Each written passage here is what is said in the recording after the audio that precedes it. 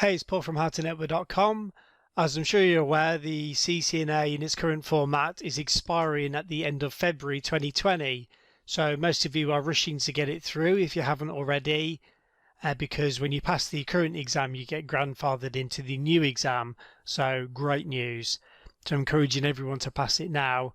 And then the new stuff you can read it at your own pace without any pressure. So in order to help you, I've actually read my entire Cisco CCNA Simplified book, which is what 790 pages. Took me a few days, but I've read the entire book out for you. Now, this was actually for sale on my website for quite some time, but because the exam's going to expire, I'm trying to do a few things to help everyday people. So just a few things. It's for the current exam, 200-125. It's split into ICND 1 and 2 really. I'll just tackle one subject at a time. So if you're doing 1 or 2 exam route, or you've already passed 1 and got to do the ICND 2, that's fine. There's loads of software around, so you can download videos off YouTube, or you can download them as an MP3, so you might as well just do that. It's over 9 hours long, so I can't provide you with a link because I'd have to pay for all the bandwidth, and YouTube provide it for free. So feel free to download this. Just look up how you do it. There's more goodies for those of you who are interested. I'll put the link to the printed book if you want to read the book as well. It's got a lot of people through the exam. It's in its 5th edition at the moment. There's also a video course to match the audio book and printed book. I'll stick that in the description as well. It's $1 to try the website. We also have live racks, Cisco racks too, that are open 24/7, and tons of exams and other support goodies. So how to use it, like any audio book, listen when you're traveling in your car or on a train, bus, whatever. You ideally, if you can, make some notes as you go along, just things that come into your head, something you want to read or something that's occurred to you and that you want to lab up later. I try and predict what I'm going to say next. So if I'm talking about spanning tree commands and finding the root bridge, something like that, then try and work out which command I'm going to tell you. But it's all covered in here, subnetting, the whole lot. Obviously, labs are a bit tougher. I can't really go through labs, but I do tell you which commands to use. So don't knock it because it's a technical certification and we're using Audiobook, because auditory is one of the ways we learn. Obviously visual and then kinesthetic using our hands. So it's one of the ways we do learn. So if nothing else, please share the video with any friends or colleagues. Like it. There's a subscribe button, and also if you want to get my other goodies and exam and career tips, you can hit the bell, please. There's a little bell appears when you hit on subscribe, just here, and that means you get notifications. So that's all for now. Kick back and enjoy. You can obviously stream the video or the audio off YouTube, and otherwise just download it. So I'll see you on the next video. Hi, it's Paul Browning here. I'm the author of Cisco CCNA Simplified. It's currently on the 5th edition. I just wanted to welcome you to the audio version of the book and just give you a few pointers. Firstly, the audio book is designed to accompany the printed book, which is available in the 5th edition on Amazon.com or wherever your local Amazon website is. It's not designed to replace the book. It would be pretty tough to pass the CCNA just by listening to me, because it's a hands-on exam, so you need to go through the labs. So I'm going to read through a lot of the theory. I'll be paraphrasing things. I'm not reading out everything word for word. There's some things I won't be covering because it's difficult to explain some of the commands verbally. So I'll leave that to the mini labs and the full labs in the book. The best time to listen to me is if you're driving or at work and you're allowed to listen to headphones, or at the gym or going for a jog. Trust me that this is a great way to learn. This is why I've put a lot of time and effort into creating audiobooks over the years. Some of it you will listen to because you're concentrating. Other stuff will go through subconsciously, and then when you're doing a lab or answering a question, the information will be recalled by your subconscious memory. I won't go into all the details of how that works. So the resources you'll need are included with the printed book. If you don't have the URL to hand, if you just go to howtonetwork.com /CCNA Simplified. There's a ton of resources that accompany the printed book and the audio book, exams and subnetting, cheats, advice and all that kind of stuff. In the audio book, I match what I do in the book in terms of chapters. So it's broken down into ICND1 subjects in the first half and then ICND2 subjects in the second half. So you can choose the 1 or 2 exam routes, whichever you wish. I've used some of the lectures I previously recorded in the old version because nothing has changed. For example, network address translation has not changed at all from the last exam to the current. So you may hear me reference an out-of-date model or an out-of-date switch, for example the 2950 switch, when in fact you're tested on the 2960. So don't worry about that. If I mention my old website, howtonetwork.net, that's still there, but I've updated the website to howtonetwork.com. So I hope you enjoy this audio book. Please don't share it because it's taking me a heck of a lot of time and effort to put it together for you. I know it sounds like an easy thing to do to share with your mates, but just please direct them back to the website because I use the profits from the sale of the books and the audio books to pay other instructors and add content to the site. So listen to whichever lectures you are matching with on the theory guide, and I look forward to hearing when you pass. So it's real basic stuff. We're going to start off at PCs and servers, which are it's the end point where basically the rubber hits the road. This is all the equipment you'll see day to day as a normal user, even if they're not network engineers. So obviously your PC is the main end where all your applications are running and where you access the network from. The servers are providing authentication for users on the network. They allow you to log in, give you internet access to a corporate internet network or extranet, firewall services and many other functions.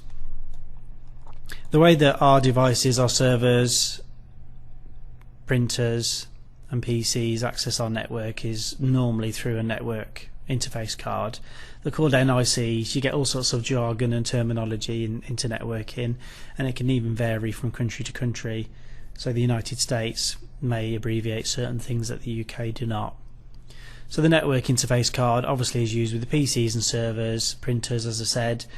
Every single network interface card, NIC, has an address actually burned onto a chip. Now, they are all unique addresses, or they're supposed to be unique. The only time you'll have problems is if you buy cheap imported network equipment, and often it can be have duplicate addresses. Well, let's say you buy an authentic from the mainstream. It'll have a MAC address burned into it, also known as a burned-in address, a BIA. Part of that address, I'll cover it later on, but part of the address is unique to that device and part of it is burned in, so it will identify who the manufacturer is. The modern network interface cards will just have an Ethernet RJ45 connection. You can still see some old-fashioned ones that have got an old-fashioned connector called a BNC, which is for the old-fashioned type of connectors, but really it's unlikely you'll ever have to deal with one of those. One of the most basic piece of network equipment that was first devised was a hub.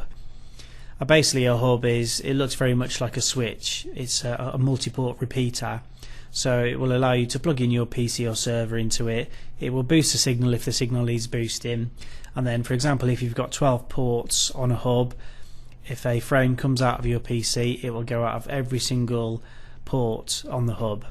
So not ideal. It was okay initially, but now there's so much traffic passed on a network that it's just they're not used anymore. You will see them in some very small networks and also some home networks as well, but not very often. So the fundamental device now is known as a switch. The point of a switch is a data frame is sent to normally every device on a network. So too many broadcasts on the network can cause delays, and a high amount of broadcast can cause a huge amount of traffic to traverse your network at any given time. So the idea of a switch is that a switch will build up a list of which PCs are connected to which ports on it.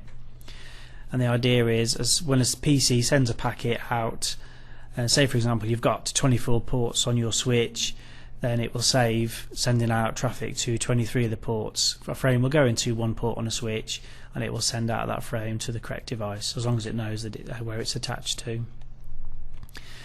One of the features of a switch and a hub is that it does forward broadcast traffics. Switches, unless configured otherwise, will always forward broadcast traffics. The place where a broadcast frame will stop is at the router.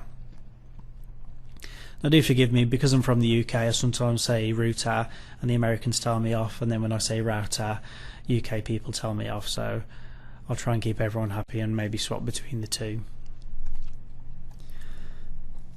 A bridge is basically a similar device to a switch. It's quite old terminology, to be honest, so the old school network engineers may refer to a switch as a bridge or vice versa. It's very much the same device. And our router, which is the main device you'll be interested in as a Cisco engineer, can be considered as a large directory of networks. A router doesn't really concern itself as to which host is connected where. It tends to look at a high level of the network, and it will look at which networks are connected where. Now by default, I mentioned earlier, but it's worth mentioning because they can catch you out on the exam on this, a router does not forward broadcasts. If it did, you can imagine that there'd be a huge amount of traffic passing over the networks. Right, so we're going to go into the OSI model. Some people think it's a little bit boring to talk about the OSI, or they can't see the relevance. Well, you'll find it useful as a network engineer. Is firstly, it will give you a concept. The OSI is a concept. You can't point at it, you can't look at a device and say, oh, that's you working at a certain layer of the OSI. Not very easily anymore. You used to be able to, but now switches can work at layers 2, 3 and 4 of the OSI model. And also the OSI model comes in very useful when you're looking at troubleshooting, and when we talk about troubleshooting for the troubleshooting module, I'll be talking about different layers of the OSI model. So when you're sitting in the exam and you have to face a troubleshooting situation, if you use the OSI, it will really help you effectively break the network down into different levels. In the 1980s, there was a huge increase in the amount of companies using networking equipment as it became more affordable. The problem was, if you started off with one manufacturer, for example IBM, you would have to buy every single piece of equipment from IBM so it would all connect together and work and communicate. The OSI was basically a model which allowed different companies to manufacture network equipment. For example, you could buy a switch from one manufacturer, a router from another manufacturer, and all your cables from another, and in theory it would all work together. So the advantages of the OSI model, if you get asked this in the exam, it allows different vendors' equipment to work together. It allows different types of network hardware and software to communicate. And the other handy thing is if you swap out one device, for example a layer 2 device, it shouldn't affect any of the other layers. Now, contrary to what you may hear, the OSI model is numbered from 7 all the way down to 1. So you never start off at the layer and say layer 1. It starts off at layer 7, 6, 5, 4, 3, 2, 1. You need to know for the exam which term refers to each layer. So layer 7 is application, layer 6 is presentation, layer 5 is session, layer 4 is transport, layer 3 is network, layer 2 is data link, and layer 1 is physical. You must know all of those, and you must be able to repeat them for the exam. The mnemonic to remember it is all people seem to need data processing. 7, 6, 5, 4, 3, 2, 1. One concept to understand is encapsulation. As you know, all data basically turns into electrical signals on a wire, but in order to be understood by devices, for example those signals were an email, it has to be encapsulated and de-encapsulated. So encapsulation is basically the data. For example, you send an email, it gets encapsulated into a method that's understood by the network. Now each layer of the OSI, just to confuse matters, has a different terminology. The top 3 layers, application, presentation and session, data is just known as data. When it goes to the transport layer, It's called segment, and basically a header is placed onto all of this data so it's understood by transport layer devices. Once it goes to the network layer, so we're going down from 7 to 1, a header is placed on it, and this is called a packet header. As the network layer passes the data to the data link layer, another header is placed on it called a frame. So data at the data link layer is referred to as a frame. And finally, the data is passed on to the physical layer, and data at the physical layer is just known as bits, and it will be electrical signals. So we need to just cover in a little bit of detail what each layer does, only because it could well come up in the exam, and also when you're talking to other network engineers, they really would probably expect you to know what they're talking about when they talk about application or data link layers. So it's best not to stand there looking ignorant. The application layer is where most users interact with the network. So it establishes whether the destination is available to communicate and if sufficient resources are available to do so. So the sort of services that we're thinking about for the application layer would be the World Wide Web, WWW, which is basically providing multimedia functions such as text, graphic and sound. Your email, which everyone's familiar with, file transfer protocol, which allows you to send large files across the network, and Telnet, which I'm sure even if you're a beginner you're familiar with the term. And Telnet lets you connect to remote devices. One question that often comes up in the exam is they'll give you different protocols or services and ask you which one goes through all 7 layers, and the answer is almost always Telnet. If you can Telnet to another device across the network, you can be pretty sure that you've gone through all 7 layers of the OSI model. The next layer is presentation, or if you're in America, presentation. The whole function of the presentation layer, as the name suggests, is to present data to the application layer. So it converts coded data into a format that the application layer can understand. It's responsible for data encryption and de-encryption, and also data compression. So if we're thinking about presentation, it stands to reason that the formats that you will see at the presentation layer are JPEGs, MPEGs, QuickTime movies and such. The next layer is the session layer. Here sessions or dialogues between applications are set up, managed and eventually terminated. A session is basically coordinated and synchronized to prevent different applications' data becoming mixed up. So the sort of protocols you'll see at the OSI session layer are network file system, NFS, SQL, which I'm sure you've heard of, structured query language, and RPC, remote procedure call. These are just examples, by the way. There's many other different protocols and services working at all these layers. The next layer is the transport layer.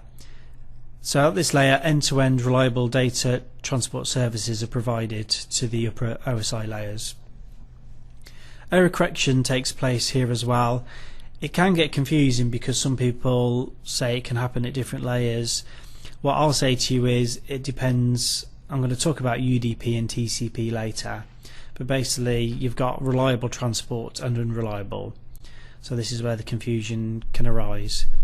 But if you just stick to the kind of stock answers that I'm giving you, really that should be able to get you through the exam. And if you really want to dig in deeper as to what's happening inside the packets, then feel free. So before communication can take place, an end-to-end connection called a virtual circuit has to be established. This is if we're having a reliable connection. This is done by each end system agreeing that a connection is about to be initiated. And at this layer you'll have something known as a three-way handshake take place. So basically, if you looked at the packets, you would see a SYN packet, SYN. The return packet from the device that's about to be connected to and have data sent would send a SYN ACK packet, which is SYN space ACK. And then the device that's about to send the data sends an ACK, ACK. So the easiest way to remember it is that a three-way handshake takes place with a SYN, SYN ACK and then an ACK. This is before any data is actually sent. Data transfer, when it happens at the transport layer, is known as reliable transfer. So I'll come to TCP later on, but basically reliable transfer uses TCP. Now the way the data stream is managed is threefold. You've got flow control, windowing, and acknowledgements. So flow control basically agrees how much data can be sent before any more is sent, and it depends on the buffers. A buffer is a temporary storage area for PCs, routers and switches, and there's a special part of memory that will act as buffers. So normally you could have one side is using a broadband connection, and for example the other is using ISDN, or it may even be using a dial-up connection. So there's no point the broadband connection sending high-speed data to the other side when it can't handle that amount. Windowing is when each system agrees how much data is to be sent before an acknowledgement is required. So this window can open and close as data moves along, and it can also grow bigger as well. But for example, a window could be 100 K's worth of data before an acknowledgement is sent. Now, so speaking of acknowledgements, it's when a certain amount of data is received. The fact that it's all arrived safely and in the correct order needs to be communicated to the sending system. So for example, if you send packets 1, 2 and 3, or segments 1, 2 and 3 to the remote device, it will send an acknowledgement saying I've received segments 1, 2 and 3, and then more will be sent. So the transport layer includes many protocols. Most widely known are TCP and UDP, which are part of the TCP IP suite of protocols. Okay, so TCP, the thing to remember about that is it's a reliable connection oriented protocol. UDP on the other hand is connectionless. It just puts a number on the packets and then sends them off to the destination. It doesn't really care if it arrives there. The reason why we use UDP is it's a lot more streamlined. The header's a lot smaller, and the reason it's used is sometimes you will send data and really you're not too worried about an acknowledgement. For example, a DNS lookup, which we'll talk about later, you may or may not be familiar with, but it's not a vital piece of information for the network, and if it doesn't work, another lookup can take place a few seconds later. Okay, network layer. So the role of the network layer is to determine the best path or route for data to take from one end of the network to another. Data from the session layer is assembled into packets at the network layer. So remember I said earlier that we have packets at the network layer. Because networks need some way of identifying themselves, this is where we have to have some sort of addressing system as well. So you'll be familiar with the term of IP addressing, which is simply a number that's attached to networks and then nodes on the network as well. If you have access to the printed version of CCNA Simplified, I have a small network topology. It may look that if you have one hop away to another network, or you can choose 3 hops away, it may seem on the face of it that the one hop to get to the remote network is the best path to take. However, it may not be the case. That one hop may be very unreliable, it may be a dial-up link, whereas the 3 hops could be a high-speed and reliable link. So this is where our network layer can really help work out which is the best way from A to B. Network layer addressing, we're going to cover this in a lot more detail in a bit, but basically we can have a number, for example 192.168.2 will be our network address, and then nodes on the network could be addressed all the way from 123 up to 254. Network layer protocols include IP, IPX, which is very old-fashioned now, and AppleTalk. Most devices use TCP/IP now. That's a de facto standard on the internet. So the next layer of the OSI is the data link layer. The data link layer really is divided into 2 sub-layers, and this is a classic exam question. The 2 layers are the LLC sublayer, which is higher, and the lower level is the MAC sublayer, Media Access Control sublayer. So that's a classic exam question. So data link layer takes packets from the network and divides them into smaller units, which are known as frames, and then frames are put onto the physical medium, which is the wire on the network. So data link layer has its own way of addressing devices on the network. You may get asked about the 802 standards. The LLC layer is IEEE, which is the foundation that numbers and orders services and protocols, is IEEE 802.2. The MAC sublayer is IEEE 802.3, which we again will talk about later. MAC addressing takes place at the MAC sublayer, and a MAC address is a 48-bit address, and it's expressed as 12 hexadecimal digits.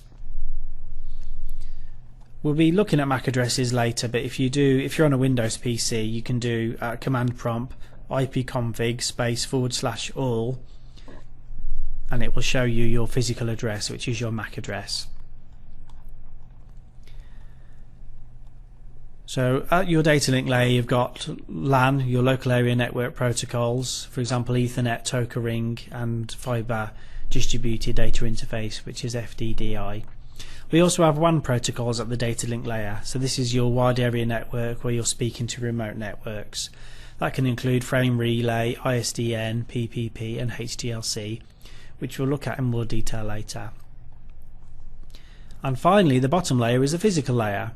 So the physical layer takes frames from the data link layer and converts it into bits. This is finally where you'll see the electrical signals spiking.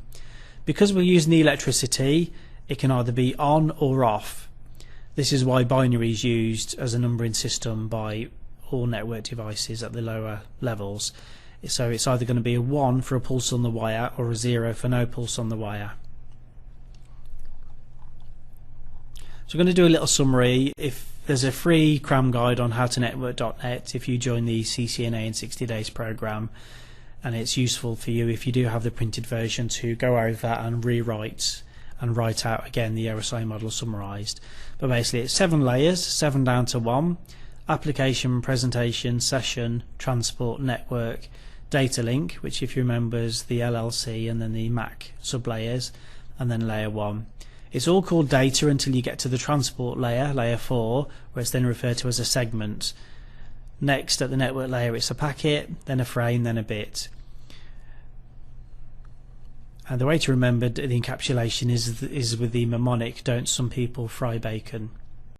I wanted to discuss something related to the OSI model, but different, and this is the TCP IP model. This has been hanging around in the CCNA syllabus for many years now, and it's a little bit of a pain really, because there's a couple of different interpretations of the TCP model, and this model is just a framework. It's just a way for us to understand and separate different parts of the internetworking processes and hardware, and how data is transmitted from one side to another. It's loosely outlined if you wanted to read up on the documentation in RFC 1122. In that RFC, it's specified as a 4-layer model and does not map directly to the OSI model. So RFC is a request for comments, by the way, which are documents proposing how certain protocols and services work on the internet. Now, unfortunately for us, there are a variety of TCP IP models that use different terms for the layers, or have 5 layers instead of 4. So the proposal in the RFC is application at the top, transport or host to host, you could call it either, then the internet layer, and then the network access / network interface layer. The application layer for TCP would map to the OSI application, presentation and session layer, the transport to the transport, the TCP internet layer maps to the OSI network layer, and then the OSI data link and physical maps to the network access / network interface. The 5-layer model is listed as application, transport, network, data link and physical. So the bottom 2 layers, the network access layer, is split into 2. The Cisco Network Academy coursebook refers to the TCP model as having 4 layers. Douglas E. Comer's book, which is one of the Bibles for TCP/IP, refers to TCP/IP model as having 5 layers. So you can see where the confusion is. All I can say to you is, if you're doing the Cisco exam, do it the Cisco way. Just discussing the TCP layered model in a bit more detail. The application layer covers the functionality of the session, presentation and application layers of the OSI model. Various protocols encompassed in here such as SMTP, SNMP, DHCP, Telnet, DNS. The application layer does not provide the actual services, it just defines the services the applications require. Example would be your web browser requesting HTTP services from the network. The application layer provides the interface for this to take place. Confusingly for many students, some routing protocols such as BGP and RIP reside at the TCP/IP application layer. An example is BGP, which we cover later. This uses TCP to transport its messages. RIP uses UDP.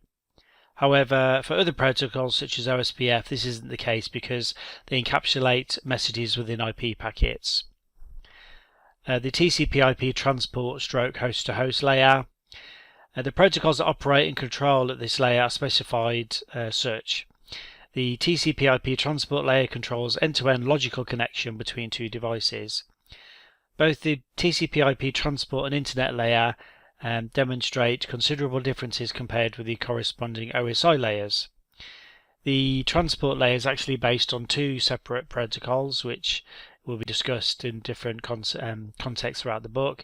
TCP, this is reliable connection-oriented communication. It means that data travels on the network reliably. Endpoints establish a connection. It's synchronized before data sent. Every packet is acknowledged and received, and there's a checksum field included for error detection. Example is FTP. UDP is unreliable, connectionless, best effort. UDP doesn't check the segments arrive. It does number the packets before they're sent, but it doesn't perform any checks. Unlike TCP, UDP doesn't set up a connection between the sender and recipient. Why would you use it? Well, UDP's got smaller overhead. So an example of UDP, a protocol using UDP, is TFTP. Applications that are dependent on TCP and UDP use specific port numbers. You need to know the port numbers. I think we talk about them again in the access list section, but you must know the common ones. There's over the 65,535 port numbers in use. What's known as well-known port numbers are numbered up to 1023. This is the phrase that's given to those port numbers. From 1024 to 49151 are registered, and then there's dynamic port numbers that come after that. Examples are HTTP uses TCP port 80, FTP uses TCP 20 and 21, Telnet uses TCP port 23. Now, when a TCP connection is established, it follows a process known as a three-way handshake. The process uses SYN and ACK bits, SYN spelled SYN, ACK ACK. I've actually got a diagram of the process taking place which help you if you're more visually inclined. Host A tries to establish a TCP connection with host B. Host A sends a segment with a SYN bit set, letting the other side know that it wants to synchronize. Host B accepts, establishes a session and sends back a packet with a SYN bit set. Host B also sends an ACK bit to acknowledge that it has received the initial segment sent by host A. The window size informs the remote host about the number of bytes the device will accept before it must send an acknowledgement. After all the data is sent, the two hosts, the session is closed. Host A sends a segment with the FIN bit sent, letting host B know that it wants to end the TCP session. Got some more information. There's also the SYN, ACK, and SYN-ACK, if you do get a question. The network layer, TCP/IP Internet Network Layer, this responds to OSI Layer 3, the network layer. Protocols used here are IP, Internet Protocol. Two flavors we're concerned with are IPv4 and IPv6, which are covered in this book in detail, and ICMP. This is used for sending messages and error reporting on your network. They'll cover different fields in the book. I don't really think they'll grill you on the fields inside the IP packet. Anything I think would be relevant, I will is added throughout the book. Finally, the network access layer. This maps to the OSI data link and physical layer. It's got the same functions. Common protocol used at the network access layer is ARP, Address Resolution Protocol, which requests the MAC address of a host with a known IP address. So that's all for the TCP model layer. We'll be going on to TCP services next. We're going to discuss some common TCP IP services. Now, you've probably heard of many of these, but we just want to cover all bases because the chances are several of these type of questions are going to come up in the exam, and Cisco expect you to have a good foundational knowledge in all of these things. There used to be other services involved years ago which have no longer in use, such as AppleTalk and IPX, SPX. If you remember those, then you're showing your age probably. But they're not included anymore, so it's all TCP/IP stuff. Some of the things I won't mention because they're covered later specifically in their own sections. Some I'll mention briefly, and then we'll cover again later anyway, because it's in another section, perhaps tackled in a different aspect. So file transfer protocol first. FTP you probably heard most people referring to, even lay people. Perhaps they run a website and they're familiar with how their designer sends the files to the hosting server, so they may well be familiar with what it does, but not actually how it works. If you need to debug it just for your own information on your Cisco router, you would debug IP FTP. Now, I've never issued that command because of the way FTP is set up on all the networks I've used. We haven't had to use FTP directly from the router. However, you might want to use it if, for example, you're using FTP to transfer your iOS as a backup, or FTP up or down various configuration files. So debugs we'll cover in detail throughout the guide in different aspects. FTP uses TCP because it's a reliable way of transferring files. So anytime you hear the word reliable, almost always it will be using TCP as the main protocol. A control connection is made from the client to the FTP server on port 21. A second data connection is then made either from the FTP server on port 20 for active FTP, or a random port on the client to port 20 on the FTP server in passive FTP. I'm not sure if I mentioned secure FTP later on, but there is a secure version. I just thought I'd mention it here in case I don't put it in the book later. Now, an insecure and reliable version of transferring files is TFTP, which is Trivial File Transfer Protocol. TFTP is an alternative file transfer method that's faster but less reliable, uses UDP, operates on port 69. Now, when using a TFTP, you need to specify the exact directory the file is located in, since you can't list directories using because it's using UDP.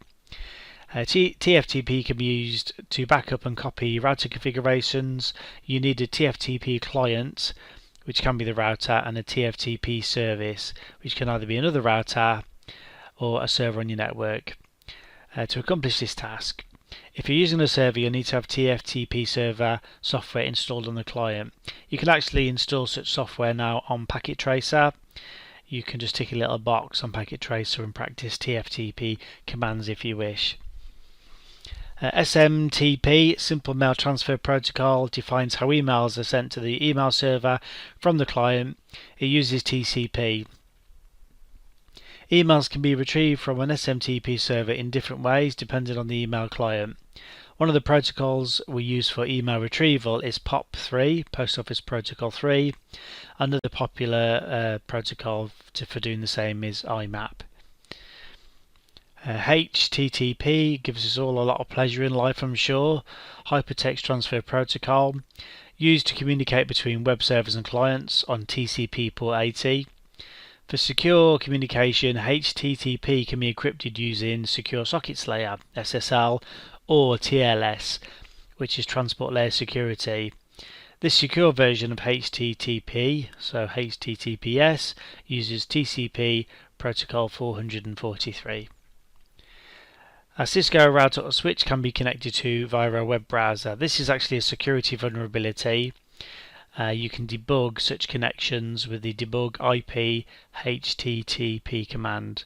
So it's just another way of configuring the router. You can use a web interface to connect to it and other devices. Telnet is used for remote connections to network devices. It operates on TCP port 23. Traffic is sent using Telnet in a clear text, so it's insecure. A more secure method to remotely access devices is Secure Shell, which is in the syllabus now. If you can Telnet to a remote device, by the way, it validates all 7 layers of the RSI model. So that's just, I mention that because it's an exam question. They might give you an option of what ways can you prove out all 7 layers. To set up Telnet on a Cisco router, you need a password set on the VTY lines. These are the virtual terminal lines. Now, if you've Telneted to a remote device, you can disconnect in a few ways. You can type exit or disconnect, or you can hold down the Control and Shift and 6 keys all together, release, and then press the X key, and that will quit your session. On Cisco devices, you can debug Telnet with the debug Telnet command. We'll be using the Telnet command several times throughout the book. SSH, Secure Shell, is a cryptographic network protocol used for secure remote command line login. SSH is often used for remote command executions, such as configuring routers and switches. Your first introduction to SSH may well be using a Telnet/SSH client program, example of which is PuTTY. We'll be looking at SSH and Telnet later on. I thought I did mention it actually. I've mentioned FTP earlier. SSH FTP, so SFTP. This was devised by the Internet Engineering Task Force, the IETF. It provides the same service as FTP but does so securely, so there's no surprise there. One tool I've used SFTP with is FileZilla. You may have your own favourite FTP client. It uses port 22, as does SSH. Secure Sockets Layer and Transport Layer Security, which I've mentioned already briefly, SSL and TLS for short. They're application layer cryptographic protocols created to provide secure communications over a computer network. SSL was created by Netscape to provide HTTPS access for its Netscape Navigator, which is all but defunct now. TLS is an IETF standard protocol based on SSL. Currently version 1.3 is in draft mode.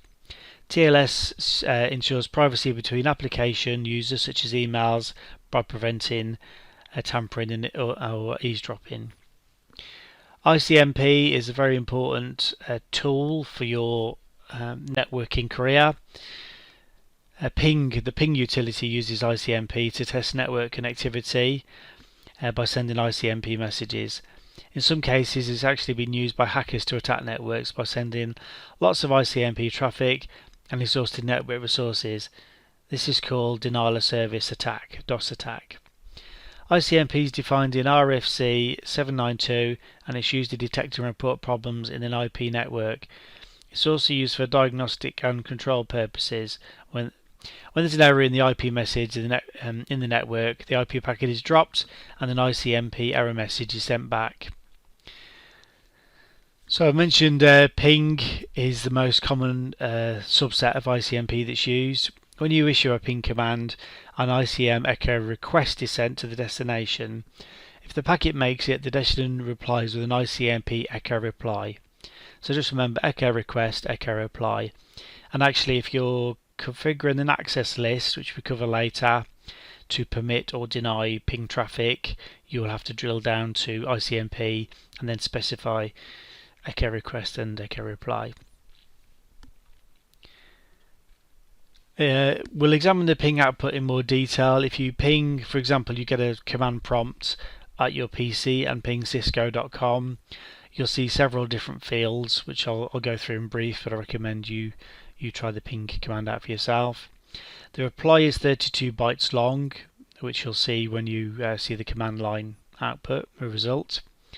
The time it took for my ping reply to come back was 150 milliseconds. The time to live we call TTL. This is the value that tells you how many hops or devices there are between the source and the destination. When a ping packet is sent, it has a time to live of 255. This number gets decremented by 1 as the packet goes from one device to another. If the TTL gets to 0, then the packet is dropped and an ICMP error message is sent. In my particular case, the time to live was marked at 240. There is an extended ping feature, and I only mention it because, well, it's in the book, so you would have used it anyway, but they've mentioned it in the syllabus now. An extended ping gives you extra features and functionality. For example, you can specify the datagram size if you think that's a problem on your network, the timeout, and you can ping a different number of ping packets. So normally there's 5 packets sent, you could do 10, 20, 1,000 or whatever. And you do this just as part of your troubleshooting methodology before you then went on to take further steps or pass the problem ticket onto another team. So if you did 1,000 pings and saw 10 of them drop, for example, then you'd be able to take further steps and have more information. So if you want to get to extended ping, then you just type the word ping at the command prompt or at the router prompt and press enter, and then you'll be prompted for different information. You can also specify a different source address if you want to test access lists or other parts of your network. The trace route is the next facility. It's a widely used ICMP utility. It's used to determine the path that a packet takes to reach its destination. Trace route works by sending UDP packets or ICMP packets with a time to live of 1, and then incrementing the time to live for the next packet until the entire path from source to destination is determined. At each hop, the time to live is decremented until it gets to 0. An ICMP error message is sent back to the sender. The sender of these time exceeded packets is displayed to the user. So for example, at your command prompt at your PC, you could type the command tracert. It's trace route on the Cisco router, but if you're on a Windows PC, it's tracert. You could tracert cisco.com, and you would see the path that this packet has taken. It would report back at each path. Next is Address Resolution Protocol, which is commonly shortened to ARP. Different addressing formats are used to identify network hosts at various layers of the OSI model, including URLs, network interface cards, and device interfaces. At layer 3, the IP address is used to identify hosts. To communicate with hosts in the same network, the IP address needs to be mapped to layer 2 address of the hosts. On Ethernet networks, the layer 2 addresses are known as MAC addresses.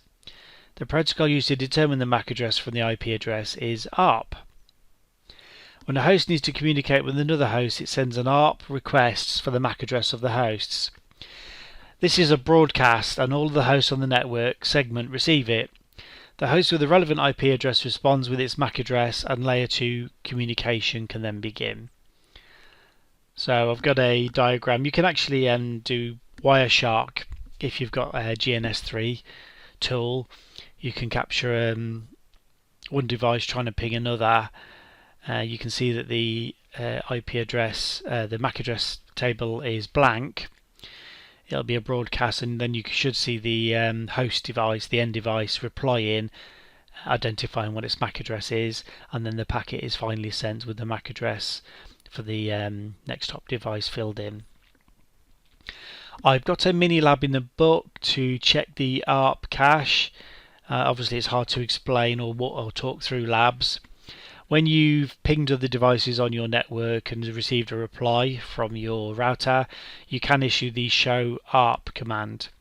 The show ARP command will show you the IP address, the age of the entry. If there's a dash, it means that the entry will never time out. It normally means it's locally attached. The MAC address, and then the interface that it's been learned on. So have a go through that lab. Well worth doing. In fact, it's essential to do. It's worth noting that the age field indicates how long the entry has been known. So in the lab I issued, under the age column it says 15. That means that it was learned 15 minutes ago. If the entry was learned less than 1 minute ago, the entry is 0. And then I already mentioned that the dash indicates that the entry won't be flushed. I mention all this because these are the sort of things they could ask in the exam. If you wanted to clear the ARP table, you would issue the clear ARP command. Related to ARP but different is proxy ARP. This is a mechanism for a router to send a reply on behalf of another device, but the router will send its own MAC address instead of the end device. This is done so that the host connected, say you've got a host connected to your router, can encapsulate the packet and send it, but it doesn't have to change the source and destination IP address, which should never change. But what can change from device to device is the MAC address, and this basically allows your devices to send and receive and forward packets on your network without changing the layer 3 details. As with ARP, there's a proxy ARP lab in the book, so again, as with all the labs, I recommend you go through that. As I've mentioned, as the packet traverses the network, the source and destination IP address will never change. Just be careful with this. The exception is NAT, which I'll cover later, but just be careful because in the exam this will be a typical scenario. They might show you a diagram with the packet going from a PC to a router to another router, etc. Well, the golden rule is that the IP address won't change. So just be aware of that. SNMP we mentioned later actually. I'll just give you a brief introduction. It's a management protocol that allows a management station, to read or write specific values for different parameters of a network device. A network device can also send messages called traps to a management station to inform it of events such as high CPU usage, an interfault fault or other issues. You can debug SNMP traffic with the debug SNMP command. We'll have to go into more detail later because Cisco have upped the importance of this. DNS, I think we cover this in more detail possibly later as well, but for now you've learned that ARP resolves MAC addresses to mapped IP addresses. DNS is another address resolution tool. It uses UDP to resolve host names mapped to IP addresses. So for example, if you entered howtonetwork.com into your browser window on Firefox or Chrome or whatever you use, then a DNS server somewhere, possibly owned by your internet service provider or some of the master ones that exist on the internet, would resolve that host name to an IP address, and then it would find the correct server that's hosting that device. DNS uses UDP for the first DNS query. If it doesn't receive a response, it must retransmit the DNS query using TCP. You can read more about the protocol, but it's just a little gotcha in the exam because DNS does use UDP, but in certain circumstances it would use TCP. For example, if there's no response, or zone transfers, which basically means the list of the mappings held on the servers are transferred to another server, so it's updated. If you're using DHCP on your network, you are usually allocated an IP address for your nearest DNS server, so you can issue at your PC, if it's Windows, ipconfig /all, and the address for your DNS server would be listed. Sometimes this is all just listed for your home router, and then your home router contacts your ISP and they take care of all of that stuff for you. You can configure your router as a DNS client or as a DNS proxy, specifying a server somewhere on the internet, and you can debug DNS on your router with debug domain. More information in the book and some mini labs which I hope you do go through. I'm going to mention Cisco Discovery Protocol, which I think I mentioned possibly later in the context of security. CDP is a Cisco proprietary protocol. It's designed to collect information about neighbouring network devices. What I mean by neighbouring is directly connected, whatever's physically connected into your device. It's turned on by default, so this is down to you as the network engineer to decide if you want to turn it off the entire device or turn it off the particular interface. So it does present this security issue. It's worth noting that it runs on all Cisco devices. It doesn't run on a hub, so if your switch is connected to a hub and you issue a show CDP command, it will show any device connected, any Cisco device, but it won't show the hub. You'll issue the show CDP neighbor command to see the neighbors connected. Show CDP command is in the mini lab in the book. It shows you basic CDP information, how often packets are held. You can issue the show CDP neighbor detail command. It will show you a lot more information. What it shows you, it's best for you to look up in the mini lab. I've got a mini lab also for LLDP, Link Layer Discovery Protocol, which is a close relation to CDP, but it's an open standard version, and I've added it in there because it's tested in the syllabus now. Now LLDP is disabled by default, so CDP is enabled by default, LLDP is disabled. If you want to look at your neighbors, you will issue the show LLDP neighbors command. Bear in mind this is the American spelling, so there's no U in the spelling of neighbors. If you live in the UK or other countries that spell it differently, just be careful. So on there's a mini lab in the book. I've issued the show LLDP neighbors command to see which devices are connected, and it will show me there which interface and what type of device they are, router, switch, telephone, etc. You can disable LLDP by configuring the no LLDP run command. For CDP, it's no CDP run globally.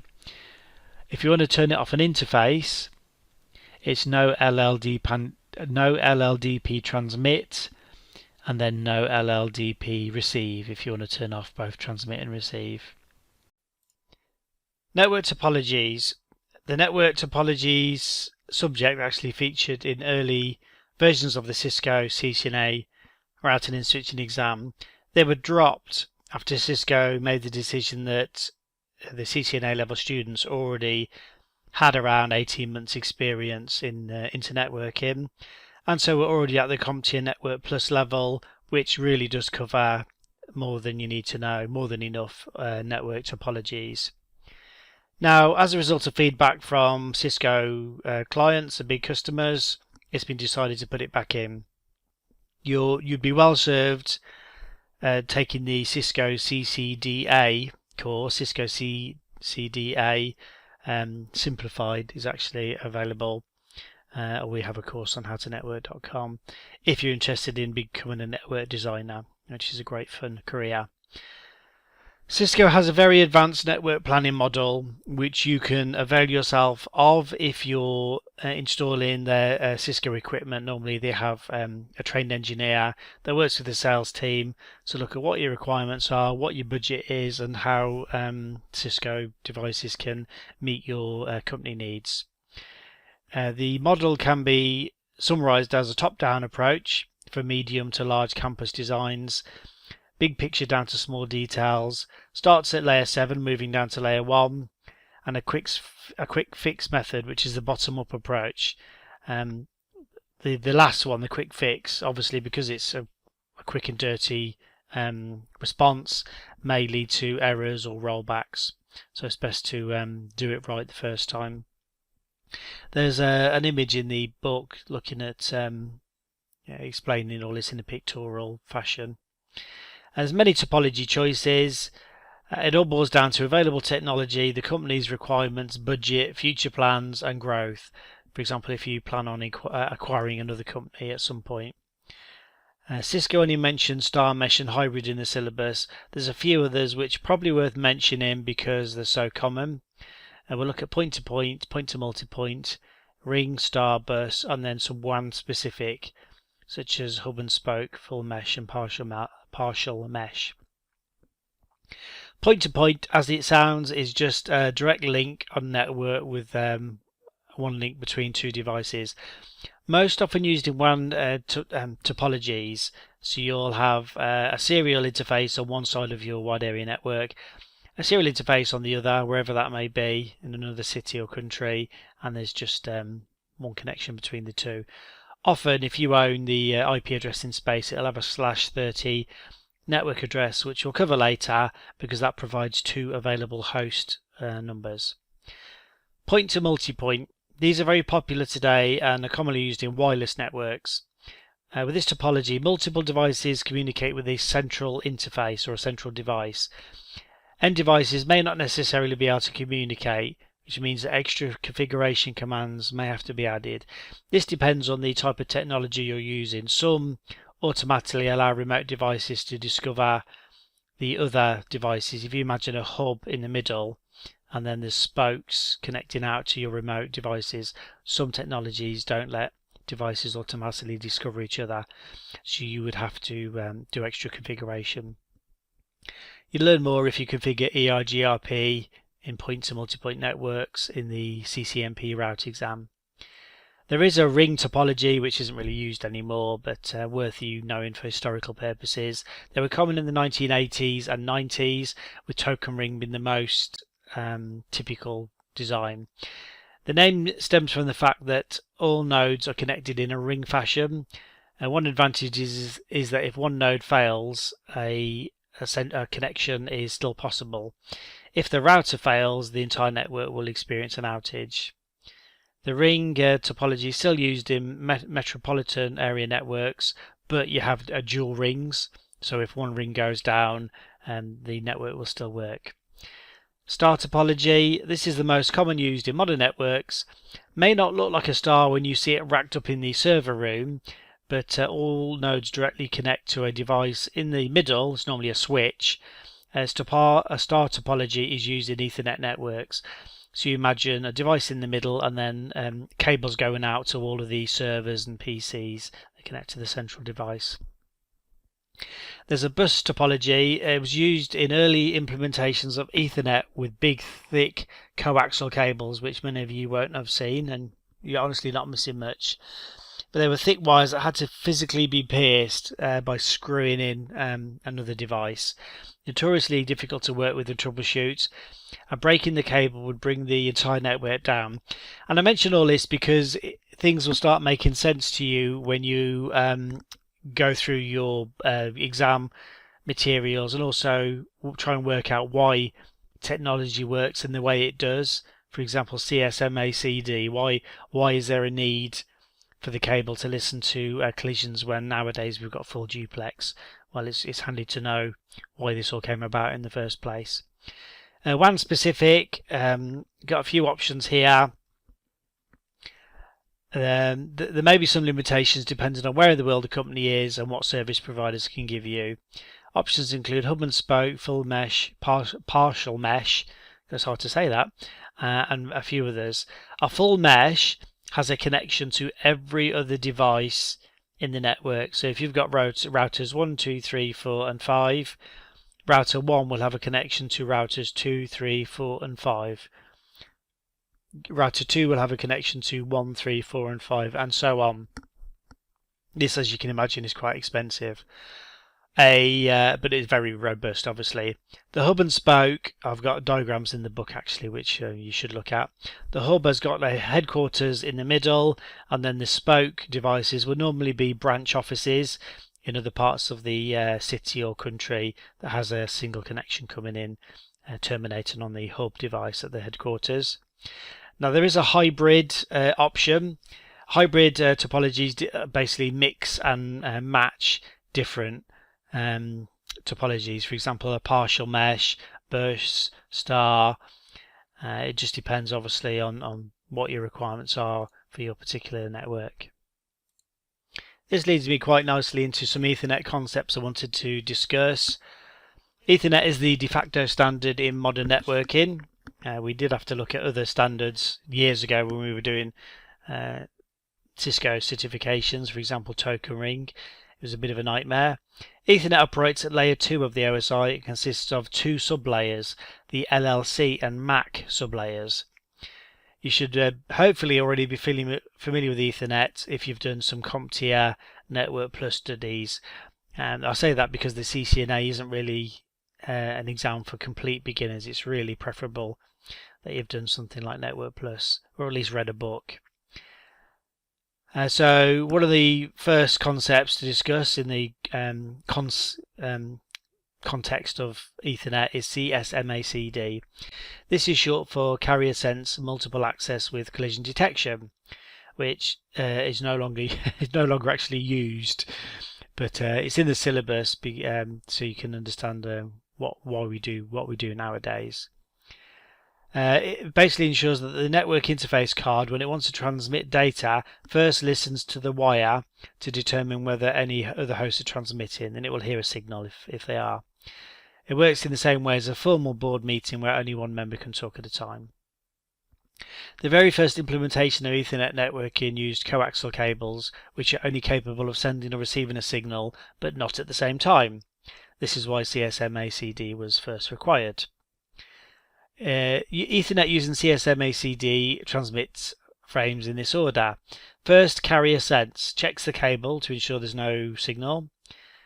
Transmit if quiet, sends a frame if the line's clear. Collision. Both frames are destroyed if they collide on the wire. The collision is measured in a voltage on the cable. Next, and most importantly, is a jam signal. I say this because you could be asked in the exam to put these in the right order or ask which one's relevant.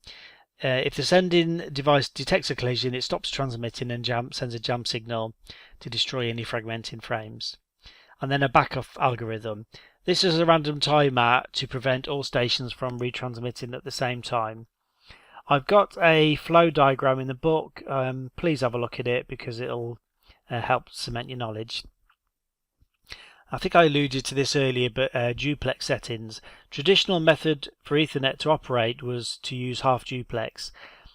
The things are obviously improved upon as time goes on, and it was discovered that there was a way to use 4 of the 3 wires on the Ethernet cable, there's 8 little cables inside. If you ever look at the end of an Ethernet cable, a Cat5 cable, for example. So initially, half duplex topology was used on the coaxial cables, the big thick cables I mentioned. Full duplex mode allows the host to send and receive frames at the same time. So half duplex you can think of as a walkie-talkie. You have to press the button in and the line is engaged while you've got the button pressed in. And you can think of full duplex as a telephone conversation.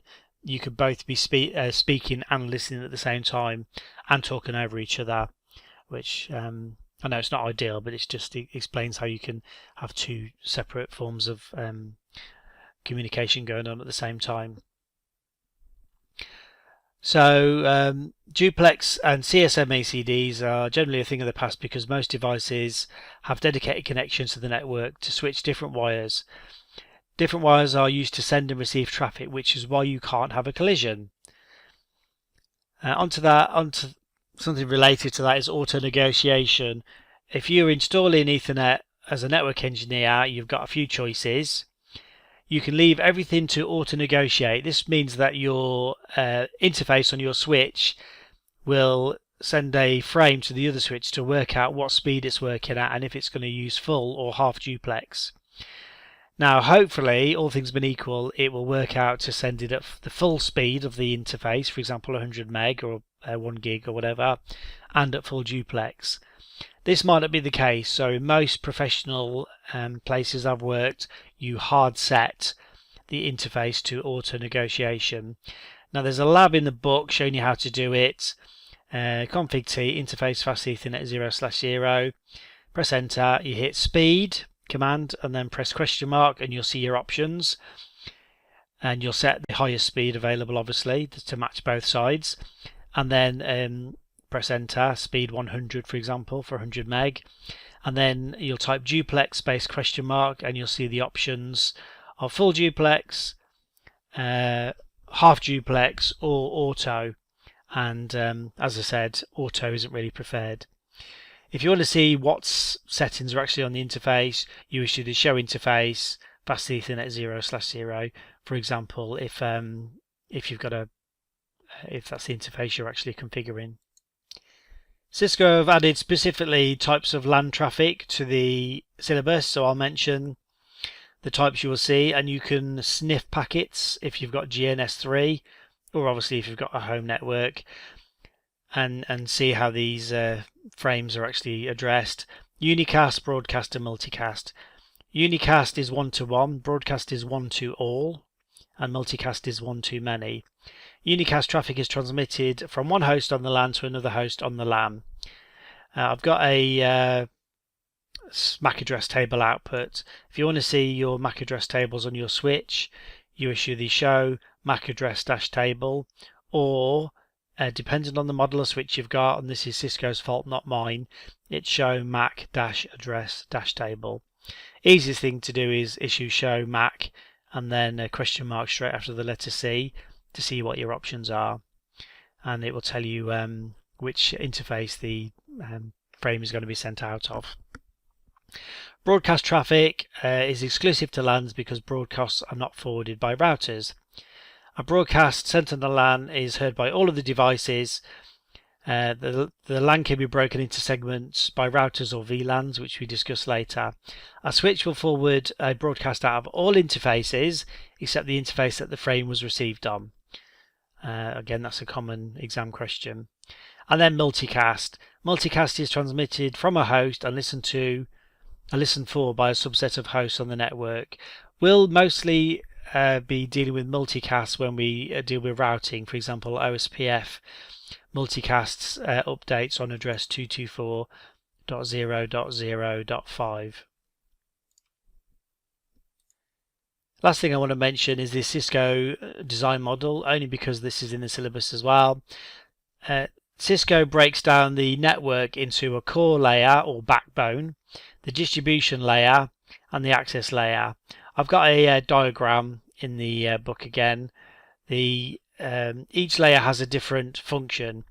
The core layer has to switch data as quickly as possible. That's its role. The distribution layer allows access to remote resources. These are normally high-end layer 3 switches that have multiple connections going out to access layer switches. An example of an access layer switch is the Cisco 2960, which is covered in the CCNA exam now. You would normally speak to a design engineer if you're building a largish network, but what Cisco allow you to do is called collapsing the layers. You can have what's known as a collapsed core, and this is a syllabus item, and what you do is you take the top two layers, the core and distribution, and combine them together to form one layer, and then you have the access layer, which all your devices on the network connect to.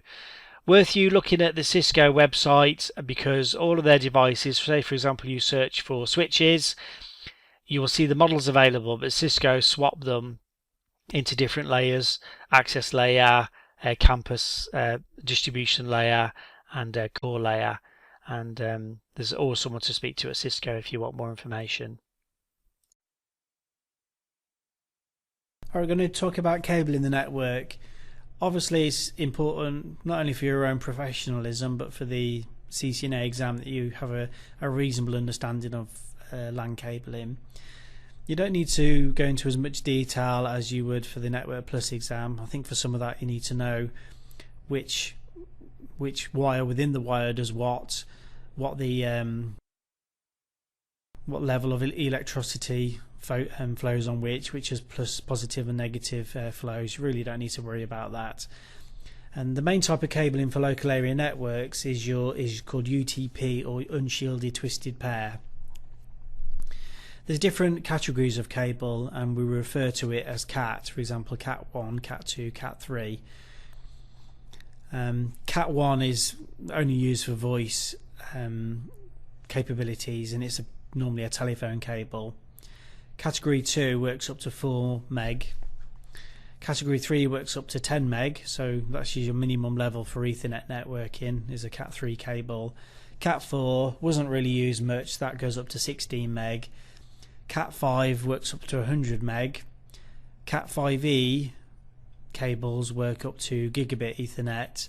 Cat 6 up to 155 meg, and then Category 7 up to 1 gig. So they're the IEEE standards for cabling. You may need to know a little bit about the IEEE 802.3 Ethernet standards. Again, it's one of those things where you probably wouldn't really need to know, but then again, questions pop up in the exam. For 802.3, you've got different bases of network. 10 base T is a 10 meg speed cable. The T stands for twisted pair. That category of cable goes up to 100 meters between network segments. 10 base 2 is the old-fashioned coaxial cable, which goes up to 185 meters between segments. 10 base 5 is your 10 meg cable. Again, the 10 refers to the speed. Coaxial cable, that can go up to 500 meters between segments.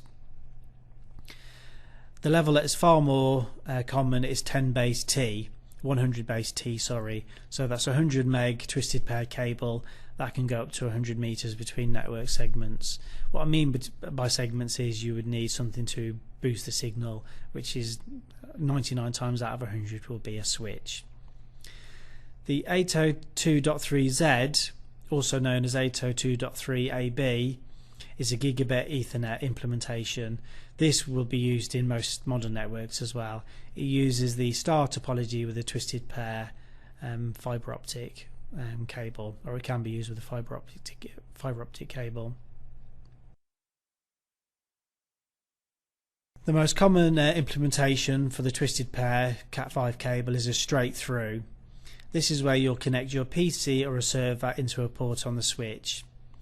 Now, you don't really need to know about colours on the cable, but I'll talk about the pins. And shielded twisted pair has 8 pins. So you'll have pins 1, 2, 3, 4, 5, 6, 7, 8, and it will basically stay 1, 2, 3, 4, 5, 6, 7, 8 as it meets the port. So for example, if pin 1 is red, pin 1 on the other end will be red as well. The next type of cable which you'll come across as a network engineer is the crossover cable. The main use of a crossover cable is to connect two like devices together. So for example, if you wanted to connect one PC to another PC and you didn't want to buy a hub or a switch, then you could simply use a crossover cable. Very common Cisco CCNA exam question. The easy way to remember about anything about crossover cables is connecting like to like. So a PC and a server are still similar devices. If you wanted to connect two switches together, you'd also use a crossover cable. Some people argue and say you can use a straight cable. Well, that's correct. That's only because switches will auto sense which cable's attached. So, and the stock answer for the question is if you're going to connect two switches together, you use a crossover cable. The way to recognize a crossover cable is if you hold the cables up in front of your eyes to see which colours pins match. You will see pin 1, for example, if pin 1 is red on one end, pin 3 will be red on the other end. The reason is, for a crossover cable, you can make these yourself, is you put pin 1 on pin 3 on the other side, and pin 2 on one end you put on pin 6 the other side. So you'd, for example, if pin 2 was yellow on your end, on the other end you would make pin 6 yellow. So that's how you can tell by looking at it. The other type of cable which uses UTP cabling is a rollover cable or a console cable, or also sometimes called a flat cable, depends who you're asking, but mainly a console cable. These are used to connect to a special port on your networking equipment known as a console port. You'll nearly always be connecting to your routers via a console port when you're doing an initial setup, when you've got it out of the box, or you're doing any type of disaster recovery. The way to recognise a rollover cable is every single pin is reversed. So pin 1 goes to pin 8 on the other end, pin 2 goes to pin 7 on the other end. And if you hold it up again side to side, you'll see that basically the colours on one end match to the exact opposite end on the other side. Wide area network cabling can be quite confusing. You're really not expected to know too much about it because there's so many different standards and cabling types, and even if you've got a standard point-to-point connection, Cisco can still offer you different presentations for exactly the same style connection. The most common cable that you'll be concerned with is a 60-pin D-shaped connector. You'll connect one end to your presentation on your router, your interface, and the other end will connect to a device that's provided by your telecommunications company. The one thing I'll recommend is if you've got your own network at home, please double check when you're putting the cable into your serial interface on your router. Please double check that it's the right way around, because if you actually push it in hard enough, it will go in upside down and bend the pins. And even if you're fairly savvy about Cisco internet working, it's maybe helped you with a few things that could come up in the exam. We're going to look at router interfaces and connectors, and time permitting, look at connecting to the router and doing a basic configuration. There's many varieties of connectors that can be used with computers and networks. Cisco devices offer a number of different options for connecting with interfaces. We'll look at the most common ones. The first is the RJ45. RJ45, the RJ stands for registered jack. It's similar to the type of connector you would find with many telephones, depending on which country you're in. There's a small tag on the bottom of the connector to stop the cable from being accidentally pulled out of the interface. It's certainly well worth, if you've got access to the internet as you're listening to this, googling RJ45. They can be used for LAN connectivity, console connections, and aux connections. Speaking of aux connections, it's short for auxiliary. An aux port on a router is used to dial in from a remote location, normally used for emergency access if you can't connect to the router via the normal means, for example telnetting. So you could possibly do a recovery through an aux connection. Console connectors, when a router's first used, say you buy it and get it out of the box, the only way to configure it is through the console port using a rollover cable. The reason is there's no IP address or passwords configured on the router in order for you to configure it. So this is the only way to do it. The console connection is a very powerful way of connecting to the router, because you can reboot it and change the boot registry, the config register, remove all the passwords. So this is why we need to protect the console port and obviously physically protect our equipment also. WAN connectors, maybe take the time to visit cisco.com, review some of their network devices that are available, and you can pull up the schematics of each of the devices and some white papers and look at the type of interfaces they provide. Cisco offer a wide range. Most models come with several variations. So you could think you're buying, for example, a 2900 router, but even within that you've got 2901, 2911, 2921, 2951, and these are all, each one offers different feature sets, functionality, numbers of interfaces, and other parameters. Obviously, the more you have, the more features you have, the more expensive the router is. On the bottom left of the 2911 series router, this is just an example of the type of model that's compatible with the CCNA. There's a large blank slot called a service module slot. These are used for modules that you slot in. They can be used for voice, module security, power over Ethernet, or many others. You'll also see several LEDs. This is why you need to read the documentation, that indicate different things depending on their colour. So again, check the documentation that comes with your device. One of the frustrating things, especially for junior engineers, is interfaces and slot. Originally, when routers were created and I was configuring them when in sort of 2001, roughly 2002, the modules that you connected for WAN and Ethernet were soldered onto the board inside the routers. So there was serial 0, serial 1, serial 2, etc. And then Cisco started creating modular devices, and each slot you could plug a different type of module in, and so the nomenclature of the slots changed, and it can become a little bit challenging because depending on which slot you plug in and which interface you connect to, the numbers will be different. So instead of having serial 0, now we had serial 0/1. The 0 indicated the slot, so slot 0, and then 1 was the first serial interface. And then on other models you could have serial 0/0/0, 0/1/0. So again, you just want to check through your documentation and see what's available. And the show IP interface brief command will list what you have added to your router. And also you can issue a show diag command. We don't issue that very often. I used to ask for it when I worked at Cisco TAC. Try that on your router, by the way, if you have one. It'll show you what slots you have available and what's connected. The other useful command is show inventory.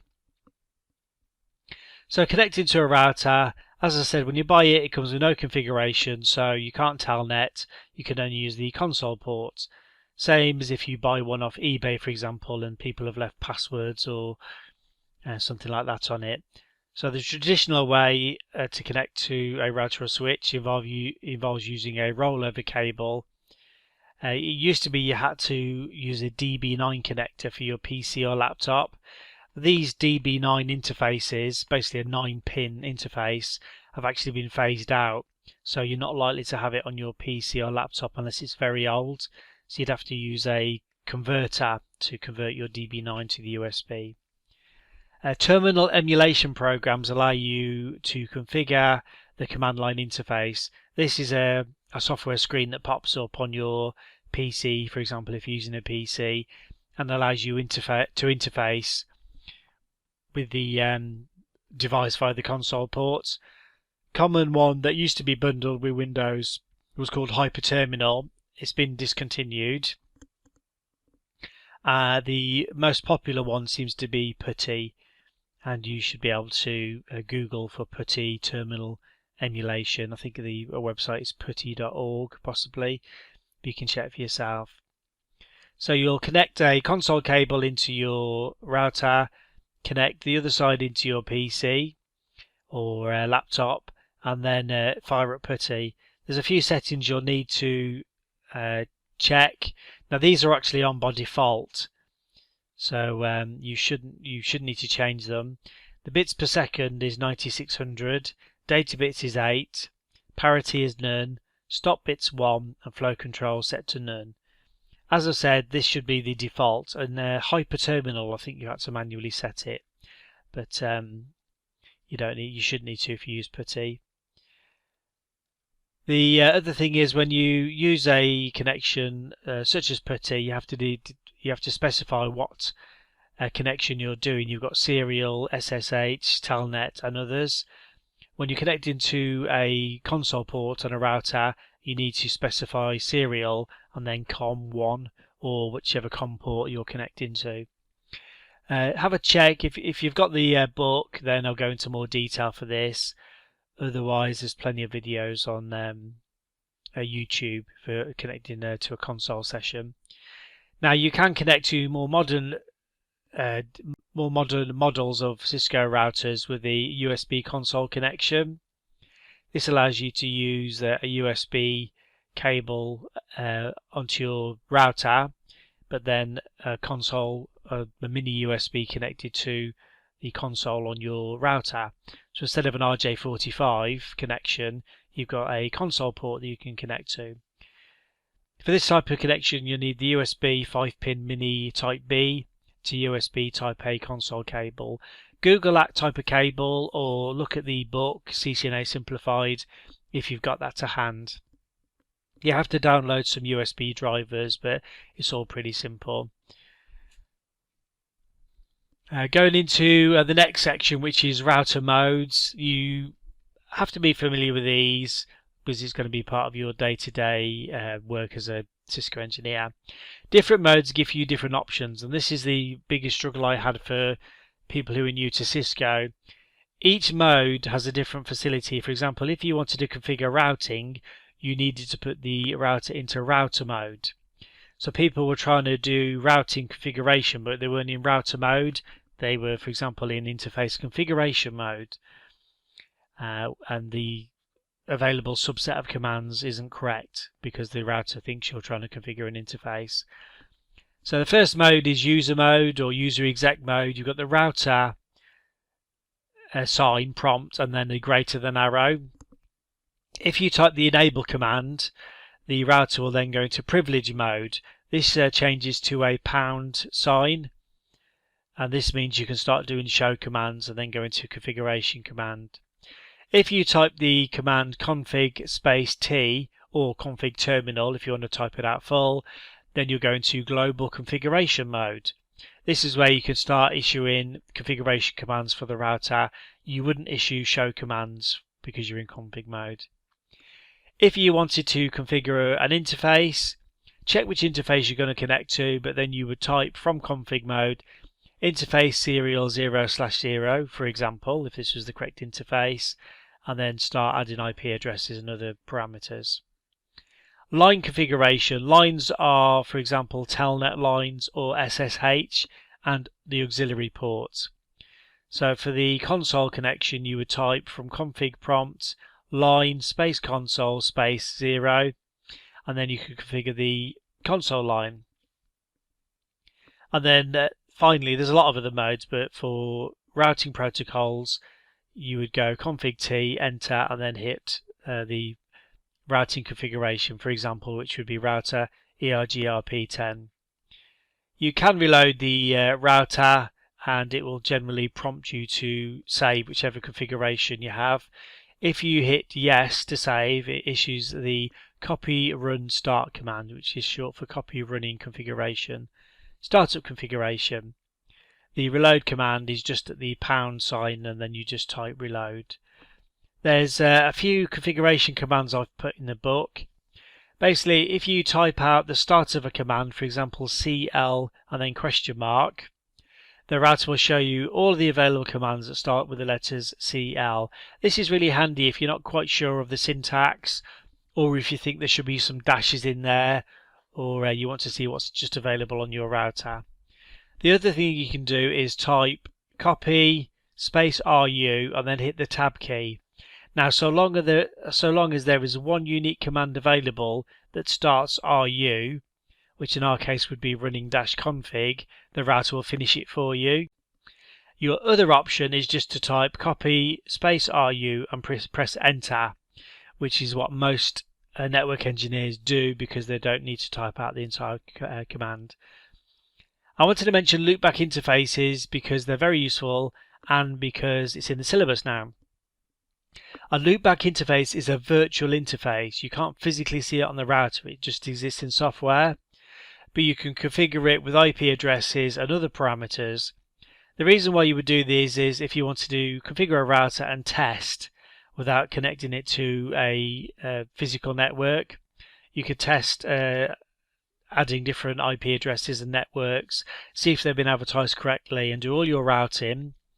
And then finally take the address off the loopback interface and add it to the Ethernet interface, for example, when you install it on a live network. The loopback interface is always up unless you issue the shutdown command, and then you could shut it down that way if you need to. We'll be using loopback interfaces for nearly all of our labs. I've also put editing commands, keyboard shortcuts, handy to know for the real world, and also sometimes they ask you questions about it in the exam, which is a bit of a pain.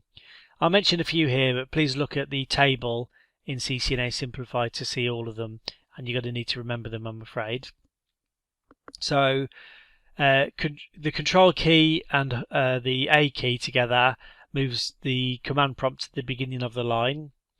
Control and E moves to the end of the line. Control and B moves back 1 character, and Control and F moves forward 1 character. There's quite a few other commands you can use, which I said you just need to check the table. The other thing you need to know is show commands, which you'll be using throughout the book, depending on which labs you're doing. Just at the router pound sign, you issue show space question mark, and you'll see a whole big bunch of available commands.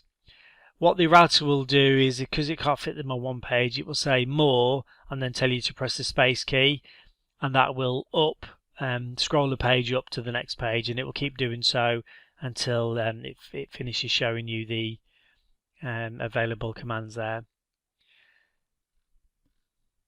The other thing is debug commands. We'll be covering those in more details as we go through the relevant labs. Debugs are what you would often issue after a show command as part of your troubleshooting. If you're telnetted to a remote device, debug output will not show on your screen. This is a common mistake engineers make also. If you wanted to monitor through a telnet session debug commands, you need to add the terminal monitor command. Worth writing that out. Debug commands, please be very careful on a live network. You need to seek advice of a senior engineer and make sure you've got permission to issue them, because it can make your CPU spike and cause the router to become unresponsive, and then you're in big trouble. If you want to turn off debugs, you write no debug and then whichever debug you're running, for example IP packet. So debug IP packet will debug the IP packets. If you issue the no debug IP packet, then it will turn them off. If you've got several debugs running, you can issue the undebug space all command, which most engineers will issue the unall command just to save time. I explain pipes in the book, which I think you need to basically read for yourself. A pipe is the way you can drill down into modifying what the output is. This is actually a part of the Unix command line that they've taken and added to the Cisco iOS. So instead of issuing a show run, you can use pipes just to drill down to look at certain interfaces or connectors, things like that. The other thing I just wanted to mention before we finish is the configuration register. The configuration register you will see when you issue the show version command. This tells the router what to do upon booting. So say you reload it, it will check the config register. There's only a couple of things you need to know. The default setting on Cisco routers is 0x2102. This tells the router when it boots to pull the configuration file into memory and add all of the commands to the interfaces and passwords. If you're doing some sort of emergency recovery, or you're trying to boot the router to a blank config, then you will change it to 0x2142. So the command to do that is you go config T to be in config mode, and then config dash register space 0x2142. Press enter, and then you can reload the router, save the setting and reload the router. There's a mini lab in the book if you want to go through it. Well worth knowing that, and there are other ways to do it for disaster recovery. I think we talk about that in the password recovery section. Moving into some LAN switching topics as listed in the syllabus. We're going to be talking about wireless LANs and access points in this module. Further on, we're going to be in later sections talking about layer 2 switching functions, switching methods, VLANs, trunk links and DTP, Inter-VLAN routing, VLAN trunking protocol, VTP, and configuring a switch, and then switch port security. So a lot of very meaty and some pretty difficult subjects, but if you combine listening to me with reading, crams and doing some labs, you'll be fine. So wireless was in some detail for the exam, and then it left because Cisco created the CCNA wireless. But Cisco are really pushing heavily in the wireless market area because it's worth a lot of money, and you can obviously sell a lot of other products in off the back of the wireless, and their customers are saying they want it back in the CCNA routing and switching exam. So this is there to please the customers, and you may need to do some basic wireless installations without calling in a wireless specialist for your small business network or wherever you are. So worth knowing some of the basics. So wireless, in addition to not requiring wires, hence the name I guess, to connect hosts to the network, standard layer 2 protocols are also not required. They've been replaced by a different set of protocols, leaving the upper layers of the OSI TCP model unaffected. Access points, which are shortened to APs, are used as hub devices to transport the signal across the network. CSMA-CD has been replaced by CSMA-CA, which is carrier sense multiple access with collision avoidance.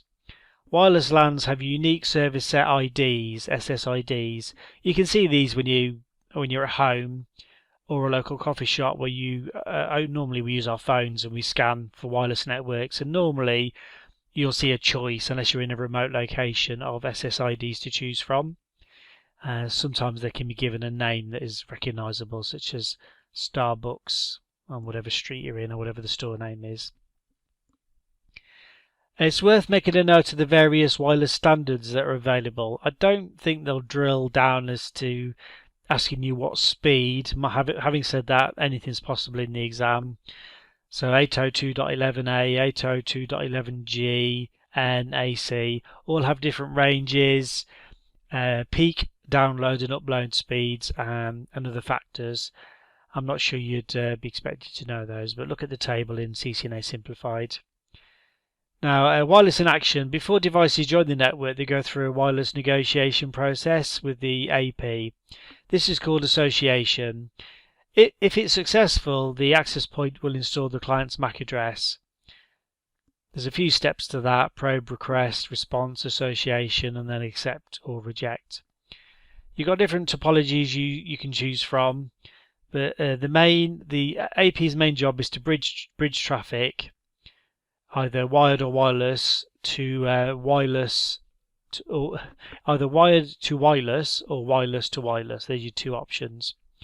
Wireless LANs, which we'll call WLANs, are like non-broadcast multiple access technologies, can be implemented and configured using different topologies. In wireless LANs, access points can function as bridges, repeaters, or as a mesh topology. Got some images in the book. Wireless bridges function in several ways. They accept traffic from traditional LANs and forward it to wireless clients. They can work on point-to-point mode to connect two buildings, two local area networks. They can work in point-to-multipoint mode to connect multiple buildings. Access points can function as repeaters. They can take a weak signal, an RF signal, radio frequency. They can strengthen and amplify it before resending it.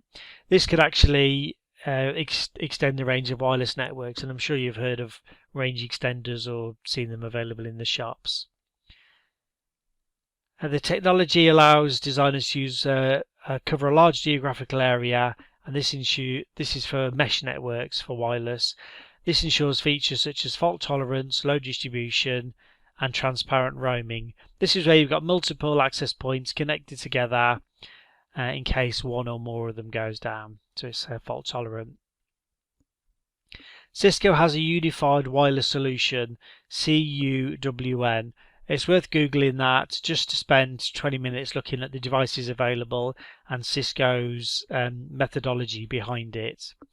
At the core of the CUWN are AeroNet access points, wireless control systems, WCSs, and wireless LAN controllers, WLCs.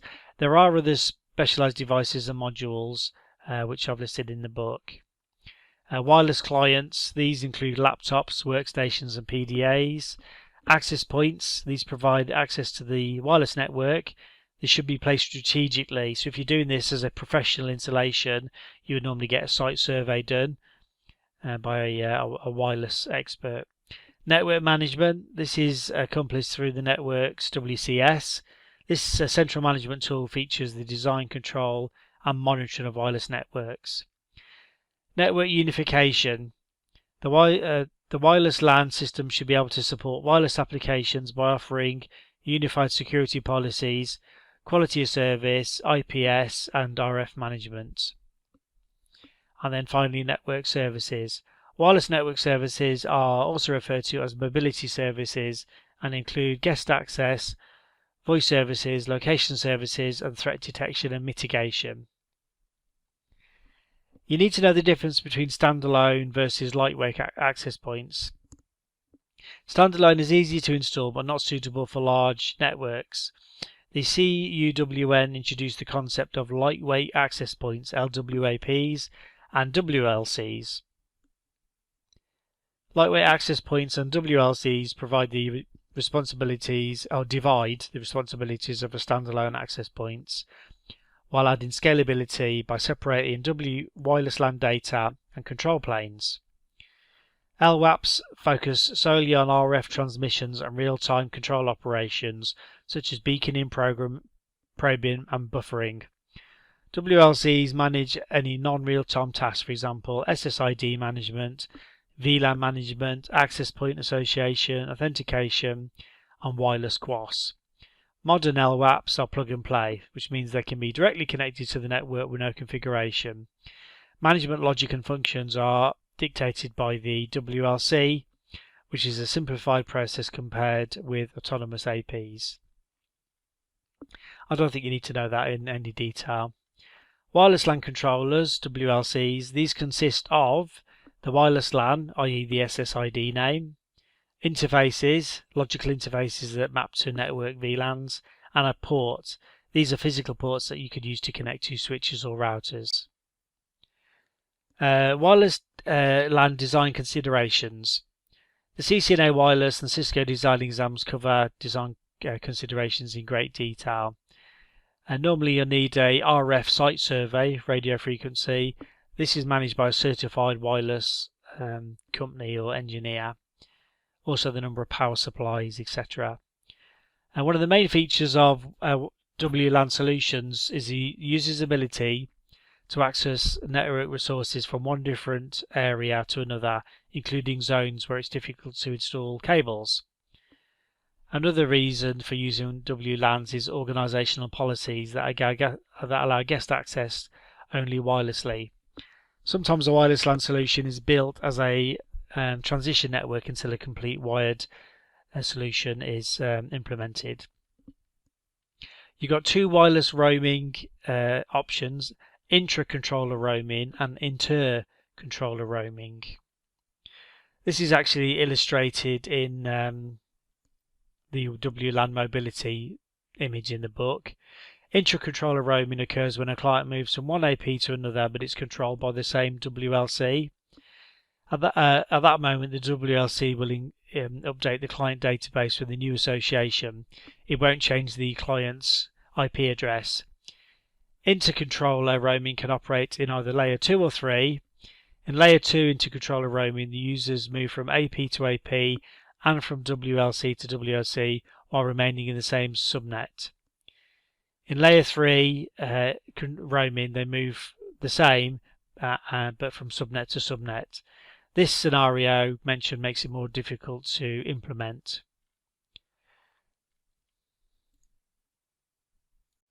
Layer 2 switching functions. As you learned earlier, switches operate at layer 2 of the OSI model. Obviously this is for the CCNA purposes. You've got multi-layer switches that can operate at higher levels of the OSI. Historically, because switches didn't have to waste time examining the layer 3 address, the IP address, they were considerably faster than routers. Now due to advancing in switching and routing technology, forwarding planes are of comparable speed. The forwarding plane is also referred to as the data plane, and on routers and switches this is where packets and frames are switched. Forwarding planes control traffic going through the device. We'll talk about forwarding planes later in a different context. LAN switching is usually referred to as layer 2 switching because more advanced switching methods can be used that actually operate at layer 3 and above. Now, Cisco offers a huge range of switches, normally in accordance with their design model, so the core and access layer and distribution layer. So have a look at cisco.com just for a few minutes and look at their models available. Switches are most commonly used to separate LANs into smaller segments. We call this micro segmentation. In practice, they can actually provide far more features such as VLAN trunking protocol, VLANs, and quality of service, QoS. This refers to the type of network traffic being prioritized over others, such as video conferencing over email. Now, switches actually perform three main functions. This is learning MAC addresses, forwarding and filtering frames, and preventing loops on the network. So, learning MAC addresses. When a switch is first powered up, it is not aware of the location of any of the hosts in the network. In a very short time, as hosts transmit data to other hosts, it learns and stores the source MAC address for each of the connected devices. Now, if an address is required to be found and not currently in the switch's database, it will send a broadcast out of each switch port except the port that the request was received on. Then when the switch receives a reply, it will add the address and source port to its database. It can take only a matter of minutes to build this database. Cisco refers to this as the content addressable memory, the CAM table. The switch will store a table of MAC addresses for a limited amount of time. If no traffic is heard on the port for a predefined period of time, then the entry is purged from memory. This frees up memory space.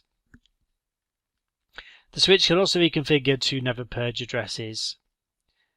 Speak to Cisco if you want to look at more details. It's MAC address aging time.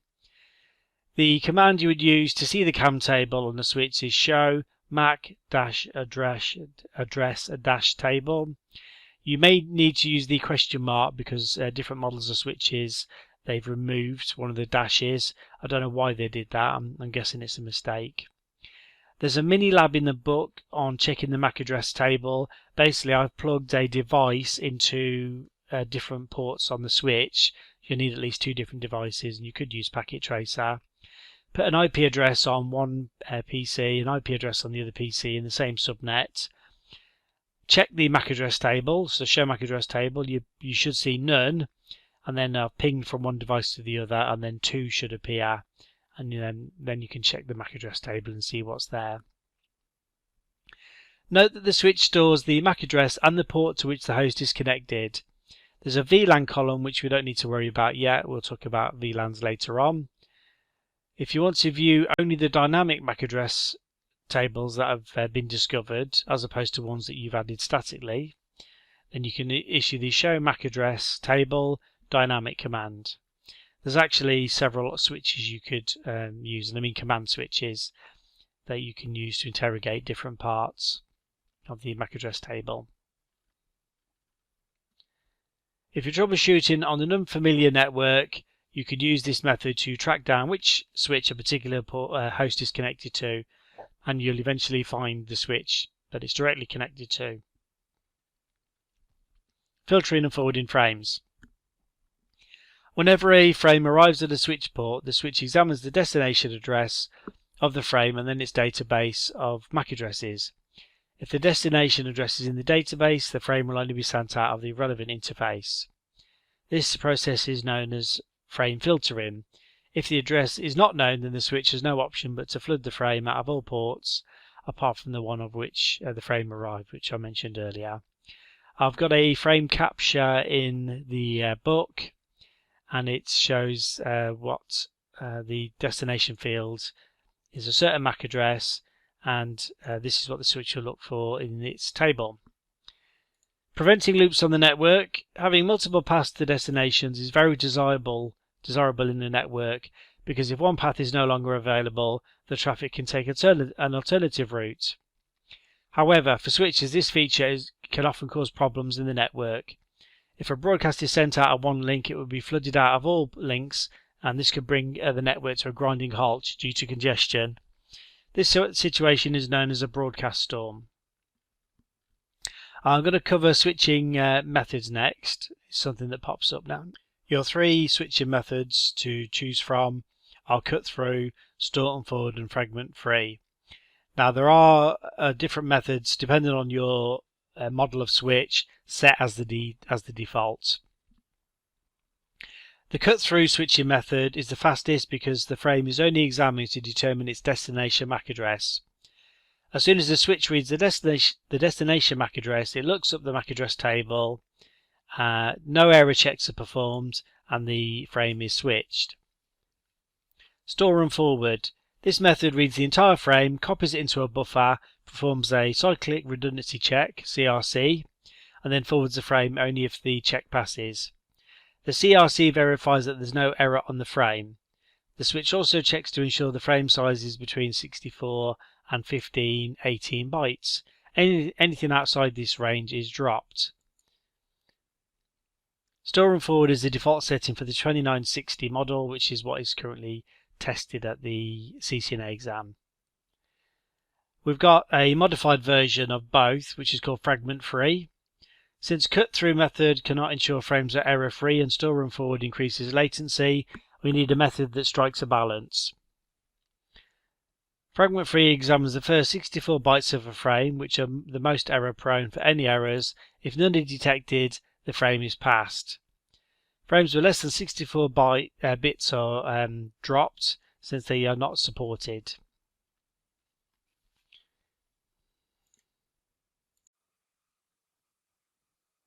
VLANs, virtual local area networks. Big subject for the CCNA exam, and you'll be dealing with VLANs related issues probably on a day-to-day basis if you're a network engineer, and yet a lot of people don't really understand them, or they're scared of them, or don't even use them. Actually, I've gone to do freelance consulting for some companies, and everything's on a flat VLAN, meaning they're just using the default VLAN, which has got several problems, including security issues, which we'll come to later. So you learned before that a switch segments collision domains, and a router segments a broadcast domain. So a broadcast packet or frame will not cross the router. You'd have to configure it to do that, which you don't want to do. So I've got a diagram actually in the book which shows you more information. Basically, every port on a switch is its own collision domain, meaning that if a frame on that wire for some reason collides, and it shouldn't do because of full duplex now, but just say there's a collision on the wire, it won't affect any other device on any other port. Now if you have a couple of devices connected to a hub and then the hub connects to the switch, then all the devices off that port will be in a collision domain, i.e. the PC is connected to the hub, and then that one switch port, but the collided frame won't pass. Cisco will sometimes test you on this by showing you a diagram with routers, hubs and switches, and ask you to work out how many collision and how many broadcast domains. Each interface on a router is a separate broadcast domain. Each port on a switch is a collision domain. A switch will be in one big broadcast domain because switches forward broadcast frames. A LAN or virtual local area network is essentially a broadcast domain that exists on one or multiple switches. It's configured by the network administrator. A VLAN is also created by the network administrator, who adds configuration to one or more switch ports, putting them into different broadcast domains. Now you can group ports on interconnected switches to belong to subnets of the same VLAN. For example, you could have a few ports belonging to VLAN 10 on switch 2, 3, 4 and 5, even though they're not physically, even though the switches are physically connected, but it's on different ports on different switches. I've put a image in the book on a switch. 2 ports on the left are in VLAN 1, 2 ports on the right are in VLAN 2. These are 2 separate broadcast domains. So if a broadcast hits the switch, it won't cross into the other VLAN. Now by default all ports on a switch are in VLAN 1 in the same broadcast domain, so it's up to you during your planning stage to work out what you're going to do. A few advantages to VLANs include speed. You're reducing the broadcast domain makes the network faster since the broadcast storms are reduced. Resource conservation. Devices no longer have to process broadcasts that are not intended for them, which saves CPU and memory resources. Bandwidth conservation. The logical networks operate on the same switch or switches. Security. Segmentation between logical domains like departments and roles, so if a segment of the network is attacked, the attack can be contained to that local segment. And then finally, flexibility. Since VLANs are logical, they can be extended beyond a physical switch. We'll have more details later. So you can have members of the same VLAN on multiple switches, as I said a few moments ago. Now, VLAN membership. You can associate devices with VLANs statically or dynamically. With static assignments, the administrator assigns ports to VLANs by configuring the switch. If you need to move to another part of the building and plug into a different port on a different switch, you would have to configure that port to be in the same VLAN if you wanted the user to be in the same VLAN. For example, everyone in the sales team was in the same VLAN. So I mentioned that was the first method. The second one is dynamic VLAN assignment. That is rarely used and outside the CCNA syllabus, so don't worry about it. For the purposes of the CCNA exam and best practices, each VLAN should have its own network or subnet address. There are ways around it, but it's not a good idea. So each VLAN would be in its own subnet. For example, one VLAN in 192.168.10.0, another one in 192.168.20.0, and so on. Now, if you wanted to communicate between the two different VLANs that are in different subnets, you would need a layer 3 routing device because we're dealing with layer 3 traffic now. Now, there are switches that can do layer 3 to greater or lesser extent. Many of them have their own card inserted, which is basically a router inside the switch that would deal with that. Don't really need to worry about for the exam though. Cisco switches have a range of numbers available for use as VLANs. By default, VLAN 1 is already in existence and all ports are set to use it. VLAN 0 isn't usable and VLANs 1002 to 1005 are reserved. So this boils down to VLANs 2 to 1001 being available for use by you, the network engineer. Now, there's an extended range of VLANs. The extended range is from 1006 to 4094. Make sure you write that down. These VLANs can't be stored in switch memory. In order to use them, you would have to change the switch to be in VTP transparent mode, which I'll cover later. VLAN links. You've seen that a switch can have multiple VLANs and that the same VLAN can span across multiple switches. This is basically one of the main benefits to using switches. So how does this affect traffic from one switch to another? Well, if you looked at the fig in the book, you would see that a host on VLAN 3 on floor 1 needs to communicate with another host on a different VLAN on another switch 2. Well, it would accompany this by sending out the frame but tag it. This mechanism is called VLAN tagging, and the frame is tagged with a VLAN number which is assigned at the VLAN, and it's removed before it is sent to the final host. The switch tags the frame with the VLAN ID, and it knows that the frame should be kept within that VLAN. There's two kinds of layer 2 links on a switch: access lists and trunk links. Now, by default, I think we cover this in a bit. By default, on the 2960 for your exam, it's normally left at dynamic. So if you plugged in a host, it would work out that there's a host connected and then it work as an access link. If you plugged in another switch, it should work out that it should become a trunk link, or you can hard code it, which is always my preferred method. A switch port that is defined as a member of one VLAN is referred to as an access list. When a frame is received on an access link, list, is tagged with the VLAN ID. The switch strips this tag of the frame at the destination before sending it onto the recipient host, which I mentioned. Access links are used to connect two hosts. Most ports on a switch are already set as access lists, but you can hard set a port to be access or trunk. I've gone into a switch config here in the book. A switch prompt, config T, interface fast Ethernet 0/1, press enter, and then it's gone into interface config mode.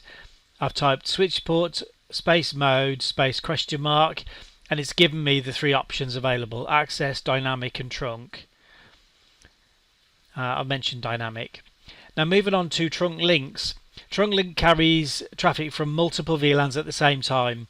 Frames sent across the trunk link are tagged so that they can be identified at the remote end. A trunk link can also be used to carry traffic between two switches, a switch and a router, and a switch and a server. Trunk links are needed to forward traffic from multiple VLANs, although you can use access links to connect two switches together. All traffic from that access link would be treated as being in a single VLAN. So it probably wouldn't do that very often. Protocol that's used for tagging VLANs on frames on a trunk link is the 802.1 protocol. This is actually the only protocol available on the 2960 older switches. I'm thinking of the 3550, possibly the 3560 uses an older protocol called ISL, Inter-Switch Link. So just bear this in mind if you're configuring a different network with these models of switches in, that you'll have to set the encapsulation type. The 2960 doesn't worry about it because you don't have any options, there's only one.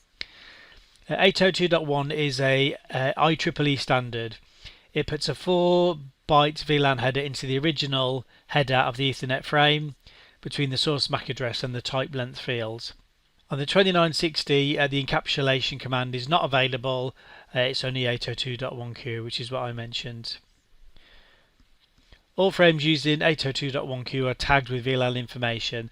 Now, the exception is the native VLAN. This is mentioned in the syllabus, I think, because there's security issues, but also other theory you need to understand. The native VLAN sends traffic untagged. It kind of exists, I think, for connecting to legacy equipment which doesn't understand VLANs. All frames inside the native VLAN remain untagged. By default on Cisco switches it's VLAN 1. This is also a security issue which we'll address later. In order for a trunk link to form, the native VLAN must match on both sides of the link. So if you've got the native VLAN set to 10 on one side, it must be set to 10 on the other. Many study guides tell you that the trunk link must be at least 100 megabits per second. This is a kind of theoretical thing, because if you've got your own home connection, you can actually form a trunk over a 10 megabit connection. Probably a really bad idea, but it can be done. More about trunk links. As a network engineer, you'll want to know the settings of a switch port and how it will form a trunk link with its neighbour, because you may want to it to become a certain port type rather than let the switch decide. This depends on the port mode. The possible modes are listed below. On, the port is configured with the trunk with the switch port mode trunk command. The connected device has to agree also to be a trunk, otherwise the link won't form properly. Off, the port will not function as a trunk regardless of what's at the remote end. Auto, which is normally the default, the port is willing to be a trunk, but it will not initiate the session and the negotiation. Desirable means the port was willing to be a trunk and will initiate the negotiation. Then finally, no negotiate. Negotiation is disabled with the switch port no negotiate command. The port has to be configured as a trunk or access list. You need to know the combinations between two switches when a trunk will form. It's really important. If you've got trunking switched on both sides, yes. If one side's on and the other side's auto, yes. If both sides are auto, no. So just be aware that auto is a passive mode, so neither side is attempting to become a trunk. If both sides are set to desirable, yes. If one's desirable and the other side's auto, yes, because one's trying. And then if you set one side to a trunk and the other side to desirable, also yes. If you want to check out the settings, you use the command show interface fast Ethernet 0/1 switch port. This is a layer 2 output command that shows you the layer 2 information, and it'll say what the administrative mode is, the operational, and if negotiation of trunking is on. Really interesting subject switching. I recommend you delve into the CCNP switch guide after you've done the CCNA, just to keep your knowledge at a good level. Dynamic trunking protocol. I've got a feeling, check the syllabus yourself, but I think this is in the ICND2 syllabus. I've got this book split, so ICND1 stuff is covered first and then ICND2 second, but it's a bit strange if it's added in the ICND2 sections because we've just been talking about trunking. So it just flows much better this way. Dynamic trunking protocol, DTP, for all intents and purposes. It's used to dynamically negotiate a trunk link between two switches if the other switch wants to perform trunking, that is. This is Cisco proprietary and it works on point-to-point links. Now DTP is turned on by default on a switch, and a port can be in one of two DTP modes: dynamic desirable or dynamic auto. And you need to check your model if you're doing this out in the field, because I've noticed different models have different settings by default. So you've got to be careful, because if it's turned on by default on the model you're used to working on, you might think it's going to work on another model or switch when it won't. So I've gone into an interface on a particular switch here with the switch port with the interface fast Ethernet 0/1. For example, press enter, and then I've issued the command switch port mode dynamic space ? And the two options it's presented me with are auto or desirable, which is what I've just mentioned here. So you need to know the settings that will have a link form. I mentioned earlier before, I think it was under the trunking links, what the combinations were. You need to know the combinations for DTP. Desirable is active, auto is passive, and then on you've manually configured it, and then auto, I already mentioned, is passive. So if they're both sides are desirable, a trunk link will form. If only one is desirable but the other's either on or auto, then it's a trunk link will form. Both sides are auto, you will have no trunk link. Now if one side's set to no negotiate, that means DTP has been turned off, which I'll mention in a moment, but the other side is set to trunk, then no trunk link will form. And if one side is set to static access but the other side is set to trunk, no trunk link will form. And obviously if both sides are set as access ports, then no trunk link will form. Now the command that you will add to turn off DTP is switch port no negotiate. This is important that you know this command because it could be asked in the exam. So config T interface fast Ethernet 0/1, for example. That's an example interface. Switch port space no negotiate, and no negotiate is all one word. There's no gap. Otherwise, you would set switch port mode either access, dynamic, or trunk.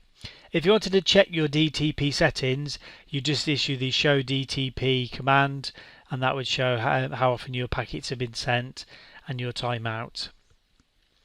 You can drill to the DTP information per interface with the show DTP interface fast Ethernet 0/1 command. There's a mini lab in the book which I recommend you go through in order for it to all make sense. Otherwise you might struggle. I mentioned VLAN 1 earlier, just as the default VLAN. Management protocol traffic such as CDP, port aggregation protocol, which we cover later, DTP, VLAN trunking protocol are all transported on VLAN 1. Now if you set a different VLAN to be the default VLAN, then this traffic will be sent over that VLAN, the default VLAN. If you have a VLAN mismatch as a native VLAN on either side, for example, one's VLAN 1, the other side is VLAN 10 native, then you'll have an error message printed onto your screen. Now you change the native VLAN, which is a security requirement really, which I think I'll cover later anyway, but for now you go to the interface and you would type the command switch port trunk native VLAN 10 if you wanted to make it VLAN 10 obviously. Now I wanted to mention at the same time Inter-VLAN routing. I'll cover all three ways we do the Inter-VLAN routing now because Cisco added the third option, the switch virtual interfaces, in the ICND2 section, but it just seems crazy to me, so I'll mention it now. If you're taking the 2 exam route, obviously come back to the SVIs later just to reinforce it. So hosts in one VLAN cannot communicate with hosts in another VLAN without a layer 3 device. This is because VLANs are basically separate networks. For the CCNA exam, you not only need to know about the available methods, but also how to configure them. Because one of these methods involves a layer 3 switch, you would need access to some sort of layer 3 switch or packet tracer, which would be ideal. It doesn't have all the commands I'd like, but it's got enough for you to configure it. So your 3 options are physical router interfaces, using sub-interfaces, or using SVIs, switch virtual interfaces. I've put 3 labs together in the book because it's quite... the commands are easy, but there's just quite a few of them because you've got to set all your VLANs up and also your trunking and access links. So I've set 3 VLANs up to show you how to put it all together. So the easiest thing for you to do is go through the 3 mini labs. Quite easy to do, and as I said, it's probably best if you do this rather than me reading out all the commands. It's a bit too much. And you just need to know, well, I don't know if you do need to know, but I think it's worth you knowing the difference between an SVI and a routed port, switch virtual interface, and a routed port. This is mainly for the field in case you're out doing configurations as a Cisco engineer. So a routed port, you can actually configure the higher model of Cisco switches to have a layer 3 interface.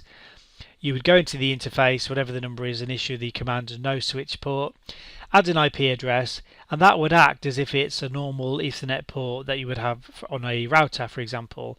You'd need to no shut it.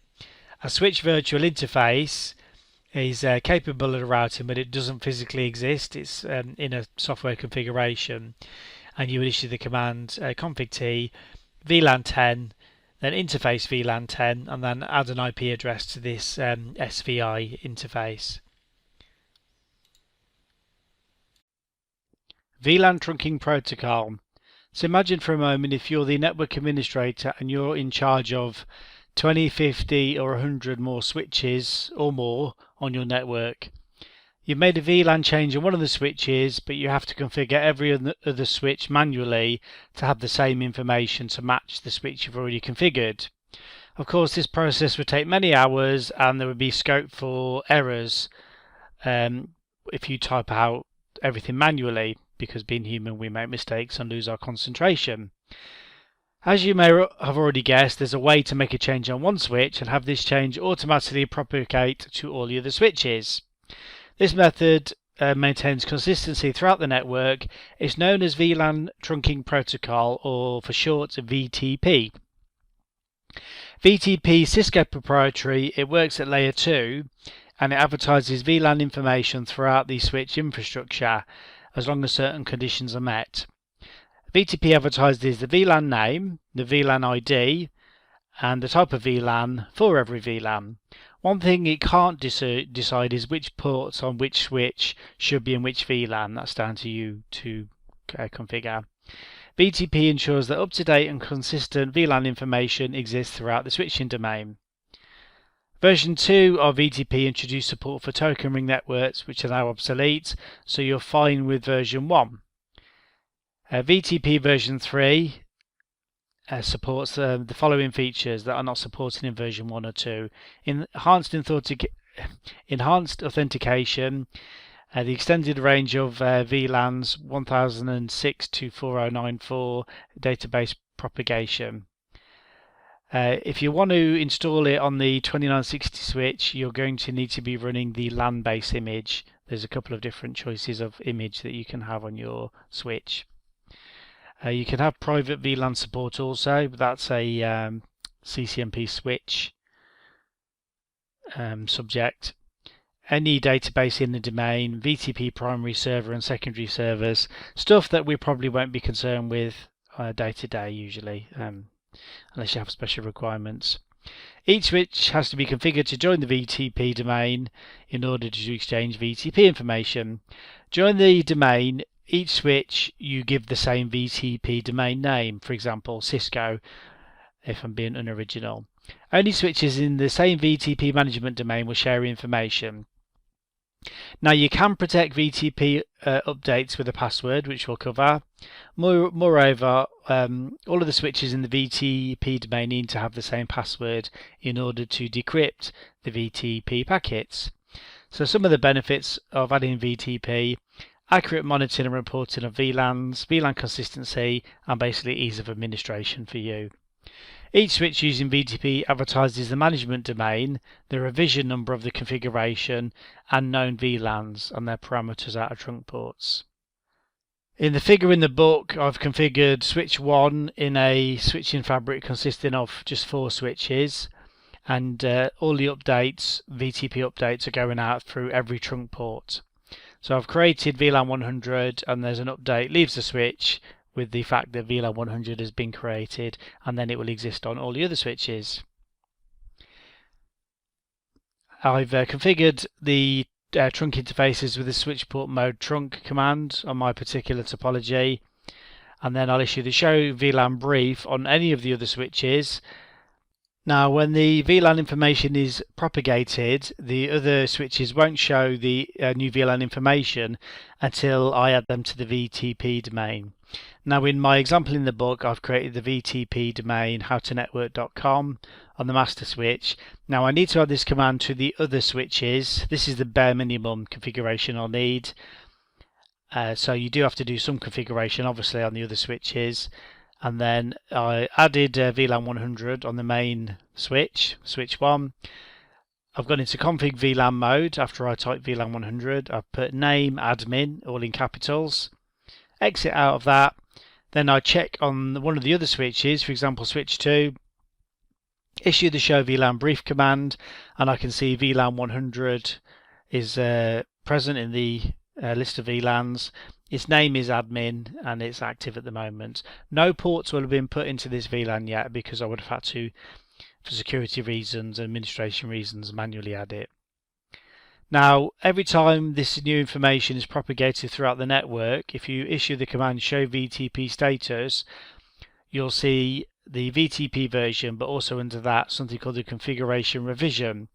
This is incremented every time a VTP revision number comes out. Now say for example your switch is running VTP configuration revision number 10 and a revision number comes out of say 5, the switch will know to ignore it because it has a later VTP configuration revision number, so it knows to ignore it. Now here's how some people have brought down their entire switching fabric on commercial networks and probably been sacked, I imagine, and I dealt with this when I was at Cisco. If you add a switch to your network and it has a higher configuration revision number than your current one, then you run the risk of all your network switches accepting the new VTP information and wiping all your current VLANs. And imagine doing this on a large number of switches and you've brought down your entire network. So there's a few steps you have to take. You speak to Cisco TAC obviously, but you need to make sure that your configuration is blank on the switch, and then you should be able to add it to the VTP domain. But speak to a senior network engineer before you do that, or Cisco TAC. There's 3 possible modes for a switch in a VTP domain to be in: client, server and transparent, and the default is server, but this is platform dependent, so check it. You could be asked in the exam what the difference is. In client mode, the switch will receive VTP information and apply any changes, but it doesn't allow adding, removing, or changing VLAN information on the switch. I'd go to switch prompt, config T, and then I'd type VTP mode client, and then it would change to client mode. Now, if I added the command after that, VLAN 10, I would get an error message saying VLAN configuration is not allowed when device is in client mode. The client will send out VTP packets out of its trunks. It cannot store any VLAN information in NVRAM, so if you reloaded it, the memory would be wiped. Server mode is the default. This switch is authorized to create, modify, and delete VLAN information for the entire VTP domain. Any changes that you make to a server are propagated throughout the whole domain. Switches are in server mode by default. All VLAN information is stored in NVRAM on the VTP server in a file called VLAN DAT. This is why people, I've noticed, reload switches expecting the configuration to be wiped, and it isn't. The VLAN information is stored, and then they're trying to create VLANs of the same numbers, or they're wondering why VLANs are there. You can have more than one server in a VTP domain. However, whichever one you add the configuration to will update the revision number and send changes throughout the domain. So in my early example, if I start adding VLANs to switch 2, it will propagate that to switch 1s, 3 and 4. And finally, transparent mode. In transparent mode, the switch will forward the VTP information received out of its trunk ports. It won't apply the changes. VTP transparent mode can create, modify and delete VLANs, but the changes are only stored locally, so they're not propagated to other switches. VTP transparent mode also requires configuration of domain information. VTP transparent switch is needed when a switch separating a VTP server and client needs to have a different VLAN database. You would need to put a switch into transparent mode if you wanted to add extended VLANs. This is covered in the syllabus. Extended VLANs are numbered above 1024. Also if you want to use private VLANs, which are CCNP topic. So the number of extended VLANs, or the range, is 1006 to 4094. Worth noting that down. If you want to turn the switch into transparent, then it's basically config T and then VTP mode transparent. I've got a table in the book for you to remember which modes can store, modify or change VLAN information. VTP pruning. VTP information can be passed around the domain and reach the same switch from several paths. To add to this, each switch that has a trunk link forwards broadcast to every other switch, even if it has no ports in that VLAN. The end result is broadcast to switches that will eventually discard the traffic.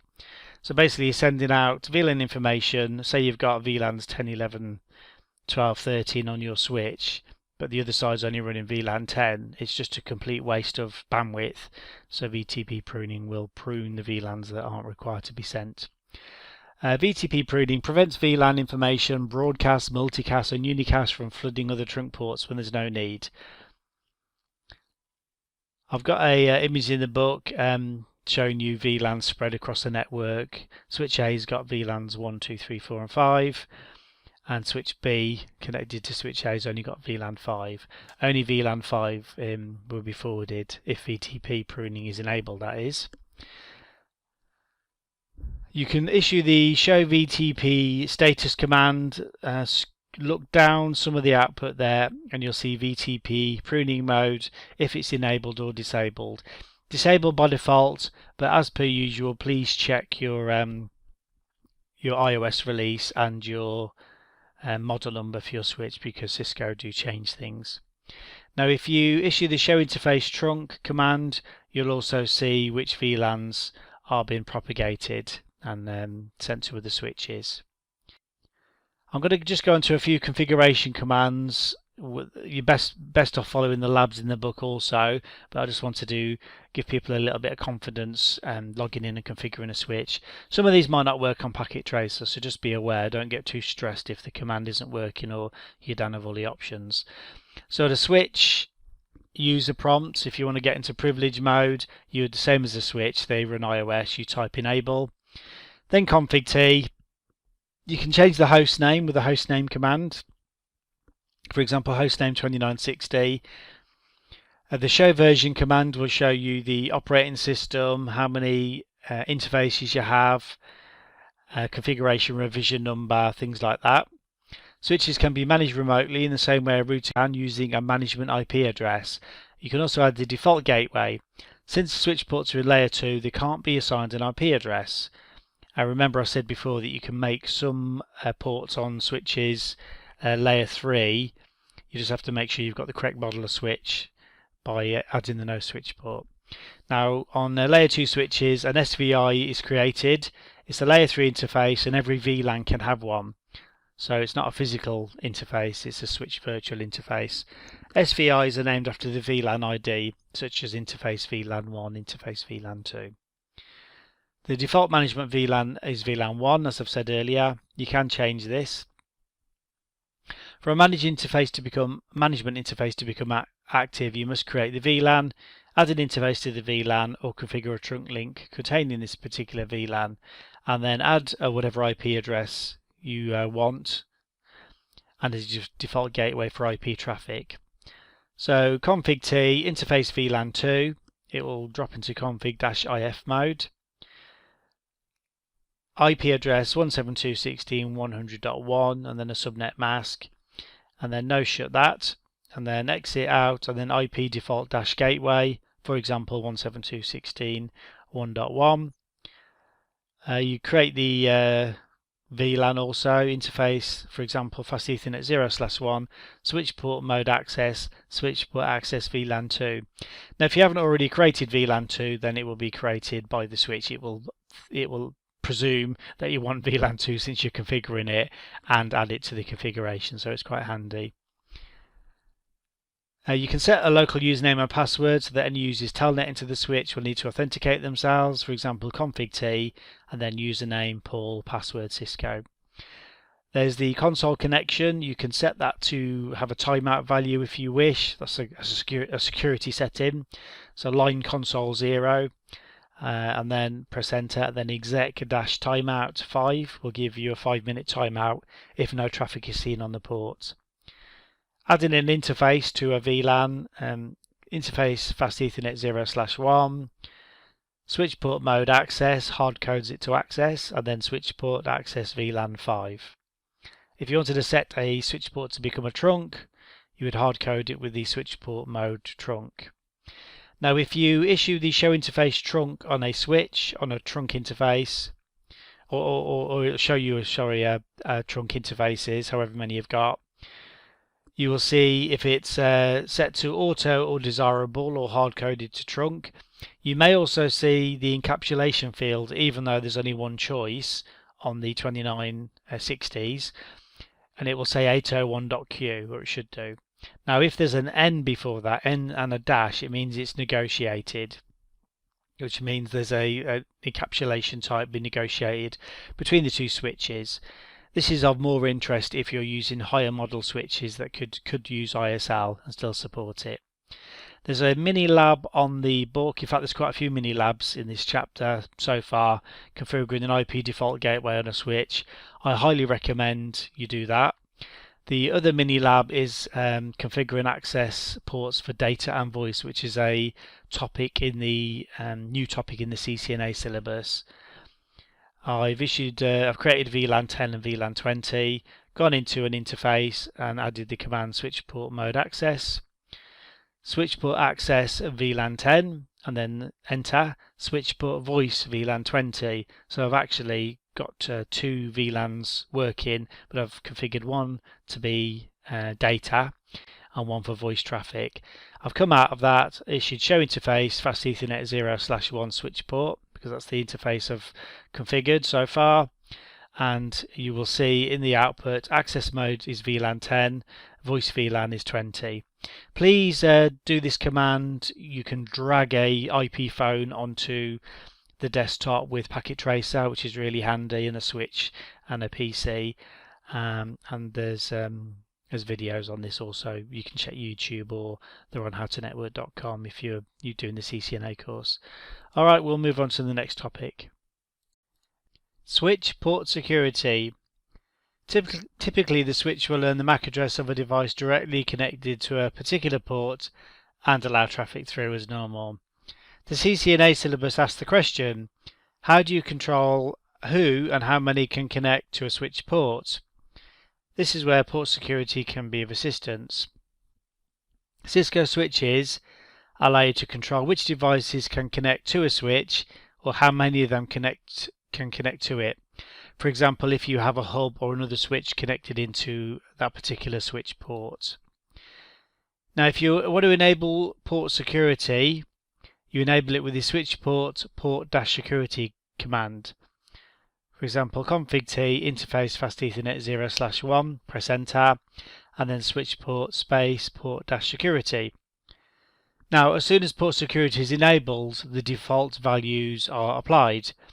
This is one host to be permitted to connect at a time. If the rule is violated, for example, somebody plugs in a hub, then the port will be shut down. If you're connected to the actual ports you are configuring port security on, you should enable it after configuring other features to ensure you don't lock yourself out. Using the switch ports port security feature, you can specify who can connect to the switch port, how many devices, and the violation action which takes place once the violation occurs. If you know that only a particular host should be connecting to a switch port, then you can restrict access to that port to the MAC address of the host. This will ensure that no one can unplug the authorized host and connect another one. This is a good option for secure locations. You do this using the command switch port security, MAC address, and then you add the MAC address, which you can easily find for your particular device. So if you want only the host with MAC address 0001 14AC 3298 to connect to a port fast Ethernet 0/1, then you'll go config-t interface fast Ethernet 0/1, hit enter. Then in config IF mode, you'll type switch port security, press enter, and then you repeat the command switch port security, MAC address, and then I'll type that MAC address I just read to you. After all that, then that switch port will be hard coded to that particular MAC address. If somebody else connects to another host, the MAC address is checked against the configuration and the port will be shut down. Now, you don't have to manually add every single MAC address. If you want the first device to be connected to that particular interface to be the one that's recorded, then you just add the command switch port security, MAC address sticky. This address is then learned and added to the running configuration, not the startup configuration. So if you, for example, reloaded the switch, that configuration wouldn't be remembered unless you did a copy run start. If you've got a voice VLAN, then you shouldn't configure static or sticky secure MAC addresses there. Now, how many can connect? Well, let's say you have one switch port left free and you need to connect 5 hosts to it somehow. Well, you'd connect a hub or another switch to that free port. Then you need to decide how many MAC addresses you want through. This can be done using the switch port security maximum command. So if I wanted maximum 3, I would issue the command after I've enabled port security, switch port security maximum 3. I could then add a MAC address if I wanted to specify a certain MAC address. For example, switch port security MAC address, and then whatever the MAC address is. That would allow 3 hosts to connect at the same time, one of which the MAC address is static, the other 2 can vary. The violation action, there's 3 main we need, there's 4, but there's 3 we need to know for the CCNA. So we can have the port shut down. If the port is shut down, an SNMP message is sent. The port is put into what's known as error disabled state, ERR-disabled for short. It can only be recovered by the administrator. There's a couple of ways to do it. You can shut and no shut the interface or configure error disable recovery. The other method is to protect. Keep the port up, but do not allow the offending host to send or receive traffic. There's no SNMP trap sent in this instance. And then the last option is restrict. This means keep the port up, but do not allow the offending host to send or receive data, but do notify the administrator through SNMP or syslog. We choose the options with the command switch port security, violation, and then you choose one of the three commands: shut down, protect, or restrict. If you want to see what port security you have on your switch, you could issue the show port security interface fast Ethernet 0/1, and you will see what state the port is in, if it's up or down, and other configuration types that you've added. If the violation is detected and the port is set to shut down, then the port will go into error disabled, as I've said. The other command you can issue just to see general port security settings for your switch is just show port security. You can fine-tune the port security settings. I recommend you try these commands. I don't think they'll work on packet tracer, so you need to test this on a switch if you can get remote access or access at home to a switch. You've got aging time, which is how many seconds you would age out the MAC address, and the aging type. Again, have a play with these commands. I don't think they're going to ask you them in the exam. Error disabled recovery are mentioned. When certain errors occur on Cisco switches, the erroring ports are put into error disabled state. This means that the port has been disabled because of an error. A common cause of this kind of error is the violation of a port security. An error disabled state would be marked as error disabled in its show interface output. So show interface fast Ethernet 0/10, it would say interface is down, line protocol is down, and in brackets it would say error disabled. So I said earlier the first remedy to this is to issue a shutdown then no shutdown command. You can also configure the port to automatically recover. This is done with the error disabled, ERR disable recovery cause command. You've got a few options here. The one you probably would be looking for is P-secure violation, port security violation. There's also one called security violation, which is something else. You can also configure the error disable recovery interval. Not surprisingly, the command is error disable recovery interval, and then how many seconds you want to take place before there's a recovery. All the commands are in the book, so I recommend you do try them, and obviously there's a switch port security lab to try. We're going to be covering some binary mathematics, a little bit of hexadecimal, IP addressing, how to subnet, and some network address translation. We're also going to be covering some route summarization and variable length subnet masking. Out of all the modules, it's probably more important for this one that you have access to a pen and paper. If you don't at the moment, don't worry about it. Just next time when you do have access to it, if you could grab it, because you may wish to make a few notes and write down a few binary addresses and such like as we go along. The frustrating thing, or one of the frustrating things about learning to be a network engineer, and especially a Cisco engineer, is we have to appreciate how signals move across a wire, only in as much that because a signal can only be on or off, so in either of one of those two states, the only numbering system that would actually work with this is binary. Now of course binary doesn't come very easy to us as human beings. We use a decimal system. We basically learn to count on our 10 fingers and thumbs. Now there's a lot of argument as to whether we need to learn about this. Well, my only answer is in the Cisco exam you'd be expected to possibly be expected to work out some binary to decimal conversions and maybe even hexadecimal.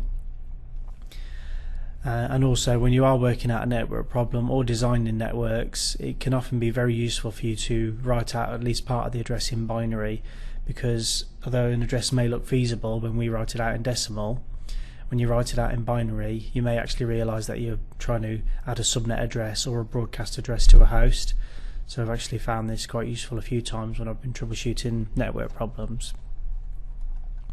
So this is going to be a bit of a challenge for you and I to discuss a numbering system verbally, and we'll do our best. So to work out binary, basically if you have a sheet of paper, if not you'll have to use your imagination. You start off in the top right hand side with the number 1, and then to the left of the number 1 you double it, so you add to the number 2. So the left of the number 2 you double it to number 4.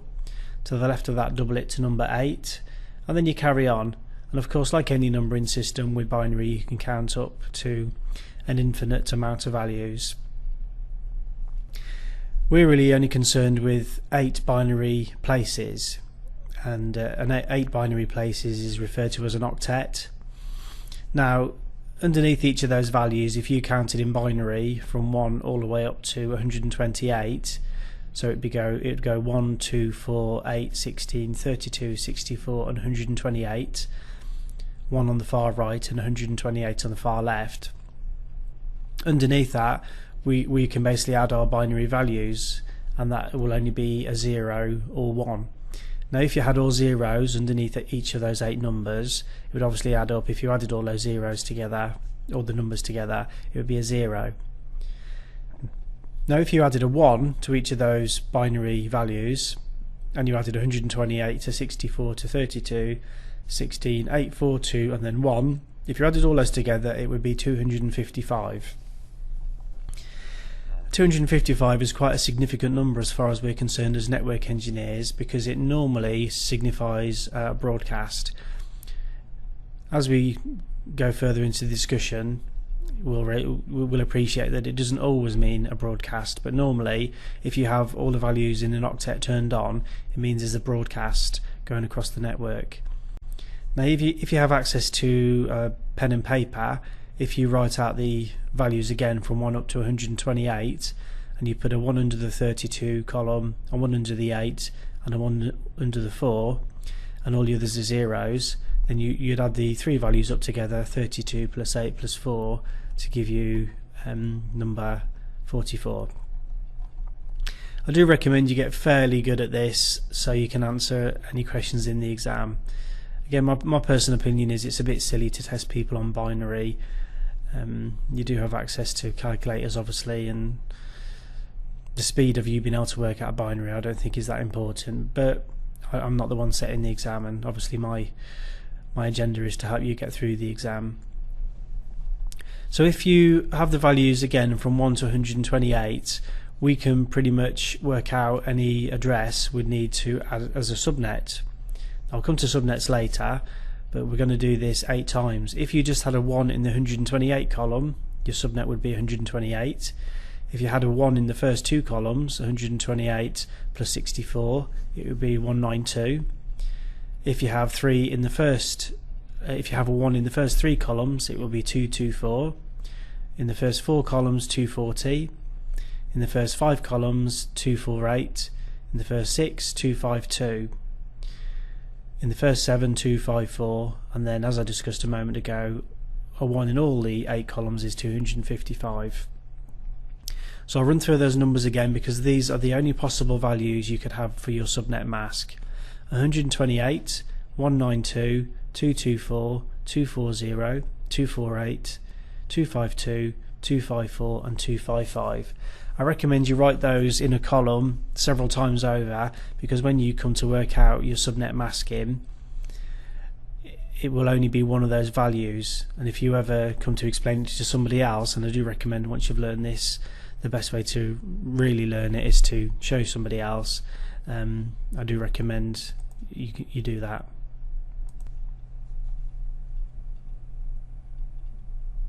So if chatting about binary was a challenge, hexadecimal is going to be even more so. To be honest, my main point of doing the CCNA audio is to get over the main learning points, but there's no way it's ever going to replace reading a textbook of some sort, so I'm just hoping you use this as a study booster rather than something to replace a book. Hexadecimal, it was never in the CCNA exam, and then it appeared, it reared its ugly head, then it disappeared. There's a reasonable chance it could be in there again. Now it's up to you whether or not you want to learn this. I personally I learned it and then I've forgotten it since, but some people want to learn it for the exam.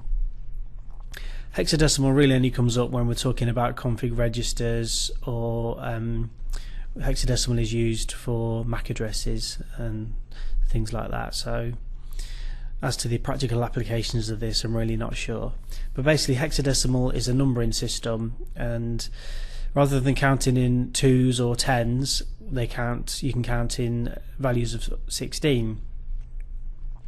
Now hex starts off at 0 and goes all the way up to the letter F for Foxtrot.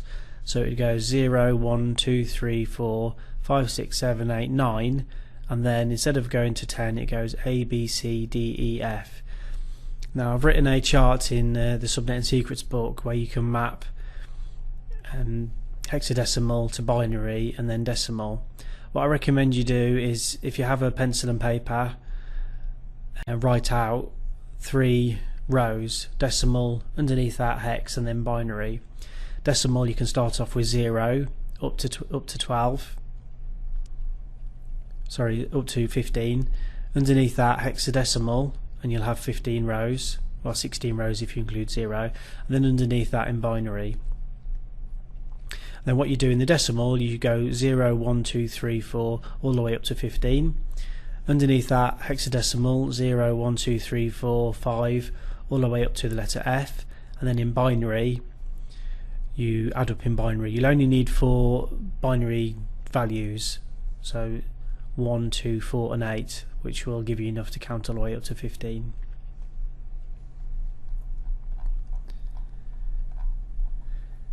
Alright, so we're going to be discussing IP version 4. Now the current version that's in wide deployment is IP version 4. IP version 6 is being used on some networks, however it isn't really being used over the internet at the moment. It will be the de facto default version in a few years' time, so Cisco are basically expecting you to have an appreciation of it. We will talk about IP version 6 in a while, but our main point of focus is going to be IP version 4. The way an IP version 4 address is made is up of octets. It's made up of 4 octet values, so 4 sets of 8, so we have 32 binary bits. Now IP version 4 was designed so that there would be enough addresses, IP addresses, for the foreseeable future. The problem is that when that addressing scheme was designed, people didn't have home computers. It was really only used in commercial implementations, and even then only the minority of companies actually used computers and mainframes, so it wasn't really intended for use as we have today. Now an example of how an IP version 4 address would appear in binary, if you can write this down it'd be quite handy. If not, don't worry about it. You have 4 octets, first, second, third and fourth. The first octet could have a value, for example 11000011. The second could be 4 1s and 4 0s, and so on. That's how it would look in binary. And we have to remember, this is how network equipment and routers actually see the address. They don't see it as 192.168. So this is where the problem comes. Another area that you need to be familiar with is the powers of 2. It's pretty easy to understand, but understanding or being able to write out the powers of 2 will enable you to quickly and easily answer subnetting questions for the exam. And it's my objective, once you've gone through subnetting and gone through lots of exercises, and there's loads of cool tools on howtonetwork.net, you'll be able to answer any subnetting question in sort of 15-20 seconds time. I know that may sound fairly hard to believe, and if somebody had been telling me that when I first started, I probably would have laughed, because it was taking me more like 10 minutes. But trust me, with practice and repetition, you'll get very accurate and quick at doing this. So the powers of 2, basically you start off with the number 2 and you double it. So underneath 2 write 4, double it to 8, 16, 32, 64 and keep going. And that's it basically. We'll come back to the powers of 2 when we're actually answering questions. So IP addressing, we understand basically that an IP address is made up of binary numbers which are grouped into octets. And I explained the reason why we're using this is basically because network equipment can count in 2, so we have to have some way of working out how we can translate that to decimal. IP addresses, when they were first devised, were grouped into classes. Classes are A, B, C, D and D. Now, classes were originally allocated when I said people, or the people who were looking after this, the IANA, the Internet Assigned Numbers Authority, didn't really foresee what was going to happen. There was a massive explosion in the 90s with internet working and personal computing, and it became far more affordable. Now, I'll cover how they got around that, but basically when IP addresses were first allocated, there was a huge waste of spaces. Now, for Class A addresses, these were normally given to very large organisations. Now, the way a network device will recognise a Class A address, it would be anything from number 1 to 126 in the first octet. What happens in octets 2, 3 and 4, it really doesn't matter. Now, the way a network device will recognise a binary Class A address is if you write out the values 1 all the way up to 128 in the row, like we have a couple of times, the first bit of the first octet always has to be a 0. So under the 128 column you put a 0. That's just for the first octet. Again, don't worry about this if it doesn't make sense, just kick back and relax and listen to the sound of my voice, and it will all sink in its own good time. So we can use values 1 to 126. If the first octet has any one of those values in, you can be sure it's a Class A address. The number 127 is reserved for loopback testing. The IP address is 127.0.0.1, and basically we use that for troubleshooting networks. So basically now, if you saw any IP address written down, for example 100.2.1.6, you'd immediately be able to recognise it as a Class A address. Now, you could actually write this address out in binary if you wished. If you wanted to write out the 10 network, for example, you'd have a 1 in the 2 column and a 1 in the 8 column in the first octet, and all the other columns would have a 0 in. Now, we have another 3 octets available for host addresses, so that's 8, 16, 24 binary bits, binary values available for host addresses. If all of those values had a 0 assigned, that basically means it's the 10 network. If you went all the way to the last octet and the very first host number and put a 1 under the 1 column, the host would be 10.0.0.1 if you wrote it out in decimal. So basically that would be the first available host on the 10 network. If instead now you moved the 1 into under the 2 column, so in the last octet you had 6 zeros and then a 1 and a 0, then that would be the value 2, which would be the second host available on the 10 network. Now instead, if you turned every single host number on in the last 3 octets but left the very last one as a 0, that would be 10, which is obviously your 10 network in the first octet, 255 in the second, 255 in the third octet, and in the fourth octet 254, because we've left the 1 turned off. That is the very last available host. Now if you turned all of the values on in the last 3 octets, that basically would be 255.255.255, which as far as the network is concerned is a broadcast to every host on the 10 network. Again, I know I'm repeating myself, but if this isn't sinking in or it's a bit confusing, that's perfectly normal. It took me weeks to understand this, and to be honest, it's only when I really went to write subnetting secrets I had to go through this all again and write it out in an understandable way that it kind of sunk in, and certainly the easy way to subnet sunk in. The next class of addresses is Class B addresses. These were reserved for large organisations that needed lots of host numbers, but not the very largest organisations. The way network equipment recognises a Class B address is the first 2 values on the first octet have to be a 1 and a 0. Basically what that means is the first network for Class B addresses would be 128. The last available address would be 191.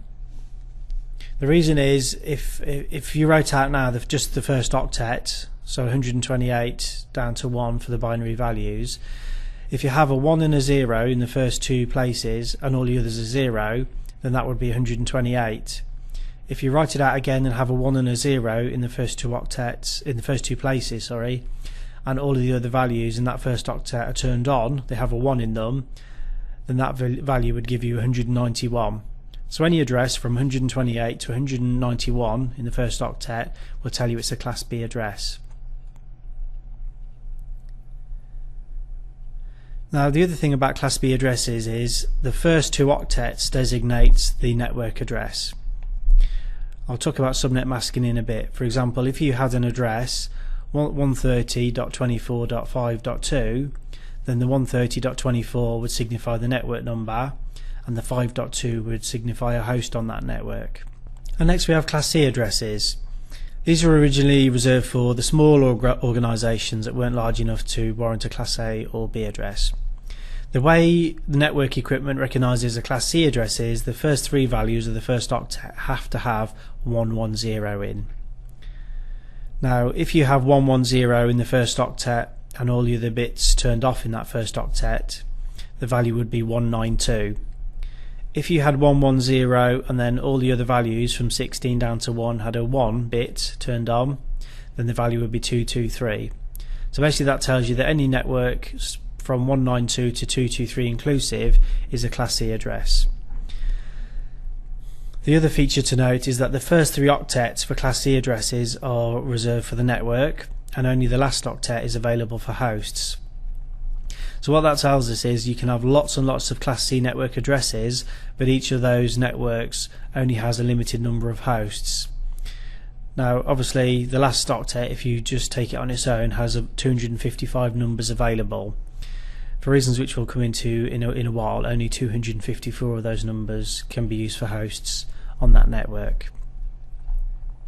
Class D addresses are used for multicast traffic, which I talked about briefly earlier.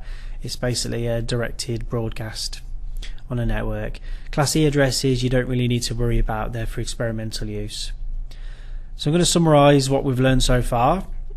Class A addresses are divided into Class A, B, C, D and E. We're normally only really concerned with Class A, B and C as far as subnetting goes. For Class A, the first bit of the first octet has to be a 0. The address range is 1 to 126. It goes network, host, host, host. For Class B, the first two bits for the first octet have to be set to 10. The address range is 128 to 191. The network values are network, network, host, host. So 2 octets for the network and 2 for the hosts. For Class C addresses, the first 3 bits have to be set to 110. So the address range is 192 to 223 and the values are network, network, network, host. So that's a summary of what we've learned so far. So I just want to mention briefly reserved addresses. I mentioned before that IP addresses, they used to be thought of as an almost infinite resource, something we just never run out of. The problem is that we did start to run out of addresses and there was, shall we say, a moment of panic when this realization dawned. Obviously IP version 6 is almost ready to deploy, but it hasn't been deployed yet on most networks. So there had to be some sort of workaround devised. Now a couple of things were devised to help reserve addresses and make them last at least a few years longer. One way, it's known as RFC 1918.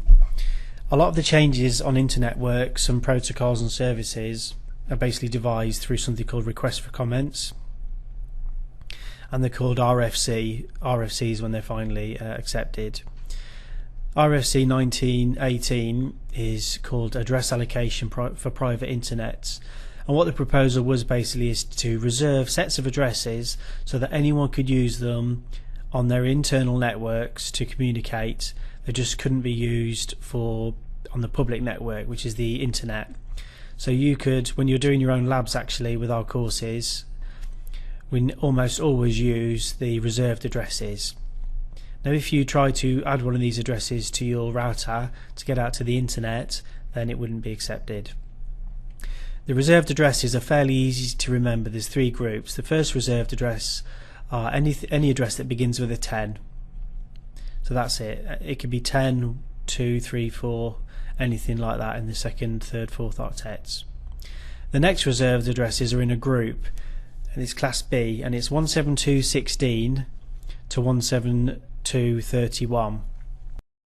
So what that means is any network address, as long as it starts with a 172.16 all the way up to 172.31, it doesn't matter what the values are in the next 2 octets. The third group of reserved addresses that you can use are any address that starts with a 192.168. So feel free to use any of those networking numbering systems on your network. Okay, we're going to be talking about subnetting now, and this is traditionally one of the most difficult subjects for a Cisco engineer or junior Cisco engineer to master. I found also on when I've gone to large companies, there's a lot of people on support desks that are supporting some quite advanced features and functions, and yet they still don't understand subnetting properly. The other category of people are those who can explain subnetting and understand subnetting, but the way they work it out is so convoluted and time consuming, it's unbelievable. And sometimes they'll devise a system that works well for, say, a class A or B address, but when you're using a class C address or a class A address with a different subnet mask than normal, their system falls apart. So I'm going to show you, as we go through this, the quick, the easy and the accurate method so you can work it out. And my belief is, why waste time doing convoluted ways of working things out when your time could be better spent elsewhere. So I mentioned address depletion earlier.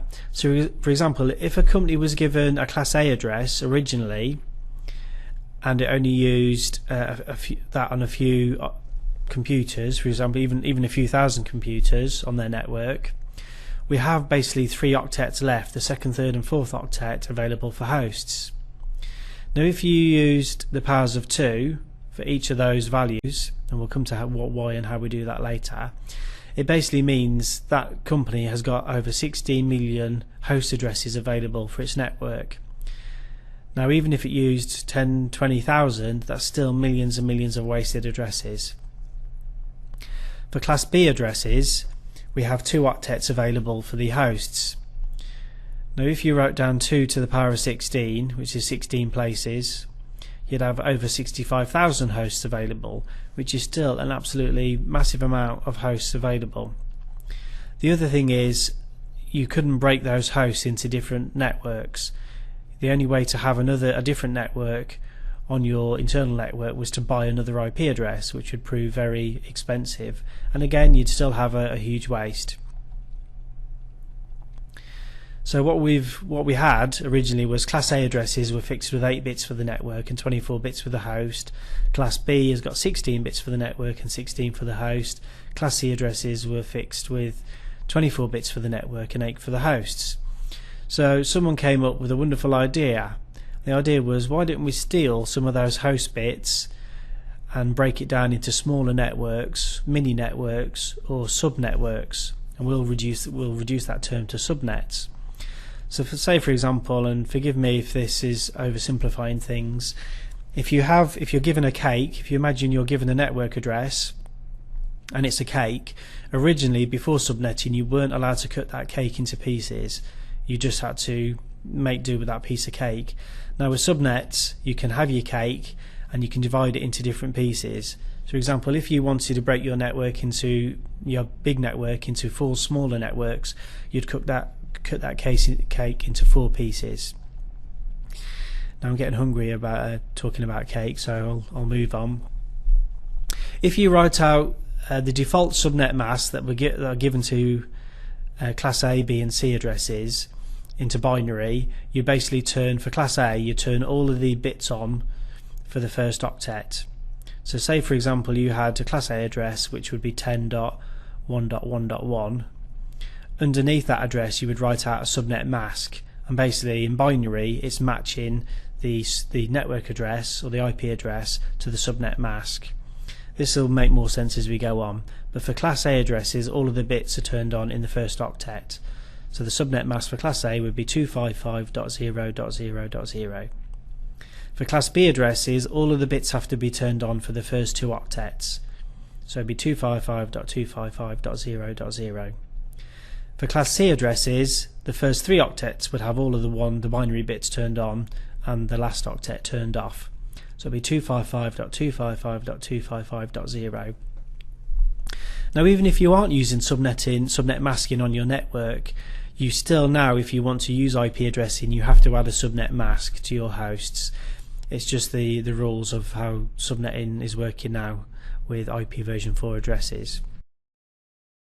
Alright, so I've put down in CCNA Simplified, I've actually written down binary addresses, and so I've put an IP address, and underneath that in binary I've written the subnet mask. It's going to be quite difficult to do this on the audio guide, but my point is, if you write out an address, and if you could do it now it would be quite useful. For example, the IP address 140.179.240.200. Now if you wrote that out in binary, and underneath that you wrote the subnet mask, so all of the bits in the first 2 octets turned on and all of the bits in the second 2 octets turned off, even if you didn't write this down, you'd be able to tell me, if those bits are matched, that the network address is 140.179.0.0. The reason why we can work this out is the routers use something called logical ANDing. Now all we need to be concerned about with logical ANDing is the router will compare the IP address or the network address with the subnet mask, and it will work out which part of that address is the network address. Remember, routers they're not an intelligent device, so all they can do really is perform mathematical functions and computations. So the way they do this, they will compare all of the 2 rows, the first row being the network address or the IP address, the second row being the subnet mask, and it will determine which part is the network address. So if it compares a 0 and a 0 in the 2 rows, it will say it's worth a 0, and if it compares a 0 and 1 or a 1 and 0, it's a 0. Now if it compares a 1 and a 1, then that will equal a 1. I've written a small box on how that works on CCNA Simplified, but basically the whole point behind this is the router can recognize the network address, and I know it's quite easy for us to if we write it out, because we can say, well, hang on, the last 2 octets have got all zeros in it, so basically I know that means that they're the host bits, but the router can't quite do it the same way as we can. Now, armed with that knowledge, so far we understand that the 140.179 is the network address. Those last 2 octets we can basically use to allocate as hosts on our network. Now, I said we'll be doing subnet masking, and I will be coming to that shortly. The point I want to make is any value in the last 2 octets can be applied to hosts. The only values you can't apply is a 0.0. When all of the host bits are allocated as a 0, that means that's the actual network or subnet number, so that can't be allocated to a host. And if all the bits are turned on, so if you have 8 lots of 1 in this example, then that means that's a broadcast to every host on that network. So every host on the 140.179 network would hear that broadcast. Now let's stick with the example of the 140.179. Now, I said we had a piece of cake before, and that could be considered one network, so one piece of cake. What if we wanted to chop that down into 5 different subnets? Well, what subnet masking allows us to do is to steal some of the host bits. Let's face it, we've got 16 bits there for hosts. There's no way you'd want one network with 65,000 hosts on. Imagine all of those hosts trying to access devices, resources, and imagine a broadcast on that network. It would be horrendous. So what if we stole 5 bits? Well, if you have the opportunity to write this down, I recommend you do. If you write out 140.179 and then you write 2 sets of 8 zeros, so 8 zeros in the 3rd octet, and then write down 8 zeros in the 2nd octet. That's all our host bits. Now, if you put a circle around the first 5 bits of the 3rd octet, those bits have been chopped off, that there are 5 pieces of cake. So now we've got the first 16 bits, you can write network underneath it. The 5 bits on the 3rd octet, you can underneath write that subnet, and the 11 remaining bits are basically available for hosts. So let's just go through this again. We've got normally 32 bits for a network address. Now for subnet masking, we're not allowed to steal network bits. So the first 16 bits in this example for the network 140.179 we can't touch. We've got 16 bits after that. We're going to take 5 bits from the third octet, so we're going to steal those 5 binary bits. If you put a circle around the first 5 zeros in the third octet, and underneath that you could write subnet. For the remaining 11 bits you can write host bits. Now if we need to start using our powers of 2 now, and I mentioned we'd need it earlier on. If you take 2 to the power of 5, so basically take 2 and double it, 2, 4, 8, 16, 32, stealing 5 bits gives us 32 subnets. Now that gives us 11 bits for the hosts. If you take 2 to the power of 11, so if you did 2 times 2 times 2 11 times, it would give you 248 subnets. Now it's worth mentioning, when we work out our subnets, we have to take 2 away from that. The reason is you're not allowed to use 0, all zeros, and you're not allowed to use all ones for hosts. I don't really want to cover that in too much detail at the moment. I'll come to subnet 0 later, but just trust me that you have to take 2 away when you use the powers of 2 with subnet numbers. So this is far more manageable now. We've taken what was a really large unwieldy network with 65,000 hosts, we've turned it into 32 smaller networks, but we can still have over 2,000 hosts per subnetwork. So that's far more manageable for us as a networking administrator.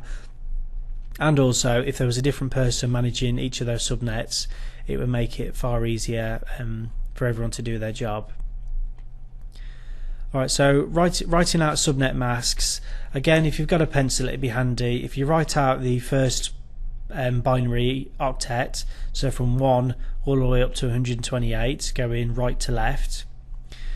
So the way we write out our subnet mask is, do you remember we stole 5 bits in the third octet? So let's pretend this is the octet we're working on and it's the third octet.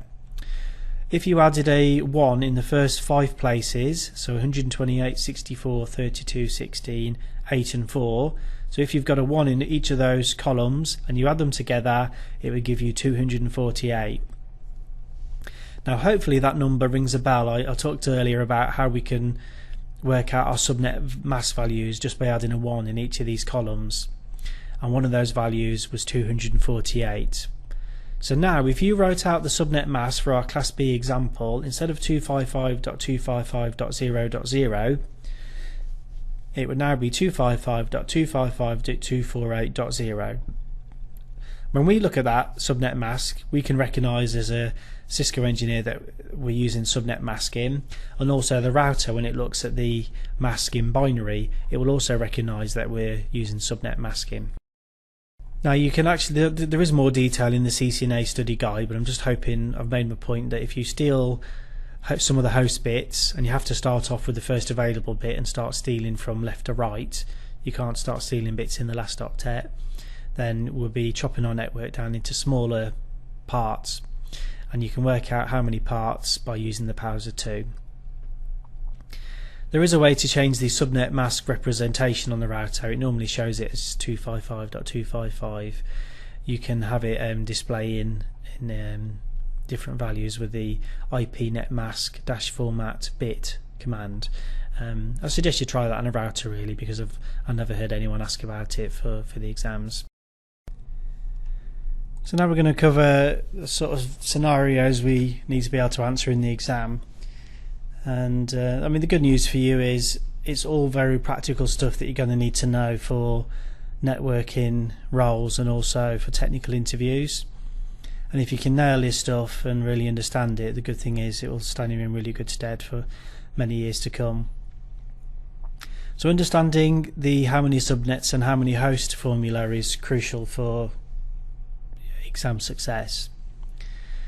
Now basically the question would be in the exam, given a network ID and a subnet mask, how many subnets can you form and how many hosts are there per subnet? Now it all boils down to the powers of 2, which is what I mentioned before. So say for example you saw a subnet mask 255.255, 192.168.224.0.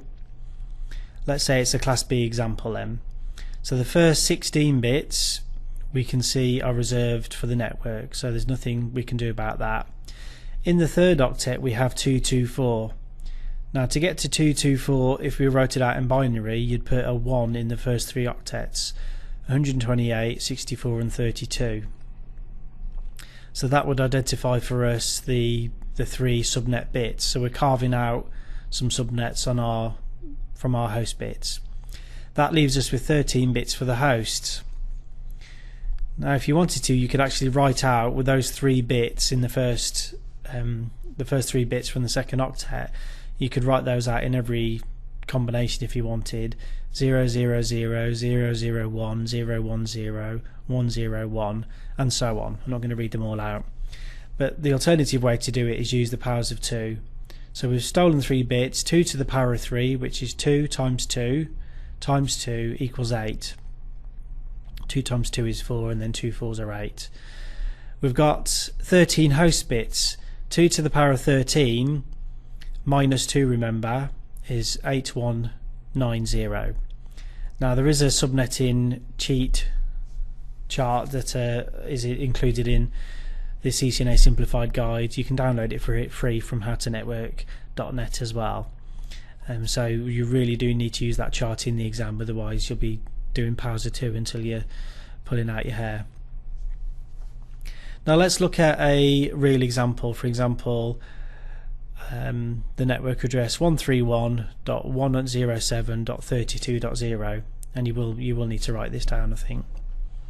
Now the subnet mask we've been given for this is 255.255.224.0. So that immediately tells us that in the third octet we can't do anything about the first 2 octets because it's a Class B address. You can tell that by looking at the number 131. So we can't do anything with the first 2 octets. The third one we can see subnet masking has been applied. 224 you can work out is a 1 in the 128, the 64 and the 32 column. So basically 3 bits have been stolen from the network. Now if you write out the address 131.107.32.0, basically that's your subnet address.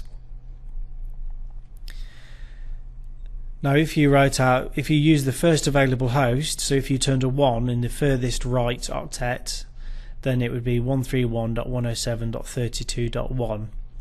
Now we can use every available host number in this subnet.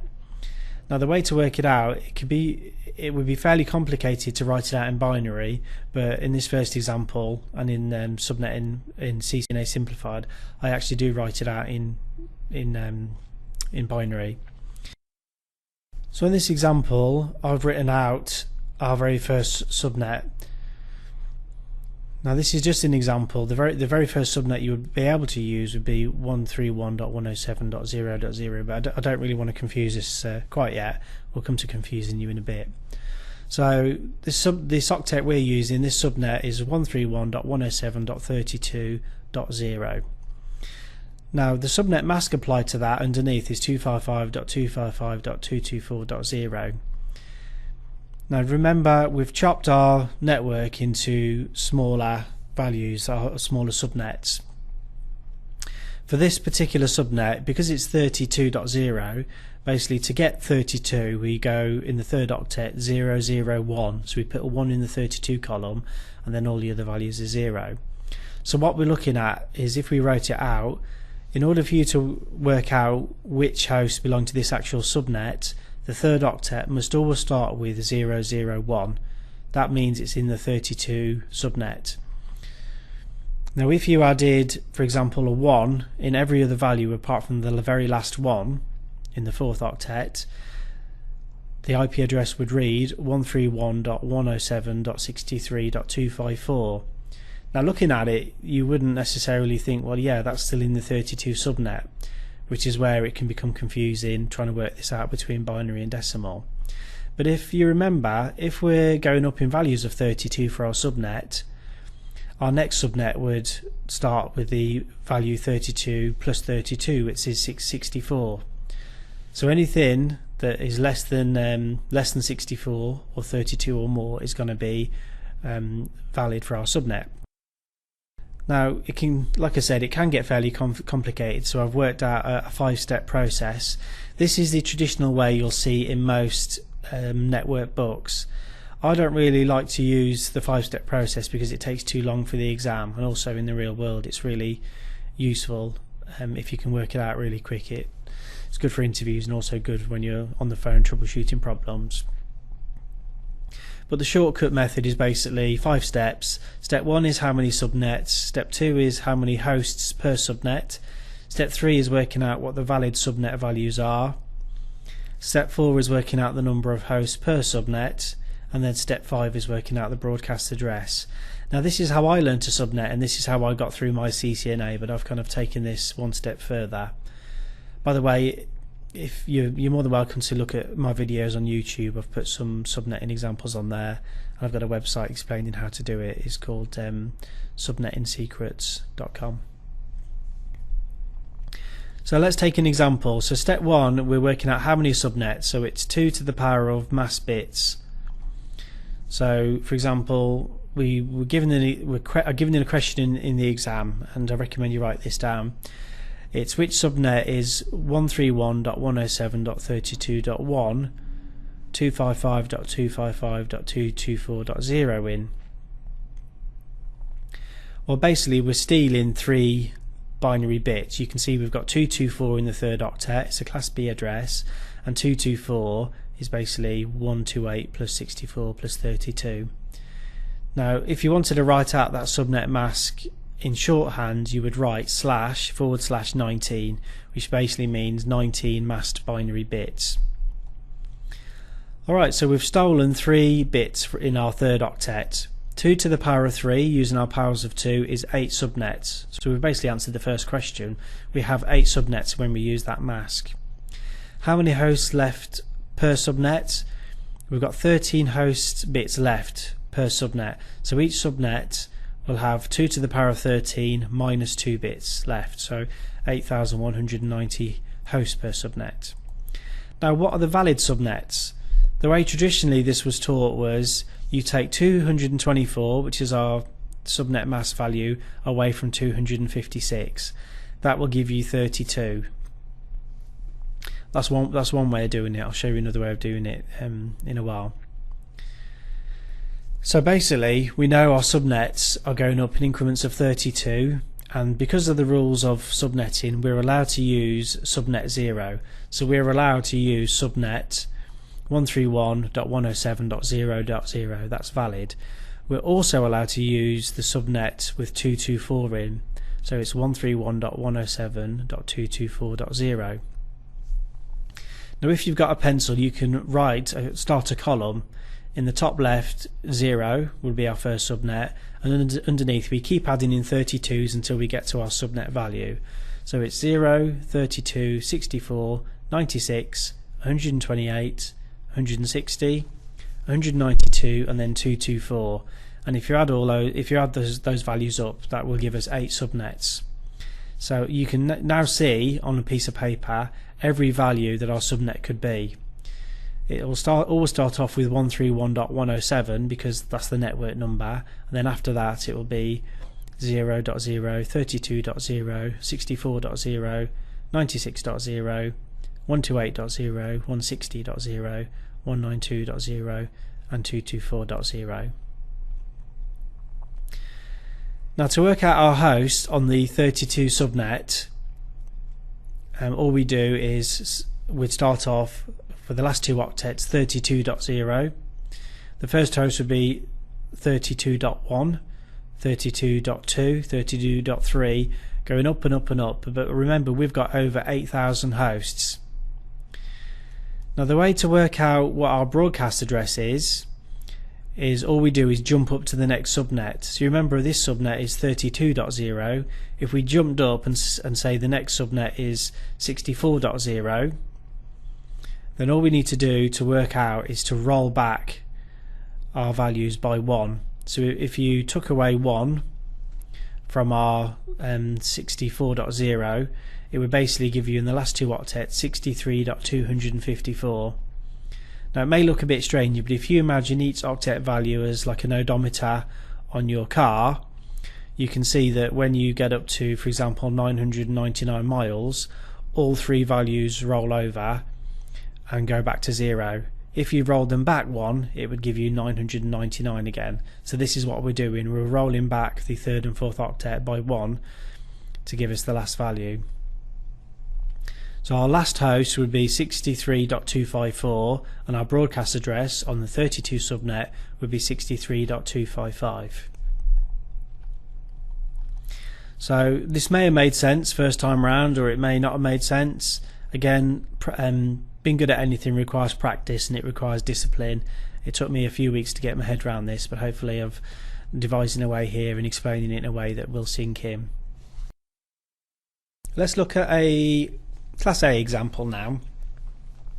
So you're given the question, which subnet is host 10.20.1.23 with a subnet mask 255.240.0.0 in, and we're basically going to apply the 5-step process again. So the 12 bits for our subnet mask, we've got 255.240, so that's 8 bits in the first octet and 4 bits in the second octet, is 12 bits that are masked. Now basically the first octet, do you remember we said before, for Class A is reserved for the network, so there's nothing we can do with that, but we can see to get to 240 we have to have a 1 in the first 4 values in the second octet. So 128 plus 64 plus 32 plus 16. Now if we use for step 1, how many subnets is the first question of the 5-step process. 2 to the power of 4 mask bits, 2 times 2 times 2 times 2 is 16. How many hosts per subnet? Well, that's a bit of a pain. We've got 20 host bits. So if we go 2 times 2 times 2, or if we double 2 20 times, it will give us, and we take 2 away, it'll give us 1,048,574 hosts. Now the subnetting, the easy way to subnetting cheat chart will actually just let you tick down boxes very quickly so you can get that value. What are the valid subnets? Step 3, well, our second octet has 240, so if you take 240 away from 256, it will give you 16. So basically our subnets will go up in values of 16, in increments of 16. You're allowed to use 0 for the first subnet, so 10.0.0.0 would be the first subnet, 10.16.0.0 is the second, 10.32.0.0 is the third, 10.48, going up and up and up, all the way up to 10.240.0.0. What are the valid hosts per subnet? Well, say for example we're looking at the first subnet, 10.0.0.0. Hopefully by now you've worked out that just by adding a 1 to the very first, the very last octet, and the first number 1, it would give you 10.0.0.1. Now if you wanted to quickly work out the host available for this, you would jump up to the next octet, 10.16.0.0. Now if you rolled those last 2 octets back 1 place each, it would show you that the broadcast address, so I'm jumping forward to step 5 now, is 10.15.255.255. If you roll back the last octet 1 place, it will give you the last host on the first subnet, which is 10.15.255.254.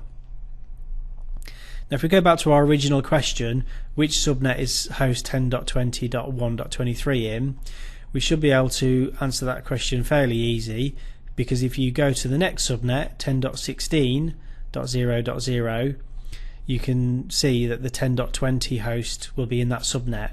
The reason why you can recognise that is if you jump to the next subnet, 10.32, we've got gone well past the number that we wanted to get to.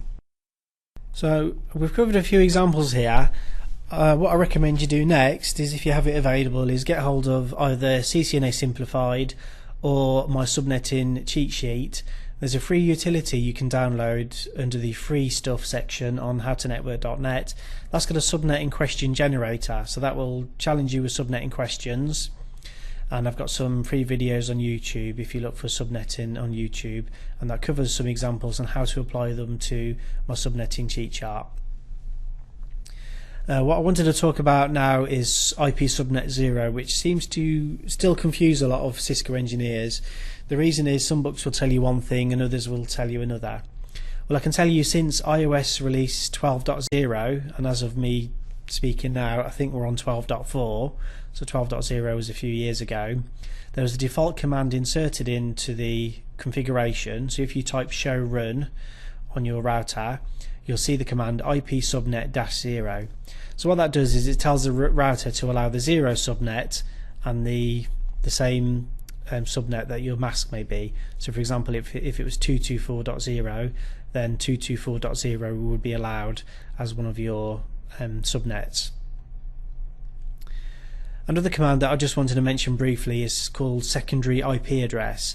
You can actually add more than one subnet address or more than one IP address to an interface on your network. I haven't really seen this done very often, but it is a resource that's available. For example, if you had more than one subnet available on your network, then you may need to have two different IP addresses on the same interface. The way to type it out is you put on your normal IP address, for example 192.168.1.1, and your subnet mask. If you wanted to apply a second address, and the other confusing thing is you can have more than one secondary IP address. They're all called secondary, but you can have quite a few on there. You type IP address 192.168.2.1, 255.255.255.0, then you'd have a space and then type the word secondary.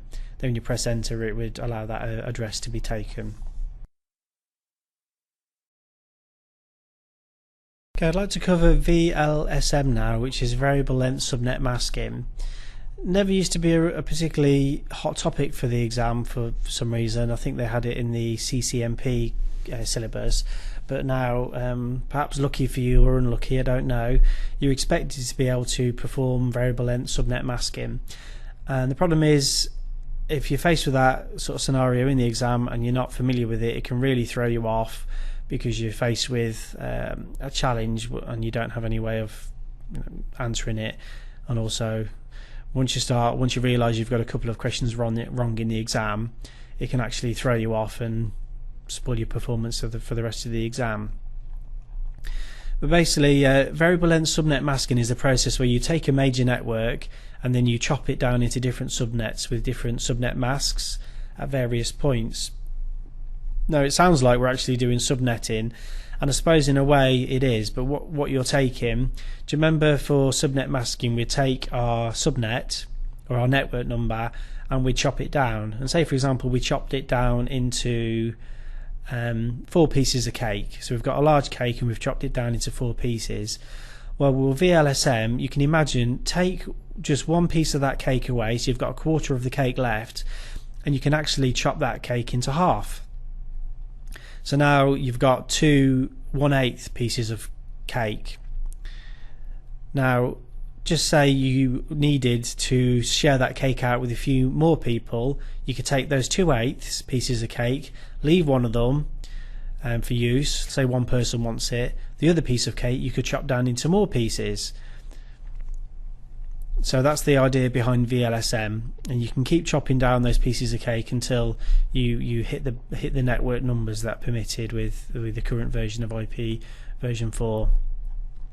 Now, you obviously know this is coming. I've got some examples on howtonetwork.net on a live network for a company called Acme. I think the best way to learn anything is to apply it to a real scenario, because we can talk about stuff, but it's really pie in the sky. But I'll do a brief overview now of how we've applied this to a particular company. Now, say for example this is your company, and you'll be given a network address 200.100.100.0 with a /24 mask, which basically means that the first 3 bits are reserved for your network. Now, it's perfectly permissible, and this would be what would happen. You would buy a network range, but then anything that happens within that range is up to you. You'll just, as long as you're advertising out the addresses that you've paid for to your service provider, then they'll be happy and you'll be happy. But inside your network, you may have various wide area connections. You may have 100 hosts on one network and 20 hosts on another network. So using VLSM will let you chop down your major network into smaller pieces. So say for example you wanted to chop your network down into 2 pieces. You've got a /24 mask, so what if you just basically stole one piece, or if you added 1 bit? Well, if you put a 1 in the row of 1 to 8, basically what you've done is change your network from one major network into 2 subnetworks. Now if you use the subnetting cheat chart, you'll see if you tick down the 1 to 8 part, that actually gives you a subnet mask of 1 to 8. Now if you've gone through subnetting a few times, you'll understand that you've got 2 subnets. The first subnet would be started with a 0 in the last octet. The second subnet would start with a 1 to 8. So basically what you've already done in summary is chop your network down into 2 pieces.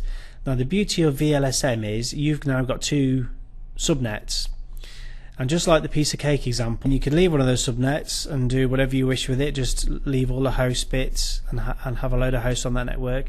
The other one you could chop down again, so you've got a /25 mask. So one network would be 200.100.100.0/25. The other one will be 200.100.100.128/25. So in that network you could have hosts from 129 all the way up to 254.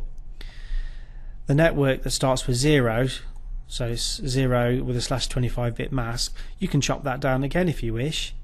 The only rule is that you're not allowed to repeat an IP address. It doesn't matter what the subnet mask is, you're not allowed to use the same IP address twice.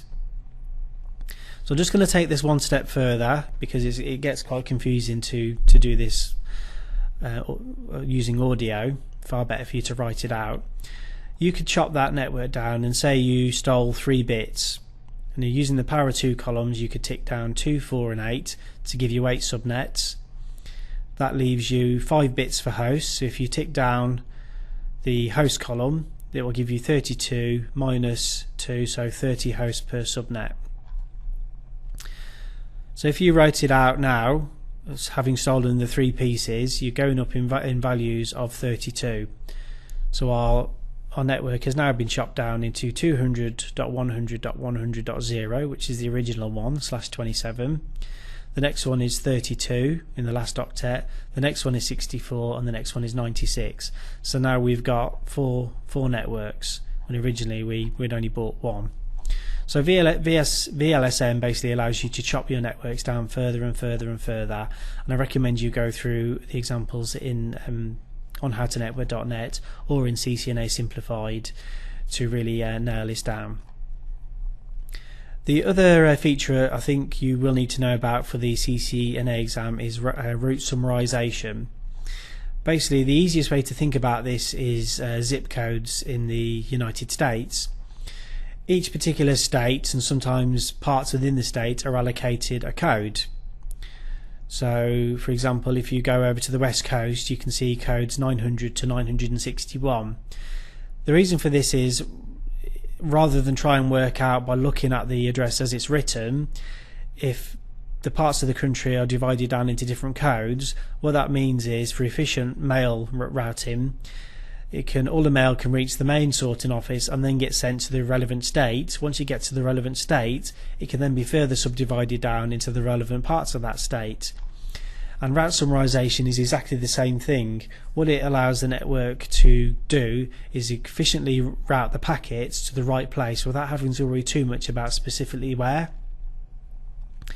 Now the way it would work is, I've got an example in the book but I can explain it here, is if you've got networks 172.16 and it goes 172.16, 8, 9, 10, 11, 12, 13, 14, 15. These are all your subnets on your 172 network. Now if you wrote all of these out in binary, and unfortunately this is the only way to do it, if you want you can forget writing the 172.16 part out because that's always the same, but if you write the 8.0, 9.0, 10.0, if you write all of those out in binary, what you need to do is find the bits that match.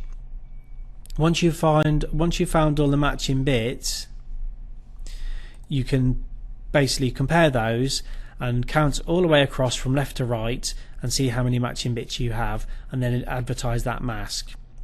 Now the first 2 network bits will always match, that's 16. Now if you wrote it out in binary, you would see that in total we've got 21 matching bits. So in the third octet, that's 16, 17, 18, 19, 20, 21. So in the third octet, writing out all those addresses, you've got 5 matching bits in the third octet.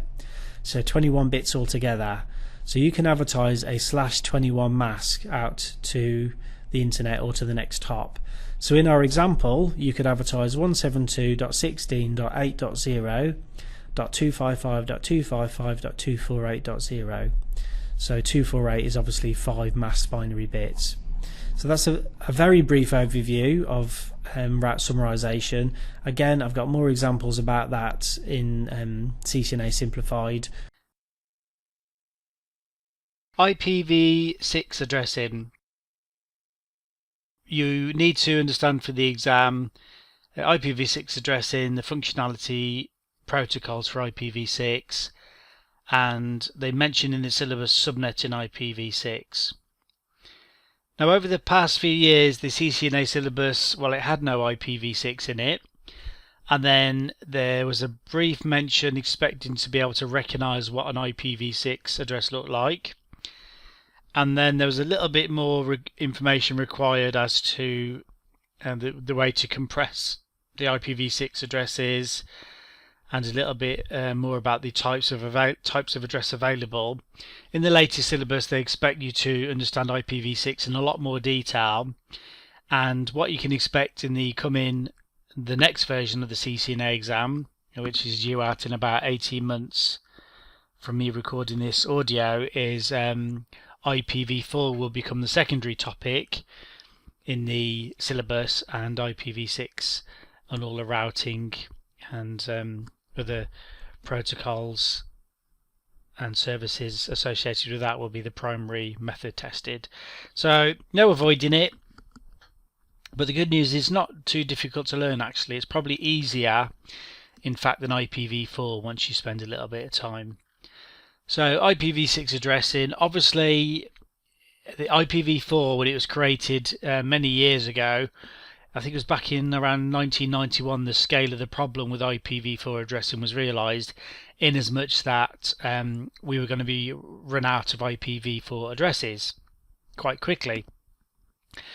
The solutions to keep us going for a few years, which have worked well, are obviously the IP private addressing scheme, so you can use various ranges of IP addresses for your home networks, and also network address translation, which allowed you to use services such as NAT overload, so you could use one IP address for many connections out of your network.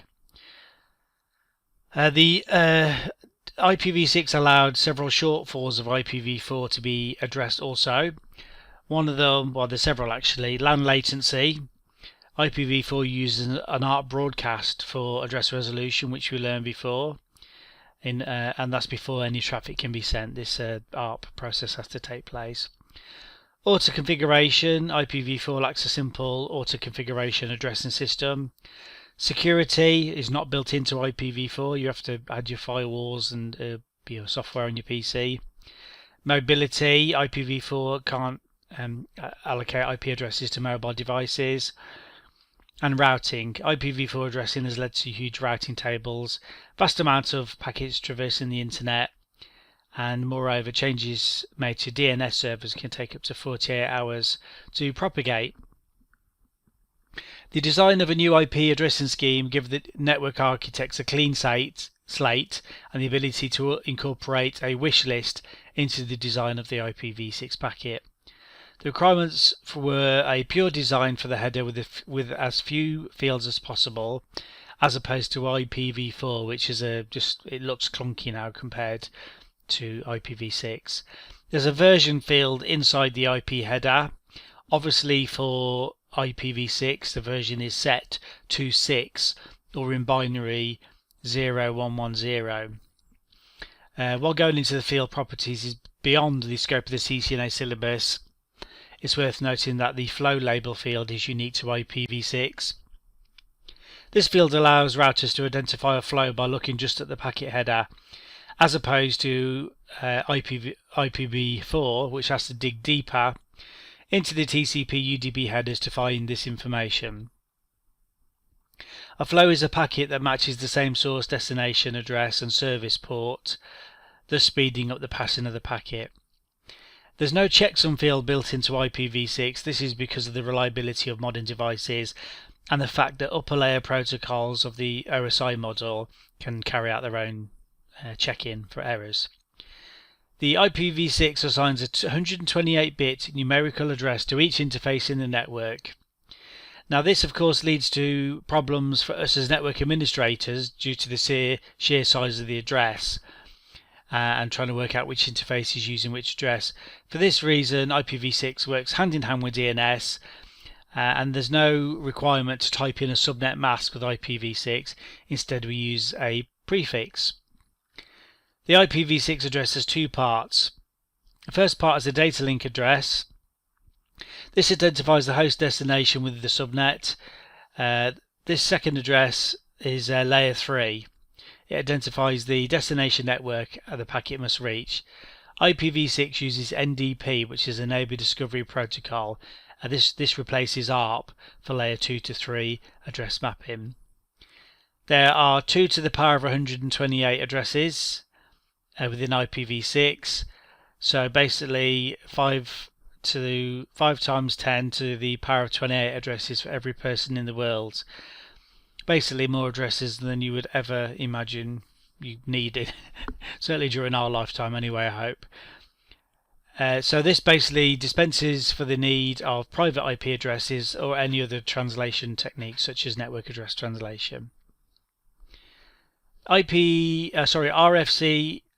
1884 recommends that IPv6 syntax for the 128 bits is represented in 8 groups of hexadecimal digits, so 8 groups of 16 bits. Each of these groups is to be divided by a colon, so the syntax is referred to as colon hex. So an example would be, I'll just read out some of the address: EEDE colon, AC89 colon, 4323 colon, 5445 colon, and there's 4 other fields of similar characters. You can represent your IPv6 address in 3 ways: the preferred or complete address representation or form. You can compress the address, or you can have IPv6 address with an IPv4 address embedded inside. You should be familiar with the other methods, although the complete representation is the most familiar. The preferred form. Preferred form then, as I mentioned, is 128 bits as 32 hexadecimal digits grouped into 8 16-bit fields. So you separate each of the 4 hex digits with a colon, as I've mentioned, like 3 FFF colon 1234 colon ABCD, etc. Each 16-bit field can have a value hypothetically from 0000 to FFFF. As will be described later, some of the bits of the first field have been reserved. Not all of the possible values for the first field are used. Hexadecimals, when you type out the characters, they're not case sensitive, so you could have ABCD in uppercase or ABCD lowercase, it doesn't really matter. Now you can compress the IPv6 address. They could actually test you on this in the exam, possibly. It's best to look through the book for the examples.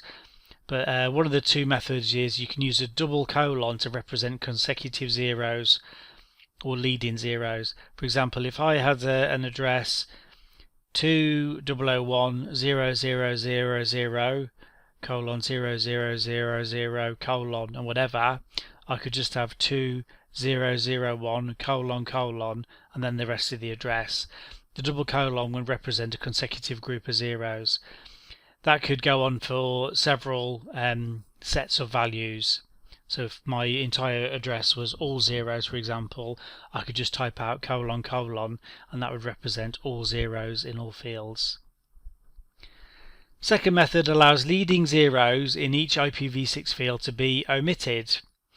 For example, if I had the address 0001 in one field, I could just put colon and then 1, and that would represent the fact that the leading 3 zeros are present, but I didn't type them out. You can use both methods together. You need to practice these commands. I've got a few examples in the book, and it'd just be an easy mark to pick up, plus you need to know it for the field. Embed an IPv4 address inside the IPv6 is been depreciated, so don't worry about it. There's different types of IPv6 address. IPv4 obviously has anycast, broadcast, multicast and unicast. The IPv6 doesn't have broadcasts anymore, so it has anycasts, multicasts and unicasts. There's following types of IPv6 address are supported. And you need to know these, although some of them have been depreciated. Link local, site local, aggregate global unicast, multicast anycast, loopback, we still have loopback addresses, and unspecified. I've written a chart with the some of these have got fixed values in, or a range of values that you're allowed to use for these type of addresses. The link local address is defined in RFC 4291. They're valid on the local link. The local link is a shared segment between devices. So if you've got a point-to-point Ethernet connection between two devices, this is the link local address, can be used between the two of them. Now they're automatically assigned to each IPv6 interface when you enable IPv6. So it's going to be there whether you want it or not. Link local addresses are assigned from the FE80::/10 prefix. So the first 10 bits are all reserved. The next 54 bits must be set to 0. The remaining 64 bits are the extended unique identifier, the EUI address. We'll cover that in a bit. Now it's important to note that every IPv6 interface, PPP, Ethernet, frame relay or whatever will be assigned a link local address, and that's for use on that segment between the two devices. It can't be used across the network.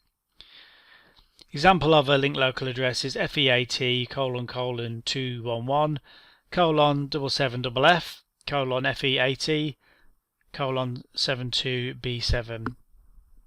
Obviously the two colons there represent some of the fields that are all zeros.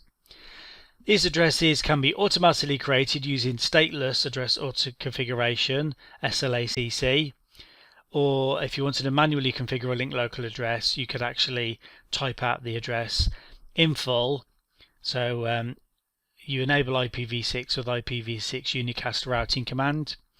You go to interface, for example fast Ethernet 0/0, IPv6 address, you type out an address in the permitted range for link local addresses. At the end of the address you type the words link-local and press enter, and then you'll see that IPv6 address has been created for that interface. You can do it automatically. If you just go into an IPv6 interface, you can type the command IPv6 enable, and the link local address will automatically be added. Now, link local traffic is not forwarded from the local link, so it's not routable. You can't add to your routing protocol and expect it to be advertised over the network. It's used for neighbor communication and other local operations.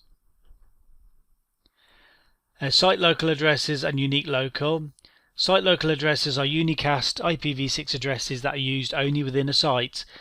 This is the equivalent of the RFC 1918 addresses we looked earlier, the private addresses. They're not routed on the IPv6 internet.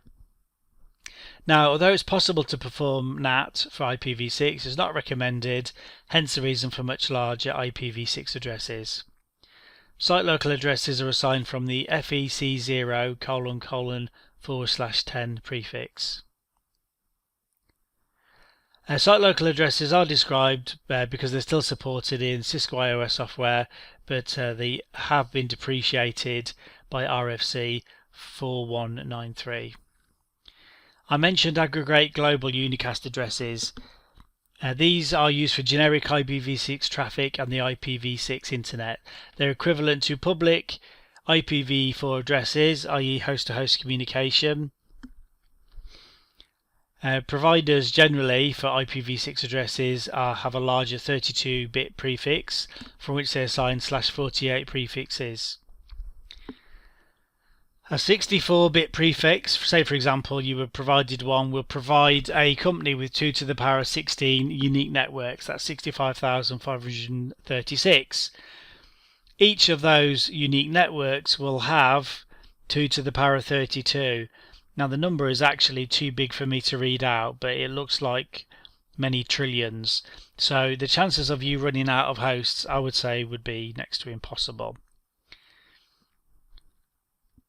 Multicast addresses.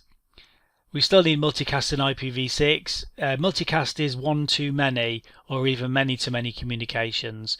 Because IPv6 has no broadcast capability, multicast takes over the function in IPv6. The multicast address will always be a destination address and never a source address. Multicast address is assigned from the FF00::/ or /8 IPv6 prefix. It's used extensively in IPv6 to perform multiple operations. IPv6 multicast has actually replaced ARP. It's used for a number of very useful and essential concepts actually, one of which is duplicate address translation. The Anycast address, I mentioned earlier, they can be described using the nearest address based upon routing protocol metrics for one to nearest communication. They can be considered in the same way we think of unicast traffic. Address auto-configuration. IPv6 offers an easy addressing solution for network administrators, so this is one of the really useful things for us and makes our life easy as network administrators because we've got an unimaginably huge range of addresses. Automatic address configuration allows an IPv6 host to self-allocate the complete address or just the host portion. You've got a few choices which you use, depends on what you want to achieve and how you want to do it. You can do it manually, stateful or stateless. Manual auto-configuration is not auto-configuration. In stateful auto-configuration, the router uses DHCP v6 to obtain an IPv6 address, and DHCP assigns either the host portion or the entire 128-bit address. In stateless auto-configuration, which is SLACC for short, the interface configures its own address using router solicitation (RS) and router advertisement messages, which we shorten to RA. Stateless auto-configuration dynamically assigns the interface a 64-bit prefix. Wanted to cover EUI64 addressing because there's a reasonable chance you'll be tested on this. One of the best features of IPv6, or coolest features, is automatic address assignment without the need for configuration by the administrator. So this is great news for us. This immediately allows devices to communicate across an IPv6 link. A device can automatically assign itself an IPv6 using the IEEE Extended Unique Identifier EUI64 format. This address is generated from the unique 48-bit MAC address of the device. Now, obviously 48 bits are too short to create an IPv6 address. We need additional hex digits to fill out all of the required fields. So the host portion of an EUI64 address is generated in 2 steps. The first one is a 16-bit field consisting of the letters FE is inserted in the middle of the MAC address. We covered MAC addresses earlier, so you should be able to see what that is. For example, 00, 11, AA, BB, CC, D. Write that down actually. You would convert to 00, 11, AA, so you're halfway through, and then FFFE, and then BB, CC, DD. The next step is to convert the UL flag, which is the 7th bit. This is where it gets tricky in the 64-bit host field. It may sound complicated, but it's simply flipping one of the bits. So if you go to the previous example, it started off 0011. Well, you would flip the 7th bit, and if you wrote it out in binary, it would give you 0211. So you'd write it out in binary and convert it to hex. So if I wrote it out in longhand, the 00 would basically be 4 lots of 0 in binary. 0000, 0000. I'd count the 7th bit along, so 0000, 001 has been flipped, 0. And if I converted that to hex, it would be 02, and it'd be 2 in decimal as well. It probably helps if you look at the book for that particular part, because they could in the exam say show you a show interface fast Ethernet 0/0. You see the MAC address, and then it will give you some options of what would the EUI64 address be, and then you should, once you've just spent a few minutes working out how it flips the bit and adds the MAC address to the middle, be able to work out what the EUI64 address would be. It's easy marks, even though it sounds hard the first time you hear me explaining it. Loopback addresses are used in the same manner as IPv4. Each interface has an IPv6 loopback address, which is the equivalent of 127.0.0.1. The address is used by the device itself. IPv6 loopback addresses use the :1 prefix. So all the fields are 0 until you get to the very last digit, which will be a 1. This means that so the very last bit is 1. There's only one active digit. These addresses are always assigned automatically when IPv6 is enabled. So for example, on one of my devices in the book, I've issued the ping space : 1, and I've received a reply. Lastly, unspecified addresses. In IPv6 addressing, unspecified addresses are simply unicast addresses that are not assigned to any interface. These addresses indicate the absence of an IPv6 and are used for special purposes that include IPv6, DHCP, and duplicate address detection. Unspecified addresses are always used as a source address by an interface that has yet to learn its unicast address, as represented by all zeros. So if you see a packet that's captured in IPv6 that has all the zeros in the fields, or ::/128, this means it's unspecified and the device is waiting to be allocated an IPv6 address. It just basically needs to fill the field with something. IPv6 uses a number of underlying protocols in order to function, and we know that IPv4 does the same. Some of the enhancements of already familiar protocols such as DNS, CDP and DHCP. There's a key protocol called Neighbor Discovery Protocol, which I mentioned earlier, NDP, which we'll cover in some detail due to its importance. Firstly, DHCP for IPv6. As you already know, DNS does for IPv6 or IPv4 what it does for IPv4, namely it resolves host names to IP address. Now, DHCP is used for stateful auto-configuration of IPv6 interfaces. You can actually read more in the RFC 3315 if you wish. Hosts can be configured to use DHCP v6 to obtain configuration settings, or an IPv6 router can state that it wants to use DHCP v6 in an outgoing RA message router advertisement. If this is the case, there's two well-known multicast addresses used via UDP: FF02:1:2 or FF05:1:3.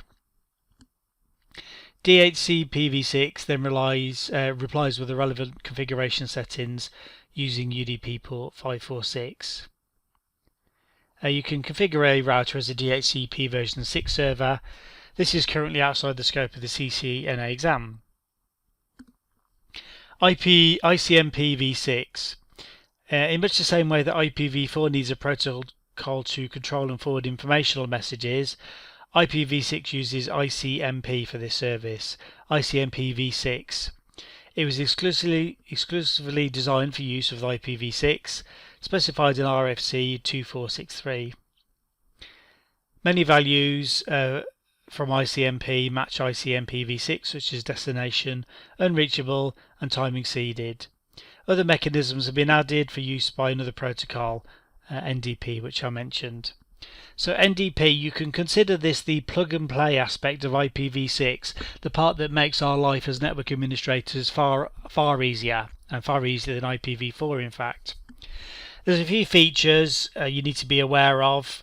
Router discovery, a router can discover when it's at the end of another IPv6 link. Prefix discovery, a router can discover the prefix of an other side of an IPv6 link. Address auto configuration, so this is as in an address without using DHCP, a router can self-assign an IPv6 address. Parameter discovery, a router can discover the MTU size for a link and hop limits. Address resolution, so this is without using ARP, a router can discover the layer 2 address of connected devices. Next hop discovery, the layer 2 address of the next hop to get to a certain destination. Neighbor unreachability, a router can determine that another host or router is no longer reachable. Duplicate address detection, the router can determine whether an address it wants to use is already allocated. And then redirects, a router can notify another device of a better next hop address for a destination. NDP packets are exchanged by connected links and therefore should be using either a link local address or a multicast address with a link local scope. Hop limit is set to 255 to prevent hackers spoofing or attacking NDP. If a packet arrives with a hop limit of 254 or less, it is dropped because it's passed through at least one router. As previously mentioned, ICMP has some IPv6 specific messages built in. These are redirects, which are mentioned, RA, router advertisements. These allow routers to advertise their presence on the link and include MTU prefix, and they're periodically sent. RS, router solicitation. These are generated by a router to request an RA from another router. Neighbor solicitation, or NS for short, generated in order to request the data link address from another router and for duplicate address detection. And then finally, neighbor advertisement. These are sent in response to NS messages. When you're doing IPv6 labs, when you first add the addresses, it'd be handy to add Wireshark, especially if you've got GNS3 working, which I think some of the downloads, if you download the version on howtonetwork.com, certainly we've got Wireshark included in there. You would need to add your own iOS though. Just a bit more detail, router discovery. RA messages are periodically sent by routers running IPv6 to advertise their presence to any device on the same link. These messages will work on broadcast networks such as Ethernet, where multiple devices can receive the message. They're also sent in response to RS messages. I've put a diagram in the book here. I've got a router sending out, a PC sending out a message onto the local segment that contains PCs and routers, and it's saying, are there any routers on the link? This is an RS message. Two of the routers running IPv6 hear the message on the wire and they respond with RA messages, router advertisement messages, saying I'm a router. You can actually, if you issue the show IPv6 interface, fast Ethernet 0/0 or whatever the interface is, you can see further statistics about neighbor advertisements. RD messages are sent to the all nodes multicast address FF02:1. You can debug neighbor discovery with the command debug IPv6 ND. Duplicate address detection. We discussed address auto configuration with EUI64 addressing earlier, so you know that the chances of actually having a duplicate address are remote. However, the facility to detect any duplicate address is built into IPv6. So whenever a device attempts to allocate an IPv6 address, it does so tentatively. The address is never confirmed until DAD takes place. What happens is, or what that means is, no other device will reply to an NS packet generated by the router with that address it intends to use as the target, and the source address is unspecified. So we're hoping not to hear a response from any device on the IP address that we're intending to use. A neighbor address resolution. A major difference between IPv4 and IPv6 is how they discover data link addresses of a host they want to send a packet to. IPv6 uses NDP, IPv4 uses ARP. If the IPv6 address of the host is on the local link, then the router can simply examine its neighbor cache for the data link layer address. I've got an output in the book that shows there's only one address in the neighbor cache. The command is show IPv6 neighbors, and it's displaying. From my Windows 7 prompt, I've issued the command interface IPv6 show neighbors, and it's showing me several different IPv6 addresses. There's a couple of labs in the book, configuring IPv6 and neighbor discovery protocol in action. None of this makes sense until you lab it up. Everything that can be labbed up should be labbed up, and I make this point quite a few times in the book. Now, subnetting IPv6, hard to describe in the audio book. Subnetting IPv6 is not the same concept as IPv4. IPv4 is concerned with how many addresses are available per subnet, whereas IPv6 is concerned with how many /64 subnets are available and how these are allocated to end users. Now, a /64 subnet is a standard allocation, while a /56 subnet would leave 16 bits for subnetting, generating 256 available subnets. This could be allocated to enterprise customers. A /48 subnet would usually be allocated to an ISP's customer's end site and would generate 65,536 subnets. Most ISPs actually receive a /32 block size. As a reminder, CIDR notation is used with IPv6 addressing. For example, the address 2001:BB8:B:111 sitting on subnet 2001:B:64, so the address is 111 at the end. That would be written as 2001:BB8:B:111/64. The IPv6 address features both a subnet ID and a prefix ID. The subnet ID refers to the part of the address that's used to allocate individual subnets. Now, allocating subnets is a pretty simple process, more so than IPv6. If you've got a subnet consisting of 16 bits, you would start off at 0000 and continue adding bits in hexadecimal until you reach FFFF. Now, this would lead to if you've got 16 bits allocated to the /48 prefix, it gives you 65,536 possible subnets, each with a mind-boggling amount of host addresses. So I would start off, if I had a block of addresses I could use, 00001000010002, and keep counting up in hexadecimal. As you can imagine, it would be quite tricky to write all of these out. I've got them in the book if you want to look. I recommend you look at my tables. I've just got the first few rows written out for you. So that's all on the protocols and subnetting, and I'll see you on the next chapter. We're moving on to IP routing technologies, which we will go over in a few different presentations. What is routing, static routing, gateways of last resort, administrative distances, classful and classless routing, dynamic routing and distance vector, and link state, planes of operation, routing features, and then finally RIP version 2. So a lot to get our teeth into. What is routing, I suppose, is the first question. At its most basic level, IP routing, or you could say IP forwarding, is the process of moving information in packet format across networks from point A to B. Now, you could be sending the packet to a friend's house across the road, or you could be sending it across the entire globe to a mail server, for example. Routing occurs at layer 3 of the OSI. It's the job of the router to deal with the process of routing, hence the name. Routing you can actually break down into two processes. Optimal path determination, this is deciding the best path to take from A to B, and this is what all of the routing protocol algorithms are designed to do.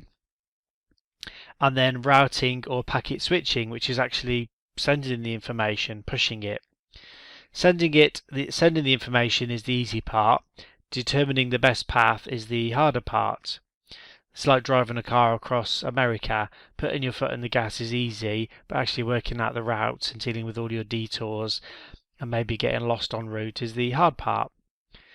To determine how to get from A to B, the router has to perform a calculation to decide how many possible paths there are to get there. Say, for example, I've got 6 routers. I've got an image in the book if you get a chance to open it while I'm saying this. A router's got a path of several routers to take. Now, one of the paths goes 1, 2, 3 routers. Yeah, 1, 2, 3 routers to get from the source to the destination. So that could be the best path to take because it's the shortest. Now, there is another path which goes 1, 2, 3, 4 routers. So that's got more routers to traverse. However, the network path across the 4 routers has been upgraded. So it's a lot faster, in effect, than the 3 paths. Now, depending on the routing protocol, it may be designed to look at different factors, which we'll go into.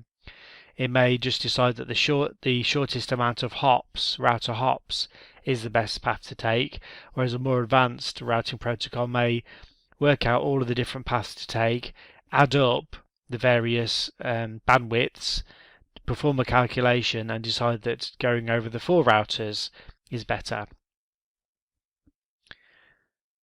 So each routing protocol deals with these issues in a different way. We'll look at the protocols covered in the CCNA syllabus. I encourage you to progress to the CCNP routing and switching syllabus if you enjoy learning about routing, and it's certainly well worth doing it. Now, I've actually broken down the steps of the routing process in a diagram, which will make far more sense if you can see it. The routing table contains information about different networks, how to reach them, and how valid the path is. This information in the routing table can be entered manually by the network administrator or automatically learned from its neighbours via a routing protocol. As will be discussed shortly, the router will choose the best path to take on the longest match rule and the administrative distance. So I'll go through 9 steps. When a router receives a frame, it first checks the FCS field, the frame check sequence field. If an error is found, there's no point in moving to the next step. The packet is discarded. The router then checks the type field and extracts the data, discarding the data link layer, header and trailer.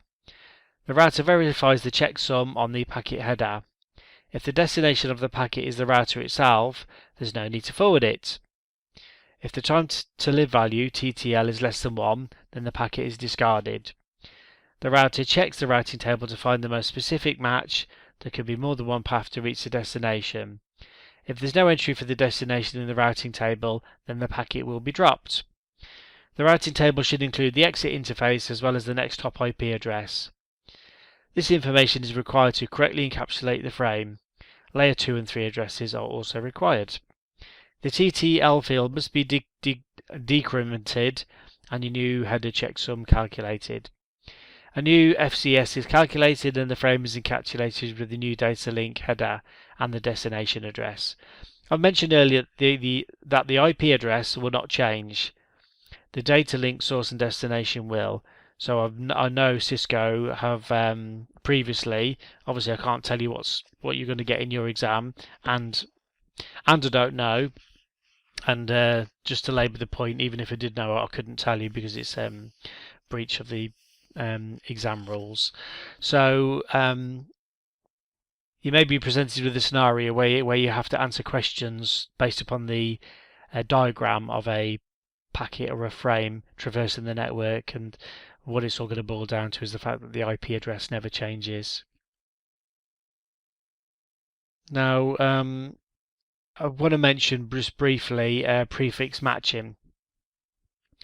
Prefix matching. Routers use the longest prefix match rule when determining which of these routes placed into the routing table should be used to forward traffic to a destination, network or node. Longer or more specific routing entries are preferred over less specific entries, so it's important to remember this, such as summary addresses. The longest prefix or the most specific route will be used to route traffic, regardless of the administrative distance of the route source, or even the routing protocol metric assigned. So it's important, if you get presented with a number of routes in a IP routing table, even if you've got a routing protocol that's considered most preferred, I think I'll talk about administrative distances in a bit, it looks like it's most preferred out of all of the routing protocols, the route in the table with the longest match will win. So if you've got 1.1.1.1/32, so all the bits match, that would be preferred over 1.1.0.0/16, even if that second network has been learned by a much preferred protocol, such as OSPF over RIP. Building the IP routing table. Without a populated table or routing information base, RIB, that contains entries for remote networks, routers will not be able to forward packets to these remote networks. Routing table may include specific network entries or simply a single default route. The information in the routing table is used by the forwarding process to forward traffic to the destination network or host. The routing table itself does not actually forward the traffic. Now, Cisco routers use administrative distance, the routing protocol metric, and prefix length to determine which routes will actually be placed into the routing table. This allows the router to build the routing table. The routing table is built via the following general steps. If the route entry does not currently exist in the routing table, add it to the routing table.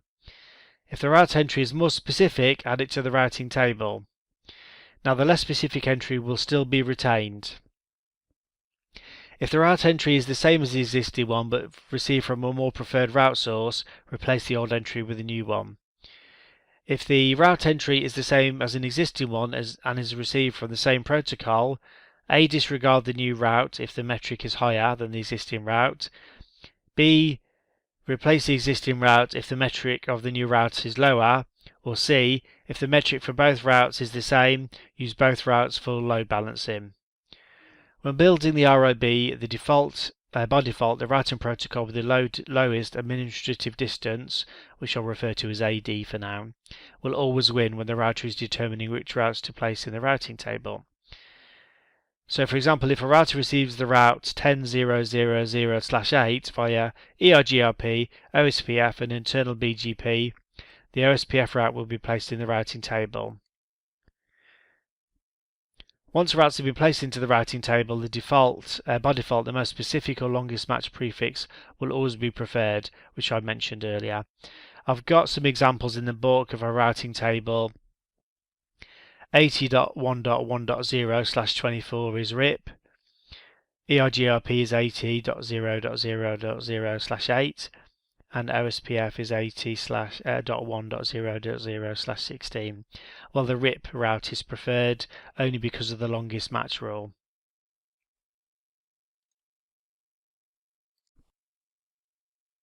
Static routing's always been in the CCNA syllabus. Cisco are digging in with a little bit more depth for the latest version of the exam. So we'll just go through what I think they're expecting you to know.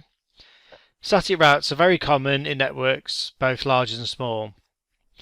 The administrator configures the router so that to get to a particular network, traffic either leaves through a certain router interface or goes to the next hop IP address.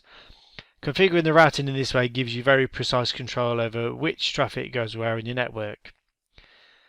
Static routes are ideal when the network state does not change often. An example of this is a stub network.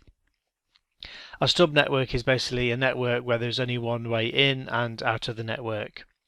Static routes also improve network security inasmuch that bogus dynamic routes can't be injected by the network attacker.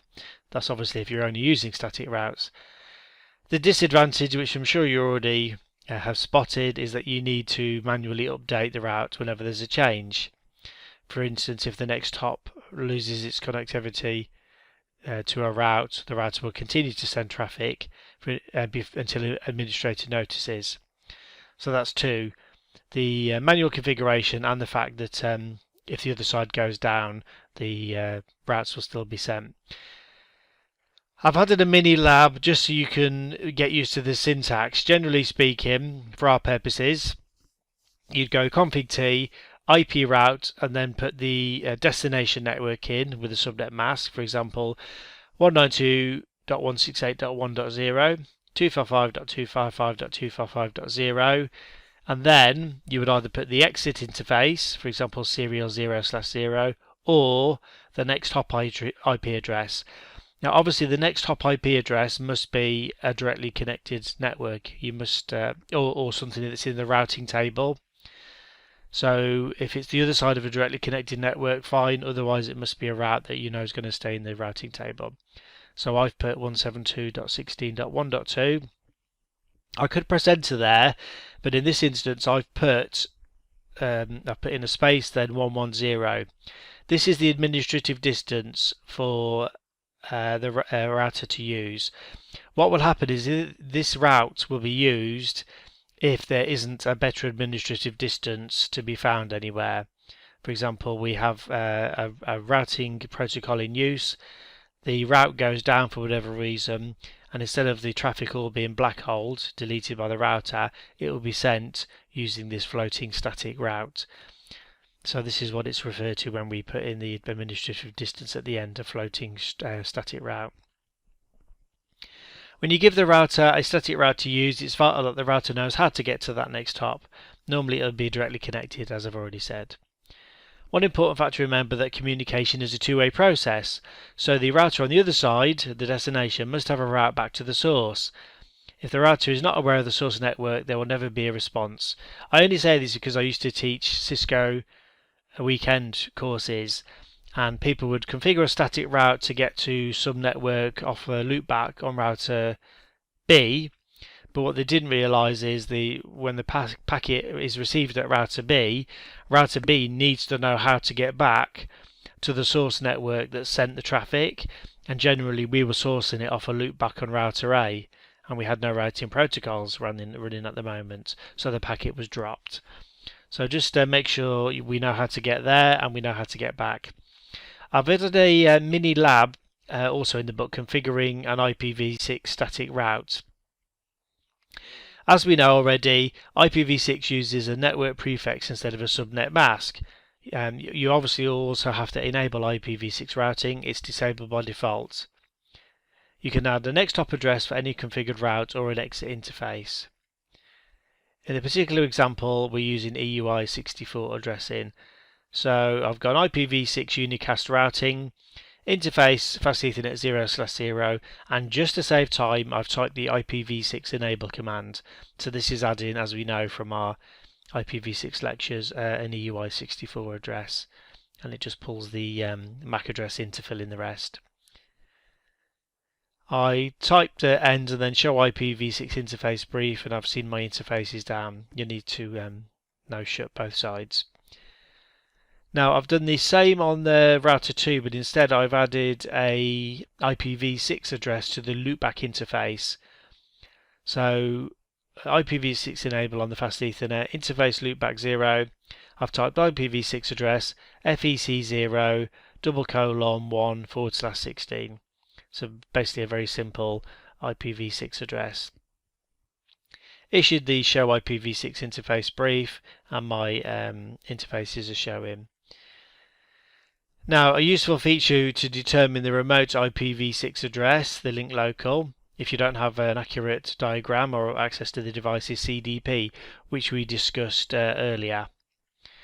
Now I can ping the link local address from router 1 to router 2 because the show CDP neighbor detail command has shown me the remote IPv6 address. Now I try to ping the loopback address from router 1 to router 2. Obviously it fails because, as we know already, the the network needs to be in the routing table. So what I've done now is added the a static route for IPv6. Now with IPv6 it's a little bit quirky in as much as we don't have ARP working on IPv6. So if we're doing this on a broadcast network such as Ethernet, you also need to specify an exit interface, because R2 will not respond to a neighbor solicitation for a network or host it has no route to.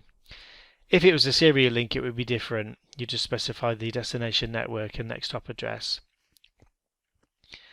So I've added the command on router 1, IPv6 route FEC0:64, so I'm basically just saying the whole network instead of the host. Fast Ethernet 0/0, that's my exit interface. And then a next hop, which is FEAT:/C001. I won't read out the rest because yours might be different, but it's basically the link local address of our neighbor router. And then all I need to do is issue the show IPv6 route command. I can see my static route. You could also ping the remote address on loopback 0 if you wished for router 2. Related now is a gateway of last resort. Normally when a router is looking for a network that is not in the routing table, it will simply drop the packet. To ensure that a router has the last resort address or interface to send packets to, you can configure a gateway of last resort.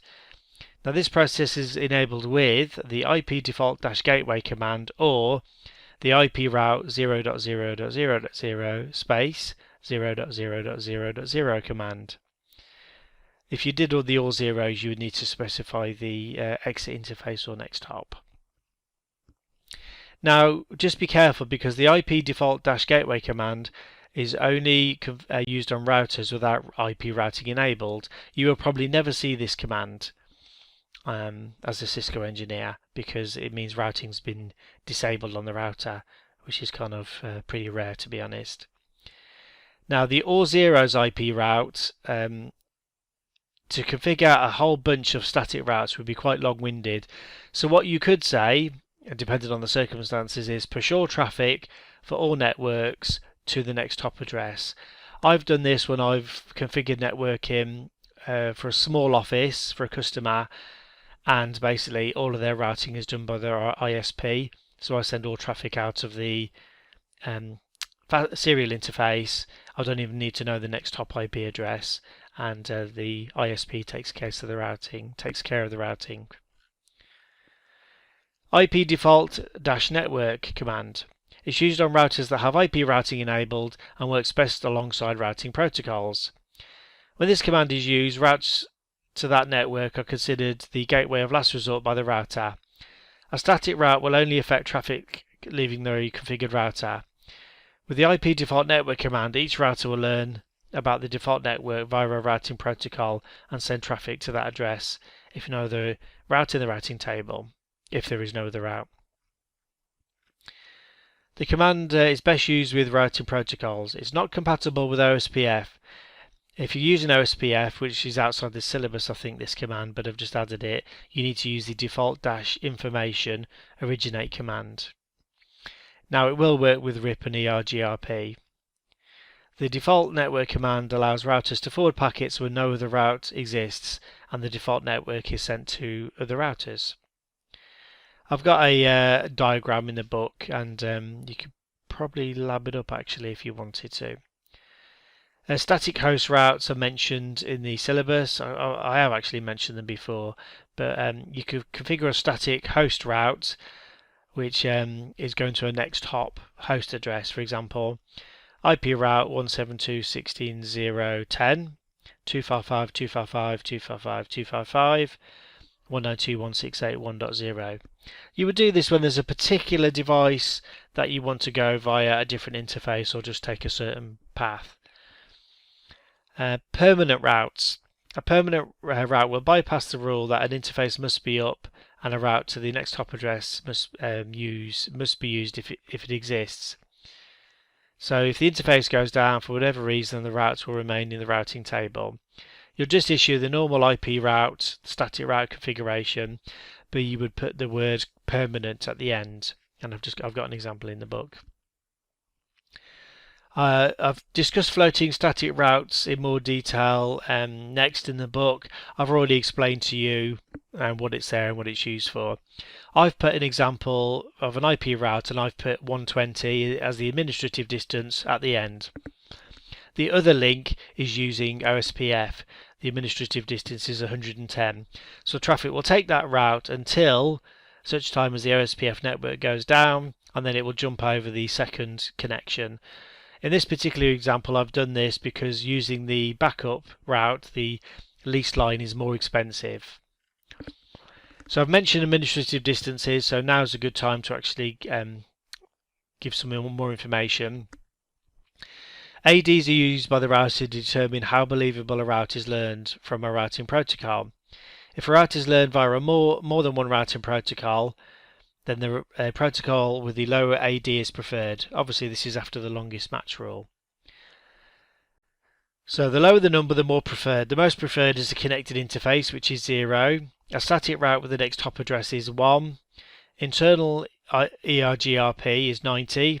OSPF is 110. And RIP is 120. Unknown is 255. So out of all the routing protocols, EIGRP would be preferred, next OSPF would be preferred, and next RIP because it's 120. You need to memorize the table I've got in the book, but just bear this in mind for the exam. I'm going to go to classful and classless routing next. So I mentioned earlier about VLSM and the fact it's used to break down your network into smaller chunks.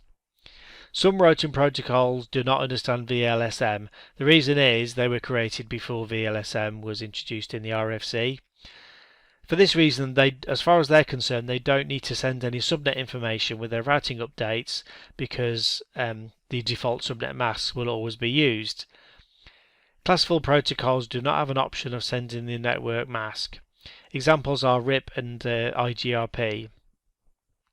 These are rarely used in networks today. I've got a lab in a book actually. The best thing to do is configure RIP version 1 and then you can debug your RIP updates with the debug IP RIP. You could also use GNS3 if you want to see the actual packet. When you change the RIP version to 2 on both routers and RIP is classless, then you will see the routing updates are being sent, but also the subnet mask is also included. Dynamic routing. Dynamic routing involves using a routing protocol on the router to discover which networks are present, where they are, and how best to get there. So rather than the time-consuming task of having to configure a static route to every network, the administrator configures the router with the networks to advertise for the chosen dynamic routing protocol. After that occurs, the routers automatically carry out the task of finding the networks and working out how to reach them. Even for a small network, which I've added to an image to the book, each router would... I've got 1, 2, 3, 4, 5, 6, 7, 8 routers and a few switches and then devices. Each router would require several static routes, possibly requiring regular manual updates. We should have to configure different administrative distances for the alternative paths to meet the best network. So dynamic routing is far easier to manage a medium to large network. This is because the routing takes place automatically after the initial setup and configuration. Static routing is, however, still useful in small networks that change very little. Dynamic routing protocols are divided into 2 types: distance vector and link state. They both do the same job, but they achieve them in different ways. Now, a hybrid of the two, also known as an advanced distance vector protocol, is EIGRP, which we'll look at later on. All protocols have the same dual roles to perform: advertise connecting networks, learn of the networks, deal with faulty or lost routes, determine the best loop-free path for traffic to take. We'll dig into the individual metrics in more detail when we cover specific routing protocols. Routing metrics now. Routing protocols feature a mechanism to deal with the case that multiple routes to the same destination network are learned. Metrics run on the learned routes to choose the best path for the network. Now there must be a ranking system of some sort so that the preferred path is placed into the routing table. For example, RIP uses hop count, EIGRP uses the lowest bandwidth and the total delay. It also builds a table of the next best route should the main route fail. The metrics used by routing protocols include bandwidth, this is the fastest link speed chosen, hop count, hop is another router, so 3 routers away equals 3 hops. Load, the amount of traffic used on the link, the lowest loaded link is then chosen. Delay, the amount of time it takes for a packet to traverse a path. And reliability, the likelihood of a link failing based on errors. And then cost, there's no fixed definition for cost, it reflects the less or more preferred route. Now this is a simplistic view of each metric. Some protocols use one or more of the metrics above by default, but you can add others. Some protocols accept metrics such as bandwidth, but they are displayed purely for cosmetic reasons. We'll revisit some of the metrics above as we progress through the guide. Just going on to distance vector protocols now. Distance vector protocols, also referred as Bellman-Ford algorithms. These run an algorithm to calculate the best path to reach the routes advertised by other routers. They then update their routing tables, allowing them to communicate changes in the network topology. Distance refers to the measurement used to calculate the distance to the route in the table, and vector is the direction the traffic to the route should take. I've got a simplified image in the book. Distance vector routing is a property of certain routing protocols that build an internal picture of the topology. They periodically exchange full routing tables and metrics between neighbor devices. When the network first converges, the routers first discover their attached networks before exchanging routing tables with other routers in the domain. The main difference between distance vector and link state protocols is the way they exchange routing updates. Distance vector protocols function using the routing by rumor technique. This is where every router relies on its neighbors to maintain correct routing information, meaning the entire routing table is sent periodically. The interval varies from protocol to protocol. For example, if you issue the show IP protocols command for RIP, you'll see it sends updates every 30 seconds. Now obviously this would cause problems on large enterprise networks. The most important advantage of distance vector protocols is that they're easy to implement and maintain. Downside is mainly convergence times. They can be quite slow. Besides the slow convergence times, distance vector protocols are always also bandwidth intensive. This happens especially in larger networks where routing tables can be of considerable size. Example of distance vector is RIP version 2, which uses a hop count for metric. Distance vector problems. They usually use low amounts of network resources for the most part. They're easy to maintain on smaller networks and simple to configure. Now there are some drawbacks which have had to be addressed. First one is routing loops. These can prove catastrophic for a network. They consume network bandwidth and resources, cause loss of information, can take time to locate and troubleshoot. So you can see why static routes are used still. Routing loops are caused when the network convergence is slow and routers are receiving inaccurate routing tables.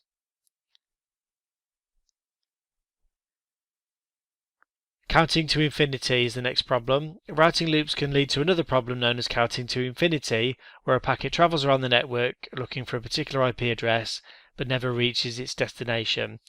This is normally because the network is down, but the sending router is not aware of the fact. Now we can solve these various problems.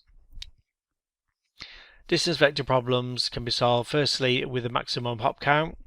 As the packet traverses the network, the information can become out of date, or sometimes a route that was valid when the packet was sent is now invalid.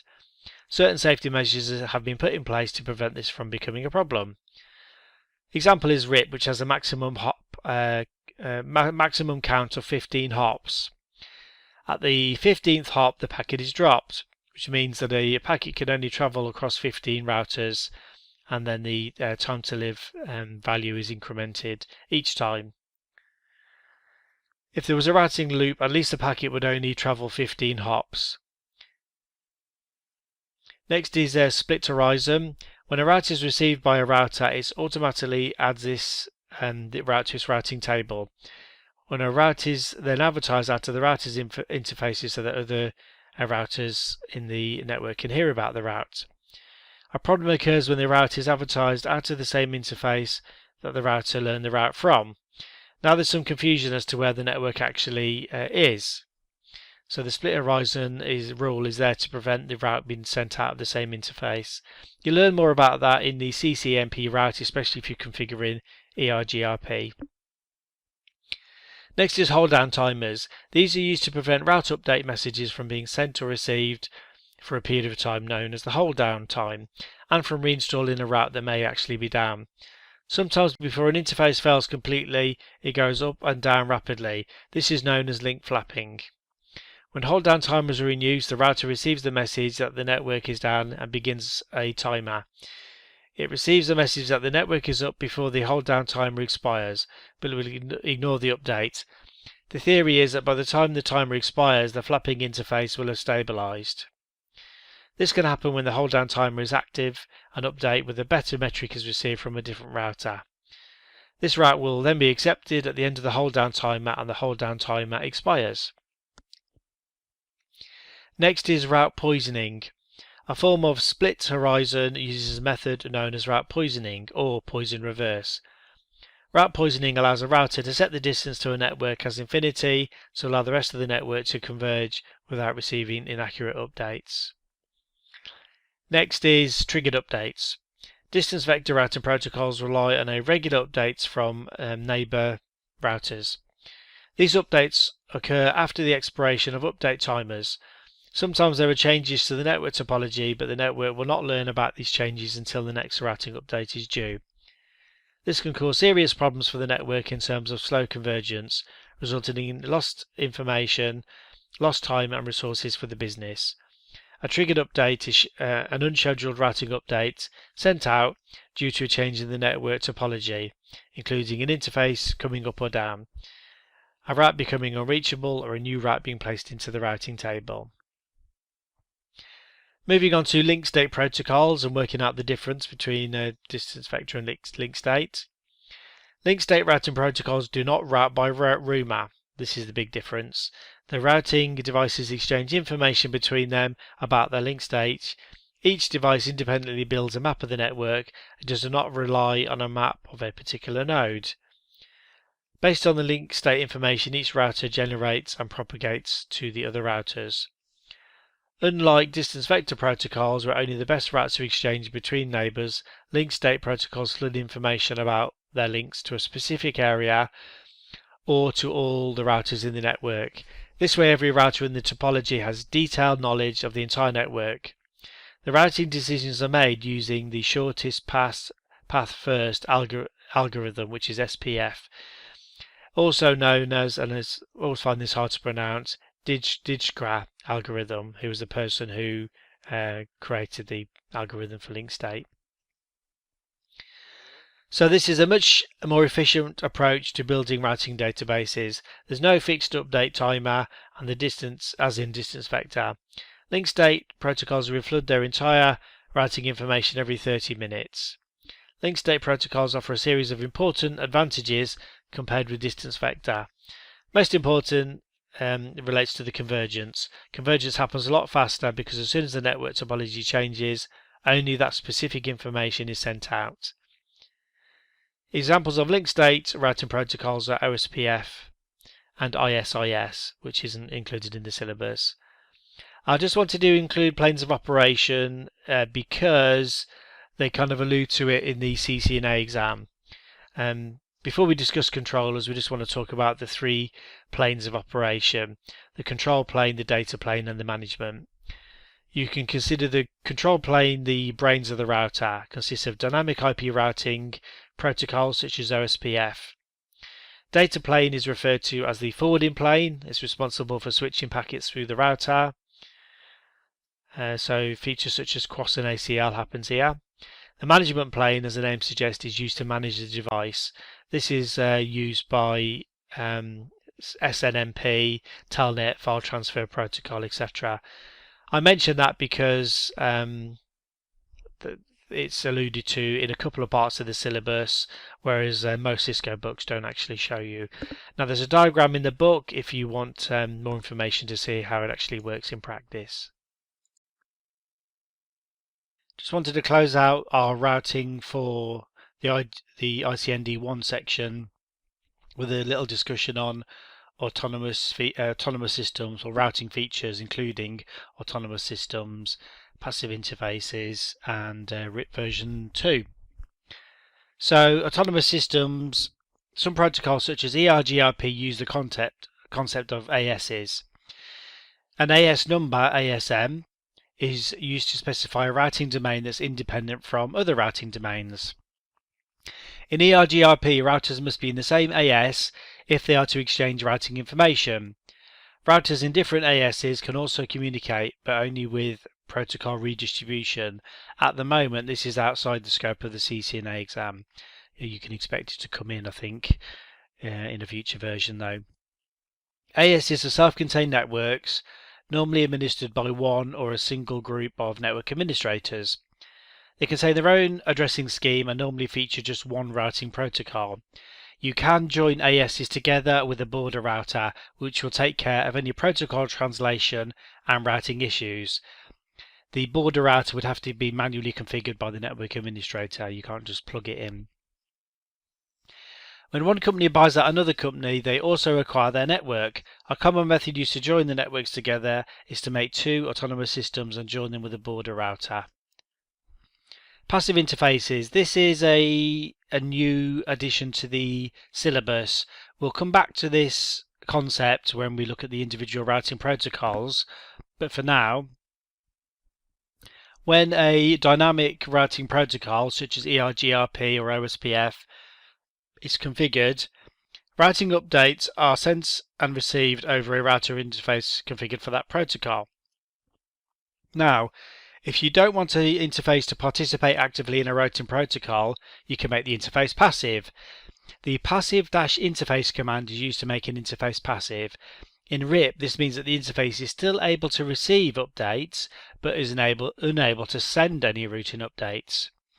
In EIGRP and OSPF, a passive interface suppresses hellos, so neighbor relationships can't be formed. This means that routers can neither receive nor advertise any routing updates. I've put an example command in. The passive interface command is issued under config router prompt, so just be careful they don't try and catch you out in the exam. If you want routing updates to be sent to a certain host that's connected to a fast Ethernet interface, for example, but you don't want updates to be broadcast, you can use the neighbor command.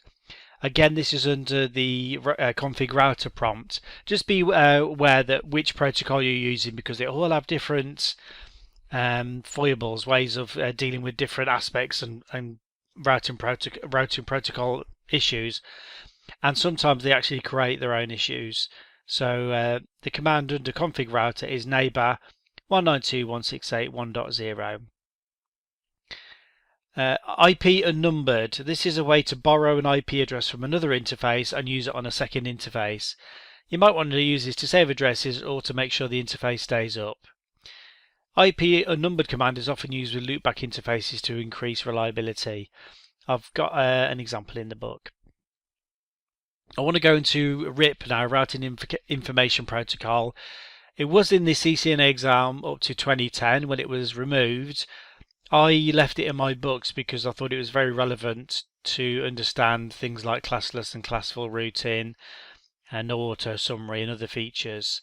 So I left it in. But good news is they've reintroduced it. They ask about RIP version 2, but in order to understand version 2, I think you need to understand version 1 in some form at least. So RIP is based on the Bellman-Ford algorithm. It was developed by Xerox as part of their programming suite. RIP was designed for use on small to medium-sized networks. RIP, when I say RIP, I mean RIP version 1, is class full, so it does not recognize VLSM. This makes sense because it was first proposed in 1988. VLSM wasn't proposed until 1995. So RIP doesn't send any subnet mask information with routing updates. All routes known by RIP are gratuitously broadcast out of every RIP interface every 30 seconds. So even non-RIP routers receive updates and have to process the broadcast packet. There's no built-in authentication, and there's a 15 hop limit, which means large networks can't implement it. With hop counts as a metric, RIP has no understanding of speed or link reliability. So if you have a connection to a remote network that has less hops but is a lot slower, it will still be preferred over the faster connection, which has got more hops. RIP uses broadcasts. So if you capture a packet, you will see the updates been sent to the destination address 255.255.255.255. Note also that it uses UDP port 520 for source and destination. Again, you'll see that if you capture a packet or just look at the one in my book. RIP and RIP version 2 use the same operations and timers to control routing updates. The order of operations when RIP is first enabled on an interface is shown below. The timers are shown in the show IP protocols command, which you would always issue. This would be the first command you'd always issue when you're looking at any routing configurations or troubleshooting routing.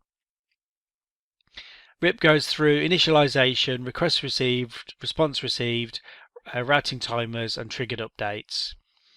If no new route is received for a route after 180 seconds, it's set to unreachable, which is a hop count of 16. The router will advertise the metric as 16 until a flush timer removes the route from the routing table. The flush timer is activated after 240 seconds. A 30-second timer for route updates is subject to a random variance in accordance with Cisco iOS. RIP version 2. This was created to address the shortcomings of RIP. RIP 2 is classless, therefore it sends the subnet information in routing updates. RIP version 2 also supports MD5 authentication, and the next thing, it multicasts route updates instead of broadcasting. It multicasts updates to 224.0.0.9. This means that any network not involved with RIP doesn't have to waste time de-encapsulating RIP broadcast packets. You can debug RIP with debug IP RIP. When you've got it running on your network, you'll be able to see RIP version 1 sends the network with no subnet mask information and broadcasts, whereas RIP version 2 sends the network and subnet mask, and also it's multicasting. RIP version 2 is fully backward compatible with RIP version 1, meaning that it can be used with routers using RIP. A concept you need to be aware of for RIP version 2 is auto summarization. When the configuration commands are the same for both. Router RIP network 10.0.0.0, press enter. It will advertise the 10 network.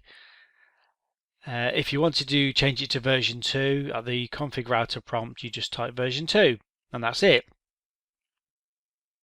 Now there's a problem if normally due to bad network design where you have a different major network number between two of the networks. So say you've got the 10.10.10 network on one side of your network, you cross the 172.16 network, and you've got another 10 networks on the other side of your domain. What RIP will do by default is automatically summarize at a major network boundary, so it will advertise. Instead of 10.10.10.0 network, it will just advertise the 10 network with a subnet mask of 255. Now obviously this will cause a confusion because either end of your network is advertising the same 10 network. So what you need to do is use the no auto summary command, which disables automatic summarization. Now in iOS 15 this command appears to be turned on for RIP, but it's off for EIGRP. So what you need to do is issue the show IP protocols command if you're doing any labs and you want to look for the line automatic network summarization is in effect. That means auto summary is turned on, and you would need to issue the no auto summary command. If you've got a live network, then you'll just need to do your research or speak to the senior network engineer to see whether or not you need to add that command. When you issue a show IP route, RIP routes will show up as R. You'll see the network address plus a subnet mask. Also in squared brackets you will see the administrative distance, which for RIP is 120.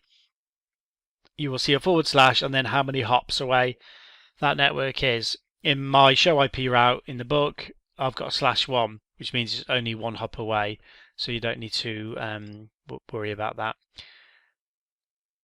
Next thing is there's a mini lab in the book configuring RIP2. Some of the common commands to try with RIP is show IP route, show IP protocols. You can also debug IP RIP. There's some switches that you can use for that command as well, which I recommend you check.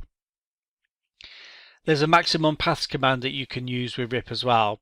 It's not specifically stated in the syllabus, but from my previous exam experiences, Cisco are notorious for slipping in subjects that are related to the particular topic but not actually mentioned in the syllabus, and one of these is maximum paths. So by default, RIP will load balance over 4 equal cost paths. So if there's another network the same amount of hops away, RIP will load balance over these hops. It's a built-in feature that's quite useful. Now you can change this value up to a maximum of 16. You enter the command router RIP, press enter, and then the maximum -paths command. And after that you can type question mark, and you will see how many you can choose from. Passive interfaces I've mentioned. If you wanted to stop a RIP being broadcast on a certain interface, although it will receive RIP updates, you would add the passive -interface command and then the interface address, for example, fast Ethernet 0/0. Default routes for RIP version 2.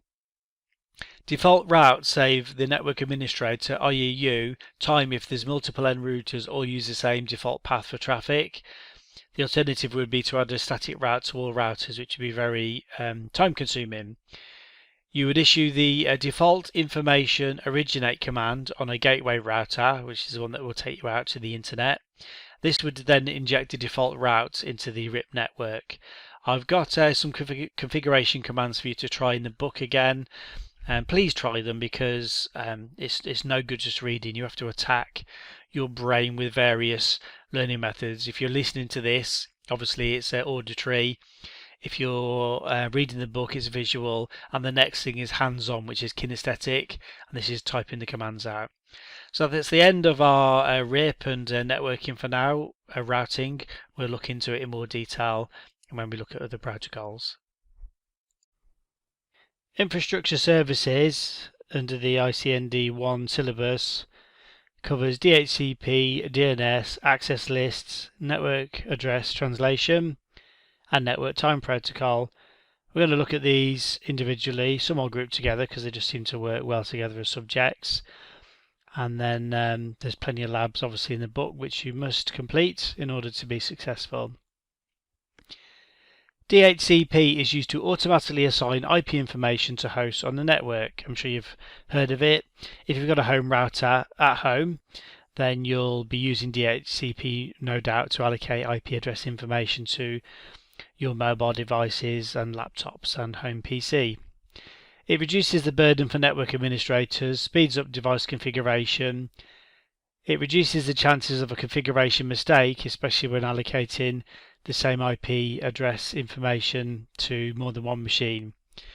Now, sometimes if people do it manually, or if one's been allocated by DHCP, but somebody else manually allocates the same address to their device, then it causes all sorts of problems on the network because the devices are advertising the same address. DHCP was created to address the many shortfalls of protocols such as BootP and reverse ARP. DHCP is designed to work with IPv4.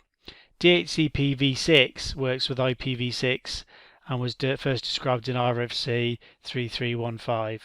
It's been updated many times subsequently in other RFCs. We include DHCP v6 briefly in the IPv6 section. When the host on the network first boots up, if it's got enabled to use DHCP, which is the default in most operating systems, it'll send a broadcast message asking for its IP information. The broadcast message is heard by all DHCP servers in its subnet. The DHCP servers respond with some configuration information. DHCP uses UDP. It uses ports 67 and 68 to communicate over the network. The device that needs an IP address is the DHCP client. The device providing it is the DHCP server. Most of the times the DHCP service is run on an actual server. A router can also be configured to provide this service. In fact, a router can be configured as both a DHCP client or a DHCP server. To configure a router as a DHCP client, you go to your interface, whatever that may be, and type the command IP address DHCP. DHCP goes through a few states, 6 in fact, starting with initializing, selecting, requesting, bound, renewing, and rebinding. IP addresses are allocated to specific hosts by the DHCP server for a specific period of time.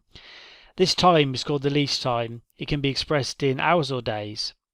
DHCP servers should exclude the address from the DHCP pool they don't want to assign to the host.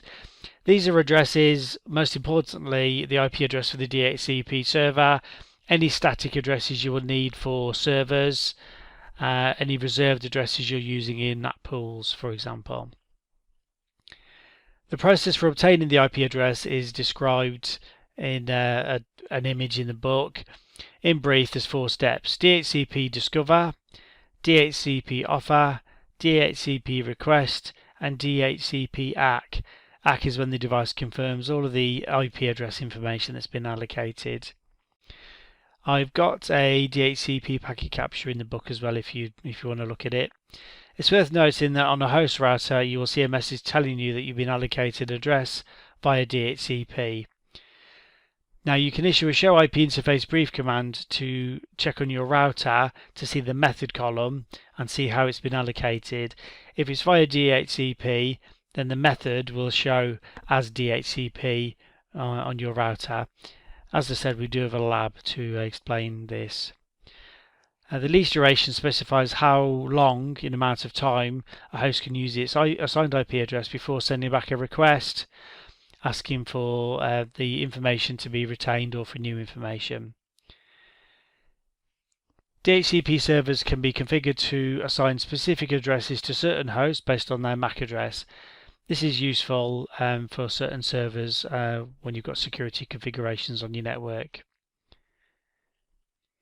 I've added a lab to the router to configure the router as a DHCP server.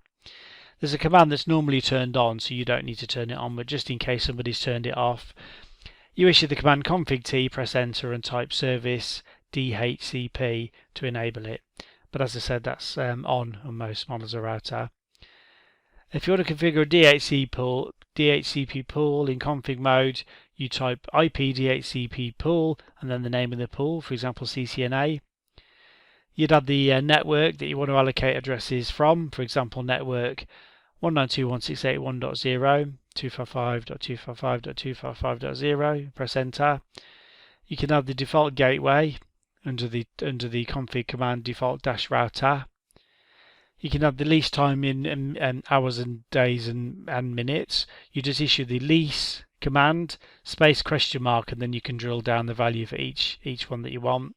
You can also allocate a DNS server address with the DNS-server 8.8.8.8, for example, if that's going to be your DHCP allocated DNS server.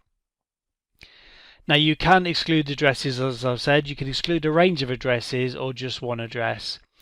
This is done in config mode, strangely enough, not config-DHCP. So config-t, press enter, and then IP DHCP excluded -address 192.168.1.1 space 192.168.1.10. So addresses 1 to 10 will all be excluded there. It's worth knowing a command if you're using DHCP and you've got the DHCP server on a different subnet to the hosts. when the host broadcasts, the broadcast isn't passed by the router. So what you need to do is issue a command so that the broadcast is forwarded as a multicast to the DHCP server. The address is IP helper-address on whichever interface is connected to the host.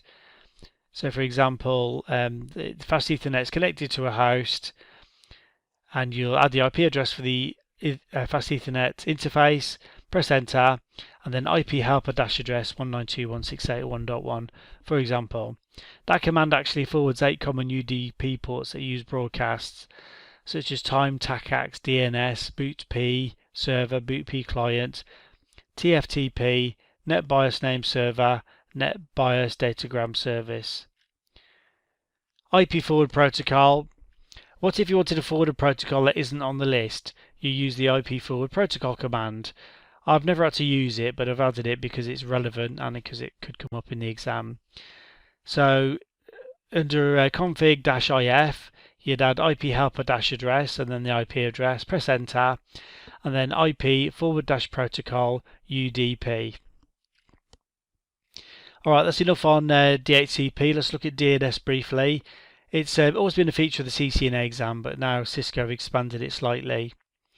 DNS is a time-saving protocol that translates the host name or fully qualified domain name, FQDN, to an IP address. It saves you having to memorize a long list of IP addresses for all of the websites that you commonly visit.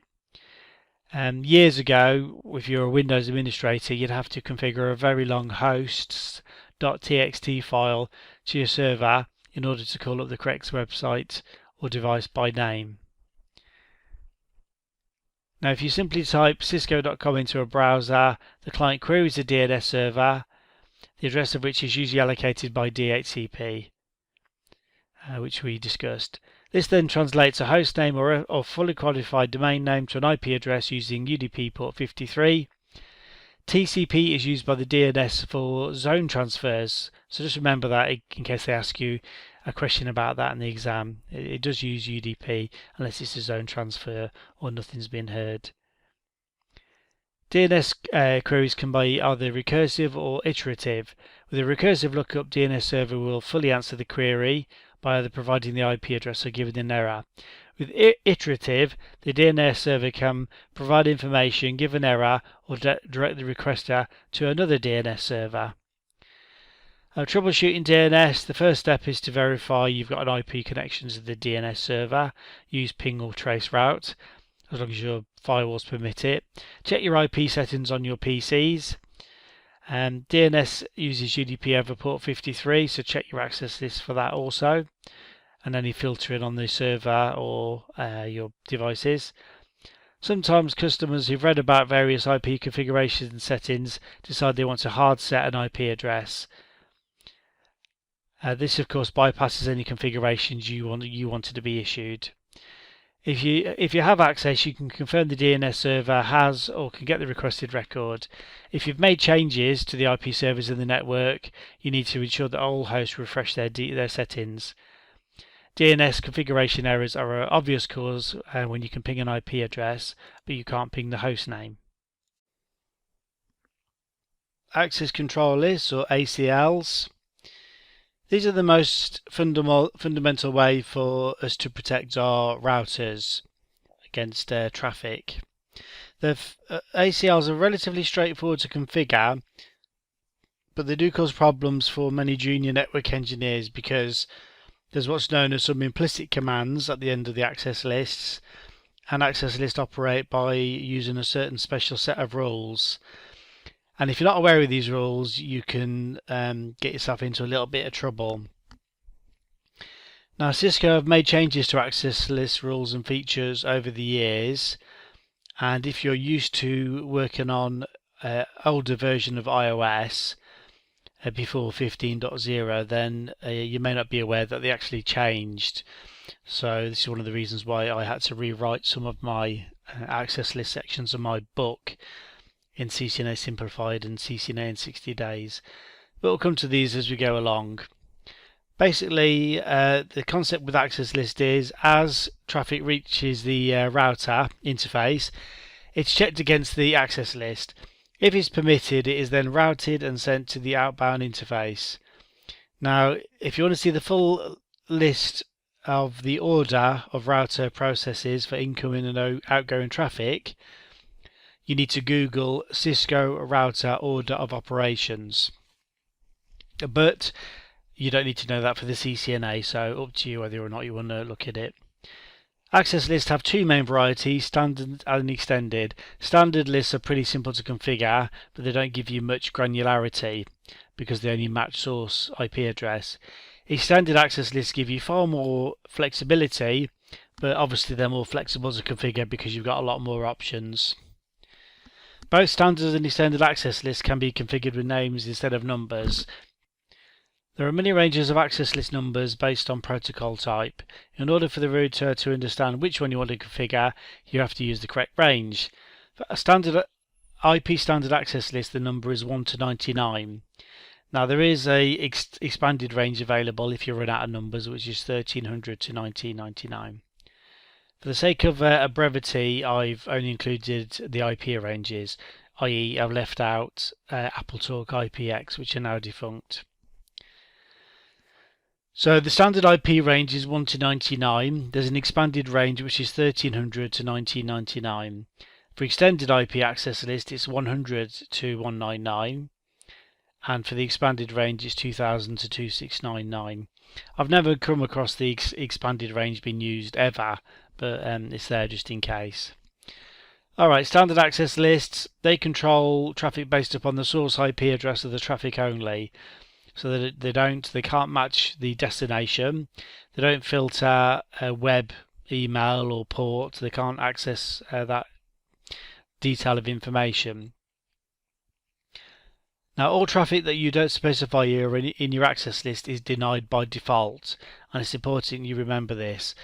There's a deny any at the end, so any traffic from any network to any network is denied. Problem is you can't see it because it's an implicit command. The wildcard mask now has to be added to an access list. This can cause confusion, but we use wildcard masks with access lists and with OSPF. The wildcard mask is there to tell the access list which part of the address to look at, and 1 in binary means that part of the address can be ignored, while a 0 means it must match.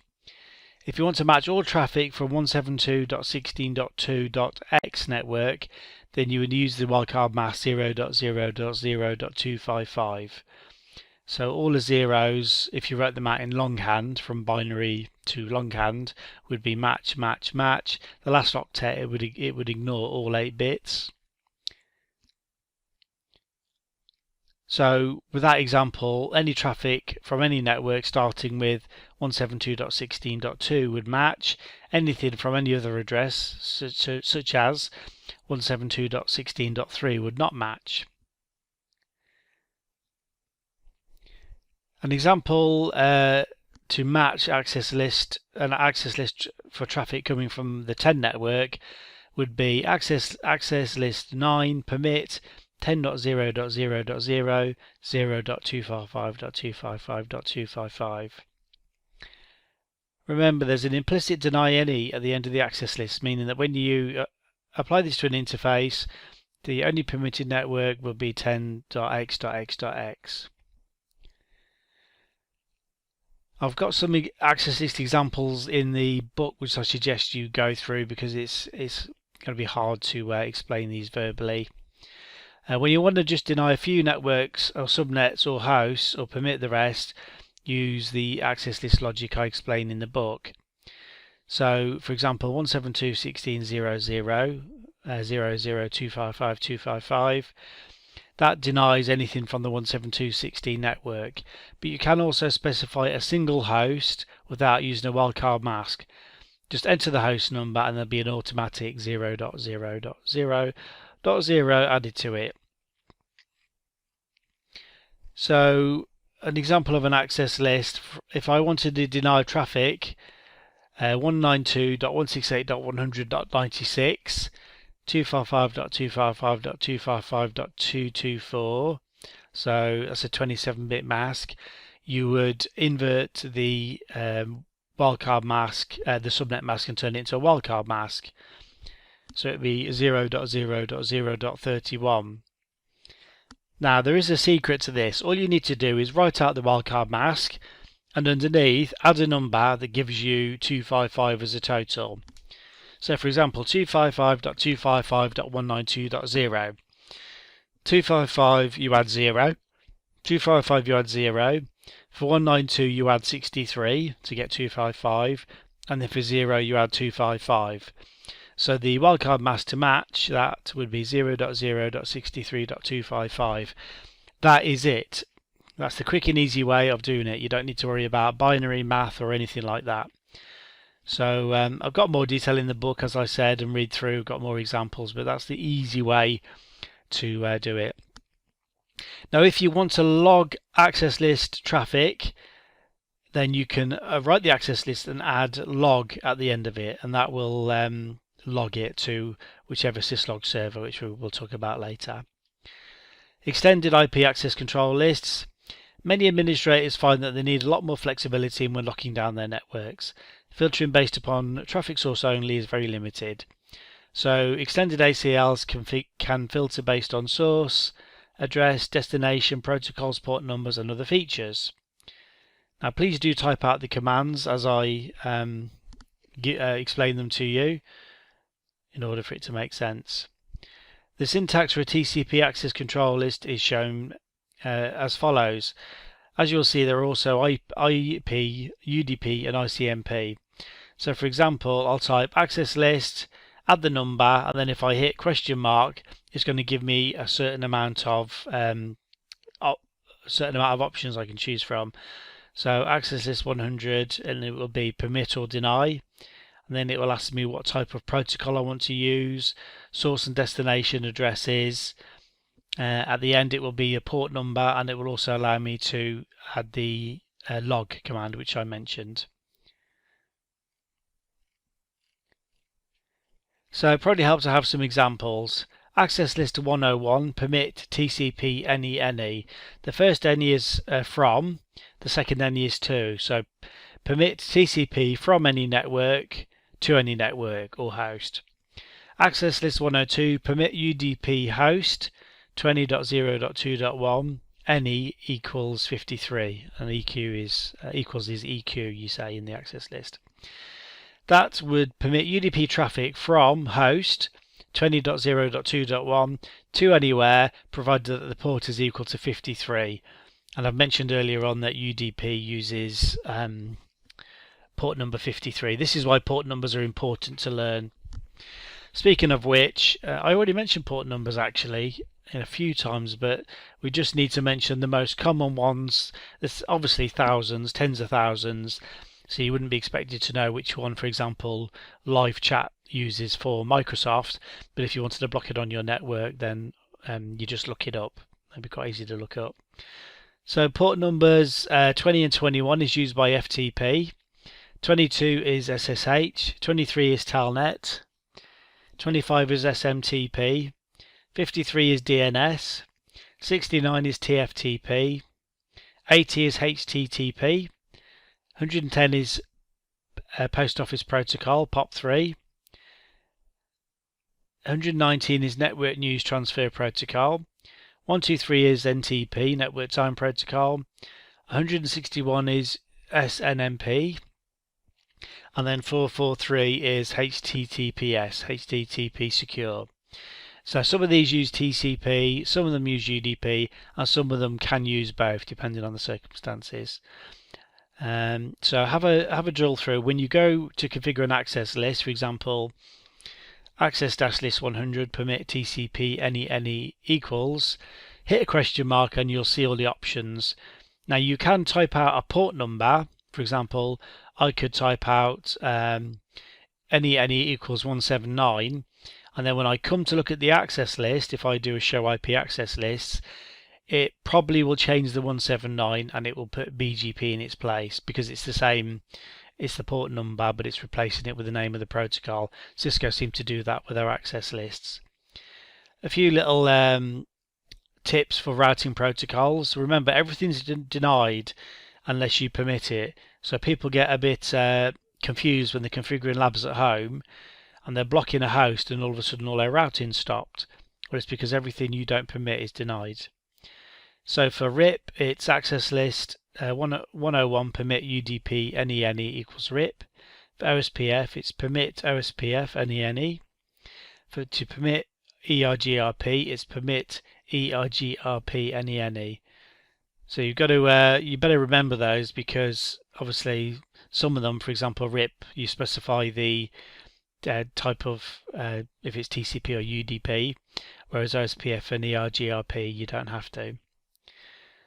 Alright, access ACL control list rules. I've had to amend these over the years, only due to the fact that Cisco have made changes and improvements to their iOS levels. So rule 1, only one access list per interface, per direction, per protocol. So you wouldn't configure 5 access lists and then add them to your incoming serial interface. That would be crazy.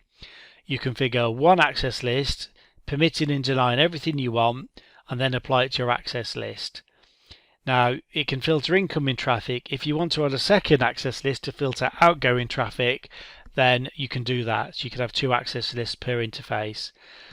The per protocol bit we don't need to worry about, because you would add another one, for example, if you're running IPX and SPX or AppleTalk, which aren't used anymore. I don't think they're used anywhere in the world. The second access list rule, number 2, access list lines are processed top down. As soon as the access list reaches a part of the access list that matches, it will stop. So, for example, if you've got quite a specific entry, like blocking a host 172.16.1.5, if above that you've got a permit 172.16.0.0, the access list will stop there and not process and not proceed to your next line. So what I'm saying is you need to put the specific entries further up the top, and then the network entries further down. Cisco will check your access list for you if you have a contract with them for support. Access list rule 3. There's an implicit deny all at the bottom of every access list, which I mentioned.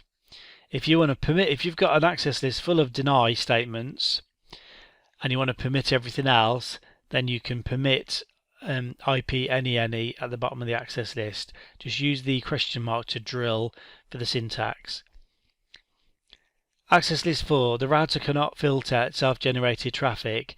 So if you're on the router and you want to block IP address 172.16.1.1 and you add that to your serial interface, if then from your router you try to ping 172.16.1.1 out on the network, it will not be checked because the router doesn't filter traffic is generated itself. You would have to plug a host in to one of the other interfaces and then ping that host, and then the router would see the traffic actually flowing through itself. Now, rule 5, you can't edit a live access list. This is actually changed. Prior to 12.4 iOS, you had to remove the access list, put it in a text editor, such as Notepad, make your changes, and then delete the access list and then reapply the new lines. You don't anymore. You can actually edit a live access list. You just obviously got to be careful when you're working on a live router. Rule 6, you can disable the ACL on the interface. So this is where a lot of people get confused as well. If you want to stop an access list working, you don't need to delete the access list. You just need to take it off whatever interface, and the access list will be there, but it just won't be applied anywhere. So just understand this logic, that you've got a list of instructions, but they need to be applied. To apply an access list to an interface, you go to interface, whatever, fast Ethernet 0/0, and you type the command IP access-group 1 in. So you say in or out. Now, if you wanted to stop access list 1 being checked on that interface, you wouldn't delete the whole access list because there could be 20 lines on it. You just go back into your interface and type the command no IP access-group 1 in, and it would stop checking on that access list. Rule 7, you can reuse the same access list. So when I used to work at a large internet service provider, there was a master access list that was applied to many different devices and many different interfaces, because some had multiple interfaces for redundancy or load balancing going out to the internet. The same access list was applied many times over. If there was a new customer added or we needed to permit a new customer in, then the master access list was changed on all the devices. Next thing, rule 8, keep them short. This is basically housekeeping. So if you wanted to deny hosts 192.168.10.4.5.6.7, that's 4 lines to your access list. You would be better off just using a network statement with a wildcard mask, which would be deny 192.168.10.4 0.0.0.3. That would match all of the hosts on the 10.4 subnet.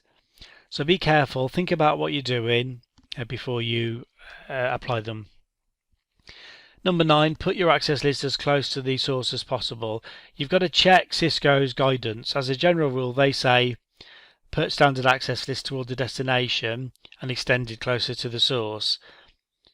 So if they ask that in the exam, give that as the answer. In the real world, if you applied it to the wrong interface, it would come into the router, the access list would be checked, the traffic would be routed, then it would go to the exit interface and be dropped. So you've literally just wasted all these CPU cycles on the router to process traffic that's going to be dropped anyway. So I'll go to configuring ACLs, and as you can imagine, there's a ton of mini labs on the in the book here. Standard ACLs are pretty easy. For example, in config mode, access-list 1 permit host 172.16.20.1 will permit that host.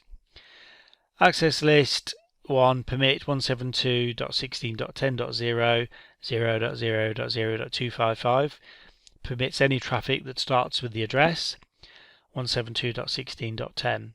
Anything after that is permitted. Extended access lists have got more flexibility. You have to specify if you're denying or permitting TCP, UDP, IP, ICMP, etc. If you want to permit any ICMP traffic to anywhere, it's access list 100. Remember, it's extended. Permit ICMP any.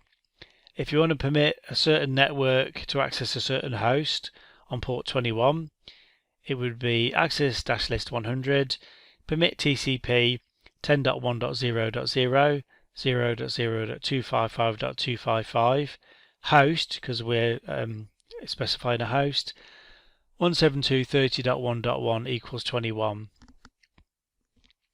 Now, for administration purposes, you can give your access list names instead. So this is basically to make it easy for you to remember.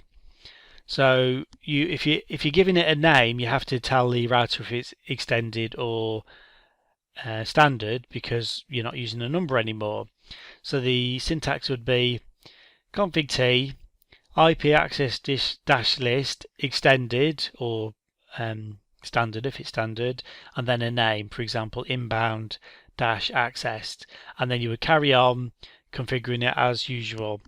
To apply the access list to an interface, I've already given you the command.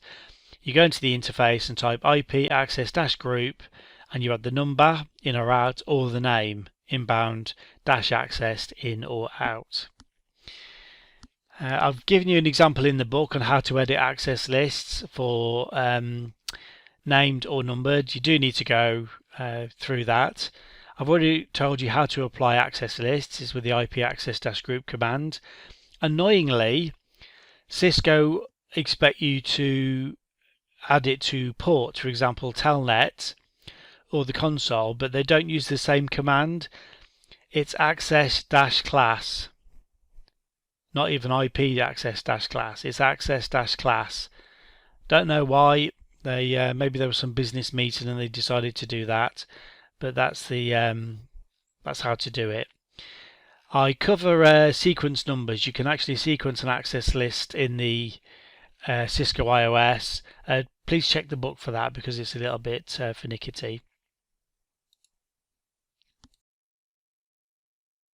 No discussion of IP version 4 would be complete without any discussion about network address translation, which is commonly referred to as NAT.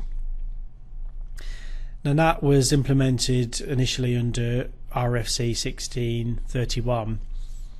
Remember, we said earlier on that there was a huge worry about address depletion, and we were allowed to use private addresses on our internal networks, the 172.16 to 31 networks, the 10 networks, and the 192.168 network.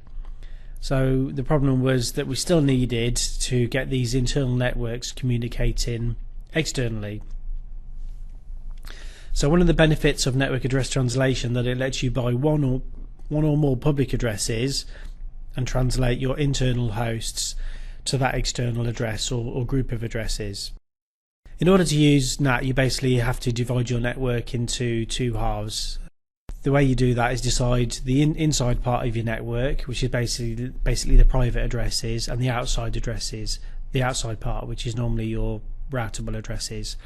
There are other clever ways of doing that internally on your network, but we don't really need to worry about that for the CCNA. The commands to let your router know which are the inside and outside part of the networks are applying it to the interface. Now, normally the outside part would be your serial line going out to the internet, so you'd type IP, you type config T and then interface serial 0, for example, and then the command is IP NAT outside. On your fast Ethernet interface, it would be IP NAT inside. I'll point out that in the exam you may well have to troubleshoot a problem. You could have to do it for real, or you could see a diagram, look at a config and have to point out the parts of the config that are missing. 9 times out of 10 when I see a student making mistakes on labs, they've missed out the IP NAT inside and outside statements on their config, so that's a really big hint for you. 3 main types of NAT. There's static NAT, which basically you take one address on the inside and map it to one address on the outside.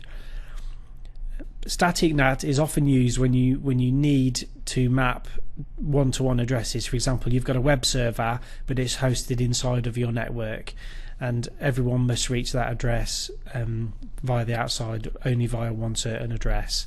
And normally, because we use DNS to advertise web services and names, you would need to keep one consistent address. Dynamic NAT, it maps your private address to a group or a pool of public addresses. Now after a while, all NAT translations will time out just to clear the NAT pool. You can configure timeouts, but that's normally beyond the scope of the CCNA. There's something called NAT overload, which is also called PAT, or port address translation. Now this will map a private address to one or more public addresses, but it will use port numbers on that address. So say for example you've got 1,000 inside hosts on your network, but you only bought one outside address.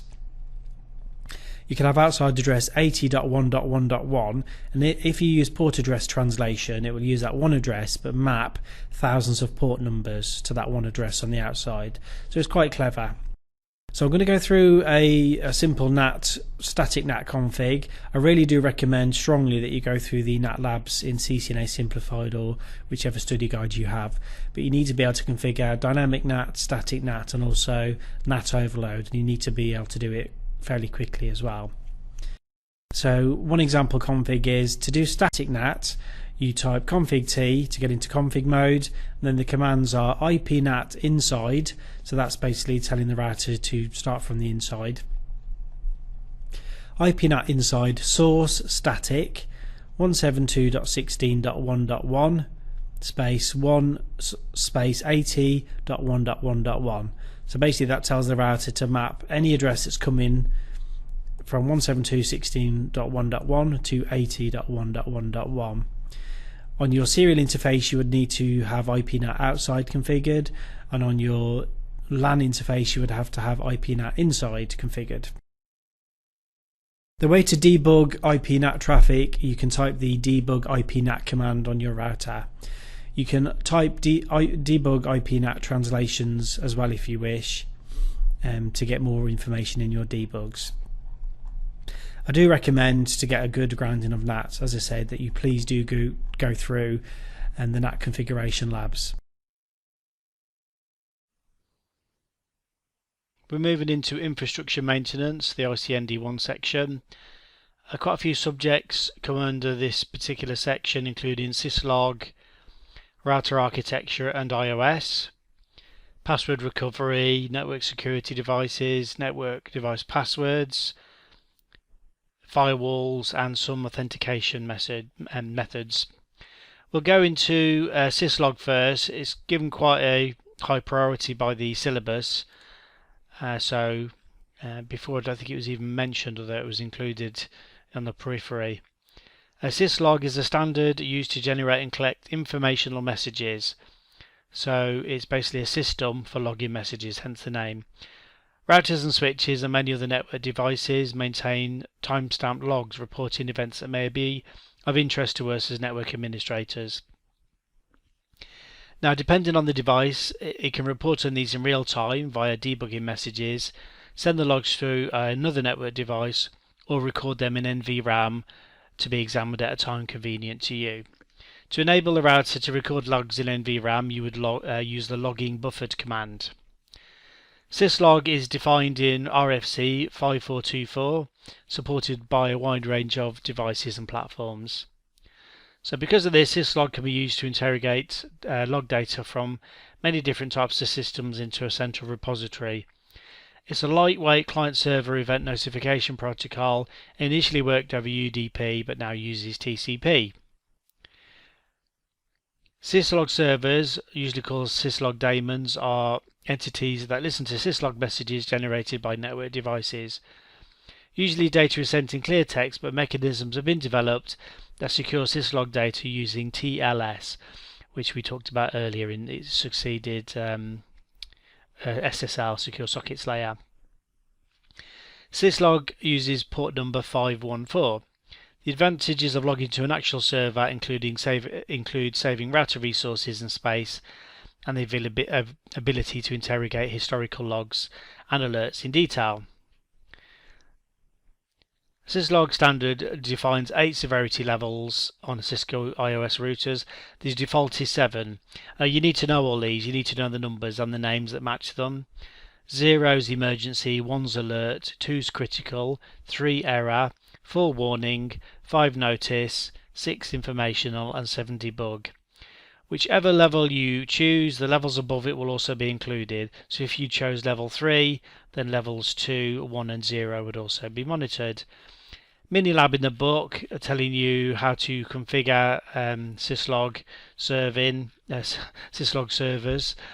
The command is basically logging host and then the IP address that the logging information sent to. You can also go to configure logging trap space ? And you can see the severity level and the type of logs that you can capture. If you want to see what type of login is enabled, you issue the show logging command. I think that's all you'll need to know for the exam anyway. Make sure you do the labs. Router architecture. There's different types of memory on the routers, and different types of software perform different roles and are stored in different places. This is covered in the syllabus, so you do need to know it. Router memory includes read-only memory, ROM.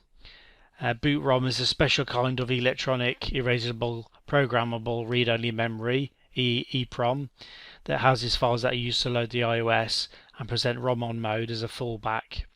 If your router boots and it's stuck, you've either got just a greater than sign or it says ROM on and greater than, then it means you're stuck in ROM on mode.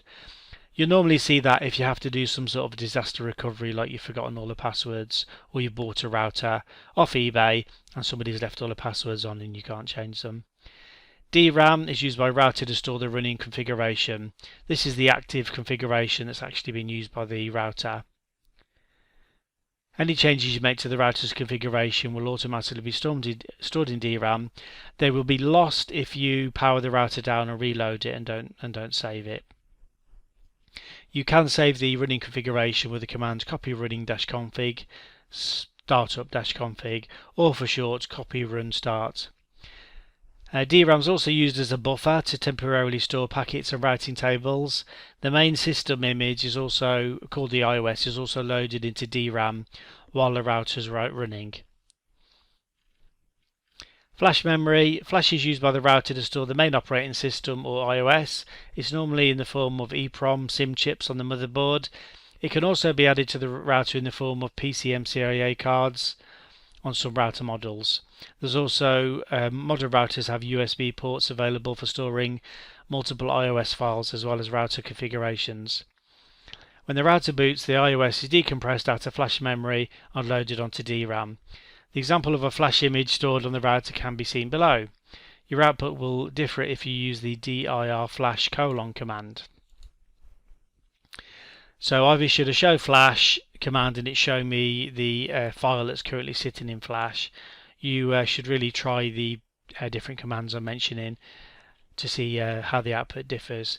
You can delete the flash with the delete flash : and then the name of the file. Now you can recover it with the undelete command. NVRAM, this is used by the router to store the router startup configuration. Without it, you'd have to reconfigure the router every time you reloaded it. You can compress the configuration if it's quite large with the service compress-config command. Obviously it will take a little bit longer for the router to boot because it has to decompress the image. You can copy from TFTP server to the flash memory if you wish. There's other ways to copy over files. You can use secure SSH or you can use FTP. I think there's a lab in the book that explains it in more detail. The CPU, this is obviously where all the processing takes place for the router. CPUs on routers are generally not upgradable, they're soldered onto the motherboard.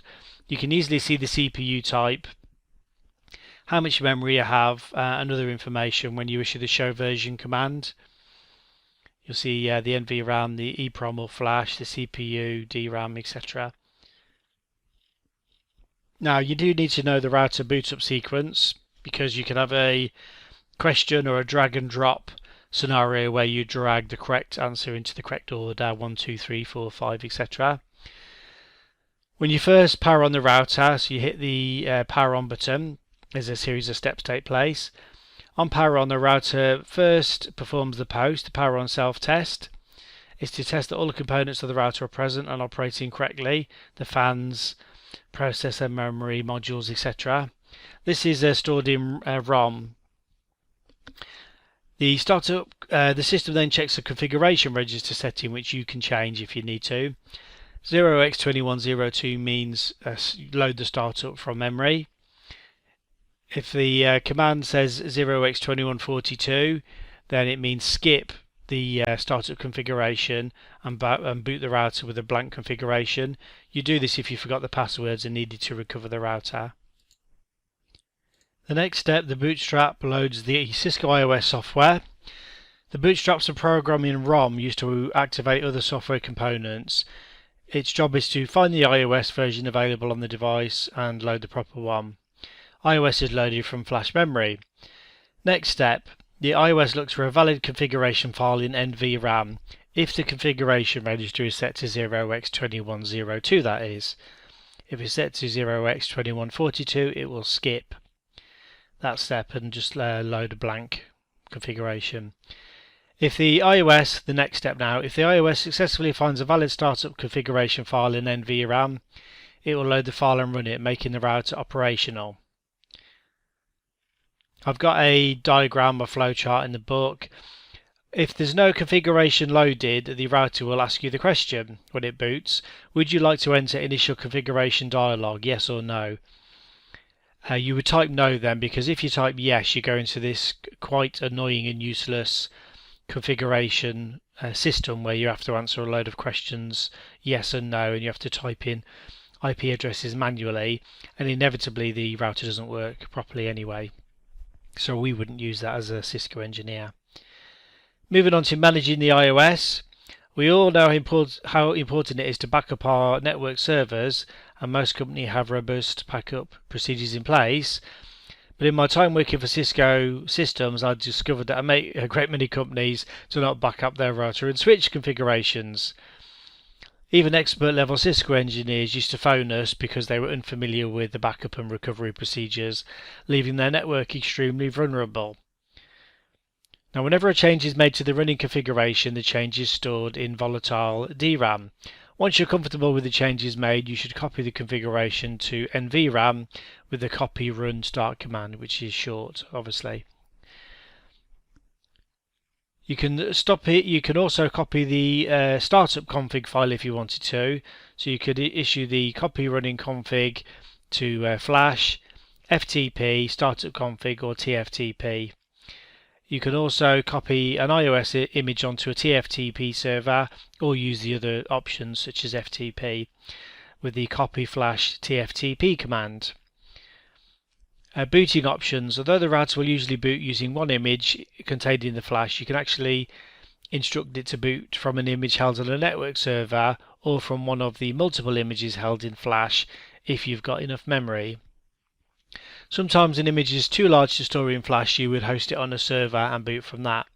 I honestly have never done that, to be honest, but it's an option, especially if for some reason your iOS or your file system became damaged and you wanted to boot it from a USB or TFTP server or using FTP. If you're using FTP and a remote server, you would need to include the username and password in the configuration. For example, IP FTP username test, IP FTP password Cisco, for example, and then enable the configurations like that. Cisco or iOS licensing. Cisco expect you to understand the basics of their licensing protocols. Prior to version 15, each type of iOS, it was a bit of a nightmare actually. It would be grouped into different types of capability, for example, voice security, enterprise, advanced IP, enterprise services, etc. Well, Cisco have made a change now, and there's basically what's known as a universal iOS image that you can unlock features for. There's also an evaluation license available for a trial period of 60 days.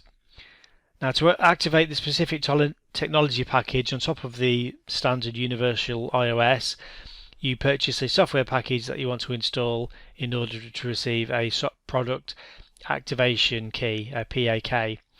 This key will be converted to a license number. This will be a .lic file, short for license, on the Cisco website, and then the license number will be installed on the router to activate a specific feature set. If you issue the show license all command, you will see what you've got installed currently on your router. The commands to issue the license is a license install and then the location and file name. Now you can upgrade the iOS, and often will be done because you've got a bug or some other issue that's fixed. Enterprise networks require iOS upgrades to be planned in advance, as well as have plans in place in case there are any issues. iOS upgrades usually require that the router be rebooted. You'd first issue the show flash. There's a dir flash also command. I think you put a colon on the end of that, or you can put a colon on the end of it, but try that when you issue the command on your router. And then you would copy your flash.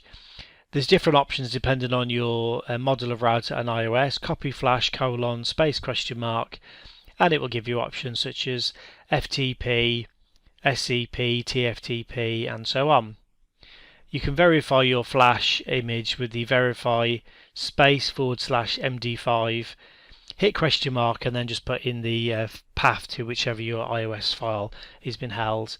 I've put a mini lab in the book for you to use on Packet Tracer because it's free and easy to use, and Cisco bundle various iOS versions with it so you can practice on different devices.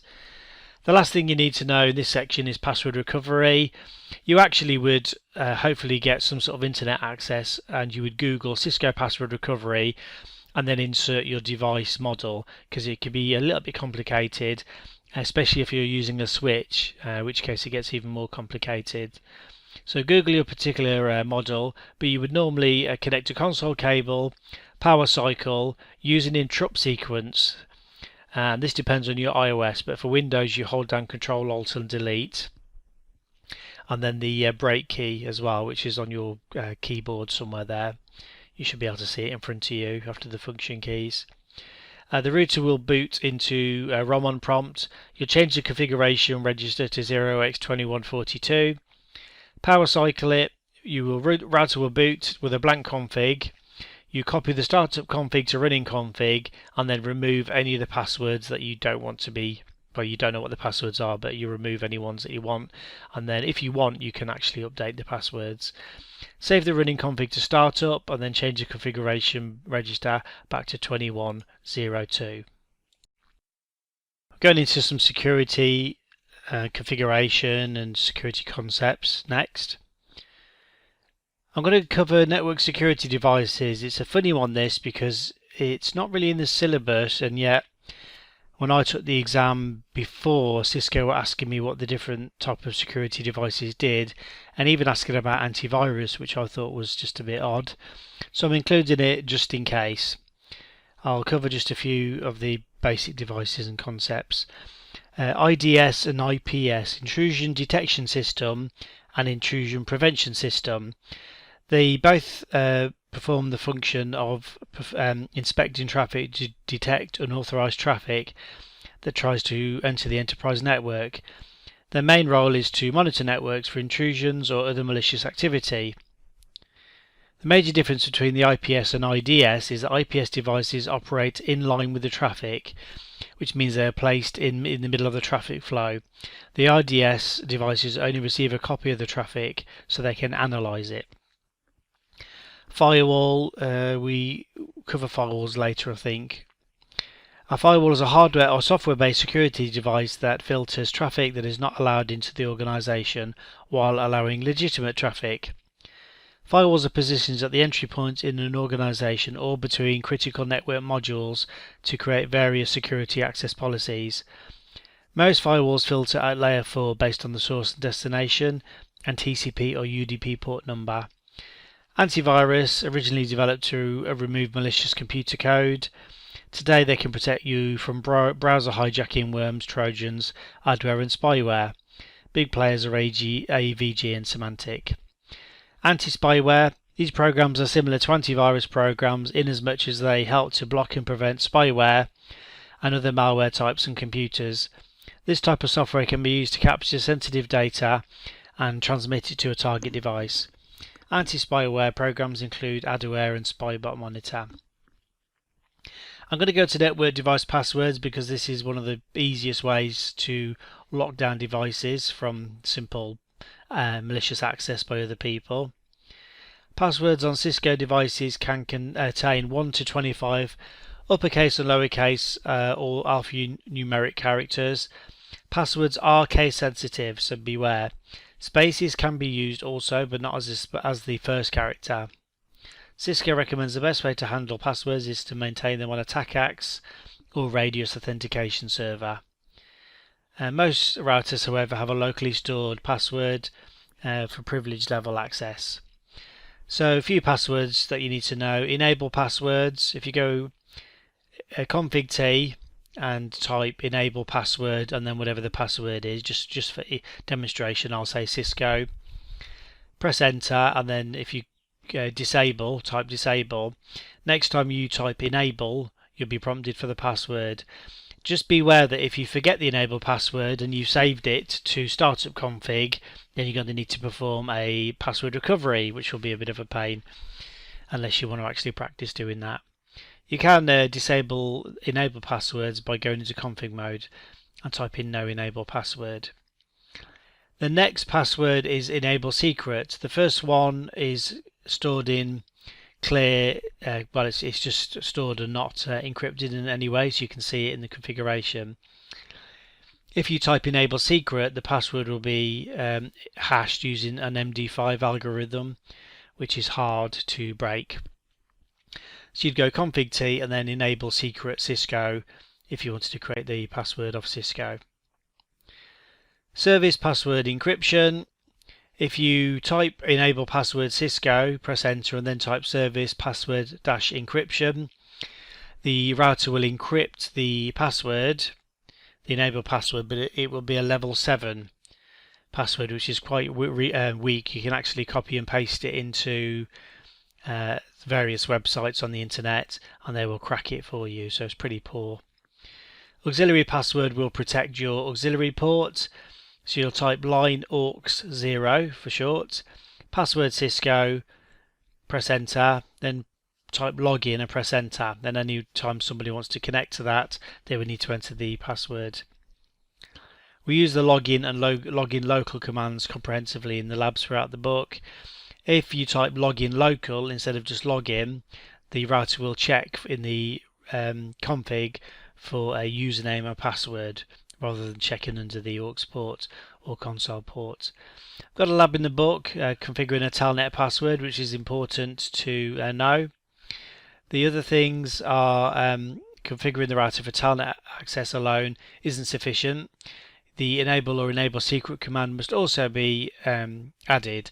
So if you enabled telnet onto your router but didn't have an enable password, the user connecting would be challenged for an enable password, but there isn't one there, so they couldn't actually configure the device. You can telnet to another device, but source the telnet connection from another interface. So if I type telnet 192.168.1.1 space /source interface loopback 0, that will source the telnet from my loopback interface instead of the closest one. And you would do this if you wanted to test your access list, or just wanted a secure method, or just to hide your IP address.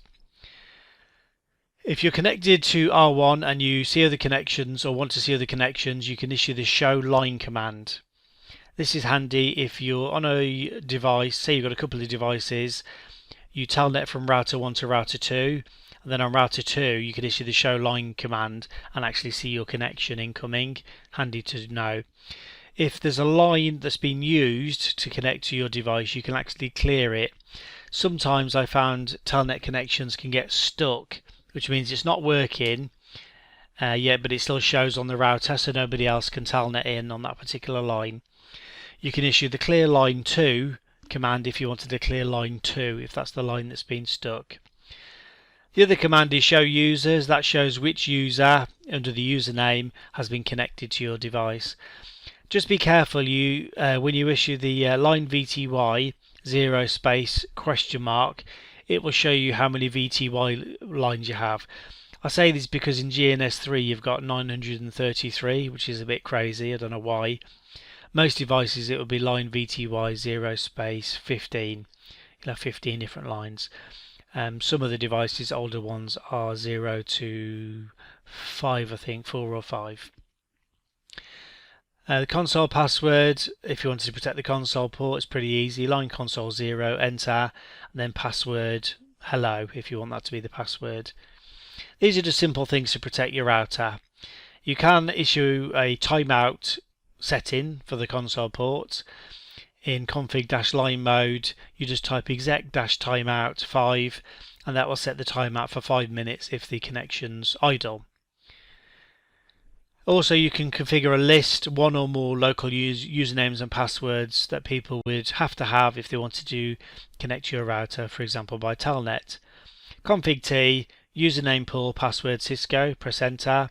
Username Stuart, password CCNA, username whatever, password whatever.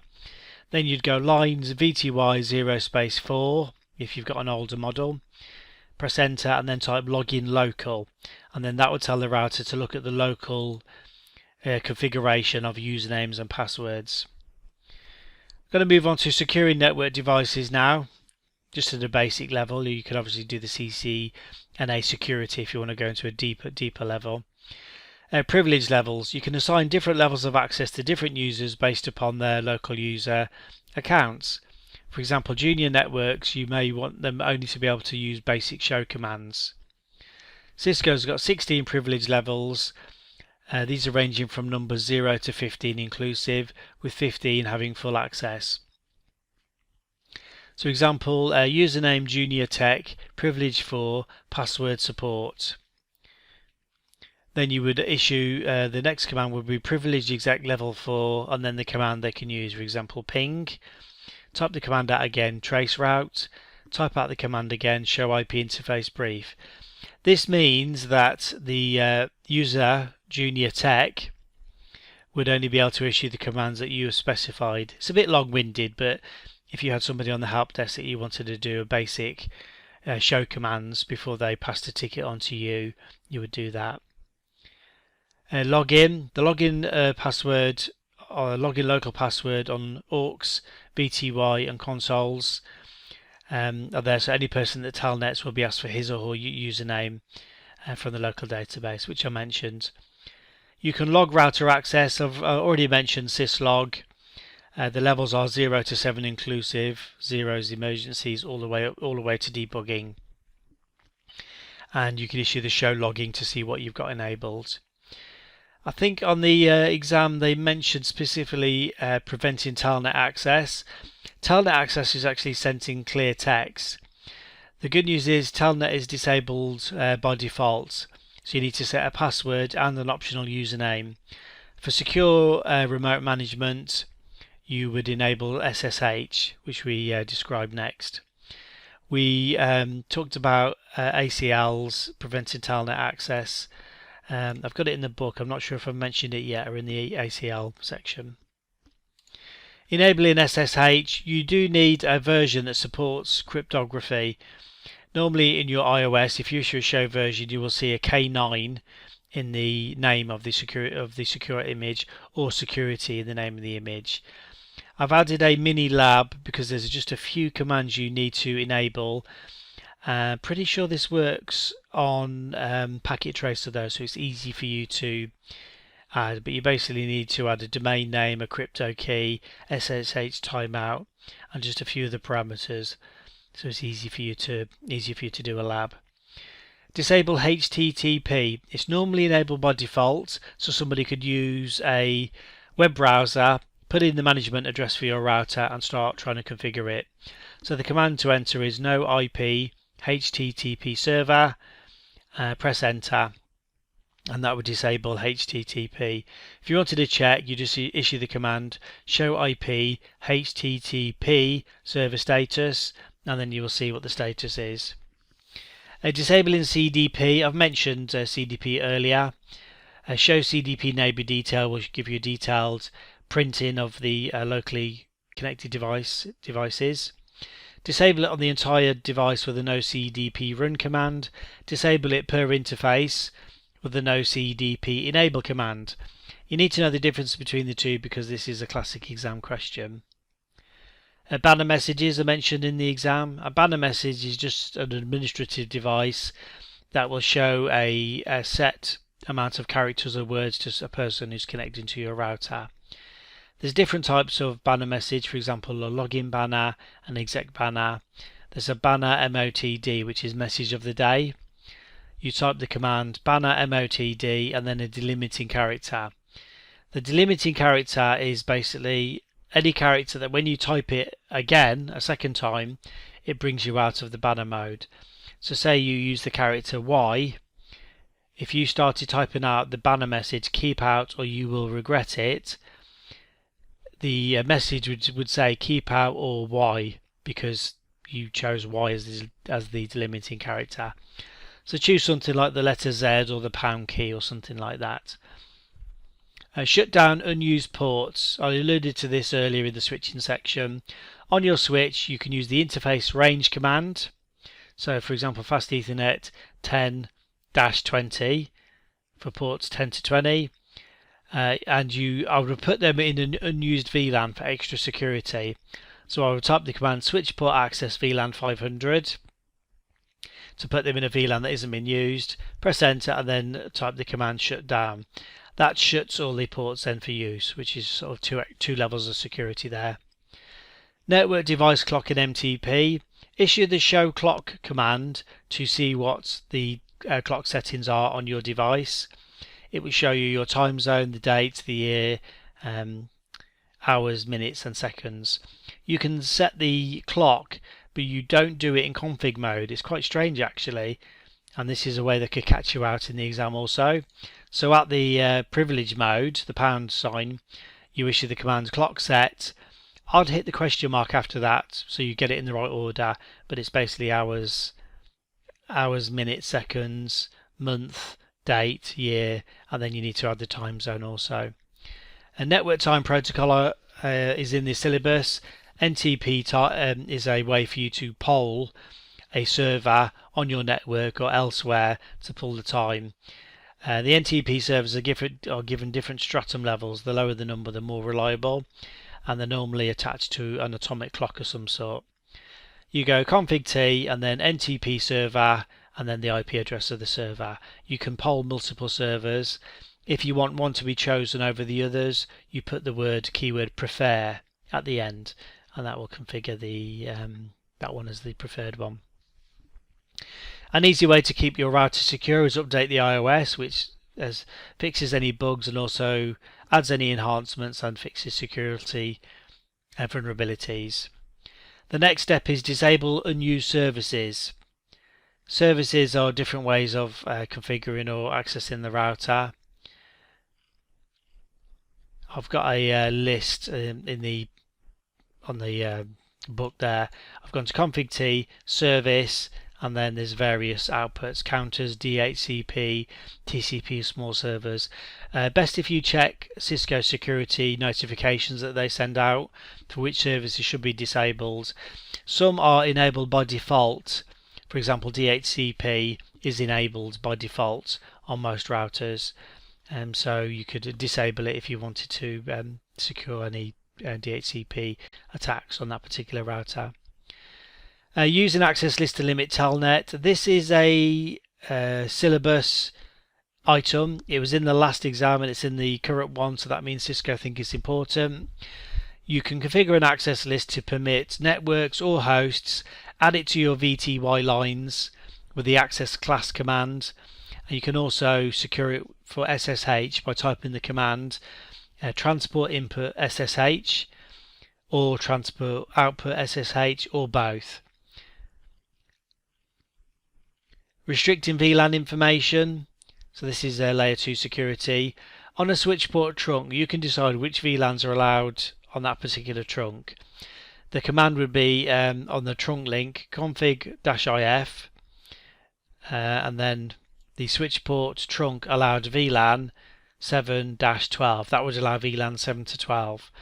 There's a few strange little ways of configuring this. You can add, remove, accept, none. Just be aware that wherever you configure, say you configured allowed VLAN 7 to 12, any VLAN you haven't named will be disallowed, so it could cause layer 2 problems. So be careful with that command. Changing the native VLAN, I've mentioned before, native VLAN I've explained. For security, you could use a native VLAN that's rarely used between two devices. For example, config T, interface fast Ethernet 0/1, switch port trunk, native VLAN 888. Make sure the other side of the connection has the same VLAN number, otherwise it won't work. Also change the management VLAN from 1. That's a bad idea to leave it as 1. So config T on the switch, VLAN 3, which creates VLAN 3, press enter. Then interface VLAN 3, press enter, and then configure the IP address of whatever. Otherwise it will be left as VLAN 1, which you don't want to do. SNMP we cover later, so I'm not going to go into detail now. Securing VTP. If you use VTP on your network, you should really be configuring a password. You could issue the show VTP password command on a switch to see if there is one. If there isn't, you issue config T, then VTP password, and then add whatever the password is. You'll have to configure the password on each switch in your VTP domain. If a switch doesn't have a password, then it won't participate in VTP. I just briefly want to mention firewalls because they're added as a network device, although I've left them till later because it fits better in the security section to me, my mind. Most firewalls work at layer 4, which is based on TCP or UDP port numbers, although some can operate at layer 7. These are called next generation firewalls. You normally perform NAT on your firewalls if you've got them there and not on the routers. Firewalls usually operate in either routed or transparent mode. Routed mode means that it functions like a layer 3 device with IP addresses. Transparent mode means that the firewall functions like a layer 2 device passing traffic to the end user. Software firewalls are available from companies such as AVG and Microsoft, with AVG offering both free and paid versions. Software firewalls are installed on a user's PC and smartphones. They offer a user OS level protection. Virtual firewall is a network firewall service or appliance that runs within a virtualized environment. It provides packet filtering and monitoring services which are normally provided by a hardware firewall. The advantage is that multiple firewalls can run without high costs. The virtual firewall, the VF, is used to partition the physical firewall into multiple logical devices. Cisco has coined the term security contexts. These allow a single physical device to act as multiple independent firewalls. You've got two modes for firewalls, stateful or stateless. Legacy firewall operating mode is stateless, which is known as packet filtering. In stateless mode, the network administrator will configure the firewall rules to permit or deny data to certain points or ranges of points. Stateful means that all data flows are recorded and associated flows of data are then permitted or denied. Stateful firewall determines the state of a TCP connection and whether changes have been made, such as the maximum transmission unit or packets are being fragmented. Zone-based policy firewalls, these represent an evolution in firewall technology. They create security zones with each device interface placed into a zone. Two or more interfaces can be in the same zone, which is often the case, for example, two LAN, two DMZ or internet interfaces.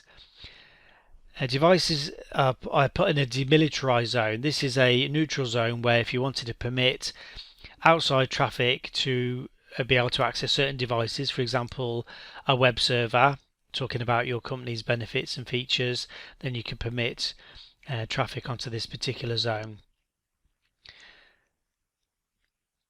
The zones created include trusted, untrusted and DNZ, as I've said. The last thing I wanted to mention is external authentication methods. Your two choices listed in the syllabus are TACACS and Radius. TACACS is Cisco proprietary. It operates on TCP 49, used to provide access control to network devices. Radius is remote authentication dialing user service. It's open standard. It provides secure remote access to the network. It operates at UDPs port 1812 and 1813. Troubleshooting is mentioned throughout the syllabus, but what I've done my best to is group it all together into one section, looking at layers 1, 2 and 3 troubleshooting, because otherwise it's all just in bits and pieces and there'll be a lot of duplication. So Cisco are asking you about fault isolation and documentation, LAN switching troubleshooting, routing fundamentals, using various iOS tools for troubleshooting. Well, troubleshooting isn't some mysterious skill. With a plan you can actually use a step-by-step process and you should quickly be able to troubleshoot, diagnose and resolve most of the problems you encounter in a computer network. For the CCNA exam you'd be expected to troubleshoot some problems on a simulated network. So you may have to log into devices and use various show commands to determine what the problem is. Cisco may ask you to fix the problems with configuration commands, or you may just be presented with a network topology and be asked to identify what the most likely cause is, or you may just be shown some configuration. A troubleshooting plan. You generally need a structured approach, otherwise it's going to be quite haphazard and you're going to end up taking a long time to fix problems, which could frustrate a lot of users. Attempt to isolate the issue to a single location, building, floor, and finally specific network segment or node. One method is termed divide and conquer, where you parse the network into progressively smaller sections until you isolate the problem. It's important to gather information from your users, but don't be misled by them. Some can call in complaining that email isn't working, but it could be part of a network outage. And I've noticed that when working on large networks, most of the teams like to say the problem is a network problem, when often is the case it's a configuration problem on one of their servers. For example, they're missing some routes from the routing table. You can break down your troubleshooting ideally into the OSI layer for the purposes of the CCNA. Layers 1, 2 and 3. Physical is faulty broken cables, power outages or cable connected to the wrong interface, or incorrect cable for the interface type. Layer 2 would be an incorrect layer 2 configuration, missing clock rates, faulty network cards or an interface shut down manually. Layer 3 is misconfigured routing protocols or incorrect IP or subnet mask. Each of the layers requires a different set of commands or debugs if you're going to be applying debugs. There's a useful book which is out of date now, but it's still got a lot of useful information, and the methodology is quite pertinent still. Cisco Press, the Internet Work Troubleshooting Handbook, and also a book by Cisco Press, the Cisco Field Manual, Router Configuration. Like I said, it's got out-of-date technologies. Some of it's out of date and the iOS is out of date, but the principles are quite useful. Network debugging. We've actually used a lot of debugs in the labs. If you type debug space question mark, you will see several pages of the available debugs. And then if you drill down further, for example, debug IP EIGRP space question mark, you will then see further subdivisions until eventually there are none left. Speak to a senior engineer before you run any debugs, because it can overload the CPU and lock you out of the router, so in fact you can't turn it off. Layer 2 debug commands we'll cover in the relevant sections. They include debug serial packet, debug serial interface, debug PPP packet, debug PPP authentication, debug PPP negotiation. Debug IP packet will produce a heck of a lot of output, so you have to be really careful. What you can do is drill it down to an access list. You can create an access list to match the type of traffic you were looking to debug, and then issue the debug IP packet 10, for example, if 10 is the access list you've configured. Even more verbose is the debug IP packet detail. It's okay if you've got a little home network with 2 routers, but otherwise you've got to be very careful. Alright, layer 1 troubleshooting. It may seem simple, but it can become complicated because many layer 1 issues can be easily diagnosed, tested and resolved by just swapping the cable.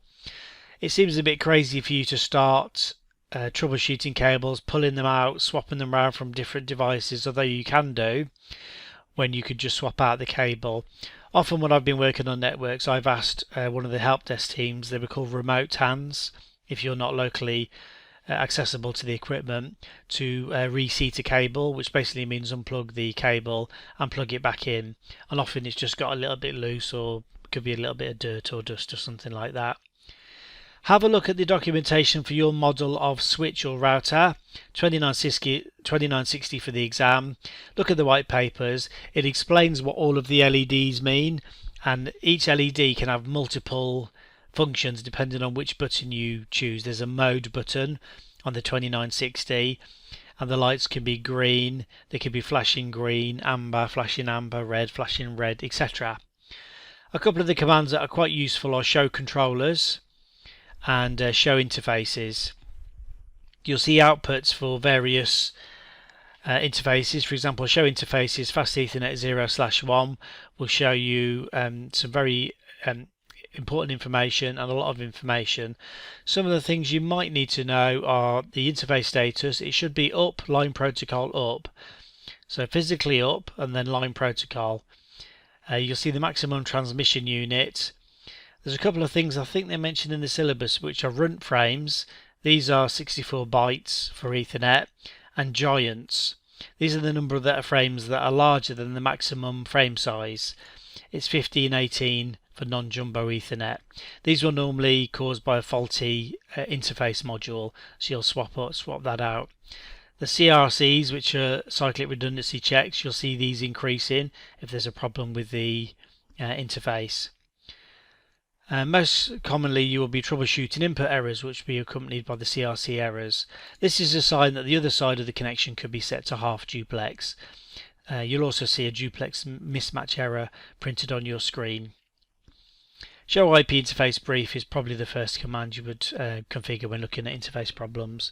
Bear in mind for wide area networks, the show controllers serial 0/0 command, if that's the interface, will show you the cable attached. If it's a DCE cable, it will need a clock rate. VLANs, troubleshooting end-to-end VLANs, you have to make sure you verify a number of steps. IP addressing issues within the VLAN. The VLANs have been correctly created. The VLANs are correctly associated to switch ports. Usually you'll want each VLAN to be assigned a unique IP subnet to avoid inter-VLAN communication issues. This means that two hosts that are part of the same VLAN will need to be assigned IP addresses from the same range. The first command you could issue is show VLAN. There's also the show VLAN brief command, will show you which ports are in which VLANs. After properly creating the VLAN and all switches between the two hosts, you need to check whether the correct ports are associated. One command you can issue is show interfaces trunk to see which VLANs are allowed on the trunk. So you need to make sure that your VLAN is permitted across the trunk. If you need to add a VLAN, say for example VLANs 1 to 4 are only working, you need to be careful about the commands you enter. So if you want to do add VLAN 5 without deleting the others, you would go interface fast Ethernet 0/1 for example, and then switch port trunk allowed VLAN add 5. If you missed out the add, then only VLAN 5 would be allowed, and then you're going to cause a network outage. Another useful command is show interface fast Ethernet 0/10 switch port. This will show you all of the layer 2 information for that particular interface, which we covered earlier in the trunking sections. And then again show IP interface brief, shut and no shut any interfaces. Troubleshooting trunks. If the trunk won't come up, check whether the interface is actually up. You can issue the show IP interface brief or show interface fast Ethernet 0/1 or whatever the name is. You can issue the show interface switch port command. That will tell you if the interface is a trunk, what's the default setting and what the actual settings are.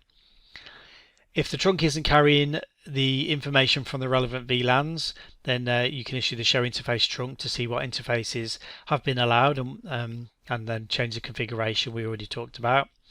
The encapsulation, you shouldn't have a problem with this. If you issue the show interfaces trunk command, you will see the encapsulation. Cisco only let you use .1Q on the 29660, which is the model in the exam.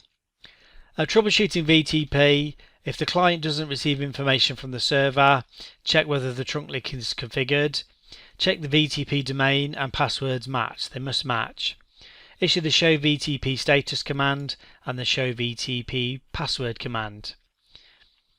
If a new VTP client has caused a change in the VLAN database, then you've got problems on your entire network. Again, in the show VTP status command.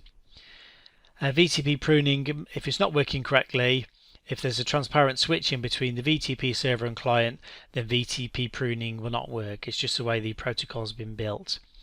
I've added a troubleshooting lab where basically you configure the network but you insert faults into it. I know it's just playing around with the commands, but it's useful for you to see how things actually break and then how to fix. IP addressing, the interface could be up, or it should be up if it's properly functioning. The interface should be properly addressed. You can again issue the show IP interface brief. That doesn't show you the subnet mask, so you could issue the show interfaces fast Ethernet 0/1. That will show you if the interface is up, down, etc., but it will also show you the subnet mask in CRDR format. So just be careful you don't just issue the show IP interface brief command and that won't tell you the subnet mask. It won't give you that extra level of abstraction. You can issue a ping command. The show IP interface, whatever the number is, fast Ethernet 0/0, shows you the, like I said, the IP address, subnet mask, the MTU as well. I've covered the extended ping in many labs throughout the book. You basically issue the command ping, press enter, and then you can drill down further if you want to go into extended commands, change a different source interface, do more than 5 pings, etc. The other extended command they ask you to know is the trace route command. you type the traceroute command, press enter, and again you've got a choice between protocols, target and source addresses, timeouts, probe count, etc. I must admit I've rarely used this command, but because it's in the syllabus. Access lists, you can check which access lists are configured on your router with the show IP access list commands. It will show you all of your IP access lists. If you just issue show access lists, then it will show any other access lists, which I doubt you'll be using now. You can check which is added to your interface. You could issue the show run command, or you could issue the show IP interface serial 0/0, and down there in the output it will show you if there's an access list added inbound or outbound. If you're on a live router, this won't work on Packet Tracer. You can issue the show run interface serial 0/0, and it will just show you the configuration for that particular access list. Again, that doesn't work on Packet Tracer, and it won't work in the exam either because it's not a live router. And then the last thing I think I want to talk about is RIP. Vast majority of RIP issues will be configuration mistakes. Basically, you did it, or somebody's configured it wrong. The common issue with RIP is the incorrect network advertised or not advertised at all. Even directly connected networks must be advertised. This is a common fault I found with junior Cisco engineers. They configure the edge networks, but they don't, and they wonder why the routing tables are empty. If you've got a point-to-point link with a 10 network on it, you need to add that to the RIP process. The strange thing is it won't show in the RIP table because it's directly connected because of the administrative distance, but RIP won't work otherwise. The no auto summary command, remember we talked about that. Make sure it's added if you've got discontiguous networks or you just don't want RIP to summarize. If somebody's added the passive interface command to an interface, then obviously RIP won't advertise that network. Your best commands to use are show IP route, show IP protocols, then you can dig down into debug commands and the show IP RIP database command. So that's all for the troubleshooting. It's a massive subject, but this is enough to get you through the CCNA. We're going to be looking at spanning tree protocol now, or for short STP. Very important subject, never used to be in the CCNA, or at the very least you'd only need to know what it basically does, but now they expect you to know a little bit more about spanning tree, some basic configurations, and also some troubleshooting. Different people learn in different ways. I tend to learn if I can read a little bit of theory and then do lots of labs and then go back to the theory. I don't think anyone can understand anything in detail unless they've actually done some hands-on configurations. So there's some spanning tree labs in the CCNA Simplified, and also there's a few different spanning tree labs to go into more detail in 101 labs for the CCNA exam. That's available in book format or on How to Network. All the labs for the 101 labs are free on howtonetwork.net. If you want to access the videos or the solutions, then that's available for members. But if you imagine, say for example, you've got 4 switches in a square, and in each corner of the square you've got a switch. Top left is switch A, top right is switch B, bottom left is switch C, and bottom right is switch D. So all these switches are connected, and also you've got a cross in the middle connecting switch A to D and B to C. So basically that means you've got a full mesh. So if you have 1 or even 2 interfaces on the switch drop, you've got a connection to all the other switches. Now the problem you have is when a link between 2 switches dies, for example the link between the top left switch, which is switch A, and the bottom left switch C, then that connection is marked as down. The problem is that the other switches will then update their database and advertise the fact that they can now be the main link to switch A or to switch C. They pass that information on to other switches in the network, and all of a sudden, in a matter of seconds, every switch on the network is advertising the fact that it's the best link to get to switch A or switch C. Now this is known as a broadcast storm, and it's one of the main problems you'll have on networks. Remember, early versions of Ethernet networks only really had a few devices on them, so redundancy was important and you never really needed to worry about this. But as networks have grown out of all expectations, we've needed something to actually control this amount of information. Now, spanning tree protocol was developed by DEC, Digital Equipment Corporation. It's actually regulated now by the IEEE, and if you ever get asked the standard for STP, it's 802.1d. Now, spanning tree, it allows bridges and switches to communicate with each other so that they create a loop-free topology. Now, spanning tree is basically a mathematical algorithm. You don't really need to worry too much about the algorithm. I mean, I'll tell you what you need to know shortly. But basically, it runs an algorithm and a calculation depending on the bandwidth of the line and other configuration commands on the switches, and it decides which interfaces to leave up as far as spanning tree is concerned and which ones to close down. Now, when spanning tree sees a loop on a network, it will block one or more of the redundant paths. So the redundant paths are still there and available to be used, but they're actually locked off for use, and they can be opened up as on a needs basis. Now, spanning tree STP continually monitors the network and is always looking for failures on switch ports and changes in the network topology. Now, if a change on the LAN is detected, it will run an algorithm and then make a decision as to which redundant ports to open and which ones to close.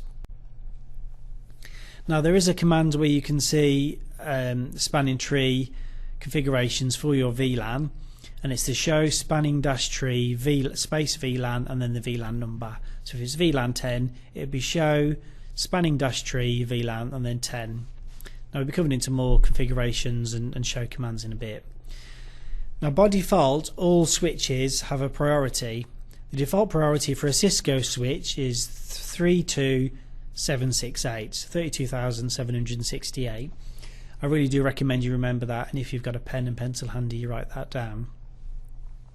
Now, as a network engineer, you can go in and actually configure the spanning tree values, and this is a really important thing for you to understand from the theory point of view, and also how to do it, and we'll cover how to do it, and also there's some labs in the back of the lab book if you have access. You as a network engineer can configure any values, but it has to be in the increment of 4096. So it could be 4096, 8192, 12288, and so on. Now, priority plays a very big part in the role of spanning tree and how well the network will function. Now, as a network engineer, for example, if you wanted to say a certain switch is going to be the root of the network, which I'll again come to in a bit, then you would configure that to have a low bridge priority. The higher the priority, the less likely the device is likely to be chosen as a bridge. So a few terms to be familiar with for spanning tree. The first one is the root bridge. All switches on the network elect the root of a tree. After this, all decisions such as which redundant path to block and which one to open are taken from the perspective of the root switch. So this is how the algorithm is working. It starts off with a tree, and then the branches of the tree come out from there. Now, the election is won by the switch with the lowest bridge ID. So the lower, the better as far as the election is concerned. Switches that do not become the root bridge are called non-root bridges. And you've got to remember, all of this stuff has been put together by some very clever network engineers, and they don't always name things in user-friendly terminology for normal people like you and I. The other term to be familiar with is Bridge Protocol Data Unit, BPDU. Important to know for the exam. This is the information exchange between switches to select the root bridge. So a classic exam question, what data format or how is data exchanged between switches using spanning tree to select the root bridge? And the answer, of course, is BPDUs. Switches send BPDUs every 2 seconds by default, but you can actually configure it to be different. We don't need to worry about that command. A root port is another terminology. Each switch has to have a path to the root bridge if it isn't directly connected, and that path is known as the root port. That's a directly connected link, or the fastest way to get to the root bridge. And remember, if you use common sense, the whole point behind this is working out the fastest way to get from one switch to another switch. One other factor that you need to be aware of is port cost. every port will have a cost, and the port cost is determined by the bandwidth of the link. So if you imagine you've got a 10 meg link to your switch and a 100 meg link, the way to decide that the 100 meg link is better as far as the switch is concerned is to have a spanning tree cost. Now, bad news for you is you've got to remember some of the costs for the CCNA exam. Now, I'll give you 3 of the main costs because I think these are the main ones you need to know.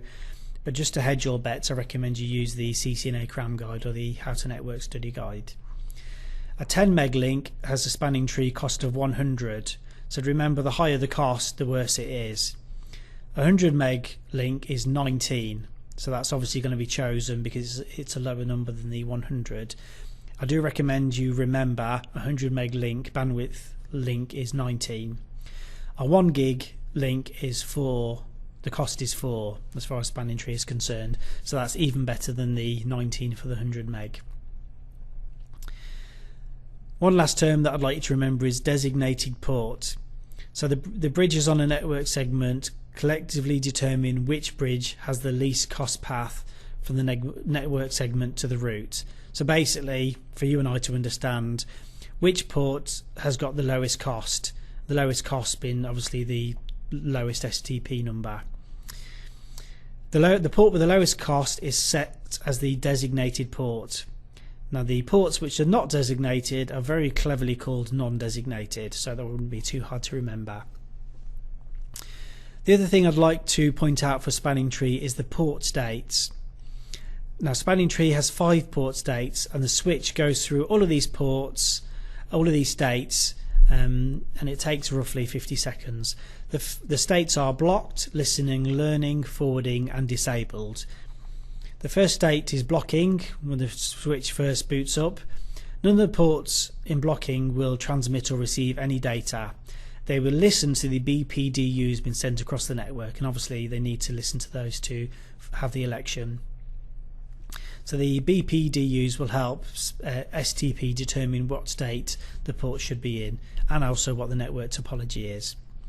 Second state is listening.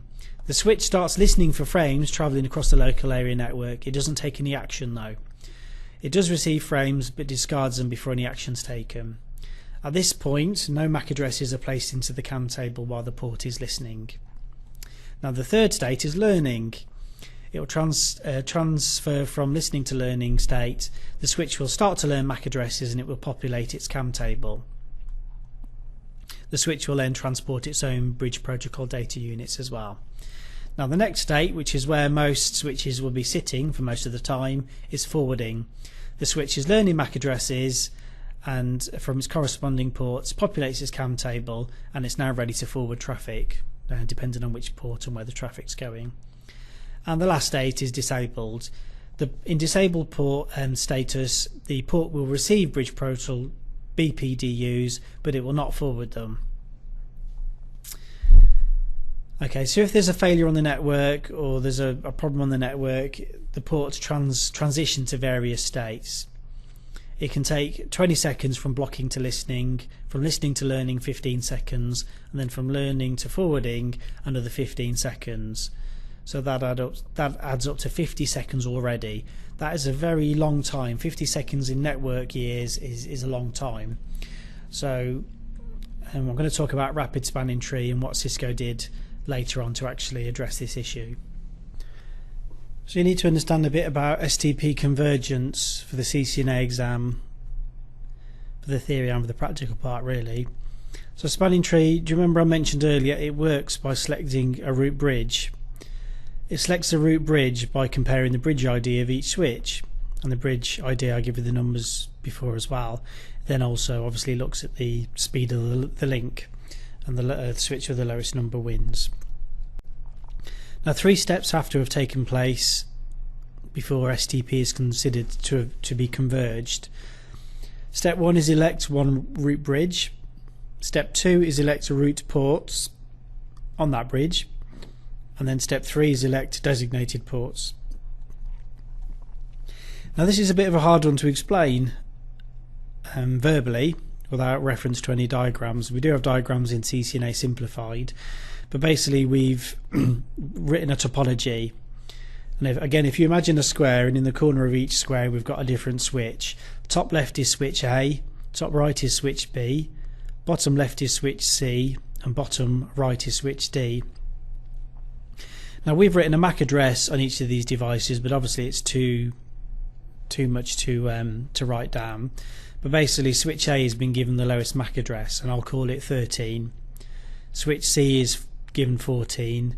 Switch B in the top right is given 17, and at the bottom right is 18 for switch D.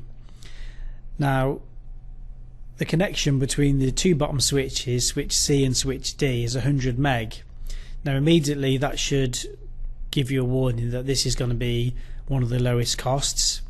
So for example, if switch D is in the bottom right, if it needs to get to switch A going up to switch B and then left to switch A, that's two 10 meg links, which is going to be pretty slow when you compare it to the 100 meg link going left to switch C. Now the link between switch C and switch A in the top is 100 meg, is 10 meg. So literally for switch D in the bottom right, it can either go through two 10 meg links or 100 meg and 110 meg.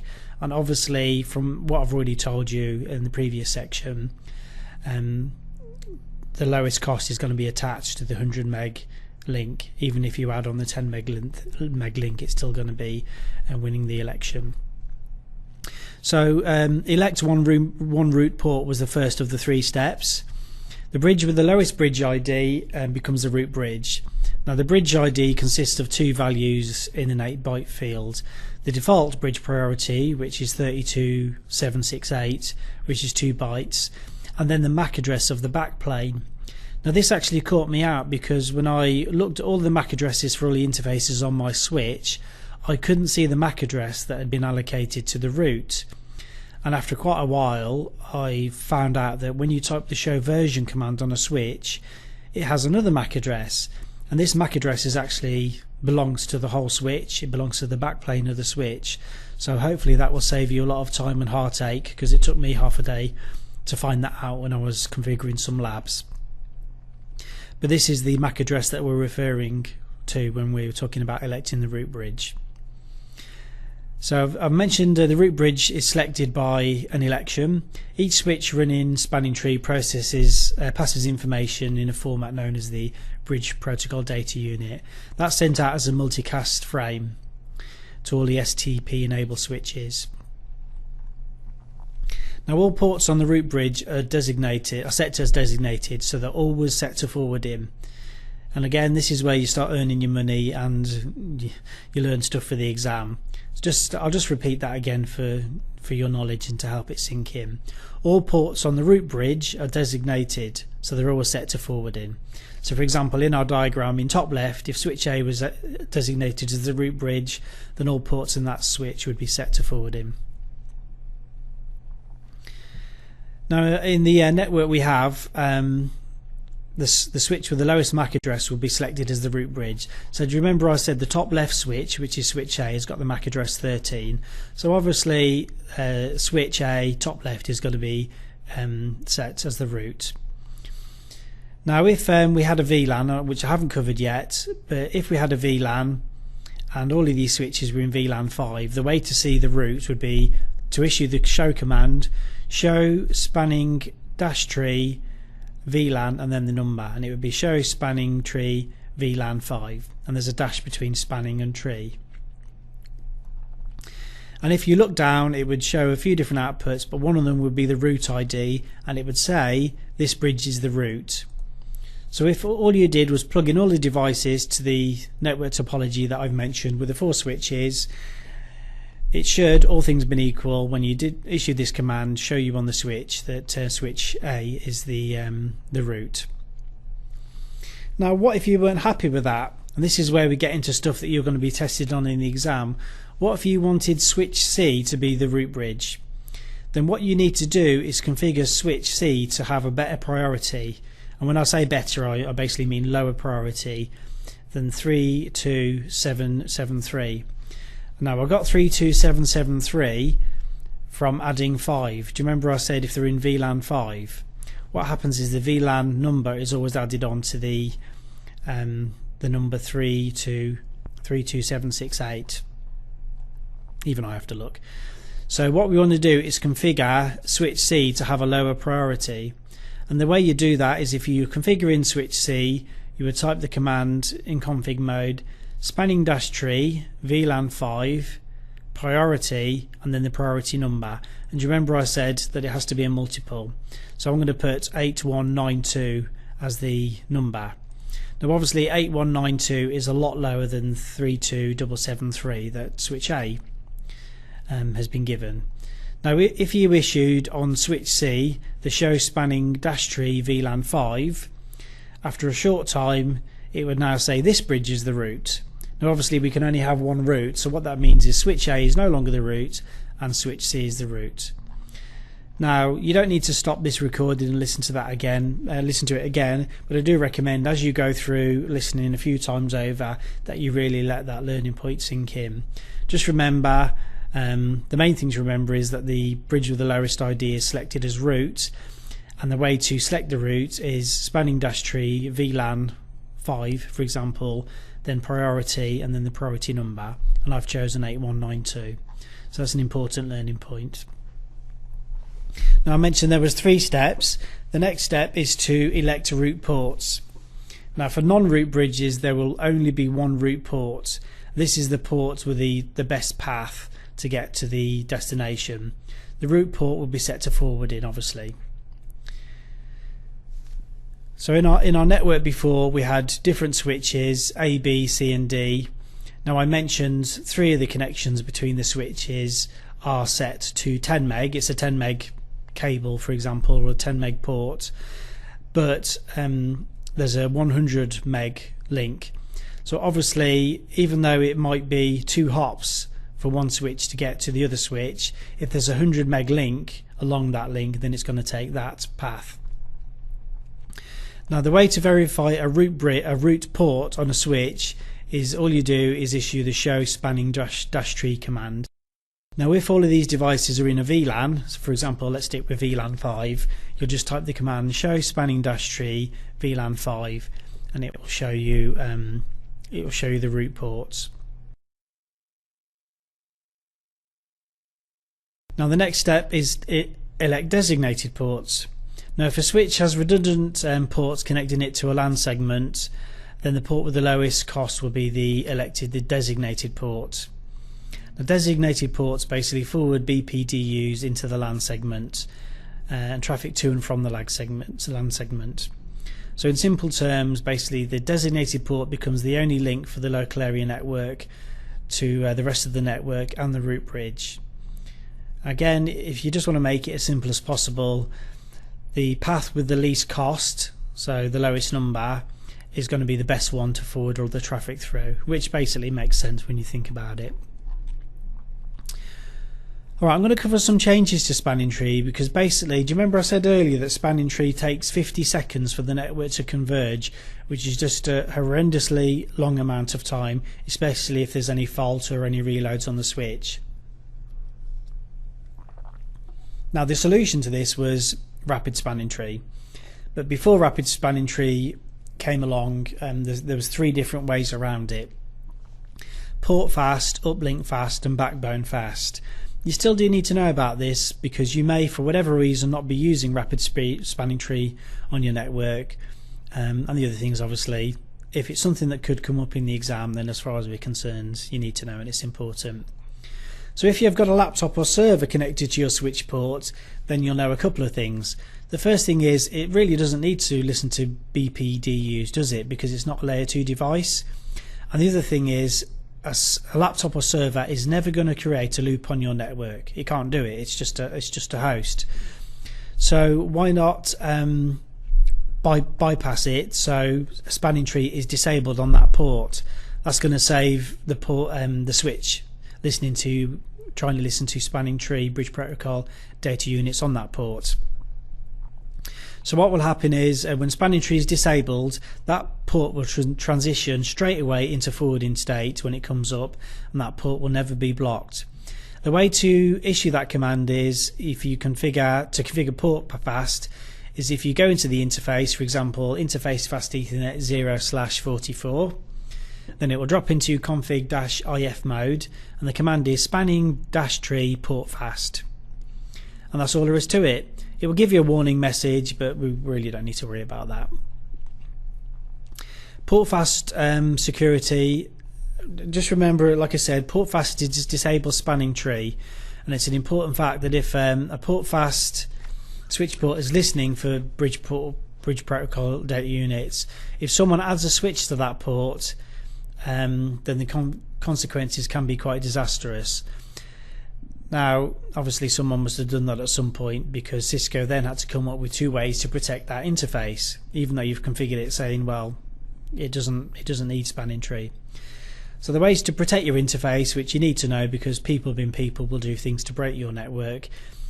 The first thing is BPDU guard, Bridge Protocol Data Unit guard.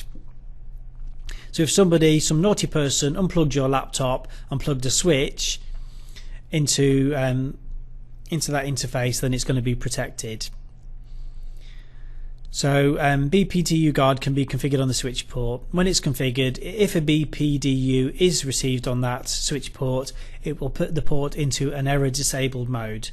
The only way to bring it back up is you as an administrator bringing that interface back up. So you'll go into interface configuration, and the way to add to that command is spanning-tree BPDU guard, which is all one word, space enable. If you got a pencil, write it down. Spanning-tree BPDU guard space enable. There's another feature called BPDU filter. Now when BPDU filter is configured on a switch port that's been configured as port fast, it'll cause the port to lose port fast status if a BPDU is received on it. So this is another way of protecting it. Basically it'll force the port into participate into spanning tree convergence. So that's unlike BPDU guard, where the port is actually shut down. This actually flips the switch into participating. Now the command for that is spanning-tree BPDU filter space enable. That's the command.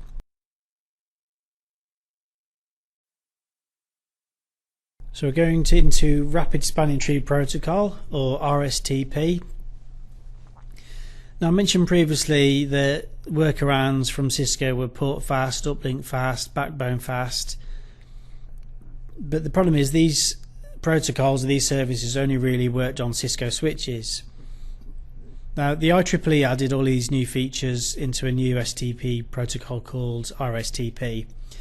The IEEE standard for that is 802.1w, in case you're ever asked. If you want to configure RSTP on your Cisco switches, the minimum level of switch you need is a 2950T. Please check cisco.com for iOS levels and switch models if you need to check before you buy anything.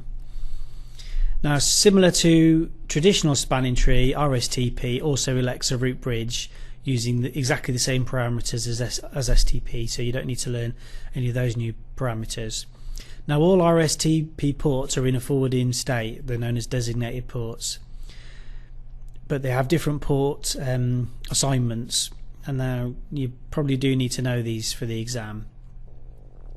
You have root port, designated port, alternate port, backup port and disabled. So the root port is the elected port that's forwarding data in the active topology. The designated port is an elected port that's forwarding data for every switched LAN segment. An alternate port is an alternative path to the root bridge, and it's different from the root port path. A backup port is a port that provides a redundant path, but it's less desirable, to a segment to which another switch port already connects. And disabled just doesn't participate in the topology at all.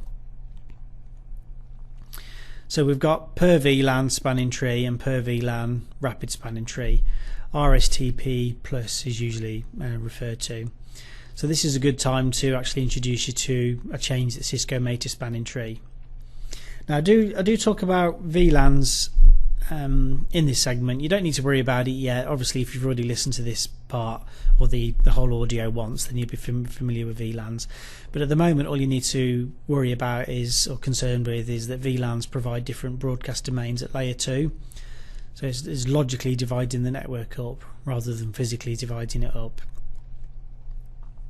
Now, when the original bridging standard 802.1d was drafted, VLANs didn't exist, so hence there was no need for spanning tree to worry about spanning tree different spanning tree instances across the entire switch. Eventually, VLANs were introduced, and they created different networks on the same switch. So this basically arose for different needs for different topologies and load balancing and flexible spanning trees. For example, if you had 6 different VLANs on your network, then really you'd need a different instance of spanning tree working for each VLAN. Otherwise, it just would defeat the whole object of having VLANs on your network. So the need for per VLAN spanning tree can be understood when you look at it in that context. I do recommend you look at a topology I've put on CCNA Simplified, which has got lots of different ports and explains how RSTP would operate on a live network, but to explain that verbally would be pretty difficult. So to configure rapid spanning tree, you may well be asked in the exam to apply rapid spanning tree per VLAN rapid spanning tree, or you may need to pick out the command. It's very simple. All you need to do is type one command in config mode. The command is spanning-tree space mode space rapid PV -PVST. So I'll say that again: spanning-tree mode rapid -PVST, and that's it. You've got rapid spanning tree enabled on your network. We're going to look at ether channels in this section. An ether channel is a Cisco specific term. It's used to describe a logical bundle of physical Ethernet interfaces. Ether channels solve the issue of connecting switches, multiple parallel connections, only being able to connect one of these switches due to STP blocking the other links. Now, we covered STP earlier, and obviously any extra links that could cause a loop in the network would be blocked. So we have all of these extra links between 2 switches that in theory couldn't be used, but now ether channel is a way around this. STP sees all of these links as if it's one link. So other vendors refer to ether channels with other terms. They've got their own implementation, such as link aggregation, link teaming, NIC teaming, and port channeling. The idea is you take multiple interfaces and bundle them or bond them together to increase the throughput.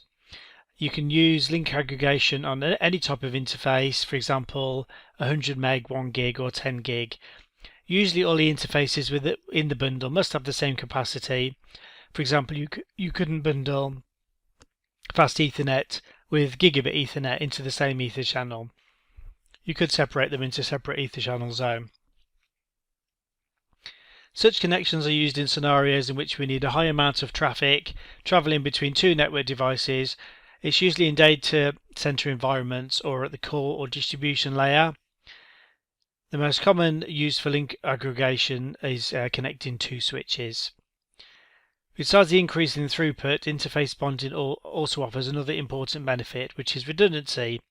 If one of the links in the bundles fails, the rest keep forwarding traffic and the logical link remains active. In order for the logical link to go down, all of the component physical links must also go down. Another benefit of link aggregation is optimizing ports in spanning tree. With multiple physical interfaces, only one of those interfaces would be in forwarding mode. When the interfaces are bundled, they're treated as one logical spanning tree interface and set into forwarding mode if there's no redundant ether channels. This means that if one of the links in the bundle should fail for any reason, there'll be no need for STP convergence to take place, which is a 50-second process. The entire bundle would need to fail for this to happen. In order for an ether channel to form, all ports or interfaces should have matching settings. For example, speed, duplex, native VLAN, VLAN range, trunking status, and type. The DTP settings won't affect ether channel formation. Just be careful in the exam about which boxes you tick. So it has to have all of the same things that I mentioned, but the DTP it won't affect the ether channel.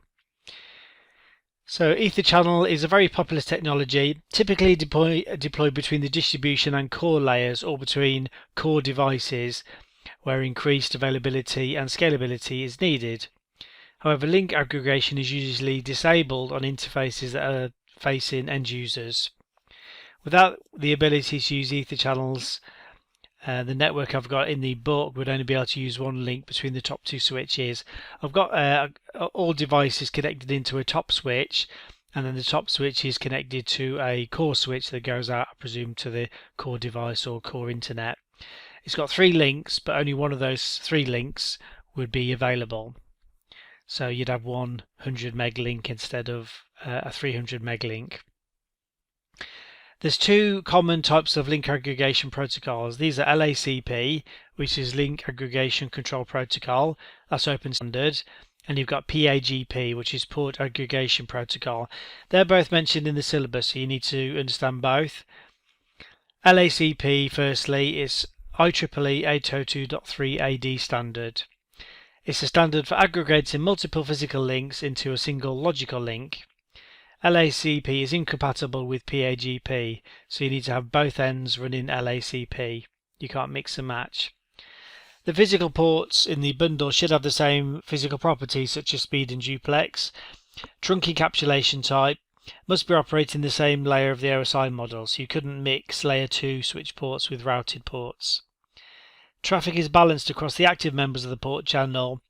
If an interface within the port channel fails, then the traffic is rebalanced across the remaining active interfaces. LACP supports auto-negotiation of port channels by exchanging LACP packets. LACP requires the ports to operate in full duplex mode. PAGP, however, supports half duplex. LACP frames are sent to a special multicast group. The address is 0180C2000002. LAC port modes. You've got 2 modes of operation. These are the classic exam questions for port modes for LACP versus PAGP. LACP, the modes are active and passive. In active, the port actively negotiates LACP, so it's trying to be part of the ether channel. In passive modes, it sits there passively and will not initiate the LACP negotiation. However, it will respond if the other end initiates.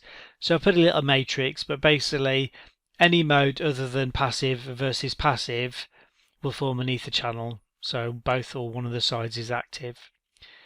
PAGP. This is Cisco's proprietary protocol for automatic negotiation of ether channels. These Ethernet channels are sent to the frames are sent to the multicast address 01000CCCCCCC. The port modes are auto and desirable. In auto mode, it's the same as passive. It does not initiate a PAGP session, but it will respond. If it's in desirable mode, it will actively initiate PAGP negotiations. So as before, all the settings will result in an ether channel forming apart from auto mode on both sides because both sides are passive. I've done 2 mini labs in the book, PAGP and LACP. Configuring PAGP, there is a limit. If you go to an interface and hit channel-group space question mark, you will see how many you can configure. This depends on your model of switch and iOS version. So I'll put a couple of interfaces into a channel group. I've used the interface range command, which you should be able to use on most modern switches. Interface range fast 0/1-2. So 2 interfaces, press enter. Switch port mode access, switch port access VLAN 1, and then I've issued the command channel-group 6 space mode, and here I have all of my modes for PAGP and LACP. Active, auto, desirable, passive. There is an on mode, which technically isn't an ether channel type, but it will manually set both sides to on. So I can choose from all of these settings as long as I've got the same settings compatible with PAGP or LACP, both sides, and at least one side is actively trying to form an ether channel, then it will come up. When you've configured your ether channels, you can issue the show IP interface brief. You'll see a port channel. It should hopefully be up. Also, you've got the show ether channel summary command you can issue. There is a load balancing command you can issue to change the load balancing type, but don't think that'll be in the exam. The command is port-channel load-balance, and then if you hit question mark, you can see the types of load balancing you can do. I'm going to look at layer 3 threat mitigation techniques. These have dropped down from the CCNP switch syllabus, not in the same detail of course because there's no configuration for these following subjects. However, it's just an indication of how much tougher the CCNA exam has become. Common layer 2 attacks include CAM table overflows, ARP spoofing, rogue DHCP servers and VLAN hopping. You're not expected to know all about all of those in the exam, but your mitigation techniques include port security, 802.1x, DHCP snooping and dynamic ARP inspection. Now port security is covered elsewhere. DAI is not in the syllabus, so we're not going to look at that. So that just leaves 802.1x and DHCP snooping. There's some configuration commands for these in the CCNP switch syllabus. Pretty straightforward actually, but because it's not in the exam, I don't think we should concern ourselves with configuring it. It's just a bit too much. So 802.1x basics. This provides layer 2 access control for wired and wireless networks. It allows the switch to perform user authentication as opposed to one of the various other methods. With 802.1x, the user provides a username and password, which is in turn verified by a radius server. This is before the switch will permit the port to pass normal network traffic. There's 3 roles in the context of 802.1x. A supplicant, which is a client, an authenticator, in our case it's a switch, and then an authentication server. 802.1x authentication process uses EAP, which is the Extensible Authentication Protocol. It uses this between the supplicant and the authenticator as the foundation protocol for authentication. EAP defines the challenge mechanism for the messages used to authenticate users. EAP between the supplicant and the authenticator is encapsulated inside Ethernet frames using EAP over LAN, which is shortened to EAPOL. Messages between the authenticator and the server need to feature radius attributes, meaning the switch must then translate EAPOL and radius. Radius operates between the authenticator and the authentication server, which runs AAA. I've got a diagram in the book of all of this going on, but you do need to understand which protocol is run between what, and the fact that the authenticator, the switch in the middle, has to translate between the two. Configuration is outside the syllabus. Now DHCP snooping. This was developed to protect against rogue DHCP servers on your LAN.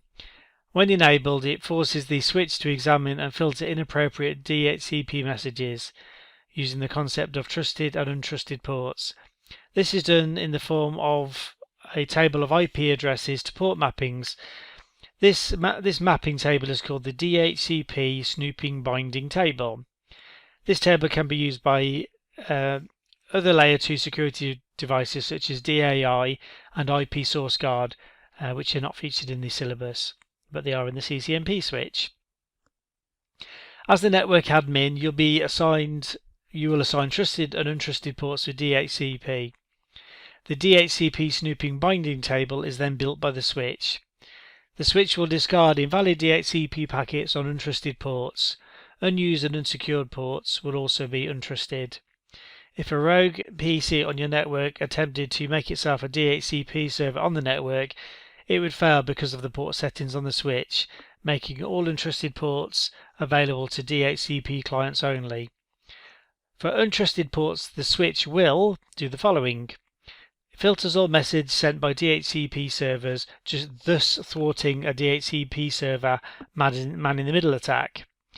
Next, it checks all DHCP release and decline messages against the snooping binding table. If the message doesn't match the table listings, it's filtered. Next, it compares the client hardware address with the source MAC address, blocking denial of service attacks. I've got an illustration in the book. Other common layer 2 security measures such as the following have been covered elsewhere. Unused ports should be shut down and put in access mode and placed in an unused VLAN. Avoid using the default VLAN on a switch, VLAN 1 that is. The native VLAN on trunk port should be an unused VLAN. Disable unused protocols like CDP and DTP. All of those things we've covered in commands and previous sections. I'm just briefly going to cover switch stacking because it's under the same header for the syllabus and we've got some time left. Switch stacking is another way for Cisco, another subject that's dropped in from the CCNP switch. Basically, stacking is grouping multiple switches into one logical switch. A stackable network switch is one that will perform perfectly normally as a standalone, but also can be set up to operate in conjunction with other network switches.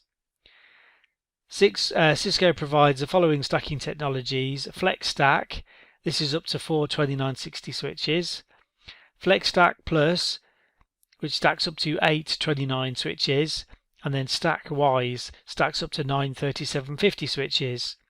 Your options will vary depending on the platform. Please check the Cisco website or with a Cisco sales advisor. There's several benefits to using switch stacking. Not only does the device appear in the network as one logical device, but you can configure the stack as a single device. A stack master is chosen through an election process, of which you can influence, and then all stack members have a backup of the configuration files. One other benefit is redundancy. The loss of a single switch will not result in the loss of the stack. As well as the redundancy, the network has increased throughput. Stack cables carry traffic flowing through the stack. You'll see if you Google it, Cisco Flex Stack, there's a special interface and a special cable used to daisy chain all the devices. Flex Stack offers a 10 gig connection. Flex Stack Plus offers a 20 gig connection.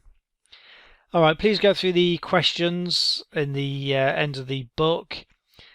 You get the free bonus questions, and I will see you on the next presentation. OSPF. We're going to look at an overview of OSPF and OSPF version 3.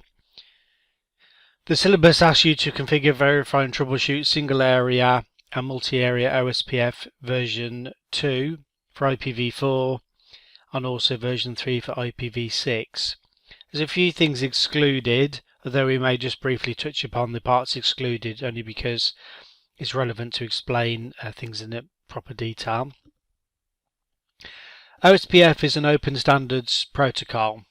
It uses a link state algorithm to calculate the best path to a particular network.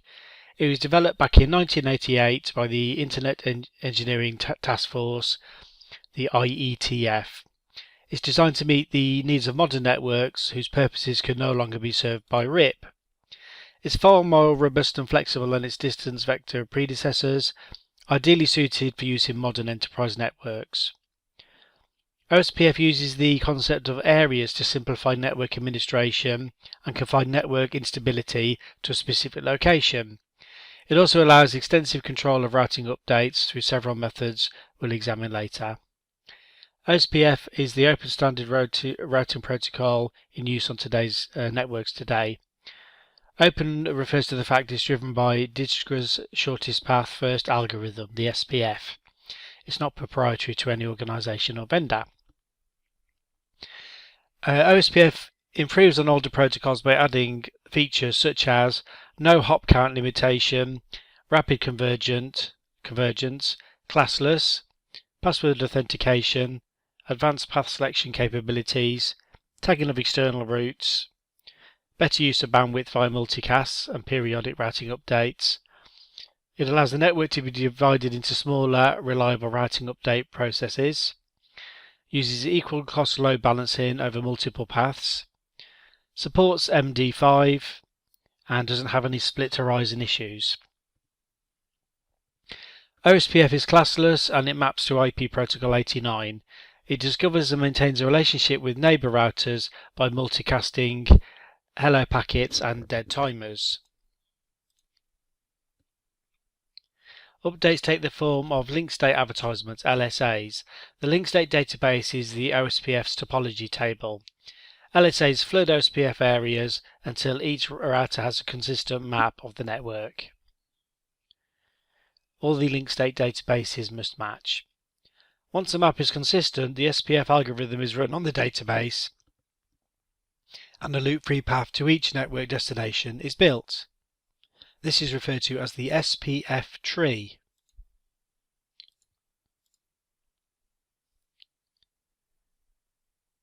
This can be seen in the routing table. An arbitrary metric of cost is used by OSPF when determining the shortest path from A to B. We can simplify the entire OSPF process as follows. Routers configured with OSPF send hello packets out of all OSPF interfaces. If the router on the shared link agrees on certain values in the hello packets, they become neighbors. Some of these neighbors form adjacencies. This depends on the type of OSPF router and the network, such as point-to-point or broadcast. Link state advertisements are sent over every adjacency. These describe the router link's neighbors and the link state. The received LSA is stored in the router's link state database and a copy is sent to all neighbors.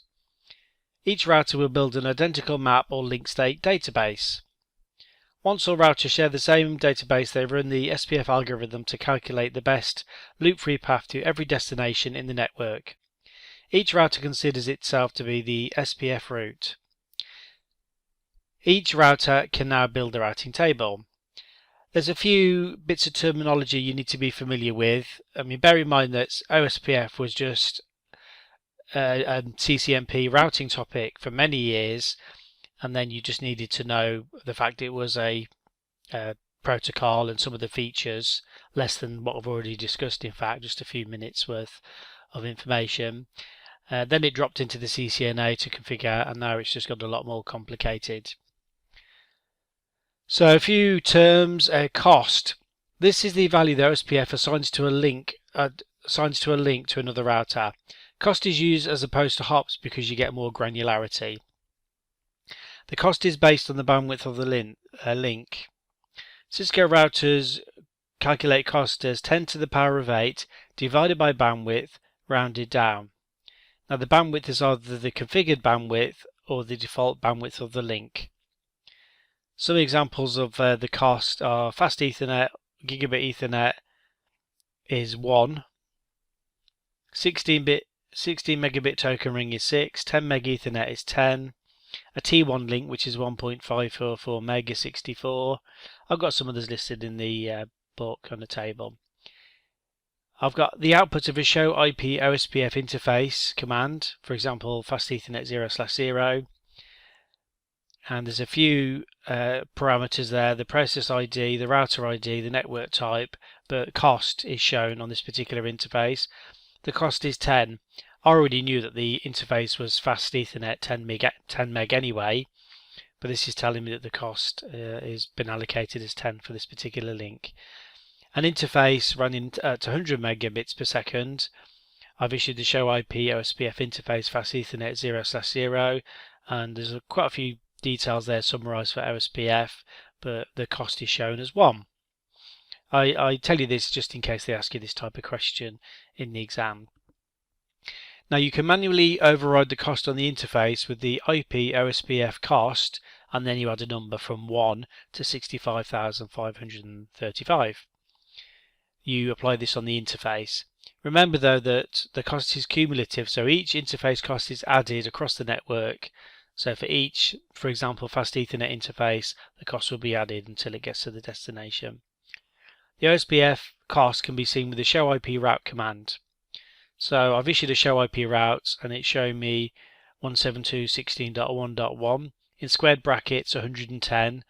110 is the administrative distance for OSPF, 11 is the cost for the entire route to get to the destination host address.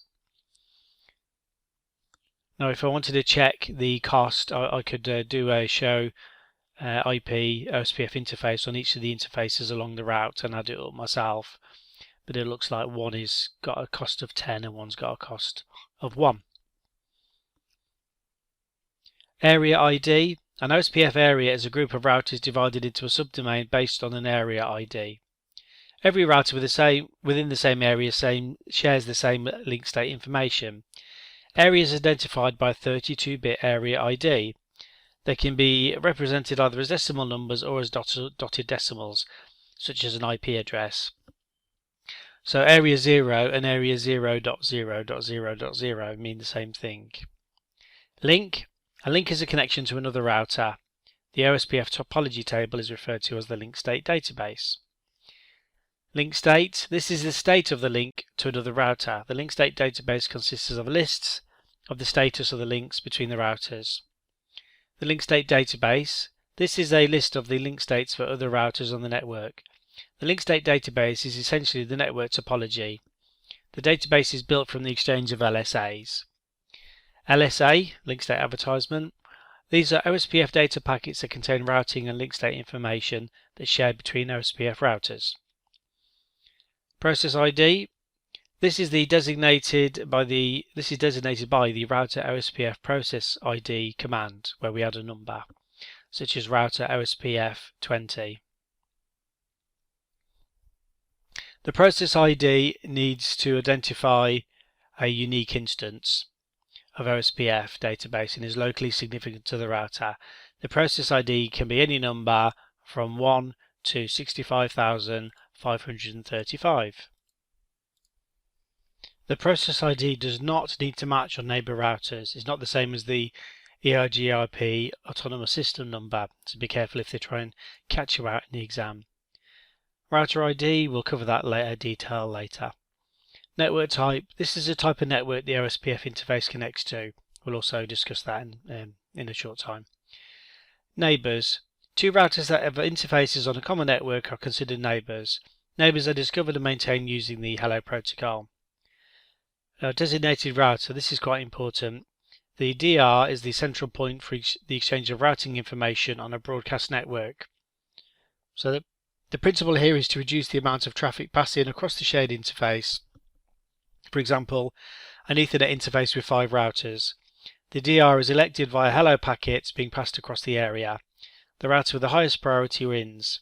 If all of the routers have the same priority, then the router with the highest router ID, usually the highest IP address, wins.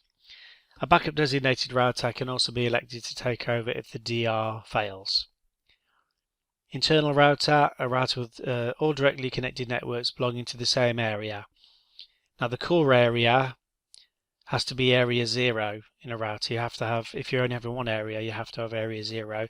Normally all routers would connect to area 0, although there is a workaround if you can't do it. But any router with all the interfaces in the same area is called internal. They don't. It doesn't all have to be in area 0. They could all be in area 1 or 2.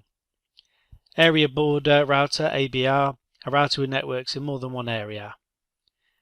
Backbone router is a router with an interface in the backbone area, which is area 0. And then finally, AS boundary router, the ASBR. This is a router that exchanges updates with routers in other autonomous systems. I mentioned the OSPF router ID earlier. It's important you get this right because it's a favourite exam topic. So every router running OSPF has to have a separate identity from the other routers. The router will normally select its own 32-bit unique ID based on the router's interface.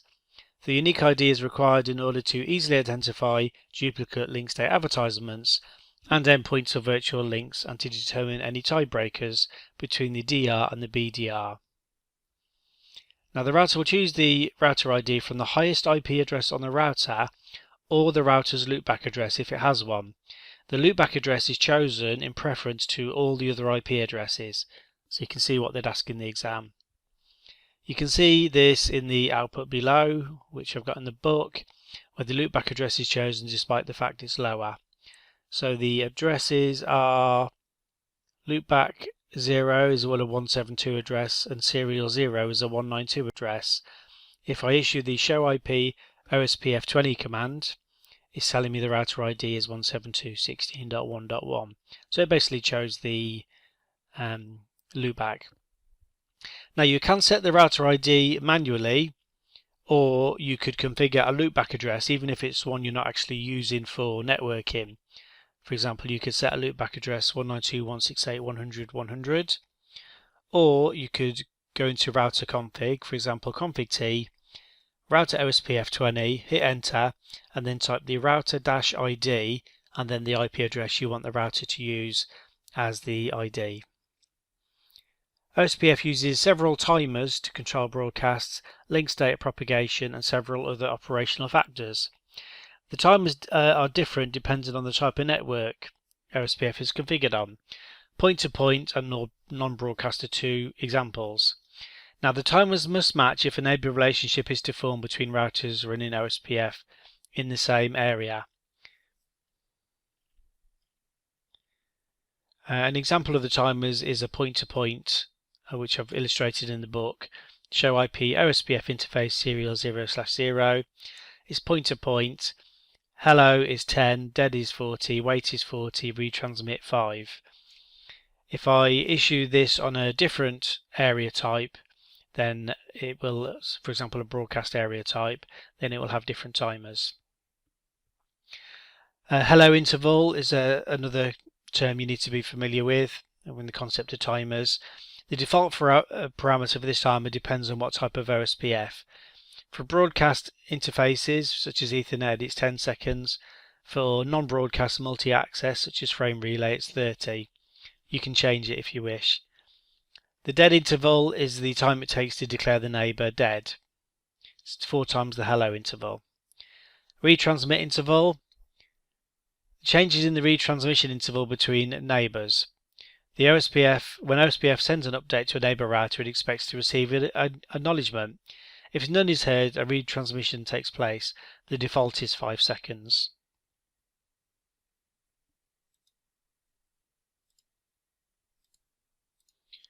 OSPF routes.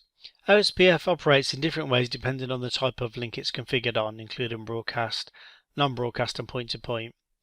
Now, depending on the link type, there may not be a DR/BDR election, and hello packets may be sent using a different multicast address. When OSPF is configured on a router, it begins to send hello packets out of all OSPF interfaces. It uses the multicast address of 224.0.0.5. This is also known as the all SPF router address in broadcast and point-to-point networks. I've got a packet capture, but when you do an OSPF lab, when you've got time later on, you could use the packet capture software Wireshark and just look at the OSPF fields. The hello packet differs from the EIGRP hello in that it actually contains data and is used for data exchange. Once the packet's been verified, the two routers form a neighbor relationship. It doesn't mean that the neighbors will form an adjacency. An adjacency is a virtual link between routers used to send routes. Now, in order for an adjacency to form, we need some more things to be agreed upon. This includes hello interval, dead interval, area ID, a password if one's used, and the authentication type.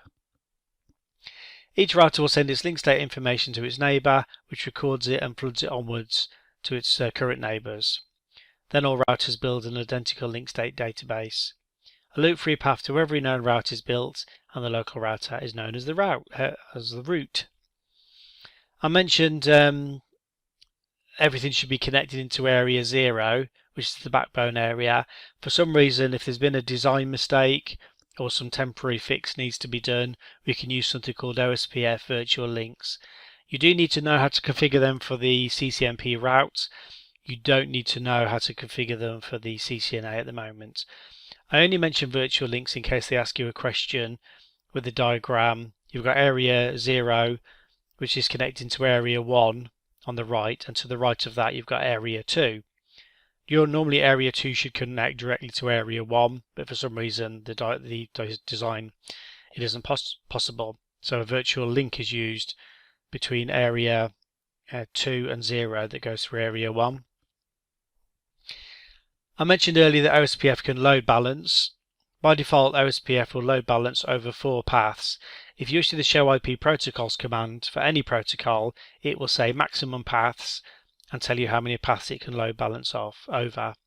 You can increase this if you issue the config T router OSPF 1, if that's the number you're using. Press enter, type maximum dash paths space question mark. I've mentioned network types a few times. You've got point-to-point. I only say this because OSPF treats its neighbours differently depending on the link types. On point-to-point, say for example you've got a T1 link between two routers, hello's a multicast to 224.0.0.5. There's no need for a DR and BDR election because you've only got one connection between two routers. Now in a broadcast, for example Ethernet, it makes sense to refer to it as a broadcast multi-access network. A DR-BDR election takes place. Hello's a multicast on 224.0.0.5. All OSPF packets are originated by the DR/BDR. All of the routers with multicast updates and acknowledgements on 224.0.0.6. Some other network types which they're in the book, but I won't go into them here because I don't know if you need to go into that much detail. I've got a couple of some mini labs in the book. Configuring single area OSPF. Firstly, you define OSPF on the router with the router OSPF and then the process ID, which I said earlier is locally significant. It's just to allocate a database number. Then you have the network address and the wildcard mask and then the area D. So, for example, router OSPF 1.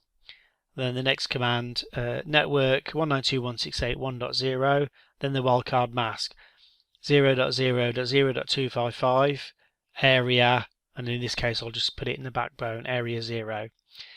You can have, for example, if you've got a loopback interface and you wanted to test non-zero areas, then you could configure area 1 or area 100 or whatever you want. The show IP route command will show you some of the basic information you need to see. It's important to note that the network command is not used to advertise subnets in OSPF.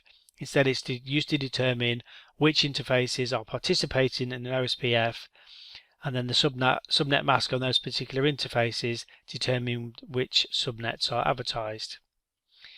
There is another way to configure OSPF, and that's directly on the interface. I've got a mini lab on that in the book, which I suggest you go through just in case it comes up. Again, I just wanted to cover all bases. Now, I've already covered the passive interface command. If I wanted to do it with OSPF, I would go into router OSPF 1, hit enter, and then I would type passive-interface and then the interface name, for example, fast Ethernet 0/0. If I wanted to see which interfaces were passive, I could type the OSPF, show IP protocols command, or on the interface I've configured it on, I could just issue a show command in privilege mode. Show IP OSPF interface, fast Ethernet 0/0. It would say a few things about the IP address and network type, cost, but it would also say no hellos, and in brackets, passive interface. I'm going to just mention OSPF version 3 now, just there briefly. Version 3 has been developed to be used with IPv6, and it shares most of the same functionalities as it does with OSPF version 2. Most of the concepts you learn for version 2 still apply with version 3, such as backbone area neighbor relationships. There's a few changes, including slightly different configuration process. OSPF version 3 uses linked local IP addresses to form adjacencies. The authentication process is a bit different. OSPF version 3 uses a different multicast address, and hello packets contain different fields, obviously to slot in to the IP version 6 headers. The configuration process for OSPF version 3 changes slightly. Instead of using the network command, we configure OSPF on specific interfaces and advertise the associated prefixes. So I'll explain the configuration. Config T, interface gigabit Ethernet 1/1, press enter. IPv6, OSPF 10, area 0. So you can see I'm doing the configuration on interface configuration mode, which is a difference. After enabling OSPF v3 and the relevant interfaces, you still need to go into the OSPF v3 router configuration mode. So in config mode, I'll type the command. So I need to create OSPF 10. It's IPv6 router OSPF 10. Press enter, and then I need to create the router ID.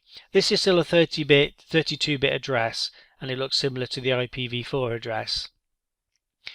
You'll need to do this if you've got no IPv4 interfaces on your router, so you'd run in pure IPv6.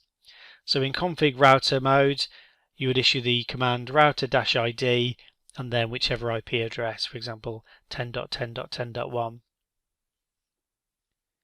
Like OSPF v2, if the router is assigned an IPv4 address, then the OSPF v3 will use the highest IPv4 address unless there's a loopback interface.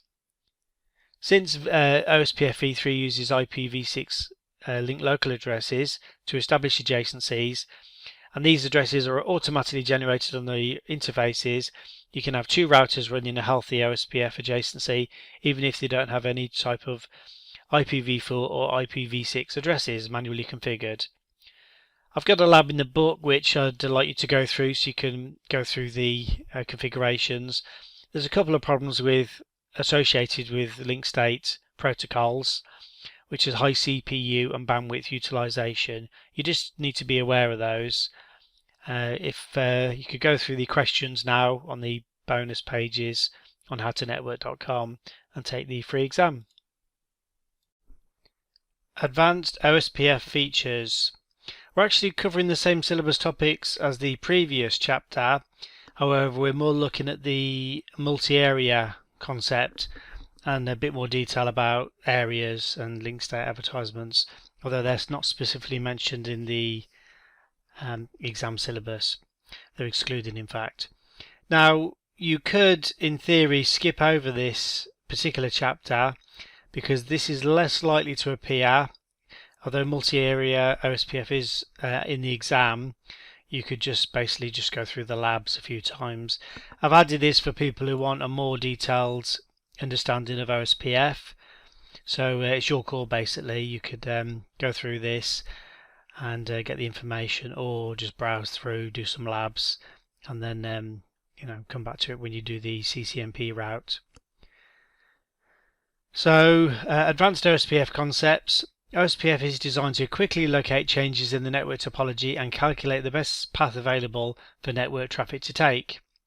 The entire OSPF network is divided into areas. Within these areas, specific link state advertisements, LSAs, are flooded to neighbor routers. This ensures that routers in other OSPF areas are not affected by changes or problems such as link flapping. Unlike RIP, OSPF operates within a hierarchy of areas. At the highest level is the AS, which is the logical construct for a collection of networks under a common administration. OSPF is an intra-area routing protocol. It's interior gateway. An exterior routing protocol exchanges routing information between ASs. An example is BGP.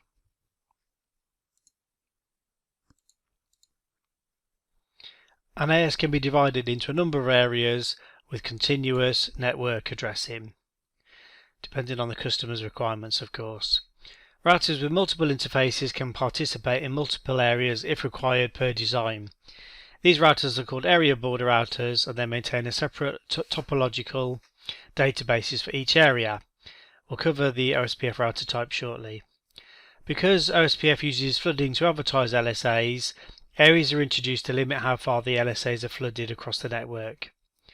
Every router within the same area will hold the same routing database.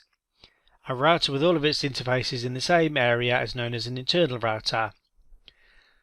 OSPF will only function on a router with at least one active interface. That means the interface must be showing as up. OSPF will send out hello packets from the interface using multicast address 224.0.0.5. If the OSPF link is on the non-broadcast multi-access link, such as OSPF, the OSPF packet will be unicast rather than multicast. We don't go into the configuration for NBNA networks because it's no longer in the syllabus.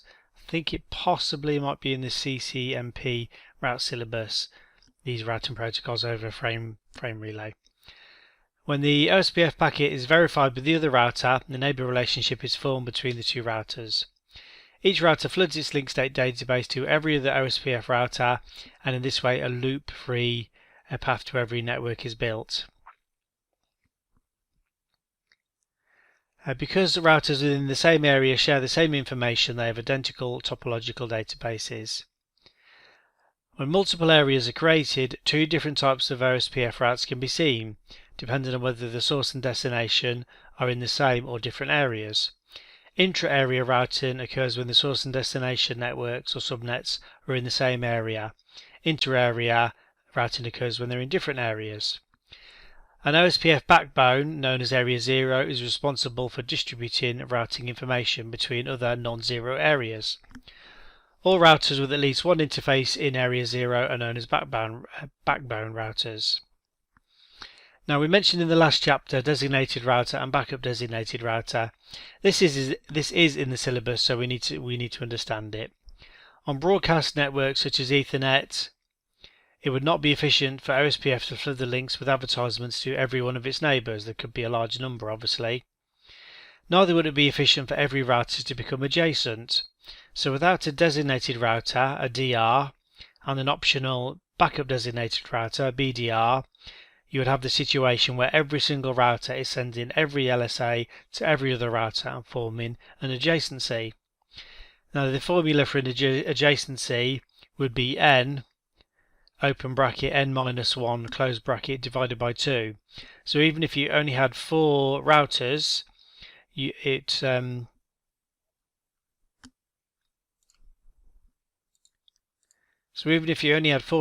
would require 6 adjacencies. If you had a small business running only 8 routers, it would require 28. So you can see it exponentially increases. So if you had a DR, what happens is each of the devices only needs to send its LSAs to the DR and or the BDR. In this instance, OSPF will elect one router as the DR. It will listen to LSAs on multicast address 224.0.0.6 and flood them on 224.0.0.5. In addition to the DR, a BDR is usually elected. Just be careful that it isn't compulsory, although it's a very good idea. The BDR will take over the role of the DR should the DR fail. Any new OSPF routers will form an adjacency only with the DR and BDR, which creates redundancy. The DR and the BDR are elected when OSPF process starts. The router with the highest OSPF priority is selected. If the OSPF priority is the same, the router with the highest router ID is elected. Once they've been elected, even if a router with a higher priority joins a network, the replacement will not be selected. They will only be replaced in the event that the DR and BDR routers fail. The other way, of course, is if you rebooted the OSPF process on the routers, which probably wouldn't be recommended. Once elected, OSPF uses the DR and the BDR routers as follows.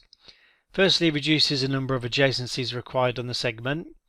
Secondly, to advertise the routers on the multi-access segment. Thirdly, to ensure that updates are all sent to all routers on the segment. Any router not elected DR or BDR is listed as the DR other or DR other. These routers will establish an adjacency only with the DR or BDR. I've got some diagrams in the book if you wish. Establishing adjacencies. When routers are configured for OSPF, they transition through various states before an adjacency is established. The routers exchange different information at each state, and different criteria have to be met before they advance to the next state. The different states include down, attempt, init, two-way, exstart, exchange, loading, and full. I've described them in more detail in the book. I think it's possibly too much information for the exam, but I did list these states just in case they ask you about that. You can debug the OSPF adjacency process with the debug IP OSPF ADJ command. Be cautious because it does generate a huge amount of traffic, so you might need to schedule it during an outage. You can force the DR/BDR election with the router-ID command or by setting a high loopback address. The preferred method is the IP OSPF priority command.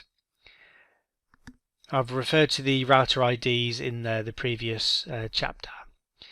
If you go to interface fast Ethernet 0/0 and type the command IP OSPF priority, you've got a selection of between 0 and 255.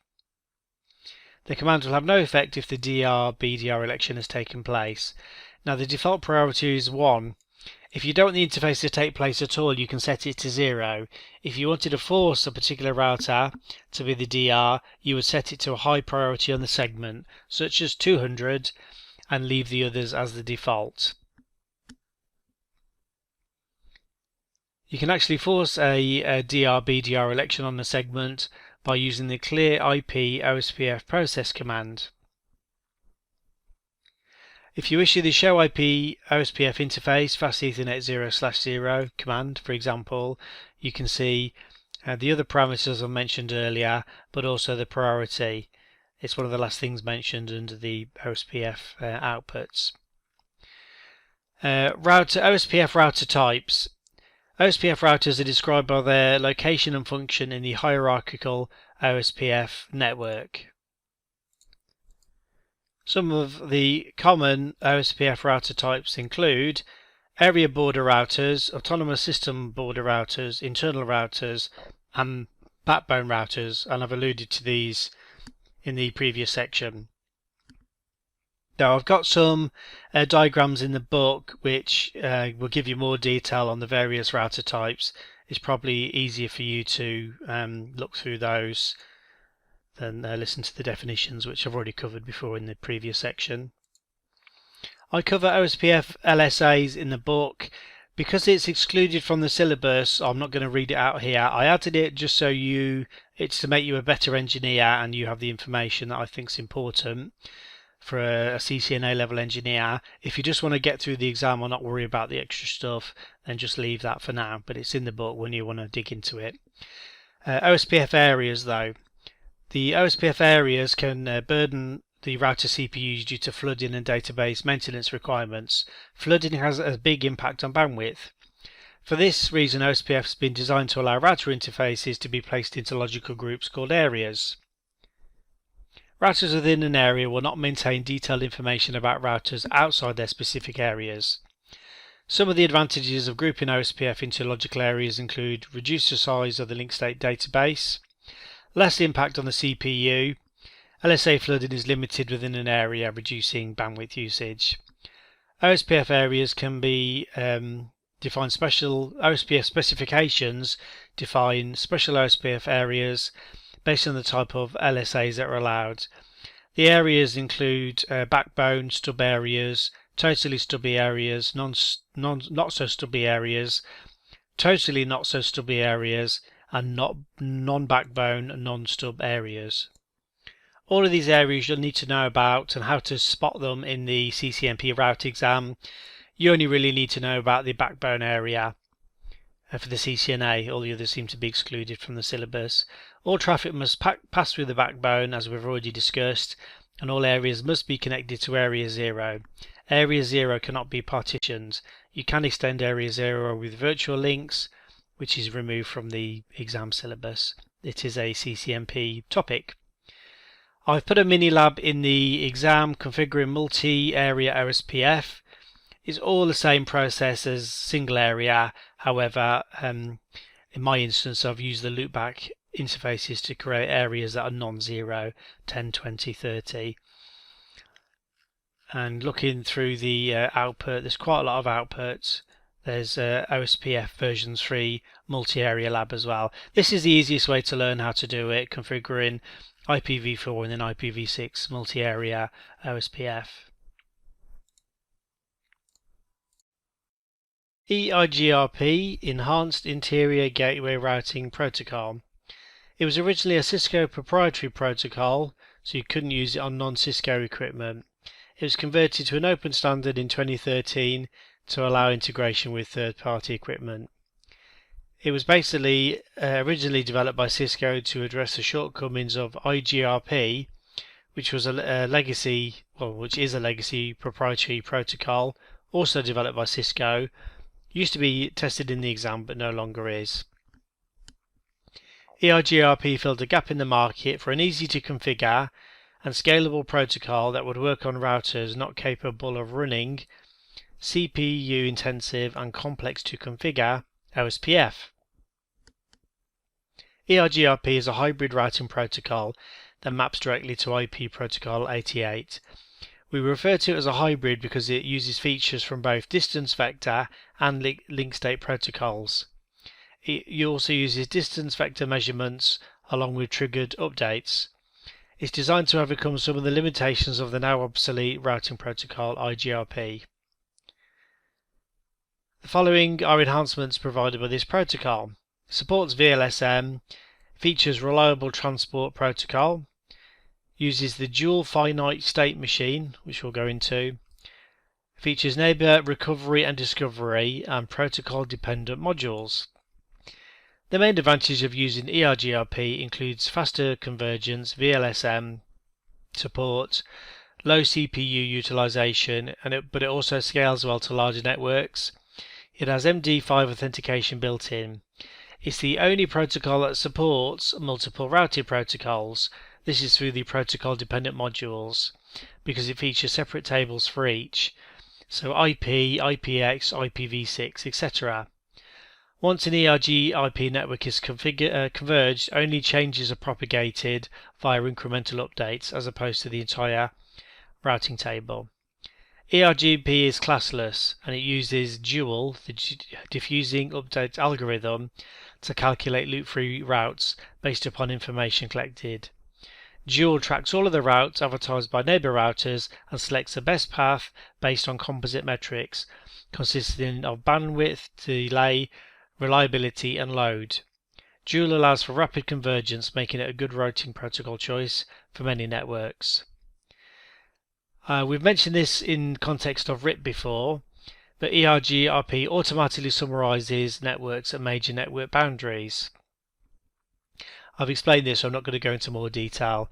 You can change the default behavior by applying the no auto-summary command, which is also the same command for RIP. It's worth noting that this is iOS dependent. Auto summary is disabled by default starting in iOS release 15.01 M for mother. So it's easy to check with the show IP protocols command, obviously. EIGRP does not send periodic updates. Instead, when a metric for a route changes, a partial update is sent out. Periodic hello packets are sent out at predetermined intervals. These hello packets inform neighbor routers that the router is alive and available to receive and send routing updates. EIGRP neighbors will form if both ends agree on the link, agree on any authentication configured, have the same AS number, see the hello packet coming from an IP address in the same subnet, and have matching K values. It's important to know that for the exam because you may be asked to fix a network running EIGRP when the neighbor relationships won't form. To be honest, in the simulation for the exam, they can't really break that much, so the chances are they'll have mistyped all of the autonomous system numbers on one of the sides, but what they will do is tell you what the network should be running as the AS number. And some terminology for EIGRP: metric. EIGRP uses a composite metric. The components of the metrics are bandwidth and delay, reliability and load. EIGRP uses bandwidth and delay by default, although you can change this. Topology table. Each EIGRP router maintains a topology table for every configured protocol, which I mentioned IP, IPX. All routes learned via EIGRP are held in this table. The topology table holds all the metrics and feasible distance associated with the routes. Neighbor table. The neighbor table is a list of adjacent routers running EIGRP. The show IP EIGRP neighbors command shows the neighbors. Successor / feasible successor. When EIGRP runs dual, it forms a loop-free topology of the network. Part of this process is to determine a successor and a feasible successor to every route EIGRP in the routing table. The successor is the primary path to the route, and the feasible successor is the next best route if the successor is not available. So the feasible successor basically is a backup route based on and stored in the topology table. The composite metric calculation. As already stated, EIGRP uses a composite metric to determine the best path to take from A to B. The metric can take 4 attributes into account: bandwidth, delay, load and reliability. These are used in a formula to determine the metric used. You can influence the attributes by adjusting some of the special constants in the formula. These are represented or referred to as K values. Bandwidth is expressed in kilobits. EIGRP will take the default bandwidth for an interface, for example on T1, 1544 kilobits per second. Now you can manually set the interface with the bandwidth command. Delay is expressed in microseconds. You can see it in the output of show interface serial 0/0 for example. Reliability is a dynamic number from 1 to 255. A value of 255 means the link is most reliable. A load is in the range of 1 to 255, 1 being least loaded and 255 being 100% loaded. It's also worth noting the MTU value, which is the largest packet size the interface can transmit without having to transmit it.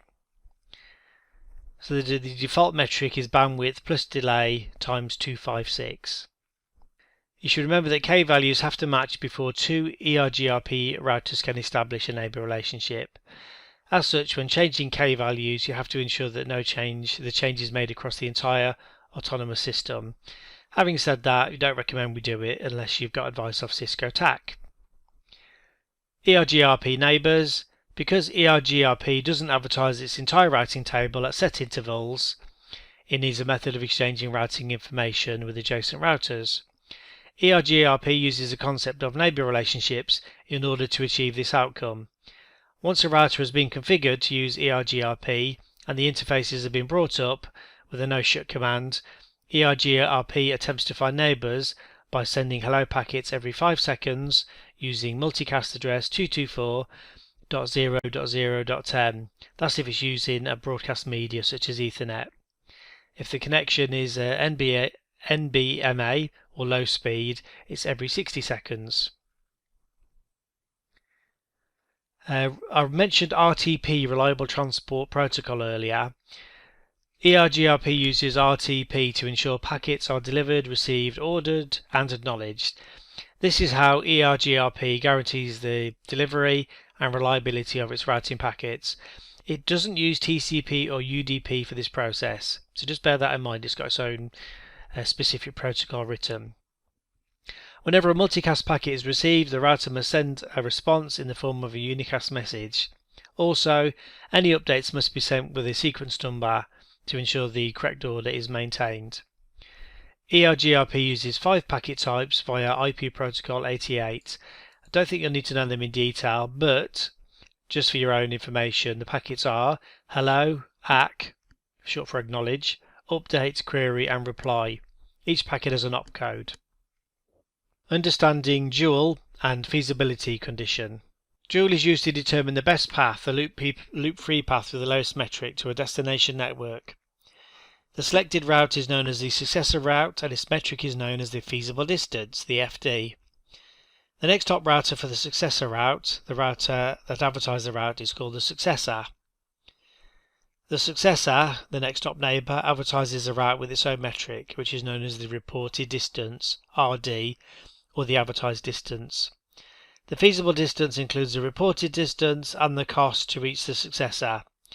The successor route is placed in the IP routing table and the EIGRP topology table with the next top neighbour as a successor.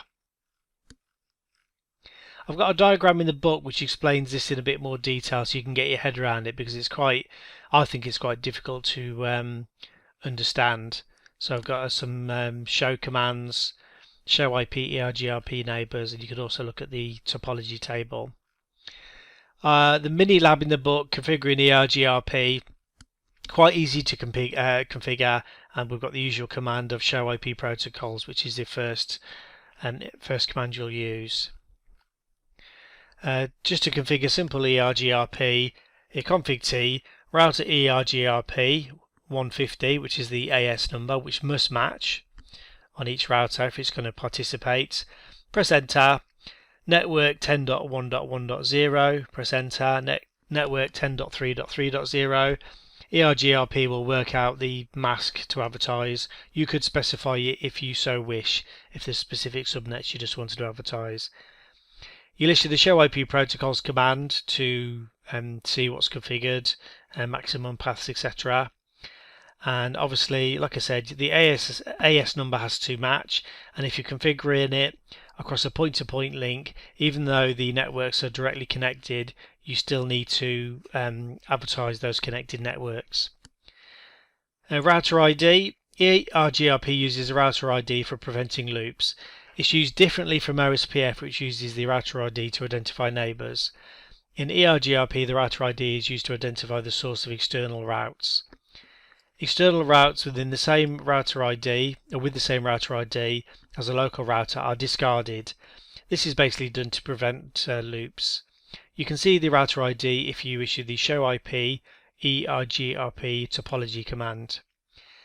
Passive interfaces are the same. When you're in config-router prompt, you add whatever passive interfaces you wish with the passive-interface command and then the name of the interface. EIGRP does load balance. It does unequal unequal cost load balancing. This means that EIGRP allows traffic to be spread across links with different speeds. By default, EIGRP allows load balancing across 4 links with the show IP protocols. You can change this with the maximum -paths command, and depending on your platform and iOS, it's different.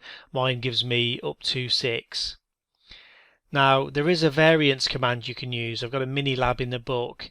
The variance will allow you to set the equation or the amount of the variance for load balancing. So there is a limit to that.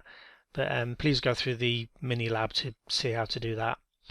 The only other thing I need to mention is EIGRP for IPv6. It's a new addition to the syllabus. Luckily for us, it's got the same core functions, but they've just been updated. And one such update is that auto summarization is no longer required because that doesn't apply to IPv6. EIGRP for IPv6 cannot multicast on an IPv4 address. Instead, it uses the address FF02:A. I've got a packet capture in the book. Also, there are some differences. There's no MD5 security because IPv6 has built-in security. There's no auto summarization, as I mentioned. Link local address is used, so peers don't need a common subnet anymore. The packet is encapsulated inside IPv6. Now, there's a big difference, unfortunately, when you come to configuring EIGRP. Still uses a 32-bit address for the router ID, but EIGRP has a default shutdown mode.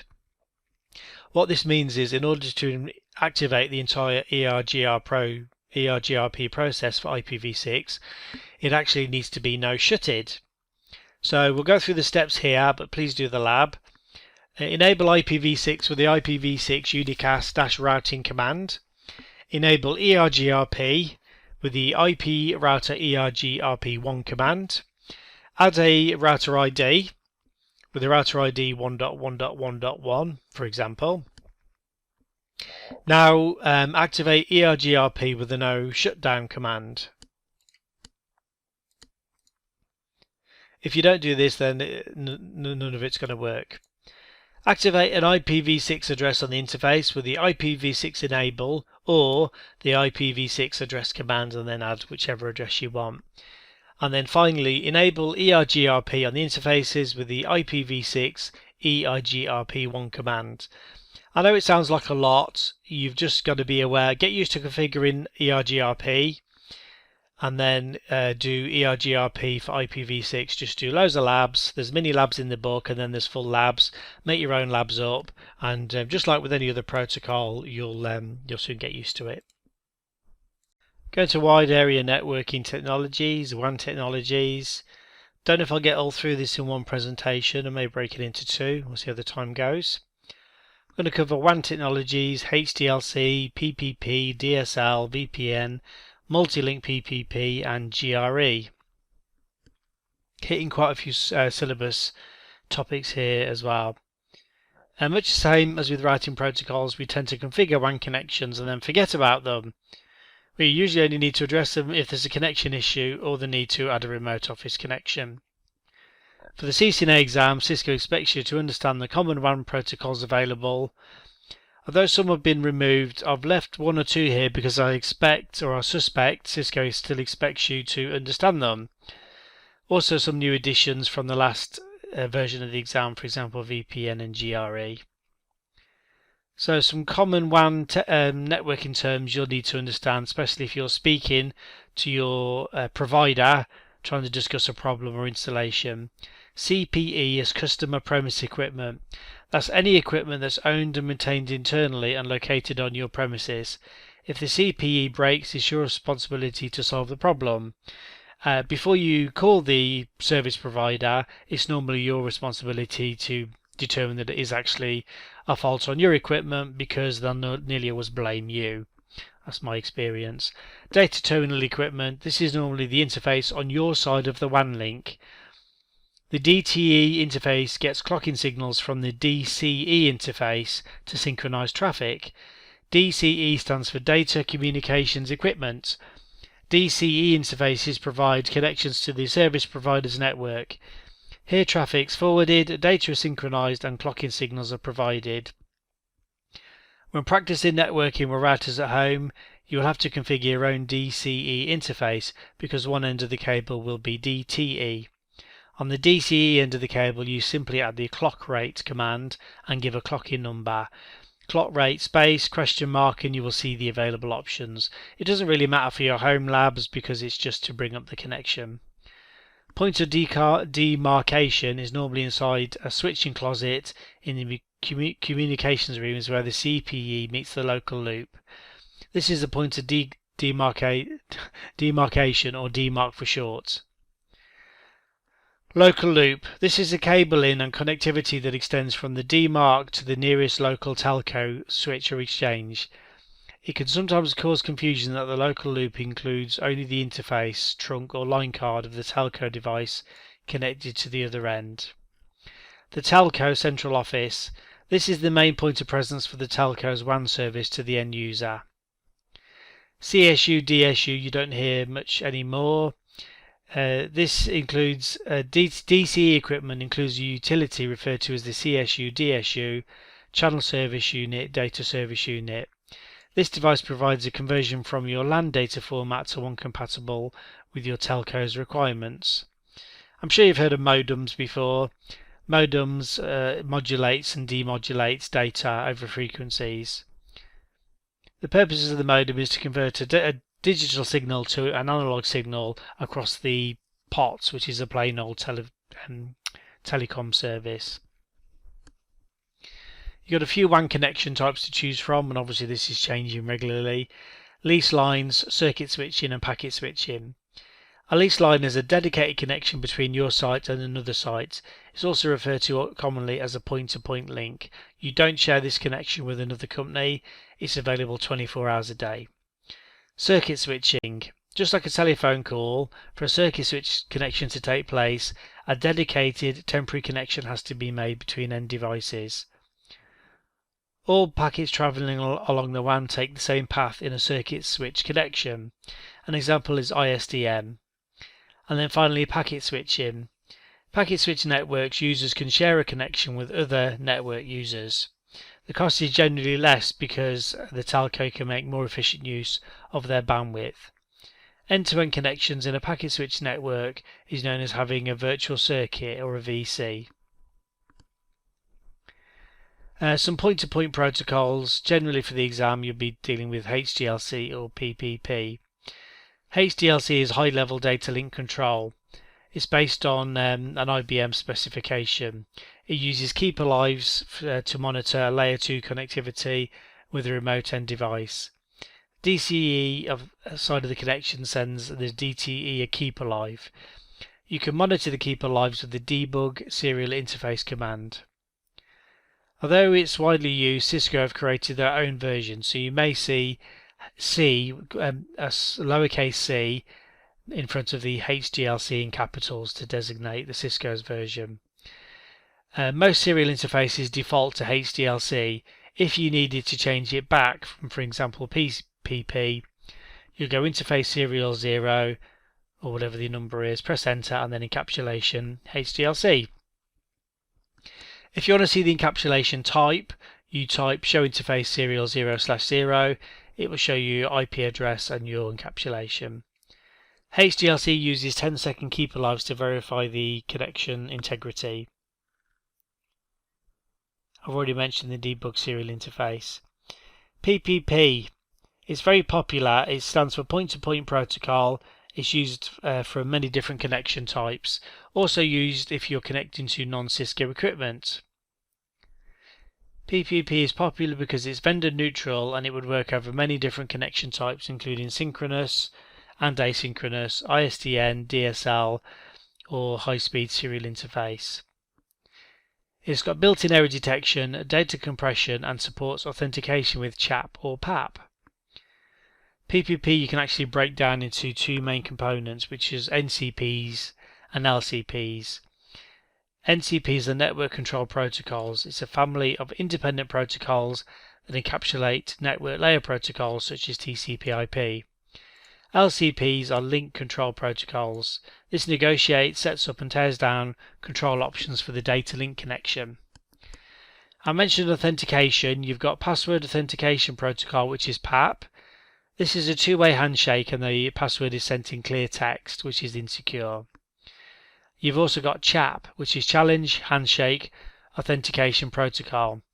This protocol uses a three-way handshake and never sends a password over the link in clear text. It sends a hash value made from the password. The hash value can only be read by a host with the appropriate MD5 algorithm, which is a strong level of encryption. You can configure the authentication when you're configuring the interface. Basically, the command is PPP authentication CHAP or PPP authentication CHAP. There's a mini lab in the book for you to configure PPP, which I recommend you go through. PPPoE, this is point-to-point protocol over Ethernet. It allows encapsulating PPP packets inside Ethernet frames. It's used in the context of DSL connections as a solution for tunneling packets over the DSL connection. The PPP session authenticates the user based on a username and password via the PAP or CHAP protocols. The two stages are PPPoE discovery and then PPP session. The PPPoE discovery stage allows the MAC address of the endpoints to be known before the PPP control packets are exchanged. I've got a mini lab for you to go through because reading out the commands would just be nonsensical. There's too many. Going on to some of the WAN connection types. Metro Ethernet. This is a technology that uses carrier Ethernet technology in metropolitan area networks or MANs. Common Metro Ethernet attributes include cost-effective, reliable, scalable, flexible bandwidth management. Metro Ethernet can connect LANs to a WAN or to the Internet. Multi-site organizations can use this technology to connect their branches to an intranet or the Internet. A typical Metro Ethernet system has a star network or a mesh network topology, with individual nodes connected through fiber optic media. MPLS has kind of been phased out now, really. I don't know anyone that's working on MPLS networks. I'm sure there's some around.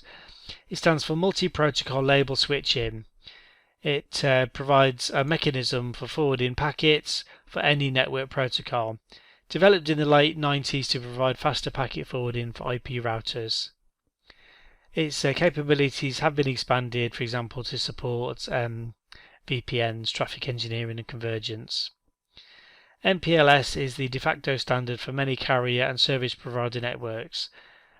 Traditional IP networks are connectionless, meaning that when a packet is received, The router determines the next hop using the destination IP address on the packet with information from its own forwarding table. The router's forwarding tables contain information in the network topology obtained via an IP routing protocol such as OSPF.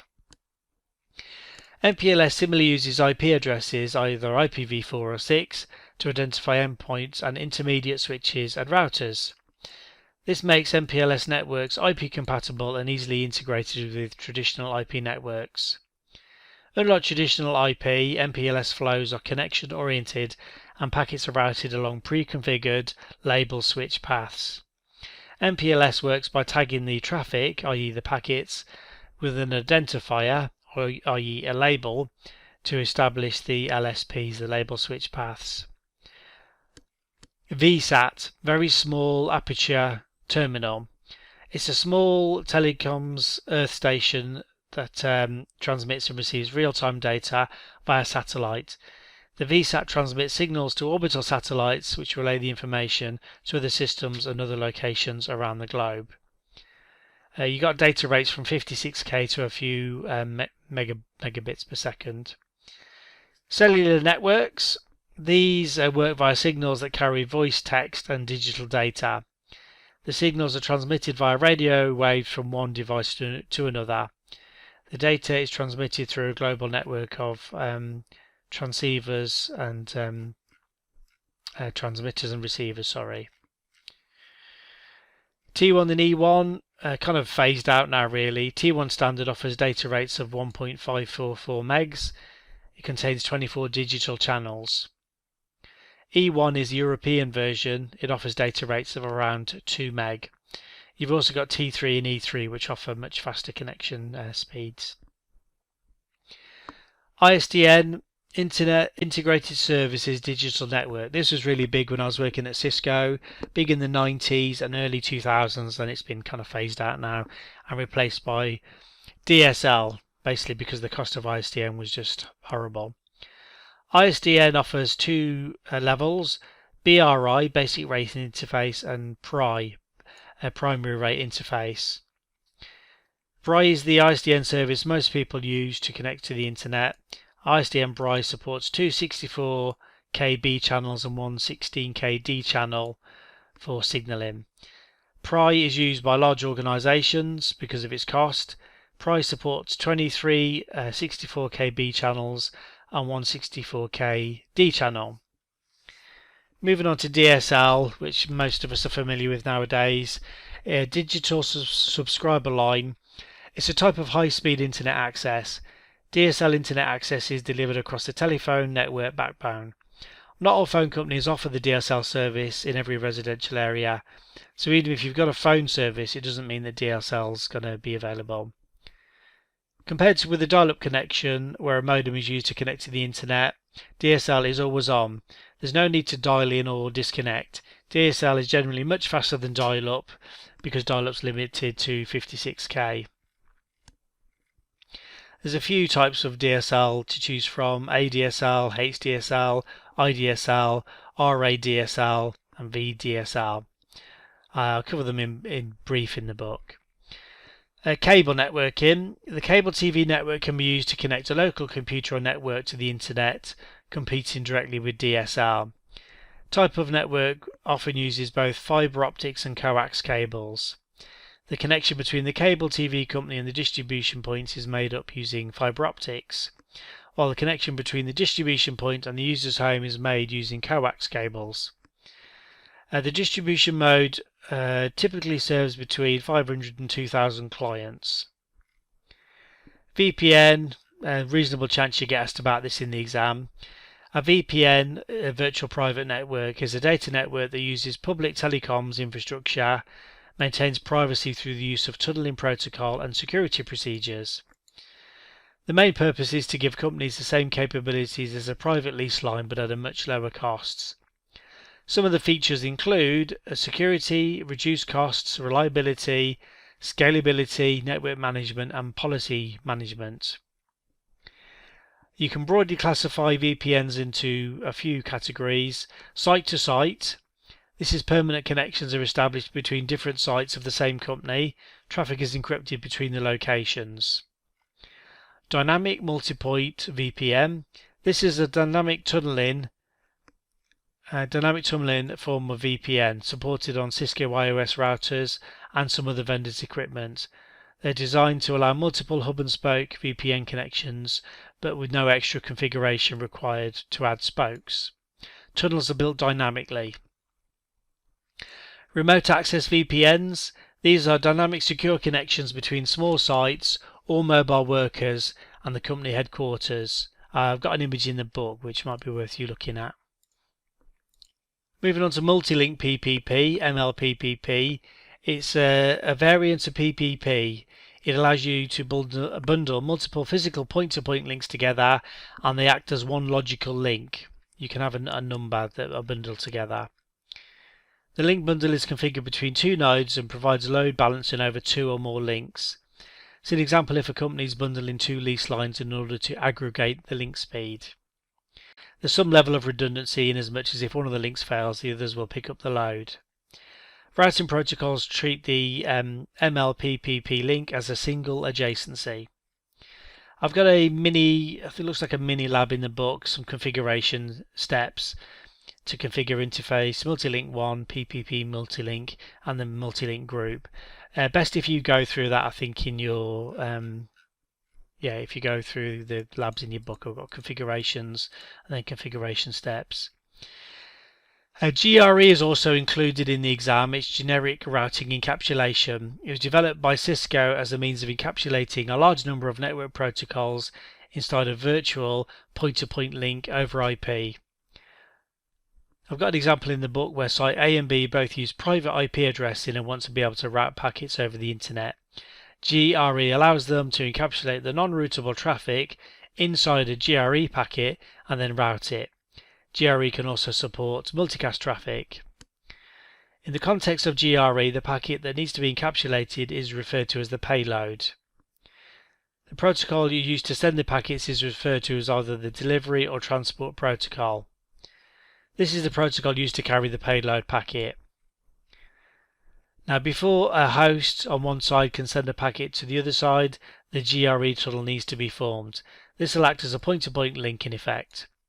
In order to set up the tunnel interface, the router needs to know the source interface or IP address to use, the destination IP address of the tunnel, and the IP address for the tunnel.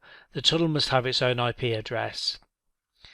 You normally need some sort of, you do need a form of routing protocol to route the traffic, or static routing. I've got a mini lab in the book configuring GRE, which again you need to go through so you can understand the show commands and how it works. BGP Border Gateway Protocol. It's never been featured before in the CCNA exam. Possibly one of the biggest reasons is it's a vast and complex subject to cover. You would normally attend a BGP class after having passed your CCNA, routing and switching, and then your CCNP, which already features a lot of BGP, and then if you attended any training centre, you would normally be doing a 5-day course on BGP alone. So by adding it to the syllabus, Cisco have made the exam far more difficult, because even a high-level overview of BGP requires covering several concepts and important features. In the syllabus, they mention the fact that you need to be able to configure and verify a single home branch connectivity using eBGP IPv4. So you're not expected to troubleshoot BGP. We're basically going to cover enough information to give you an overview, some of the things I think they might ask in the exam, and some configuration, and best if you do a lab on that as always. So for all intents and purposes, BGP is another routing protocol. We'll have a brief review of the routing process. Now I've put an image in the book of a laptop connected to a modem, connected to the internet, connected to a Facebook server. I'll skip the part where the laptop connects to the wireless modem through the SSID. Now, as far as most casual users understand or care about, we just get an IP address from our internet modem. Normally it's a NATed address actually, and then we can get out to the internet. So that's all most people care about. Now, as packets leave the laptop destined for the Facebook server, they'll need to be addressed with both the source and destination. The source at the outset is the laptop IP and the destination is the Facebook IP address. The router will NAT the private IP address and change the source address to a routable address, which will have been allocated by your ISP. Now, at home, most people don't even worry about this, but you can get a dynamic address that changes regularly, or if you need it for any particular reason, you can get a static address. You need a static address if you're hosting something at home, or sometimes if you've got to connect to a remote server that you're doing some business on, then you would need to get a static address. And there's a fair amount of back and forth TCP and HTTP traffic, firewalls and NAT before you go out through the internet and connect to the Facebook server. The Facebook server will be source address of the Facebook IP and destination of the routable address on the router. The home router will store the NAT translation and will swap the addresses back again before passing it back to the laptop. Knowing that the traffic travelled across the internet in order to reach its destination, what exactly is the internet? In simple terms, the internet is just a set of interconnected networks. In the Facebook example, the home network is connected to an ISP, which in turn is connected through a series of other service providers. Now, the question comes back to, in the context of BGP, how do these various networks connect to one another? They could use a long list of static routes, but at over 600,000 entries it wouldn't be feasible. Now, an advanced routing protocol such as OSPF could be used, however it was never designed to route a vast number of disparate networks. And if OSPF was used, all the participating organisations would have to adhere to the same admin policies. So, the solution is to use BGP. This was specifically designed to address the issues. BGP was created to facilitate loop-free routing exchanges between ASs, while at the same time controlling the number of routing tables through the use of CIDR. The core feature of BGP is the concept of ASs, which we discussed briefly in EIGRP. The concept is slightly different in the context of BGP. An AS is simply a set of devices under the same administration. While most interior gateway protocols are designed to work within an AS, BG is designed to work between different ASs. Public AS numbers are assigned by the Regional Internet Registry. There are several. The numbers range from 1 to 65,535. BGP version 4 is the latest version of BGP. It's currently used to manage routing for the internet. It uses TCP as the protocol and port 179 as the destination port. You've got two flavors, internal BGP and external. Internal BGP is simply a connection between two BGP speaking devices in the same AS. BGP speakers, these are routers or peers, exchange routes between one another in the form of IP prefixes. A prefix is a network and a prefix such as /24, so 192.168.1.0/24. It's also referred to as network layer reachability information, which would be a typical exam question, I think. BGP speakers also include a path attribute in the message. One common path attribute is the AS path. Each BGP speaker can receive several BGP paths, but it will only utilize the best path to each destination network. If the BGP speaker cannot verify the reachability of the path using its routing table, the path will not be used. Unlike EIGRP and OSPF, which assume that the route is reachable if learned from a valid adjacent neighbour. It will, however, store all the routes in an internal BGP table. Now, I've got a diagram in the book of Autonomous System 1 at the bottom. If it goes left, it hits AS3. If it goes right, it hits AS2. And then at the top, we've got AS4 and AS5. So all of the routers are BGP speakers, Router 1 at the bottom advertises the 192.0.2.0/24 prefix. It goes left and right to router 3 and router 2 in AS3 and AS2. Router 3 and 2 then forward the message with the path attributes, thus making BGP a path vector protocol. Finally, the top routers, R4 appends the path to the update message and forwards it to R5. The update message from R2 has a path from R2 to R1, while the other router has a path from R4 to R3 to R1. So this is the path attribute I mentioned. Each path, which is the autonomous system number, is appended, and then the packet is forwarded. BGP chooses the best path from a mind-boggling amount of tuning features. This is to reach a destination. BGP is not concerned with router hops, but instead AS hops. This is why it's referred to as a path vector protocol. BGP messages, there's a whole ton of options here. BGP uses several message types. After the initial TCP connection is made between BGP speakers, an open message is sent. This message is used to establish the BGP session and contains other things the AS number and BGP version. An update message is sent after a BGP session has been established. This message is used to exchange routing information between BGP speakers. Keep alive messages operate the same way. Single and dual homing. Some routing and BGP basics have already been covered. Next we'll cover the syllabus specific single home connection. Now in the same way we have to use an ISP to connect to the internet, and an enterprise network will need to do the same. Based upon the size of the network, it's usually assigned a block of routable addresses. If there's a single link to a single ISP, this is referred to as single homing. This would be enough for a branch office but not a large network. Multiple links and multiple ISPs is referred to as dual homing. This is illustrated in figure 1512 in the book. Basically, one connection out is single homing, two connections to the ISPs is dual homing.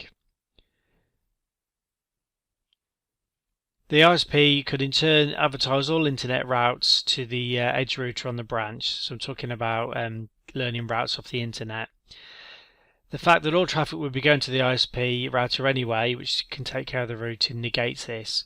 It's more likely that the network would use a default route using BGP to send all internet traffic to the next hop ISP router. Configuring BGP. Much like routing protocols, BGP is configured with the router command. So we'll configure the router BGP command, and then we add the AS number, for example, router BGP1.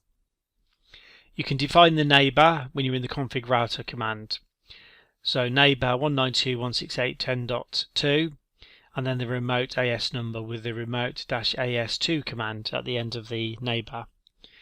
You'd hit enter, then you advertise whichever route you want to advertise. Now we need to use the network command because of the syllabus specification. We just type network 192.0.2.0 mask 255.255.255.240. There's a mini lab in the book, but the next command you would issue would probably be show IP BGP. That would show you your network and next hop and also your metrics. You can issue the show IP BGP neighbors command also. You can verify all of the BGP connections with the show IP BGP summary command. There's a BGP lab in the book which obviously I strongly recommend you go through so you can look at how it all works, and also I've got some packet captures that I'd like you to get if you're working on GNS3, or you can do it at home. We're moving into infrastructure services, which covers a few important subjects. I'll start with HSRP. I may have to record separate videos for the other subjects because of the length.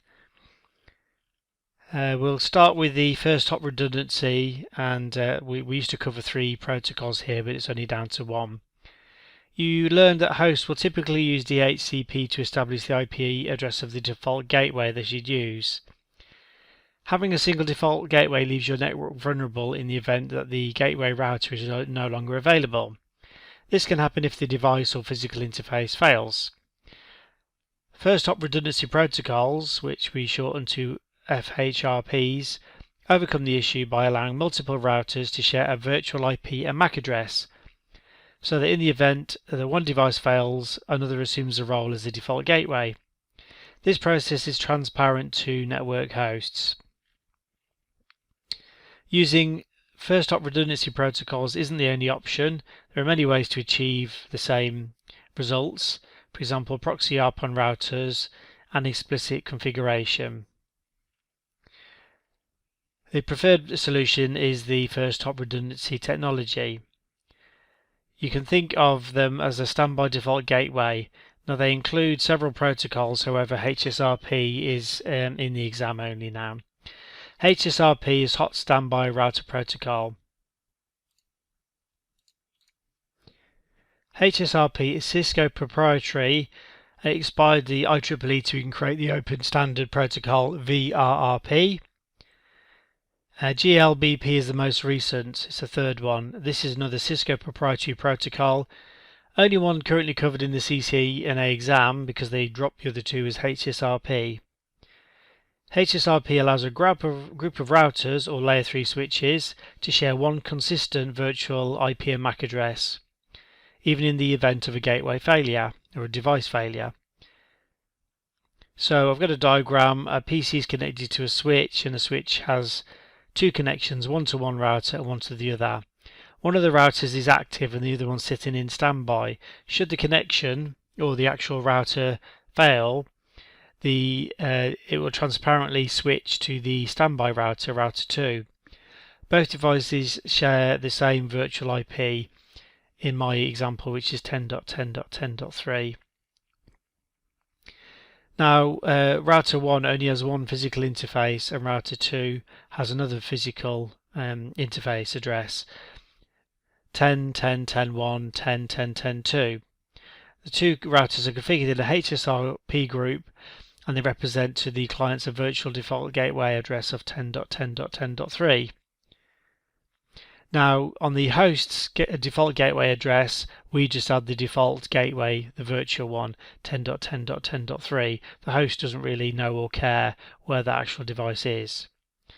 So one of the two routers is active, the other one's standby. If router 1 goes down, then the other one will take over. The default hello interval is 3 seconds and there's a 10-second dead interval timer. Now the MAC address in this particular instance is 0000.0C07.AC01. I have to make a note of that because it's important later, which I'll explain. I'll cover the configuration in a bit, but you can issue the show standby command for HSRP. This will show you the standby group, the current state, the virtual IP, the active MAC address, hello time, hold time, etc. HSRP has got two available versions. It's doubtful the CCNA will go into details. Version 2 offers several enhancements over version 1, including millisecond timers instead of whole second and improved management. HSRP uses a new MAC address range of 0000, 0C9F, F000, all the way up to all the last numbers being F, FF, FF. So 0000.0C9F, FF for the virtual gateway address. You can see an example of this in the output above, which I've got in the output. It's 0000.0C9F, F064, which is within the range. In HSRP v1, the layer 2 address that's used by the virtual IP address will be a virtual MAC address. Now it's composed of 0000.0C07.ACXX. Important to remember this because the XX is the HSRP group number. For example, if your group number was 1, the last 4 values would be AC01. I say this because this would be a typical type of exam question. Now you can influence the HSRP primary gateway election by configuring a higher HSRP priority on the router or switch you want to be the primary.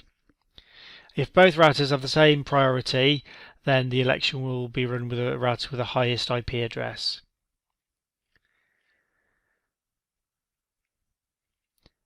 HSRP messages can be authenticated with plain text authentication and MD5 authentication.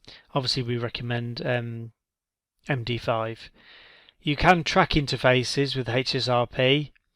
This means that if there's a fault, then the gateway will have its priority decremented by a specified value.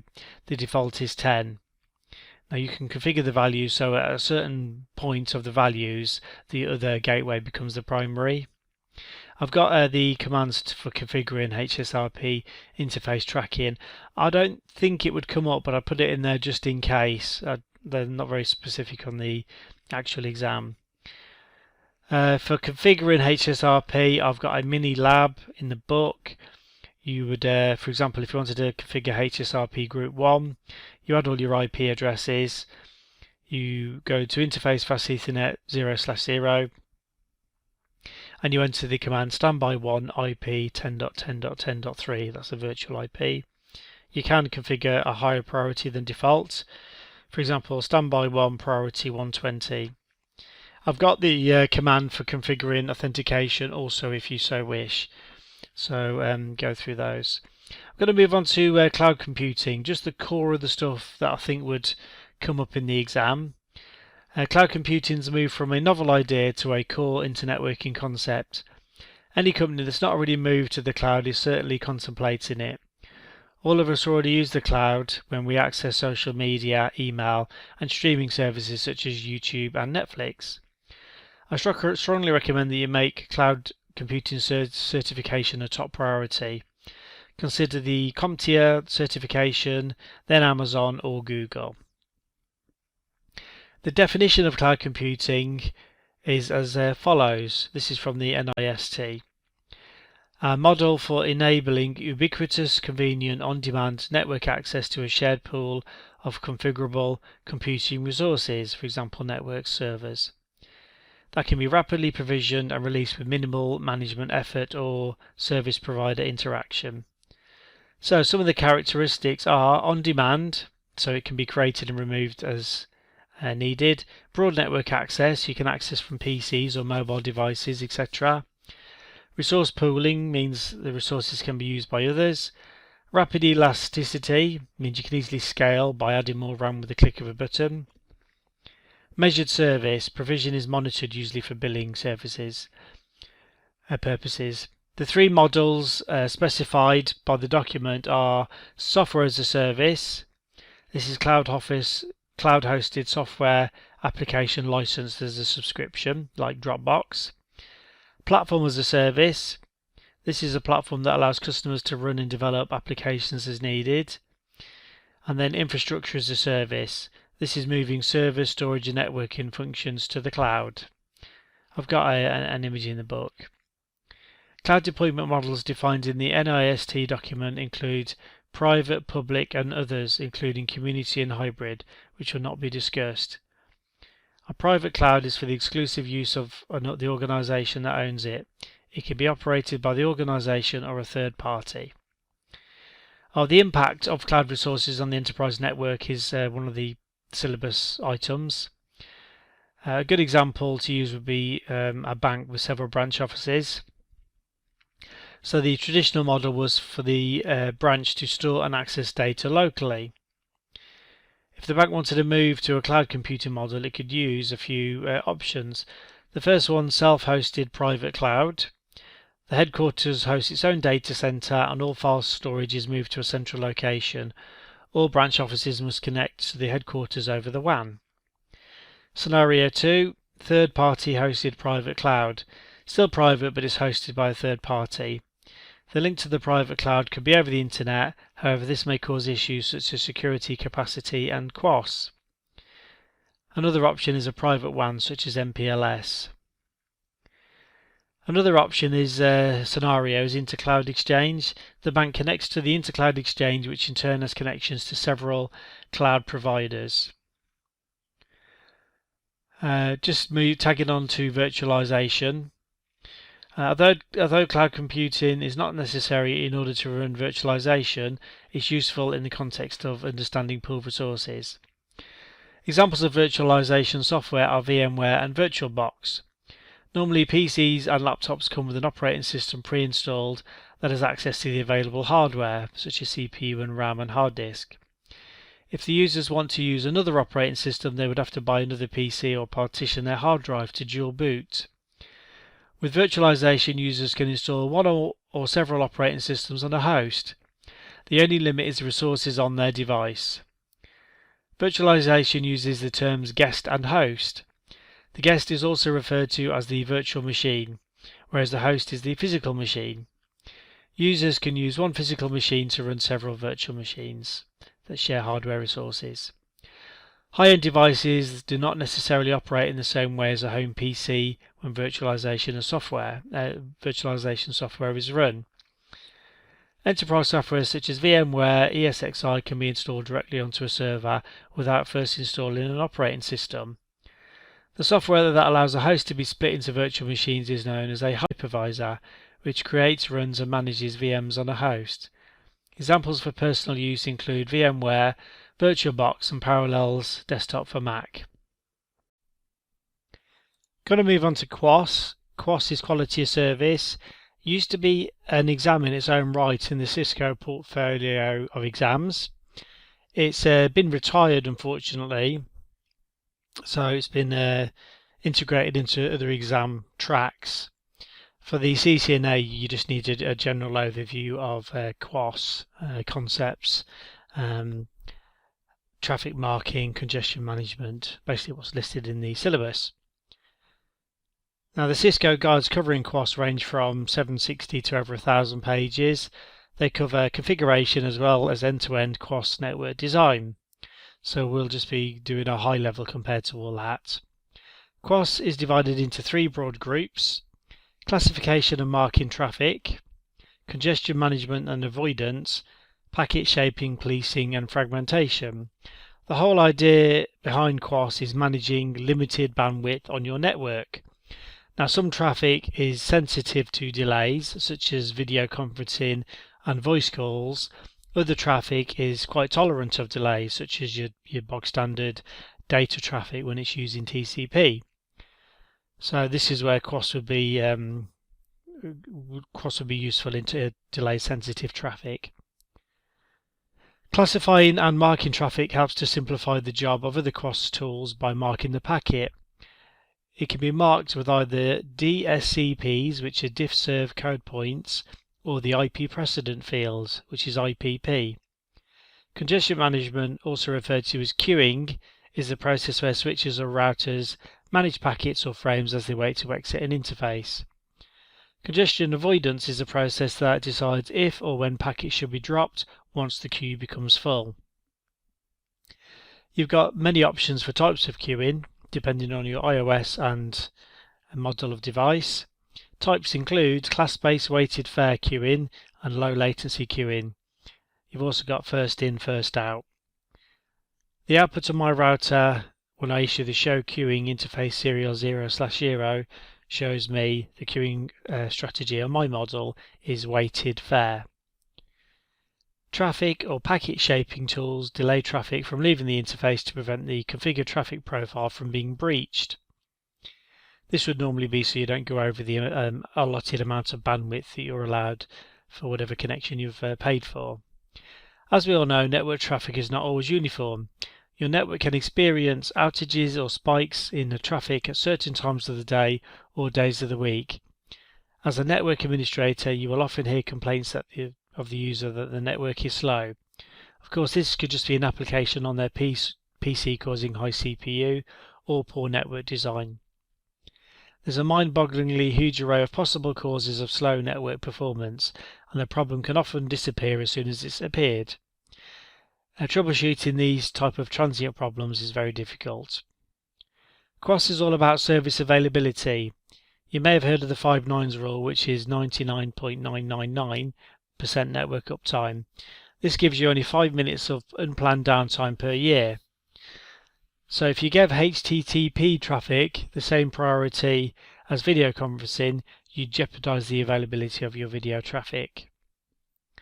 QoS gives you a deterministic network. QoS is a means to provide different levels of service to various types of network traffic as determined by the network administrator. An example of this is a banking network that may need to give high priority to special application used to manage transactions or customer data. Used correctly, QoS technologies will make the convenience of voice, video and data transparent to network users. It can even monitor the network for threats, marking abnormal traffic to be dealt with by other appliances. Although end users will only judge the network quality by its speed, our perspective as network administrators is far more granular. For us, the quality of a network is determined by 4 factors: the bandwidth, delay, the jitter, and packet loss. QoS aims to affect network quality by managing all of the 4 factors above, if you require them, that is. QoS solutions can be divided into the following categories, and these are broad categories: classification or marking, congestion management, policing and shaping, congestion avoidance, and link efficiency mechanisms. Only some of these are mentioned in the syllabus, which are the ones we're going to spend our time focusing on. QoS classification. As mentioned briefly above, classification deals with the identification of the types of traffic thrown through your network, so you can apply different service levels to them. The criteria can be a particular destination IP or source destination port or other factors. In Cisco iOS QoS, it provides a few methods to classify traffic, including access control lists, policy-based routing, committed access rate, network-based application recognition (MBAR). Traffic can be classified and marked at several layers from 2 to 4 by examining the packet. QoS marking. Marking allows devices along each hop in the network to act according to the mark, as opposed to inspecting each individual packet. The packet is marked at source rather than at each hop. There are a few options for marking that are shown in figure 16-15 in the book. First 2 operate at layer 2, the last 3 at layer 3. The first 2 are 802.1 class of service bits, and the second one is multi-protocol label switching experimental. The next 3 at layer 3 are IP precedents, differentiated service code points, and IP explicit congestion bits. The higher the number, the higher the priority of traffic, so voice traffic will be marked 5 by default, normal network data will be marked at 1 or 2. The RFC was updated to make the first 6 bits of the type of service fields designated as the differentiated service fields. This is the field that contains DHCPs, providing up to 64 different traffic classes. The last 2 bits are the type of service for IP explicit congestion, which indicates whether there's congestion on the network. And moving on to QoS differentiated services architecture. The DiffServ architecture was defined in RFC 2475. Cisco QoS tools set helps the network administrators conform to the RFC. DiffServer uses the concept of traffic classification, whereby each packet is put into a limited number of classes. Each of these classes can then be managed differently, given higher priority and best effort to others. DiffServ employs the concept of per hop behavior, which is PHB. This defines the policy and priority applied to the packet per router or hop on a DiffServ network. Most QoS implementations use the DiffServ architecture listed below. This is default forwarding, which is best effort, or assured forwarding. This has got 4 classes and 3 drop preferences. QoS trust boundaries. I think that's mentioned in the syllabus actually. Device trust is one of the, in fact it is mentioned in the syllabus. The question raises, at which point in the network can devices start trusting the markings they see in packets? If all devices are trusted, in theory, a smart user could set all of his or her traffic with a high priority. So some of your options are end at the IP phone, end after the IP phone at the switch, or have the trust boundary at your layer 3 switch or router. This is all done during your design phase. Across solutions, congestion simply means that traffic is arriving at a faster rate than the network can handle. This is often easier to think of in terms of interfaces, where traffic is arriving on one interface faster than it can be sent out of another on the same device. So this begs the questions: how many queues should exist? How should the packets be placed in the queues? And what sort of algorithm should be used to send the packets out of the queues? To the first question, if there are different queues, different policies can be applied to each queue, such as high and low priority queue. Placing and marking can help with the second question, with marking determining which queue in the packet is placed, which queue the packet is placed in. Cisco iOS cross-congestion tools include the following: low latency queuing and weighted fair queuing. Weighted fair gives a guaranteed amount of bandwidth for different queues. Low latency queuing would be used for voice and video streaming, so has higher priorities over other packets in the queue. Moving on to policing and shaping for QoS. They're somewhat related. Policing ensures that traffic confirms to a certain rate. If the rate's exceeded, then it can either be dropped or reclassified with a lower priority. Cisco iOS policing tools include committed access rate and the traffic policing feature. Policing works both inbound and outbound directions. With traffic shaping, excess traffic is held in a queue or buffer and the excess is released at set rates. Shaping iOS tools include generic traffic shaping, class-based shaping, and frame relay traffic shaping. Shaping only works outbound. IPv6 standard and extended ACLs. So we covered IPv4 access list earlier in the ICND1 notes. New for the exam is IPv6 access lists. Now, extended IPv6 ACLs are similar to IPv4, but are matched based on source destination, IPv6 addresses and ports, etc. Now, they do go a step further in as much as they offer other features that you can monitor traffic with, such as traffic class or flow label. These are basically IPv6 extension headers, and you can see what's available as you configure the access list and you just keep hitting the question mark tag. It's easiest just to configure an IPv6 access list to see what the difference is, because there's just some different commands. The first thing, obviously, in config mode is IPv6 access-list, and then we have a name. We don't have numbers for access lists for IPv6. So you press enter and you're going to do the same as with IPv4. You're going to permit or deny.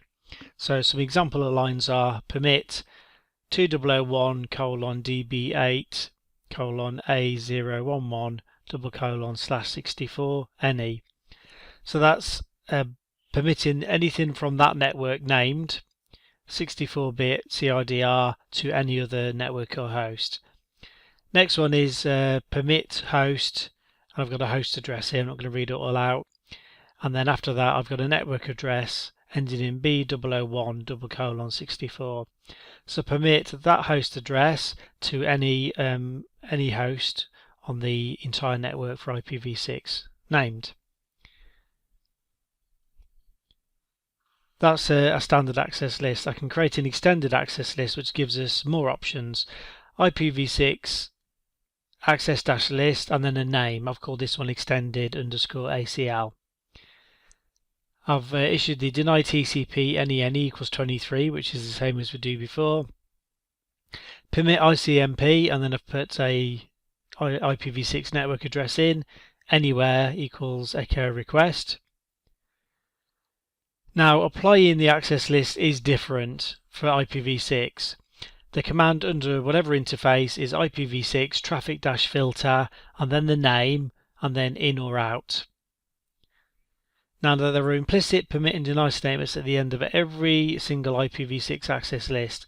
These will not show up in the configuration, but they exist nonetheless. So these are some gotchas. 2 permits. Permit ICMP, NENE, ND, neighbor discovery, neighbor advertisement. Permit ICMP, NENE, ND-NS, neighbor solicitation.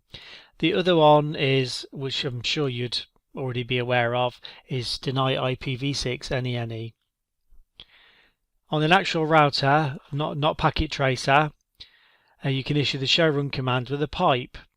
So if I just want to see my IPv6 access list, it's show run and then a pipe, which is just a down slash, just a straight slash, not forward or backwards. You can find it on my keyboard. I'd press shift and then the backslash key. It's just above mine. Yours may be different in your country. And then I've typed section IPv6 access-list. That's showing me all the commands that have access list in it. Go through the mini lab in the book and do all of the testing. There's IPv6 pings. Troubleshooting access lists. Mentioned earlier, the commands are pretty much interchangeable. It's worth bearing in mind that you can debug IPv6 access lists, but the procedure is different than IPv4.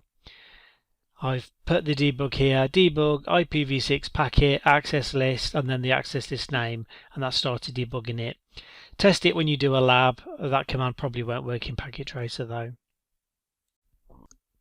We're going to go to infrastructure maintenance, which consists of a few topics: SNMP, IPSLA, spam, network programmability, and AAA with TACACS Plus. We may need to split some of these topics into different presentations. SNMP, Simple Network Management Software. SNMP has been part of the CCNA syllabus for some time now. However, the latest updates have been beefed up in the requirements slightly to include configuration and verification. It's inferred that a reasonable working knowledge of the protocol is required in addition to knowing how to configure it on Cisco devices. SNMP works at the application layer. It operates using UDP ports 161 and 162. It's used to remotely configure, monitor and manage network devices, including routers, switches and servers. You can easily check on Google for SNMP or network management software. There's a few different companies offer it. Some offer free versions, some do free trials with limited access, and some is just all paid for. SNMP uses the concept of agents, which is software running on a network device that collects and stores information about the system in an agreed format called the MIB, the Management Information Base. The MIB can be queried by the manager. This is usually a dedicated server connected or configured to report on network health and issues and allow for preemptive troubleshooting and baselining. The server will run SNMP software as part of the network management system, the NMS. Examples are SolarWinds or Cisco Prime. The manager collects the data and the agents provide the manager with the data. The messages between the manager and the agents are referred to as sets and gets. The MIB structure features tree leaves and nodes referred to as object identifiers, OIDs. These can be represented by names or numbers, such as 1.5.6. SNMP is extensible in as much as it's flexible enough to allow vendors to create their own OIDs specific to their own devices.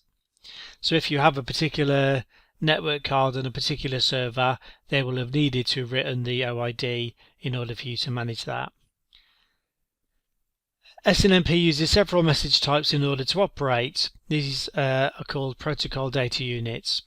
PDUs include get request, get net request, get bulk request, set request, inform request, trap and response.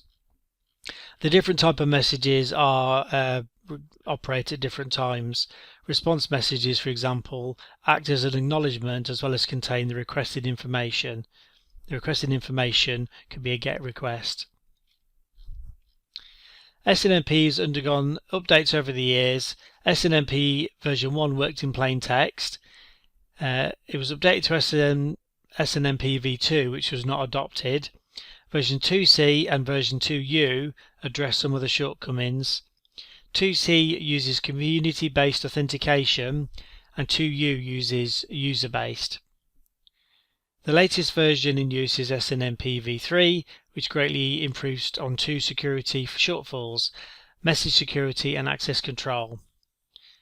V2 uses a user-based security model for access control features integrity and authentication and encryption. SNMP version 3 uses a view-based access control model which defines which groups can access the type of information. I've got configuration of examples in the book which you need to go through. Probably won't work yet again in Packet Tracer because Packet Tracer's quite limited, but should work if you've got GNS3 with an iOS version. You can verify SNMP with the show SNMP community command, and that will output a lot of information. It's worth noting that adding SNMP to network devices will increase CPU load, so you should test it or get advice from Cisco TAC. Moving on to ICMP echo-based IP SLA, or just IP SLA for short. You may have already come across this at work. It's a document specifying an agreed level of service between the customer and the service provider. Now, the Cisco IP SLA is used to measure network performance. This includes jitter, delay, connectivity, and packet loss. It does this by simulating various types of traffic on the network between the source and the destination. IP SLAs collect a subset of the following by way of performance metrics: delay, jitter, packet loss, packet sequencing, path, connectivity, server or website download time. IP SLA operates at layer 2 and is built into Cisco iOS. It consists of the IP SLA source and IP SLA responder. It can also be accessed by SNMP services such as SolarWinds. One type of IP SLA traffic that can be generated, for example, is ICMP echo. IP SLA can generate a multitude of pings over a specified amount of time that can determine both success or failure, as well as round-trip time. This provides valuable information. One of the most powerful features of IP SLA is that it not only provides real-time information, but also represents historical data of network performance. In one of the diagrams in my book, I've got a router that's been configured to send ICMP echoes to monitor the server. Although the configuration is beyond the scope of the exam, some common show commands are show IP SLA statistics, show IP SLA application. IP SLA can be used to verify service levels and outsourced SLAs. Going to move straight into SPAN, Switched Port Analyzer. It's also referred to as port mirroring or port monitoring. It was developed at the same time that hubs were being replaced by network switches. Hubs send a copy of the frame out of all ports except the port the frame was received on, while switches build MAC addresses to port tables and only forward the frame out of the relevant port. SPAN selects incoming traffic on a port and sends a copy to another port for onward transmission to a network analyzer. If you were using a hub, you could just plug the network analyzer into any free port and it would receive every frame automatically, which is not the case for switches. Now, in order to troubleshoot a slow network, you could do a few things. Disconnect the server from the switch port and connect a PC to compare speed, swap the switch for a hub, use a test access point, or use SPAN. SPAN mirrors traffic from one or several ports or VLANs to another port. Both ingress and egress traffic can be monitored. There are a few rules of the road to using SPAN that you need to bear in mind. The SPAN source in a SPAN session can be either all ports or all VLANs, but you can't mix both ports and VLANs. A port can only be used as a destination port in one SPAN session at a time. SPAN source ports can be any type, including EtherChannel and even trunk ports. A SPAN destination port cannot be any part of an EtherChannel group. A SPAN source port cannot also be a SPAN destination port. Multiple SPAN ports can belong to different VLANs. There's three SPAN types: local SPAN, remote SPAN, which is RSPAN, and an encapsulated remote SPAN, ERSPAN. For local SPAN, the source and destinations must reside on the same switch. For RSPAN, the source and destination can be on different switches. RSPAN is an advanced feature that uses a dedicated VLAN to carry traffic. For ERSPAN, layer 3 traffic is captured, uses GRE tunnels. Always check Cisco documentation to see which features are supported on which models and with which iOS release before you pay for software. SPAN configuration is not mentioned in the exam syllabus. I'm going to move into network programmability and software-defined networking. We discussed planes of operation earlier in the ICND1 section. A programmable network has its network device behavior and flow control handled by software that runs independently from hardware. The idea behind the concept is that the network administrator can reprogram the network instead of having to rebuild or replace hardware. Software-defined networking allows networking to be controlled via software services. It was hailed as the Cisco killer when it emerged. This is not exactly the case though. Cisco is pushing hard in the area of network programmability in order to allow programming to affect devices at all layers. Cisco offers their own version of OpenFlow, which is an open standard that allows an SDN controller to communicate with the forwarding plane of routers and switches. You may already be aware of the device planes, the data plane, control plane, and management plane.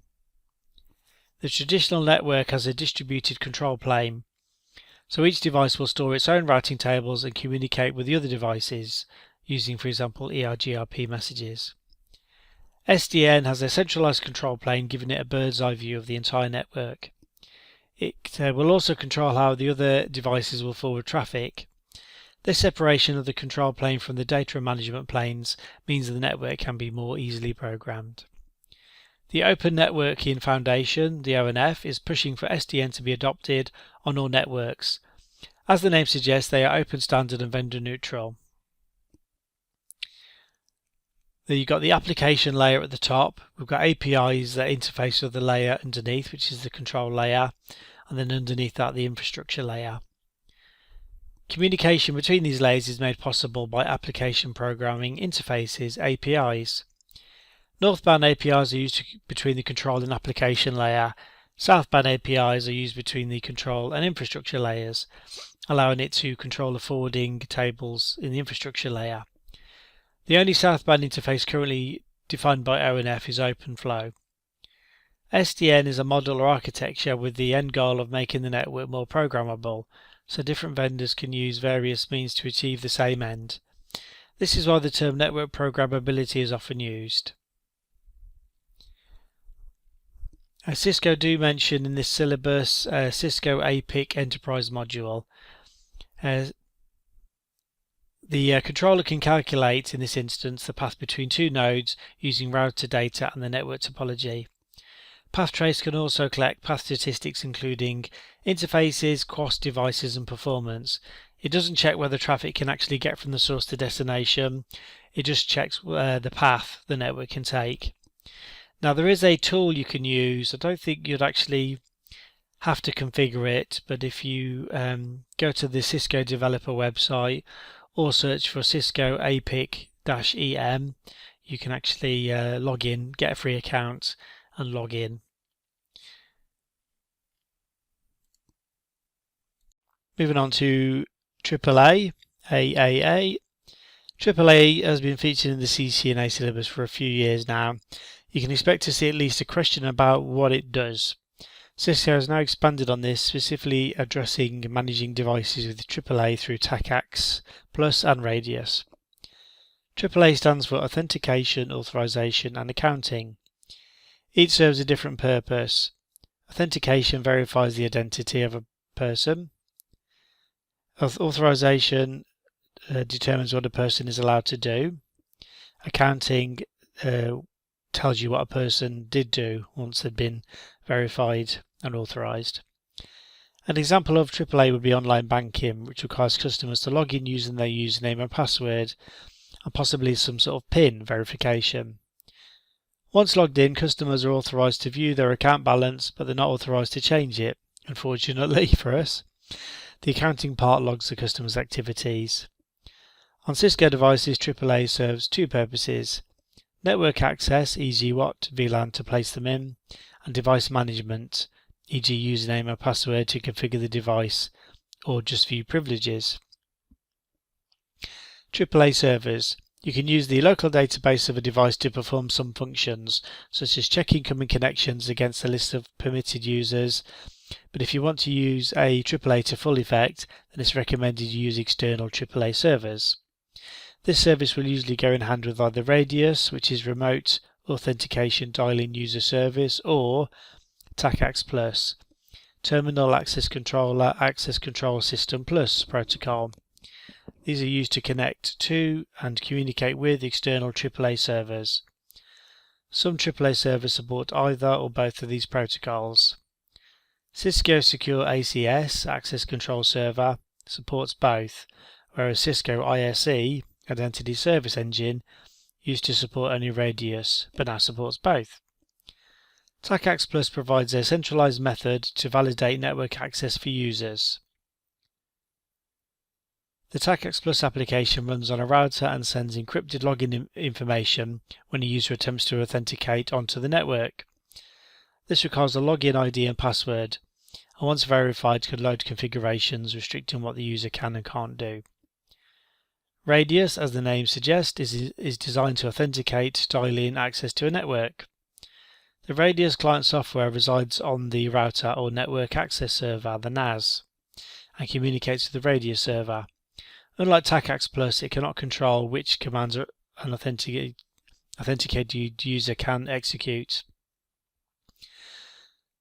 I've got an image in the book with a remote user trying to dial in, which you might want to refer to. Just some differences in case they ask in the exam. TACACS Plus versus Radius. TACACS Plus is TCP port 49, Radius is UDP 1645 to 1646 or 1812 to 1813. TACACS Plus encrypts the entire packet, whereas Radius encrypts only the password field. TACACS Plus separates AAA functions, whereas Radius combines authentication and authorization. TACACS Plus is most suitable for device management. Radius is most suitable for network access.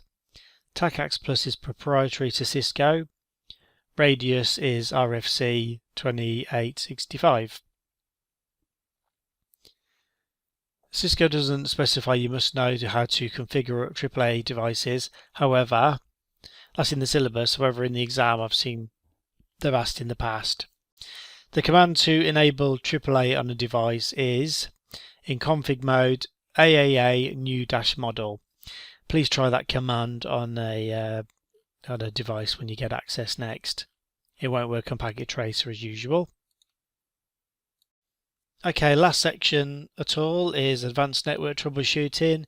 I'm not sure if I'll get through all of it in one go, but throughout the book actually, and definitely if you've done the labs, you're going to have been troubleshooting anyway, because it's mostly using the show commands to determine if something's working. If it isn't working, then going back to looking at troubleshooting and how to fix it.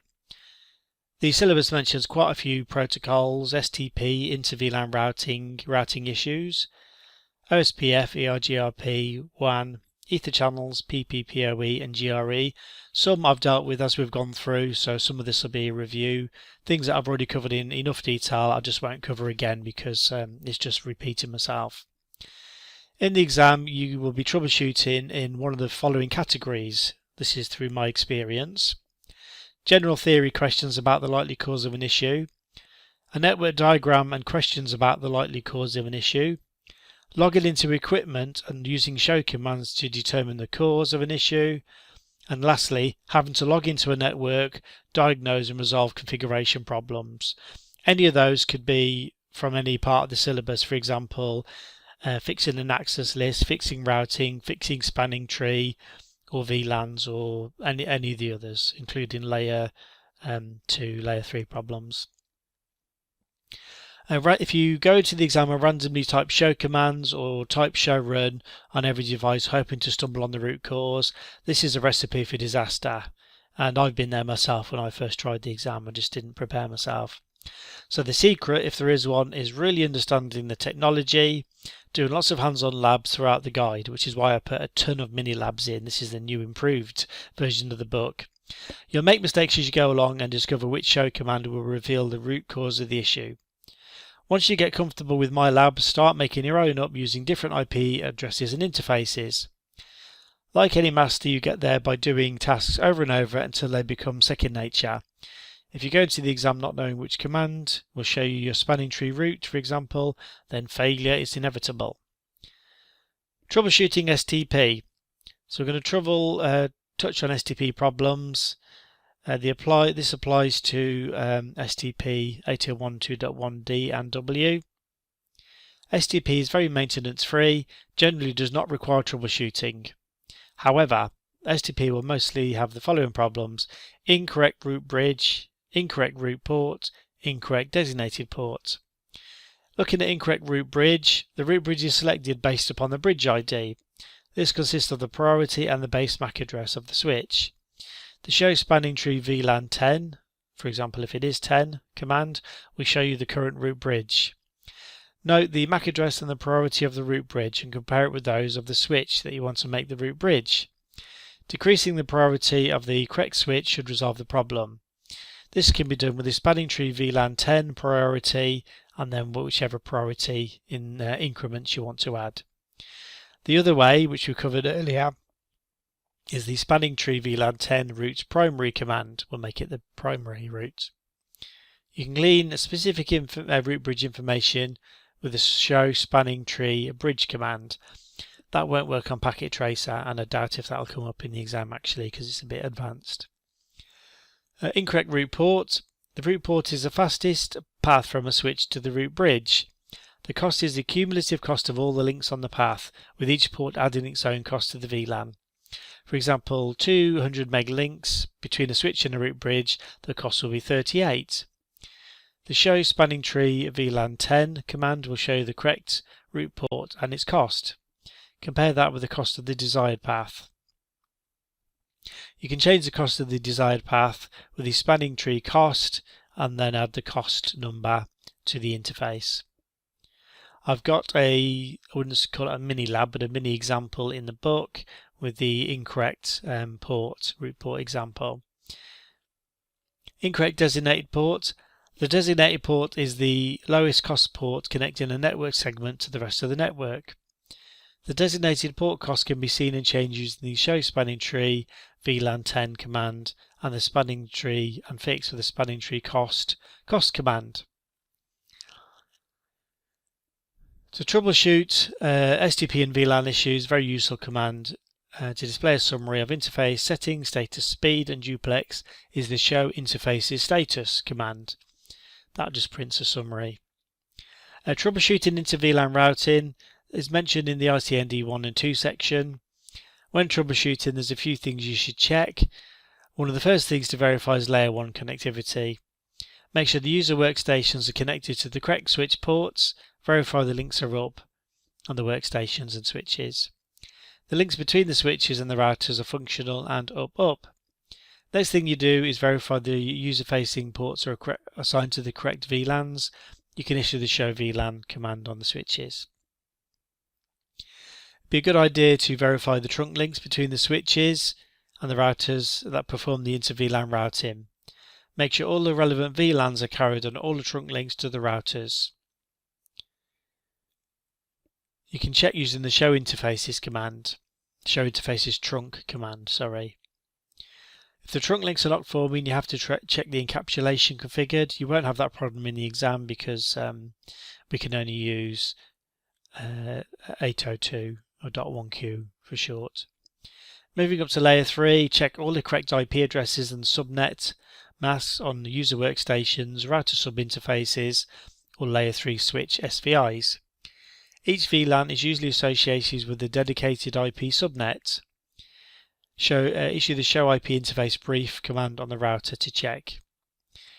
If all layer 1 and 2 and 3 verifications successfully pass, you should have layer 3 connectivity between hosts in different VLANs. Check this with a ping between workstations on different VLANs. Troubleshooting routing. If you've got access to network diagrams and the documentation which you will have in the exam, by the way. You'll have a network topology. You should be able to look at it and know which configuration commands should already be present.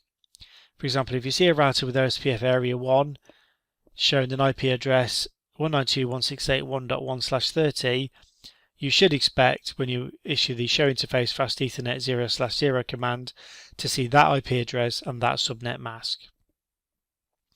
If it's anything but this, then you'll have an issue. Also expect the interface to be physically up at layer 2. If it isn't, there's likely an issue with a clock rate command or a no-shut that needs to be applied to the interface. Again, the show IP interface brief command will show you this. If it's all correct, you expect to see the route correctly advertised in the configuration with the show IP protocols command. Bear in mind, at no point have I issued the show run command. I'm not saying don't, but it's just not specific enough, I don't think, when you're troubleshooting layers 1, 2, 3 and up. So if I've issued the show IP protocols command, and for OSPF I can see the network 192.168.1.0, 0.0.0.255 is configured. That is an issue because in my current example there should be a /30 mask. If there's a /30 mask, then you should be advertising the /30 network for that particular device. So it should have been 192.168.1.0, 0.0.0.3. If there's only a few things you need to find not working on the exam for routing protocol, check the following. No clock rate on the DCE. The no-shut needs to be applied to the interface. Incorrect IP address or subnet mask. Incorrect network advertised. Incorrect area or ASN configured on the network. Auto summary turned off or on, depending on what they're asking you. Or there's an access list blocking the routing protocol. A command that can come in handy in the real world is clear IP route space *. You probably won't need to issue that in the exam. For IPv6, ensure that IPv6 is enabled with the IPv6 unicast routing command. You can check on the other devices to see if it's receiving the routes correctly with the show IP route command, which we've used a ton in this exam. Troubleshooting OSPF, there's several commands which you can use and already have. The standard show IP commands with the route and protocols, also show IP OSPF interface, show IP OSPF, show IP OSPF neighbor detail, and show IP OSPF database. There's several debug commands you can use. They probably won't work in the exam because it's just a bit too complex for the simulator. Bear in mind that access control lists will block any routing protocol unless specifically permitted. Another got you is incomplete IPv6 parts in your configurations. For example, and I've done this myself, on an interface I configured IP OSPF1 area 0 when I should have typed IPv6 OSPF1 area 0. Easy mistake to make when you're swapping between OSPF IPv4 and IPv6, sorry. Okay, the show IP OSPF neighbor command gives you an explicit summary of the neighbor relationships. You can debug the IP OSPF hello. This is going into the real world stuff really, because in the exam I don't think you're going to be able to do advanced debugs like this.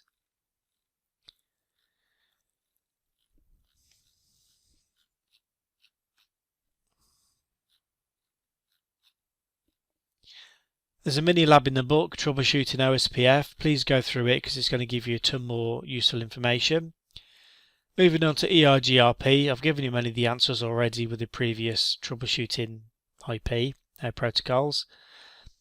As with OSPF, the usual troubleshooting layers 1 and 2, so all your correct subnets, check for access lists, issue the show IP protocols command. You want to see the correct networks have been advertised. You also want to make sure the correct autonomous system number has been advertised.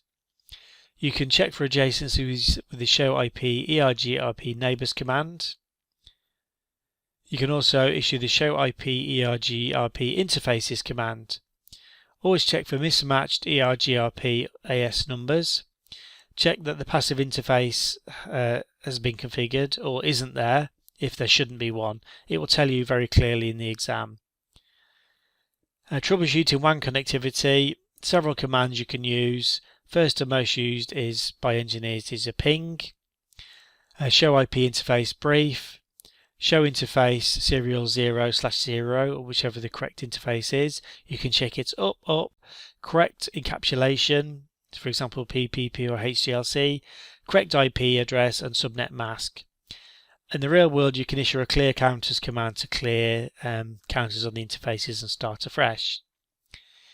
Ether channels, you may be presented in the exam with an ether channel diagram or output to show commands.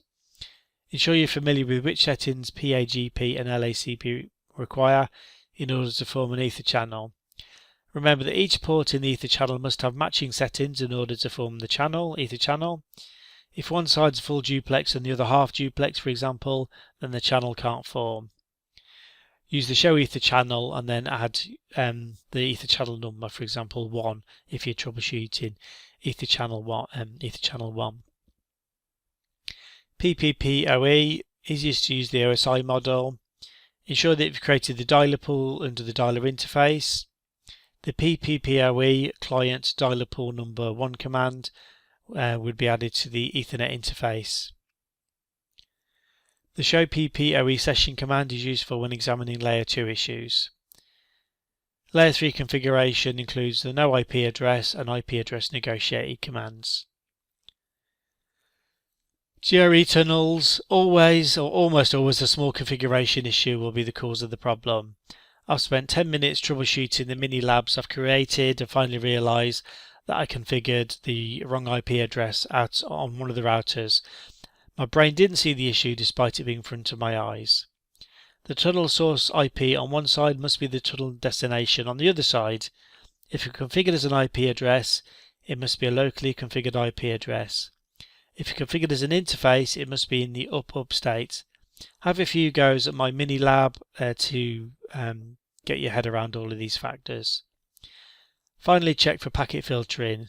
GRE is IP protocol number 47.